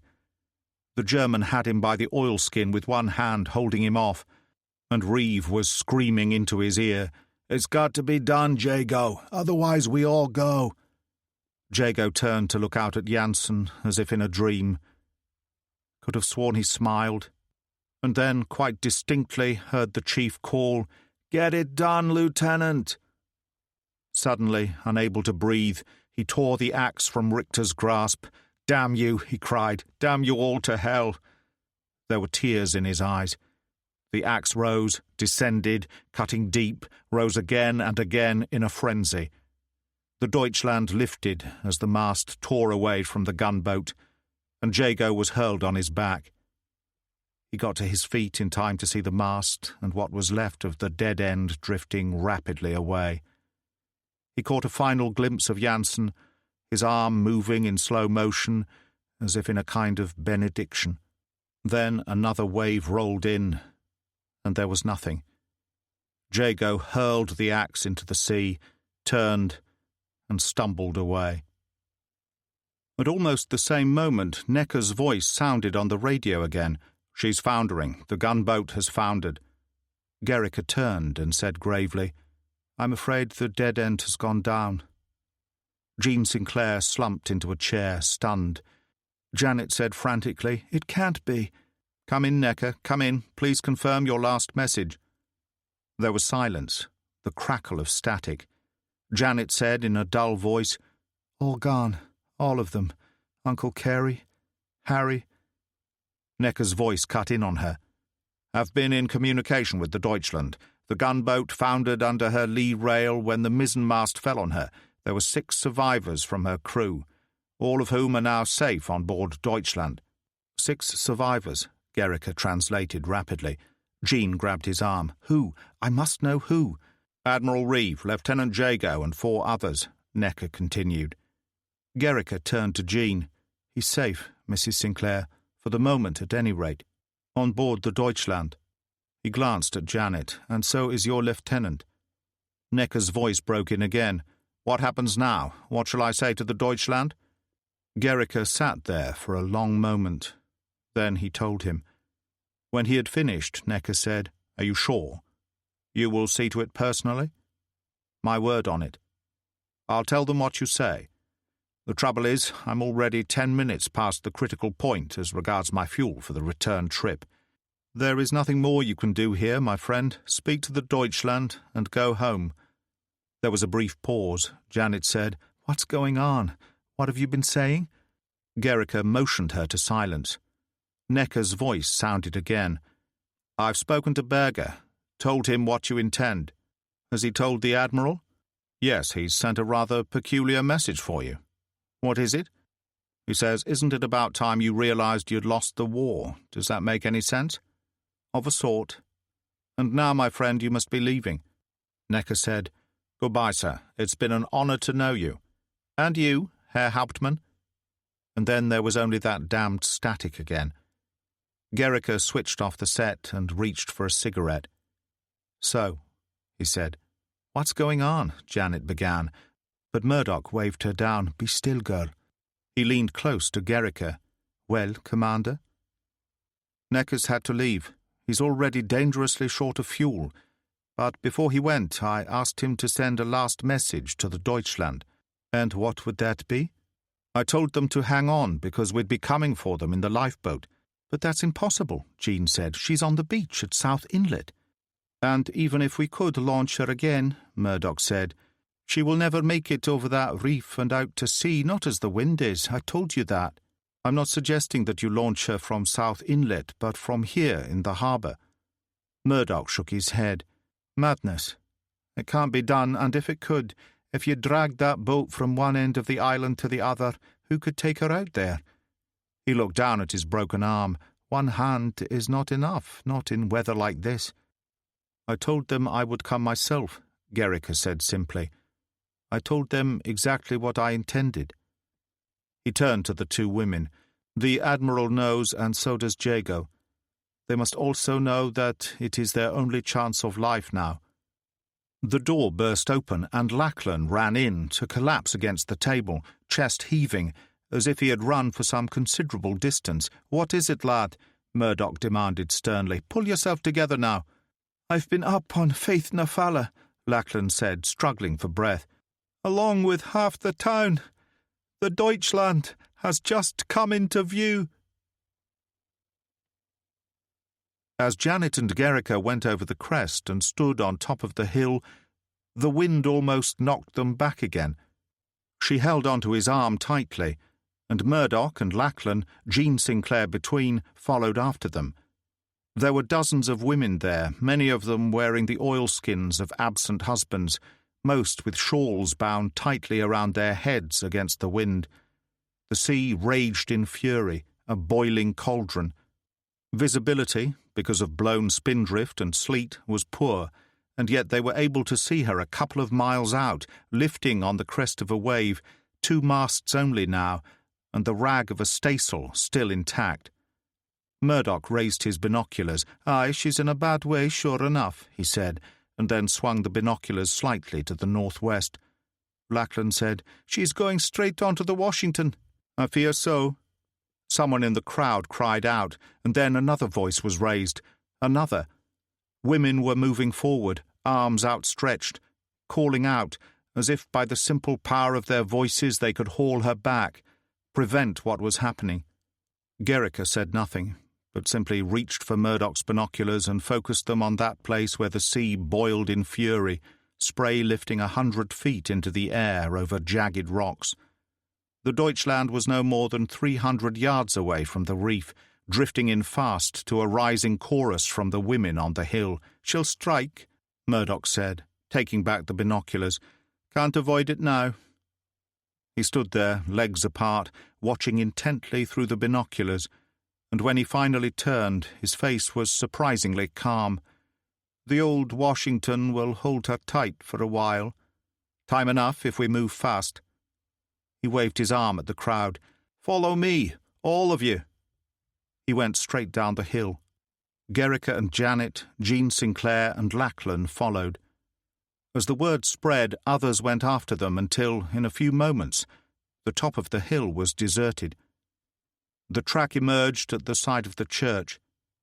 When they reached that point, the old man went through the lich gate, hurried up the path and entered the porch. A moment later the bell started to toll. Horst Necker burst out of cloud at 8,000 feet over the Murray Firth, in serious trouble and still descending. Things hadn't been right since leaving the Deutschland, but it was only within the past 5 minutes that the source of the trouble had become apparent. A fracture in one of the fuel pipes connecting the GMI system. "I'll have to go down to floor level," he said over the intercom. "No choice. Anyone who wants to pray, start now." There was a chance that in this weather the Tommies would be too preoccupied to bother about one stray intruder on their radar screen. In fact, although Necker wasn't aware of it, Spitfires had already scrambled at Huntley Airfield near Inverness and were seeking him out. "I have a courier! I have a courier!" Krantz, the rear gunner's voice, sounded in his ears. Necker went into a corkscrew instantly, the reflex of several years of combat flying coming to his aid. He was aware of the chatter of the machine guns, glanced up to see a Spitfire zoom overhead and turn away to port, and then the entire aircraft seemed to stagger. Miraculously, he was still in control. "Everyone still in one piece," he said over the intercom. There was no reply. Rudy, blood on his face where a splinter had sliced his cheek, scrambled to the rear. Necker kept on going down, jinking from side to side, aware of the shock waves as cannon shell punched holes in the fuselage. Rudy got back into his seat. "Krantz is dead. Schmidt is unconscious. Some sort of head wound. I've put a field dressing on him." "Good boy. Now hang on while I show these bastards how to fly." He took the Junkers right down to sea level. A hazardous undertaking. With 40-foot swells, it was possible to find on occasion that the seas ahead were above the plane. And the Spitfires didn't like it, although 2 of them still hung on grimly for a while, even at that suicidal level. Once Necker looked down and observed strange waterspouts all around, and wondered for a moment what they were, until the Junkers shuddered again under the impact of cannon shell. 20 minutes at 300 miles an hour. Not so good with that fractured pipe. The engines would be overheating. But not long now, unless he had hopelessly miscalculated. The aircraft staggered under a well-aimed burst of machine gun fire. The windscreen shattered. Necker felt as if he had been kicked in the left shoulder, turned and found the port engine smoking. He feathered it at once and switched to the extinguishers. The Junkers slowed, the needle falling right down to 150. He hung on grimly, still no more than 50 feet above the sea. Rudy plucked at his arm excitedly. "They've gone, Herr Hauptmann, cleared off." "I don't understand." "That's what I was hoping for. We're just over 100 miles from the coast. That's usually the limit of their radius on a sea chase." Rudy was staring at the blood on his glove and touched Necker's arm again gingerly. "You're wounded?" "So I believe," Necker said. "You know, at flying school they told us it was impossible to keep one of these birds in the air on one engine. Let's see if we can prove them wrong." "What shall I do, Herr Hauptmann?" "Take off your belt, fasten it round the left rudder pedal." Rudy did as he was told, and with his help, it was now possible to hold the crippled Junkers on course again. "Pull tight, Rudy, all the way home." Necker grinned, beginning to feel the pain in his shoulder now and not caring. "See how simple it is when you know how? Stick with me and you'll live forever." When Murdoch mounted into the pulpit at St. Mungo's, there was something like 70 people in the congregation, mainly women, a handful of old men and children. It was strangely silent, the wind muted by the thickness of massive stone walls. He stood for a moment, head bowed in prayer, then looked up. "There is a boat out there on the Washington. You all know this. And the Morag Sinclair is beached at South Inlet. The only question is, what can be done?" No one said a word. "Commander Gericke has a solution, that we haul the Morag from South Inlet to Marystown and launch her in the harbour." There was a gasp from the congregation. Someone said clearly, "Impossible." "Not so," Murdoch said. "Such a thing has been done before, in Northumbria, earlier in the war, at Newbegin. Should we be capable of less? Or must those poor souls on the Washington perish?" Katrina McBrain answered him in a clear, savage voice. "Bloody Germans all! Why should we lift a finger? I could say that Admiral Reeve is out there too, and 5 survivors from that Yankee gunboat. I could say that there are women out there, for there are. But what would be the point? I am not here to argue. I am here to tell you. Is this all your God means? Is this what our worship together has meant? You have lost a husband to the war, Katrina McBrain. I have given a son.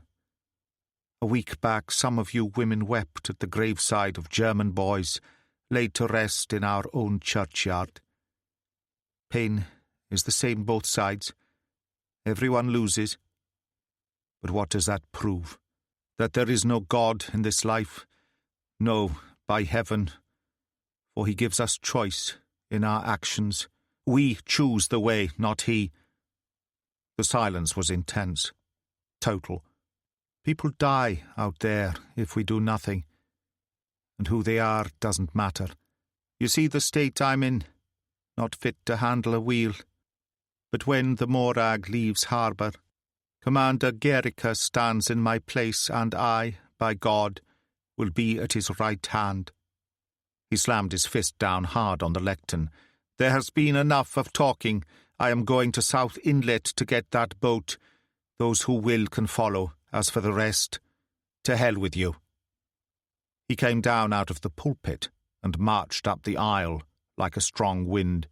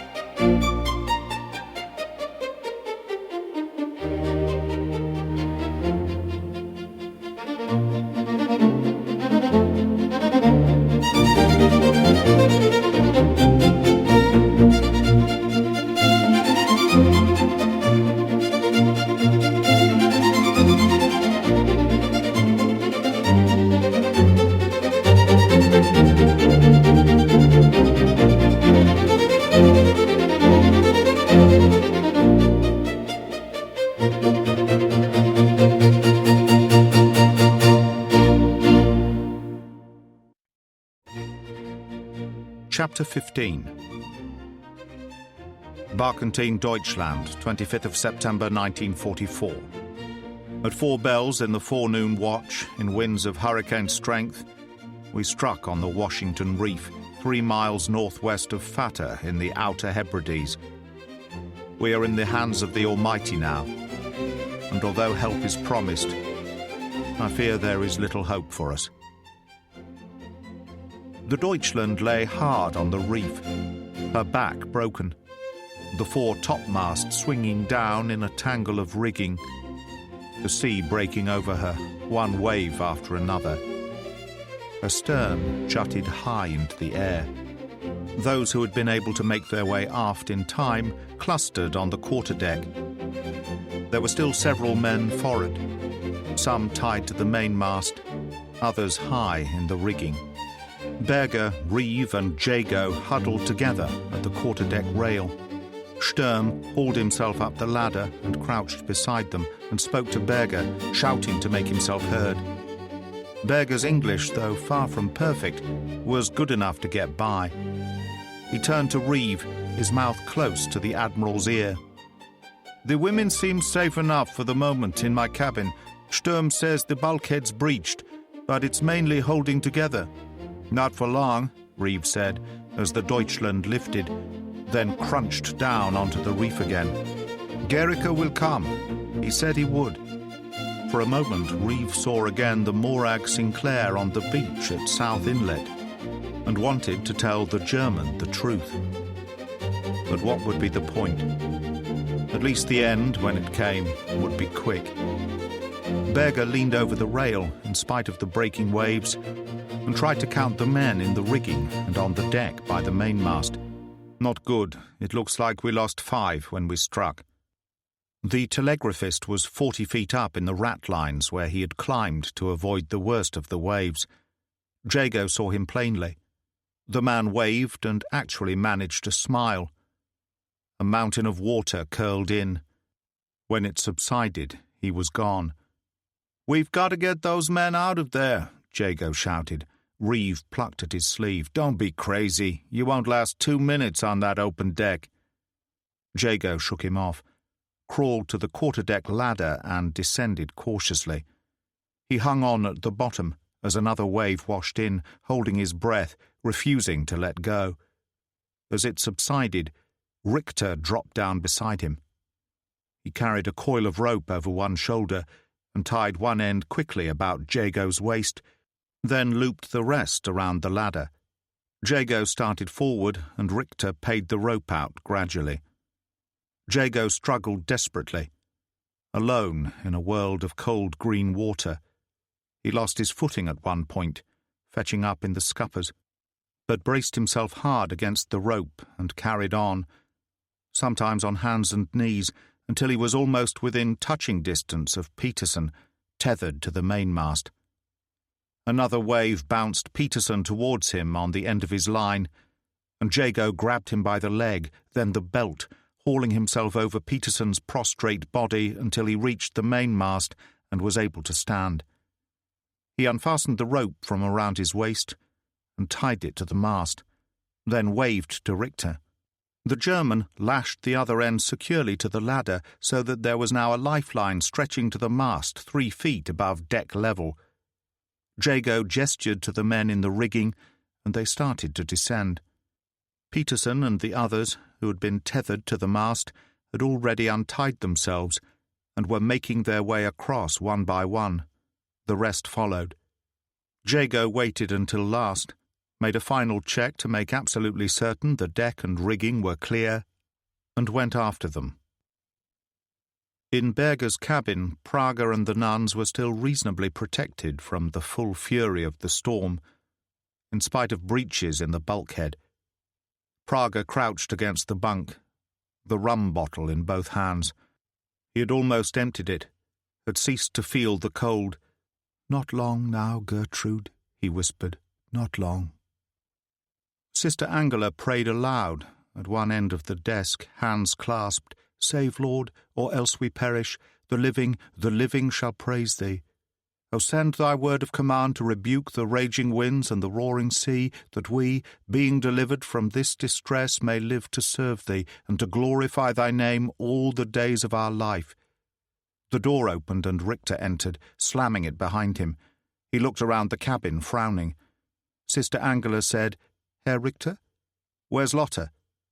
She was very cold, and when she unclasped her hands, she found, to her surprise, that they were shaking. "Lotte?" She looked around. A dazed expression on her face. "Has anyone seen Lotte?" Sister Brigitte was sobbing. No one seemed to have anything to say. Richter crossed to Praga and hauled him to his feet. "You were supposed to bring them up from the saloon just before we struck. Didn't Lotte come with you?" "Definitely," Praga said. "I was right behind her." Sister Cater said, "She went back." Richter started violently. "That's not possible." "I heard her say she'd forgotten something," Sister Cater said vacantly. "Then she went out." Richter wrenched open the door and plunged outside. He started down the companionway, but the deck and entire superstructure was buckled and twisted, the way into the saloon blocked by a tangle of wreckage. "Lotte!" he cried. "Lotte!" But there was no reply. It was Jago who saw him first, crossing the deck below, using the lifeline they had rigged.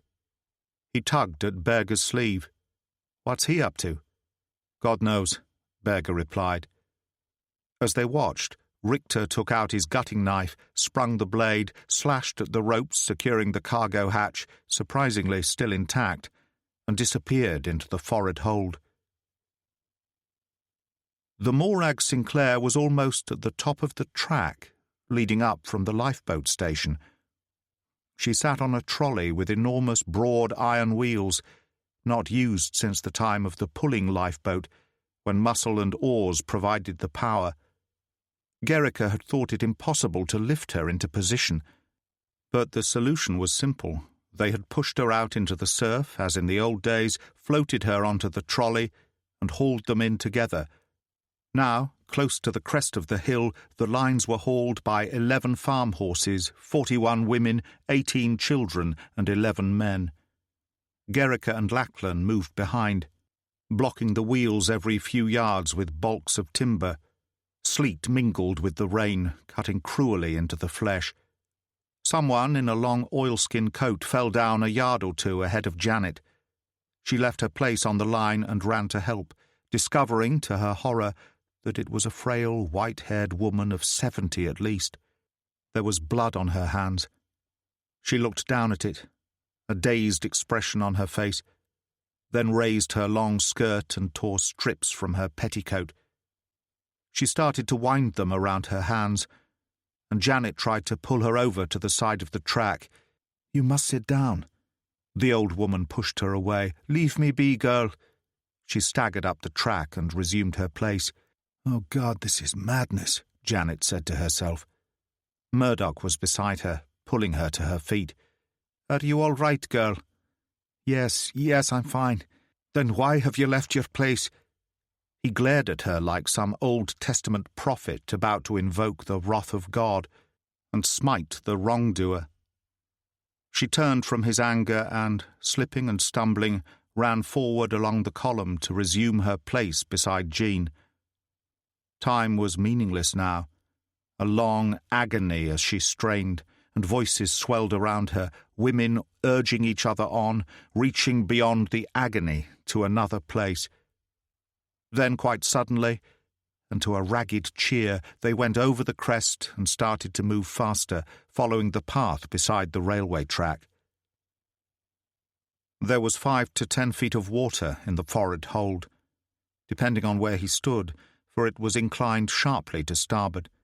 The storm lantern hung from a hook in the bulkhead, its light playing across the dark water, which erupted suddenly as Richter surfaced.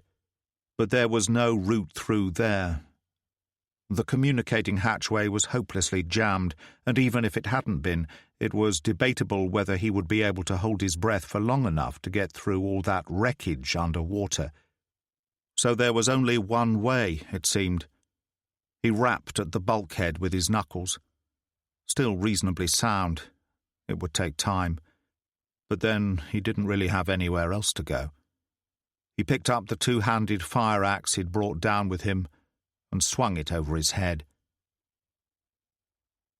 The Morag Sinclair was halfway along the track beside the railway line, high up on the spine of the island, progress slowing a little as they moved, totally exposed, into the full fury of the wind. The scene behind was like a battlefield. People huddled beside the track at intervals where they had dropped, totally exhausted.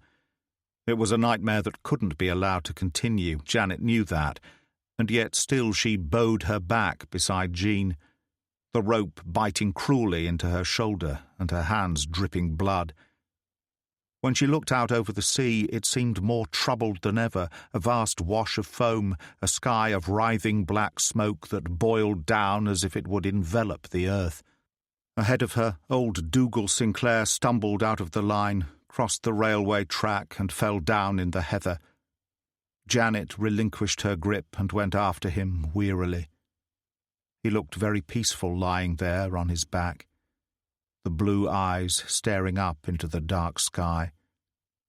It was a moment or two before she realized how fixed that stare was, and quickly unbuttoned his oilskin and jacket, reaching inside to feel for the heart.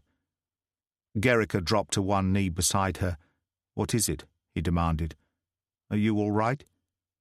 "He's dead," she said bitterly. "Are you satisfied now?"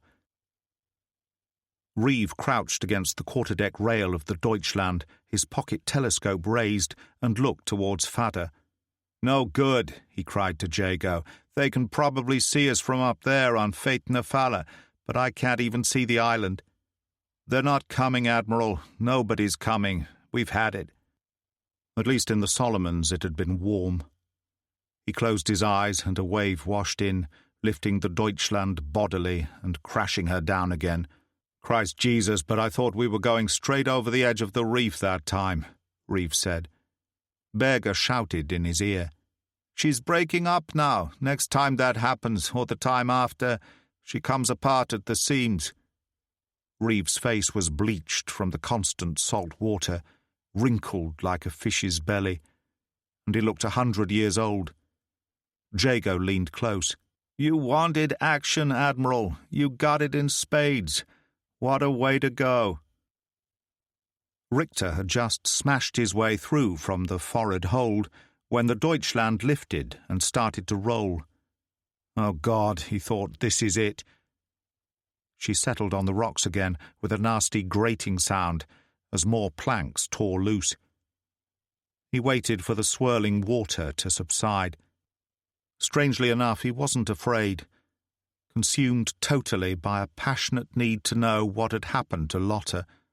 He squeezed past the mainmast mounting and the pump, found a nail on which to hang the storm lantern, and started to attack the bulkhead which would give him access to the aft hold. The Morag Sinclair was beginning to move fast now as the track sloped down to cross the railway line above Marystown, and suddenly the situation was totally changed. The 40 or so people who were left on the lines, their roles reversed, were hanging on grimly to stop the boat running away from them on its trolley. Murdoch hurried alongside, shouting instructions to Gerrica and Lachlan as they attempted to slow her by blocking the wheels with the same balks of timber they had used at South Inlet. The Morag was really moving, rocking alarmingly on her trolley, swinging from side to side, leaving a trail of smashed windows as she coasted down the high street. She emerged onto the front by the pier at some considerable speed, Gerrica and Lachlan running alongside, frantically jamming the wheels with their timber pieces, and slowly and very, very gradually, she started to slide to a halt. There was the silence of total exhaustion. Murdoch heaved himself up the ladder and over the side and nodded to Gerrica. "You too, Commander." Gerrica followed him, aware with something of a surprise that his arms were having difficulty in holding the weight of his body. Murdoch looked out over the crowd. "What is wrong with you, then? She's only 15 tons. One more heave now." No one made a sound, and then, somehow, women who had collapsed were on their feet again, reaching wearily for their lines. They dragged the lifeboat forward to the top of the stone slipway at the head of the pier and ran her down into the harbour. Watching her there, grinding against the pier, Janet couldn't quite take it all in. She was aware of Jean crying helplessly beside her, tears pouring down her cheeks, heard Gerrica say, "Get those petrol drums along here quickly now," for they had emptied the tanks at South Inlet to lighten her. Murdoch, in the aft cockpit, was calling up to the pier. "Lachlan, are you there, boy? No time for your sick belly now. I need you. And you, Hamish and Francis Patterson. Are you still game?" They went forward, those old men, even James Sinclair, whose brother lay dead back beside the track. Janet turned, started to run back up the high street, finding a new strength in her purpose, never stopping until she reached the cottage. She went inside, snatched her medical bag, and ran back down the hill to the harbour. She pushed her way onto the pier through the crowd and saw them on deck below, fastening their life jackets, each man in yellow oilskins, even Gerrica. She went down the stone steps to the lower landing and scrambled over the rail. Murdoch turned to confront her. "And what is this, girl?" "There are 6 of you, Murdoch. 5.5 if you consider that arm of yours. You should crew 8. Gerrica got between them, his hands on her shoulders. "This is no job for a woman, Janet. You must see that. Who got your bloody boat here for you?" She held up her medical bag. "I'm not here as a woman. I'm here as a doctor, and you might be damned glad to have me along before this is through." Gerrica opened his mouth to reply, but Murdoch pulled him out of the way. "No time to argue. You go to hell your own way, girl. Get down in the cockpit." He gave her a push. "You'll find an oilskin and life jacket. Put them on and stay out of the way." Gerrica's face was pale. He hesitated, then moved to the wheel. A second later, Lachlan, who was acting as bowman, had cast off, and they were moving away from the pier out into the harbour. At the quarterdeck rail, Jago, Reeve and Berger still huddled together. The Deutschland had eased herself over a little farther to starboard and seemed to lift now with each wave. It was Reeve who, turning to look in the direction of Fata for the 100th time, caught the first glimpse of the Morag Sinclair a mile to starboard. "She's coming," he cried, tugging frantically at Jago's arm. "I see her." Jago pulled himself to his feet, holding on to the rail, and peered into the rain through swollen eyelids. "No," he said hoarsely, "you're imagining things." But Reeve cried out again excitedly, clutching at Berger. This time the lifeboat was plain, and a sudden cheering broke out amongst the men assembled on the quarterdeck. Berger waved Sturm across. "Go down to my cabin and bring up the sisters." Sturm crawled away wearily. At that moment, another wave thundered against the Deutschland, sliding her bodily across the reef. Part of the prow broke off, and the storm staysail, intact all this time, fluttered away like a great bird.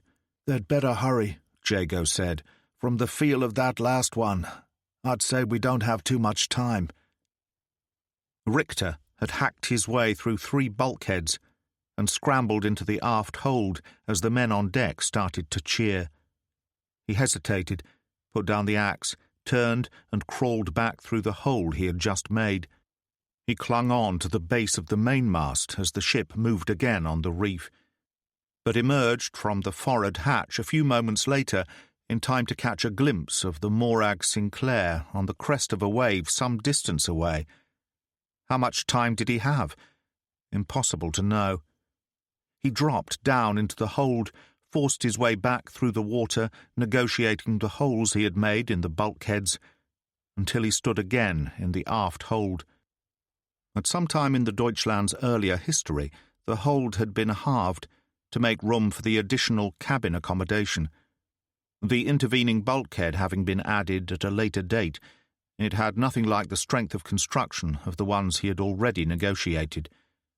He picked up his axe, waded towards it, and started to attack it furiously. The Morag Sinclair, took water constantly, green sheets passing over her from stem to stern, exploding into the aft cockpit with stunning force. Janet was terrified. The waves seemed so enormous that each time they attempted to scale one, the task seemed an impossibility, the Morag climbing in slow motion. When she swooped down the other side into the trough, it was as if she never intended to come up again. But Gerrica seemed unperturbed. As he wrestled with the wheel, Murdoch at his shoulder. Lifeboatmen, as a rule, don't wear lifelines, believing them to be too constricting in an emergency. So it was that at one moment, as Lachlan turned from beside her, reaching up to the rail and slipped, a sea washed in, taking him out with it over the starboard rail. Janet screamed, and as Gerrica glanced over his shoulder in alarm, the starboard rail dipped under, and the boy miraculously floated inboard. Murdoch reached down and shook him like a rat. "Lifeline!" he shouted. "Get a lifeline on!" He turned to Hamish MacDonald. "Lifelines for everyone. My orders, like it or not." He crouched down over Janet. "You too, girl." She reached for the line that was passed to her, and had barely hooked herself on when disaster struck. The Morag hovered on the crest of a mountainous wave, broached as she went down. At the same moment the wind gusted in fury, striking her starboard bow. She capsized. To Janet, the world was stinking green water washing over, filling heart and mind and brain, kicking and struggling in a desperate desire to live. The Morag was partially under, still pushing forward, screws turning. Slowly, she righted herself. Janet was aware of Gerrica clinging to the wheel with one hand, reaching out to her with the other. Murdoch pulling himself up beside them. Lachlan was safe. Hamish MacDonald, Sinclair. But Francis Patterson had gone. From then on, so vicious was the weather, so impenetrable the curtain of rain and sleet and flying spindrift, that they caught no further sight of the wreck, until they lurched over the top of an enormous wave and saw her 150 yards away. The survivors clustered on the quarterdeck, waving. "Now what?" Gerrica demanded. "Take your time, boy," Murdoch said, "and let me work this out." Richter broke through the final bulkhead. He crawled into the saloon. It was dark in there, only the gurgle of the water, the howling of the gale outside. As with the rest of the ship, it was steeply inclined. The starboard cabins under water. "Lotta!" he called. There was no reply. Could be none. He had been a fool to think otherwise. He floundered through the water, crawled up the slope to where the door of her cabin swung crazily, braced himself in the entrance, and raised the lamp. She lay trapped across the bunk, a tangle of wreckage across her stomach and legs. Her face was very pale, her eyes closed, but now she opened them slowly. "Helmut," she whispered, "I knew you would come." "What happened? Why did you come back?" "Your ring, Helmut. I'd hidden it here under the mattress in the corner of my bunk. I forgot it when we were ordered on deck. Wasn't that silly of me?" He was already heaving on the beam, straining with all his strength, but it refused to budge. "How strange," she said. "I've been so cold for days, so very cold, yet now I can't feel a thing." The Deutschland shook herself and started to move, as if ready now to ease off the reef. He wrenched frantically at the beam again, then said, "I must get help, Lotta. I'll be back in a little while. I'll have to take the lantern, but don't be afraid." "You won't leave me?" "Never again. Remember my promise." He left her there and ploughed back through the water, working his way from hold to hold. The Deutschland was in constant motion, nosing forward, slithering further over the edge of the Washington, her prow dipping. Richter hauled himself up the ladder in time to see the Morag moving in. The nuns were already making their way across from the shelter of Berger's cabin, the men on the quarterdeck crowding down the ladder. There were cries of fear, and one of the women screamed high and shrill as the Deutschland moved again with a terrible rending and tearing sound. Richter had to hang on tight to the ladder for a moment. He dropped down, waist-deep in water, waded towards the hole in the bulkhead, and climbed through. The Deutschland was in constant motion now, water swirling all around him. But when he reached the saloon, there was that strange, eerie quiet. And she was still there waiting for him when he went into the cabin. He hung up the lantern and sat down beside her. "You came back?" "Of course. What's happening, Helmut?" "They're coming for us, Lotte. They finally got here." He took her hand and held it tightly. To Murdoch, debating on the best way to go in, that sudden tremble as the Deutschland slid towards the edge was enough. "She's going, lad, she's going." He slapped Gericke on the shoulder. "Give her everything you've got, full power, and straight in over the rail. 2 minutes is all we get." Gericke boosted power. The Morag surged forward, catching even those on the quarterdeck by surprise, slicing in across the rail until her bows rested on the deck. There was no need to say a word, for already the nuns were scurrying from Berger's cabin, shepherded by Sturm, and Prager and Reeve, Jago and the rest of them were getting off the quarterdeck fast. The Deutschland shook herself again, and men cried out in fear, Sister Kata screaming, falling across the rail. Janet reached over, dragged her bodily, pushed her down into the cockpit and the cabin. "She'll take us with her, boy," Murdoch shouted. "Reverse those engines. Get ready." He waved his arm and called furiously, "Come on, damn you, she's going." There was a final mad scramble, men vaulting over the rails in panic, Berger last of all, the ship's log and his personal journal in an oilskin wrapper under his arm. Gericke reversed the engine's full power as the Deutschland sagged again, and the Morag shot away. Sister Angela crouched in a corner of the small cabin. She tried to get up, peering at the faces crowded around her. "Lotte?" she said. "Where's Lotte?" There was no reply. Could be none. She turned, grabbed Janet's arm fiercely and said in English, "Lotte isn't here. Neither is Herr Richter. They must still be on board." Janet scrambled out of the cabin into the cockpit. Jago was there, Reeve above him, crouched beside Gericke and Murdoch. She shook Jago's arm. "There's still someone on board." He seemed to find difficulty in speaking. "Not possible." She reached up and pulled at Gericke's oilskin. "Paul, there's still someone on board." He glanced down at her, startled. In the same moment, the Deutschland started to slide off the reef. Berger, at the starboard rail, had tears in his eyes. As water boiled around her, his hand went up in a brief salute. For a moment, the main topmast was visible. Then that too dropped beneath the surface, and there was nothing. Only the sea's leavings, a few planks, a tangle of rope, a barrel spinning. Gericke, his face grave, turned the wheel, taking the Morag away from the Washington, round in a great curve, ready to start the slow and painful fight back through those mountainous seas to Fada. Chapter 16. Barkentine, Deutschland, 25th of September 1944. At 3 bells of the afternoon watch, with the Deutschland sinking beneath us, the 16 survivors of her original complement were snatched from the Washington Reef by the lifeboat Morag Sinclair.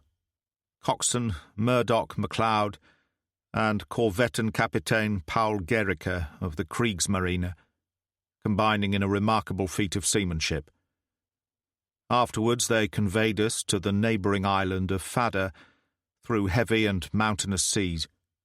I was distressed to learn that in one way or another 7 people gave their lives to save ours. Words for the first time fail me. So ends this log. Eric Berger, Master. Reeve poured himself a large Scotch and drank it slowly. He was tired right through.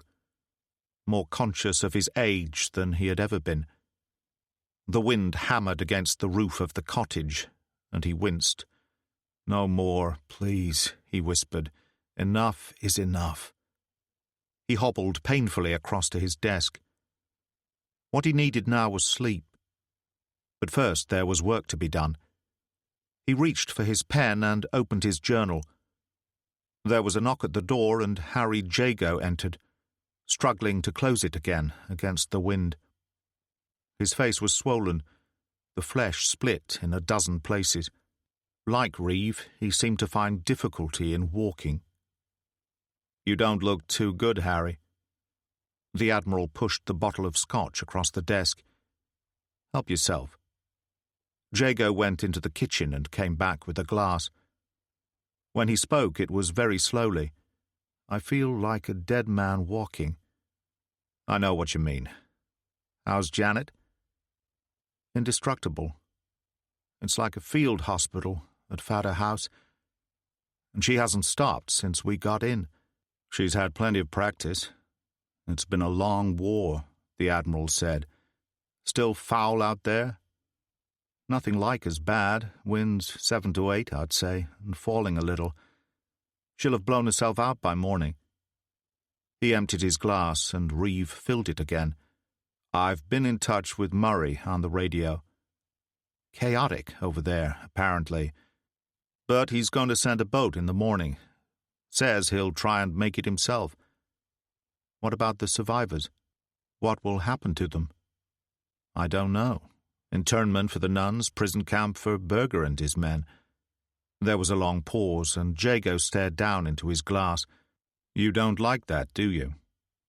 "It just doesn't have any meaning for me anymore." "Not any of it." "I know how you feel. All that bloody way. And they nearly made it." The scotch by now was dulling the pain. "And Gericke?" Jago asked. "What about him?" "There's still a war on, Harry." "I know," Jago said. "There always is someplace." "Does he go back in his cell?" "That isn't my decision. Jean's the civil power here, you know that." Jago emptied his glass at a swallow. "Well, I think I'll get back up to the house and see how my boys are doing." "Then bed, Harry. Go to bed." Reeve managed a smile. "That's an order." "Admiral?" Jago drew himself up and managed a salute. He had almost reached the door, had his hand out, when Reeve said softly, "Harry?" Jago turned. "Yes, sir?" "All of a sudden, I feel old, Harry. Too damned old. I just wanted to tell somebody that." There was still quite a swell in the harbour as Gericke went along the pier, head down against the rain. The Morag Sinclair danced at her moorings, a brave sight in her blue and white paint. Only a closer inspection revealed the ferocious battering she had taken from the sea. He stood there, hands thrust deep into the pockets of the reefer someone had given him, and suddenly he heard himself hailed. He turned and saw Murdoch on the lower landing further along the pier, standing beside the Katrina. As Gericke went down the stone steps, Lachlan came out of the wheelhouse. There was an oil drum on deck, and he levered it over onto the landing with an ease which indicated that it was empty. "What's this?" Gericke asked. "Lachlan and I have been filling the Katrina's tanks," the old man said, "that she may be ready for sea if wanted." The boy nodded to Gericke. "Commander?" "I didn't have a chance to tell you before, but you were fine out there, Lachlan." Gericke held out his hand. "I was proud to know you."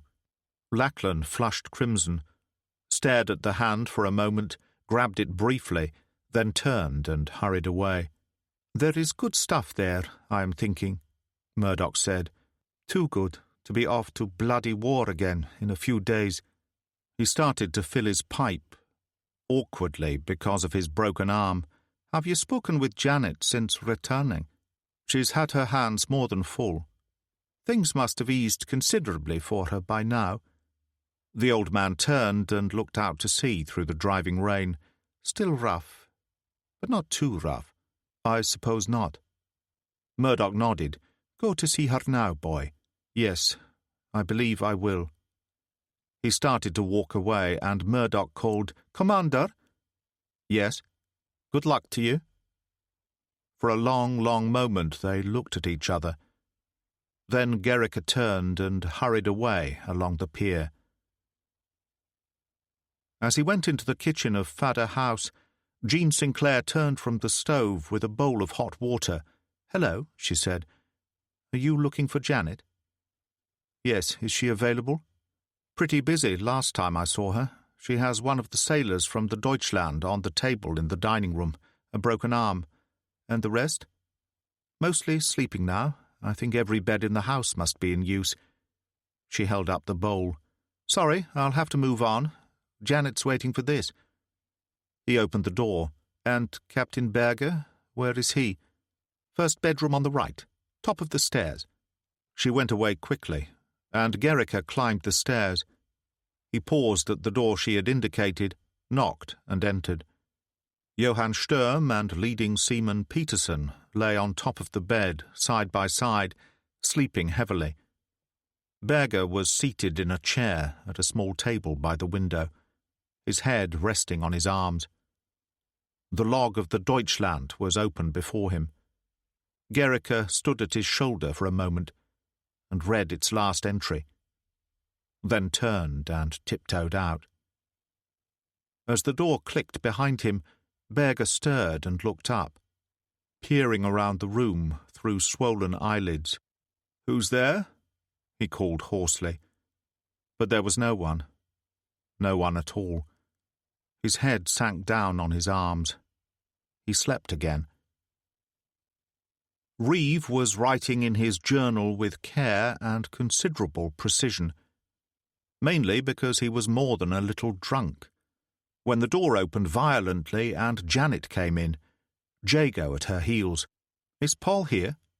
He laid down his pen and regarded her with drunken gravity. "Ah, Gerrica, you mean. I didn't realize you two were on first-name terms." He was mocking her, and she flared angrily. "Has he been here?" "Half an hour ago. Maybe a little longer. As a matter of fact, we had a drink together. Then he asked me if he could leave something for you." "What?" she demanded. "He said it was a private matter. I think you'll find it in the bedroom, whatever it is." She went out quickly into the hall and opened her bedroom door. The Knight's Cross, with oak leaves for a second award, lay, neatly arranged, on her pillow. She stared down at it, stupefied for a moment, then picked it up and ran back into the living room. "Uncle Carey." She held it out to him, her voice breaking. Reeve nodded. "Now I understand." On his way out, he said, "Tell her she's earned it." There was a knock at the door, and Murdoch moved in. "Ah, there you are, Admiral. And what can I do for you?" "A matter of official business only. The Katrina appears to be missing from her moorings." "Is that a fact?" Reeve said. "It's a damn good thing I'm insured." Janet ran out of the door. Jago turned to Reeve, leaning on the desk.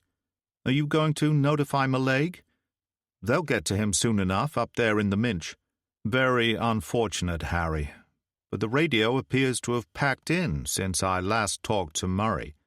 Valve gone, I think, and I don't have any spares. Just have to wait till they get here tomorrow. Nothing else to be done." Jago took a long, long breath, then turned and went out. Murdoch said gravely, "Is that good Scotch you have there in that bottle, Carey Reeve? And another in the cupboard when we've finished that. I've been holding out on you." "Later, then, I will come back, if I may. But now I must see to my people." He walked out. Reeve poured himself another whisky and resumed his writing. "And so I see, when all is said and done, that this has been an old story. Murdoch, Harry Jago, and Gerrica. men against the sea, who have won this time. But in the end, what is the nature of their achievement? God, but he was tired. More tired than he had ever been. The wind rattled the window as if trying to get in, but it could not touch him now. He pillowed his head on one arm for a moment and was instantly asleep, the pen still firm in his good hand and resting on that final entry. That was Storm Warning by Jack Higgins. Read by Greg Wagland. Produced by White House Sound. This has been an audiobook from HarperCollins. Text copyright 1976. Production copyright 2019 by HarperCollins Publishers. All rights reserved. Jack Higgins asserts the moral right to be identified as the author of this work. Thank you for listening.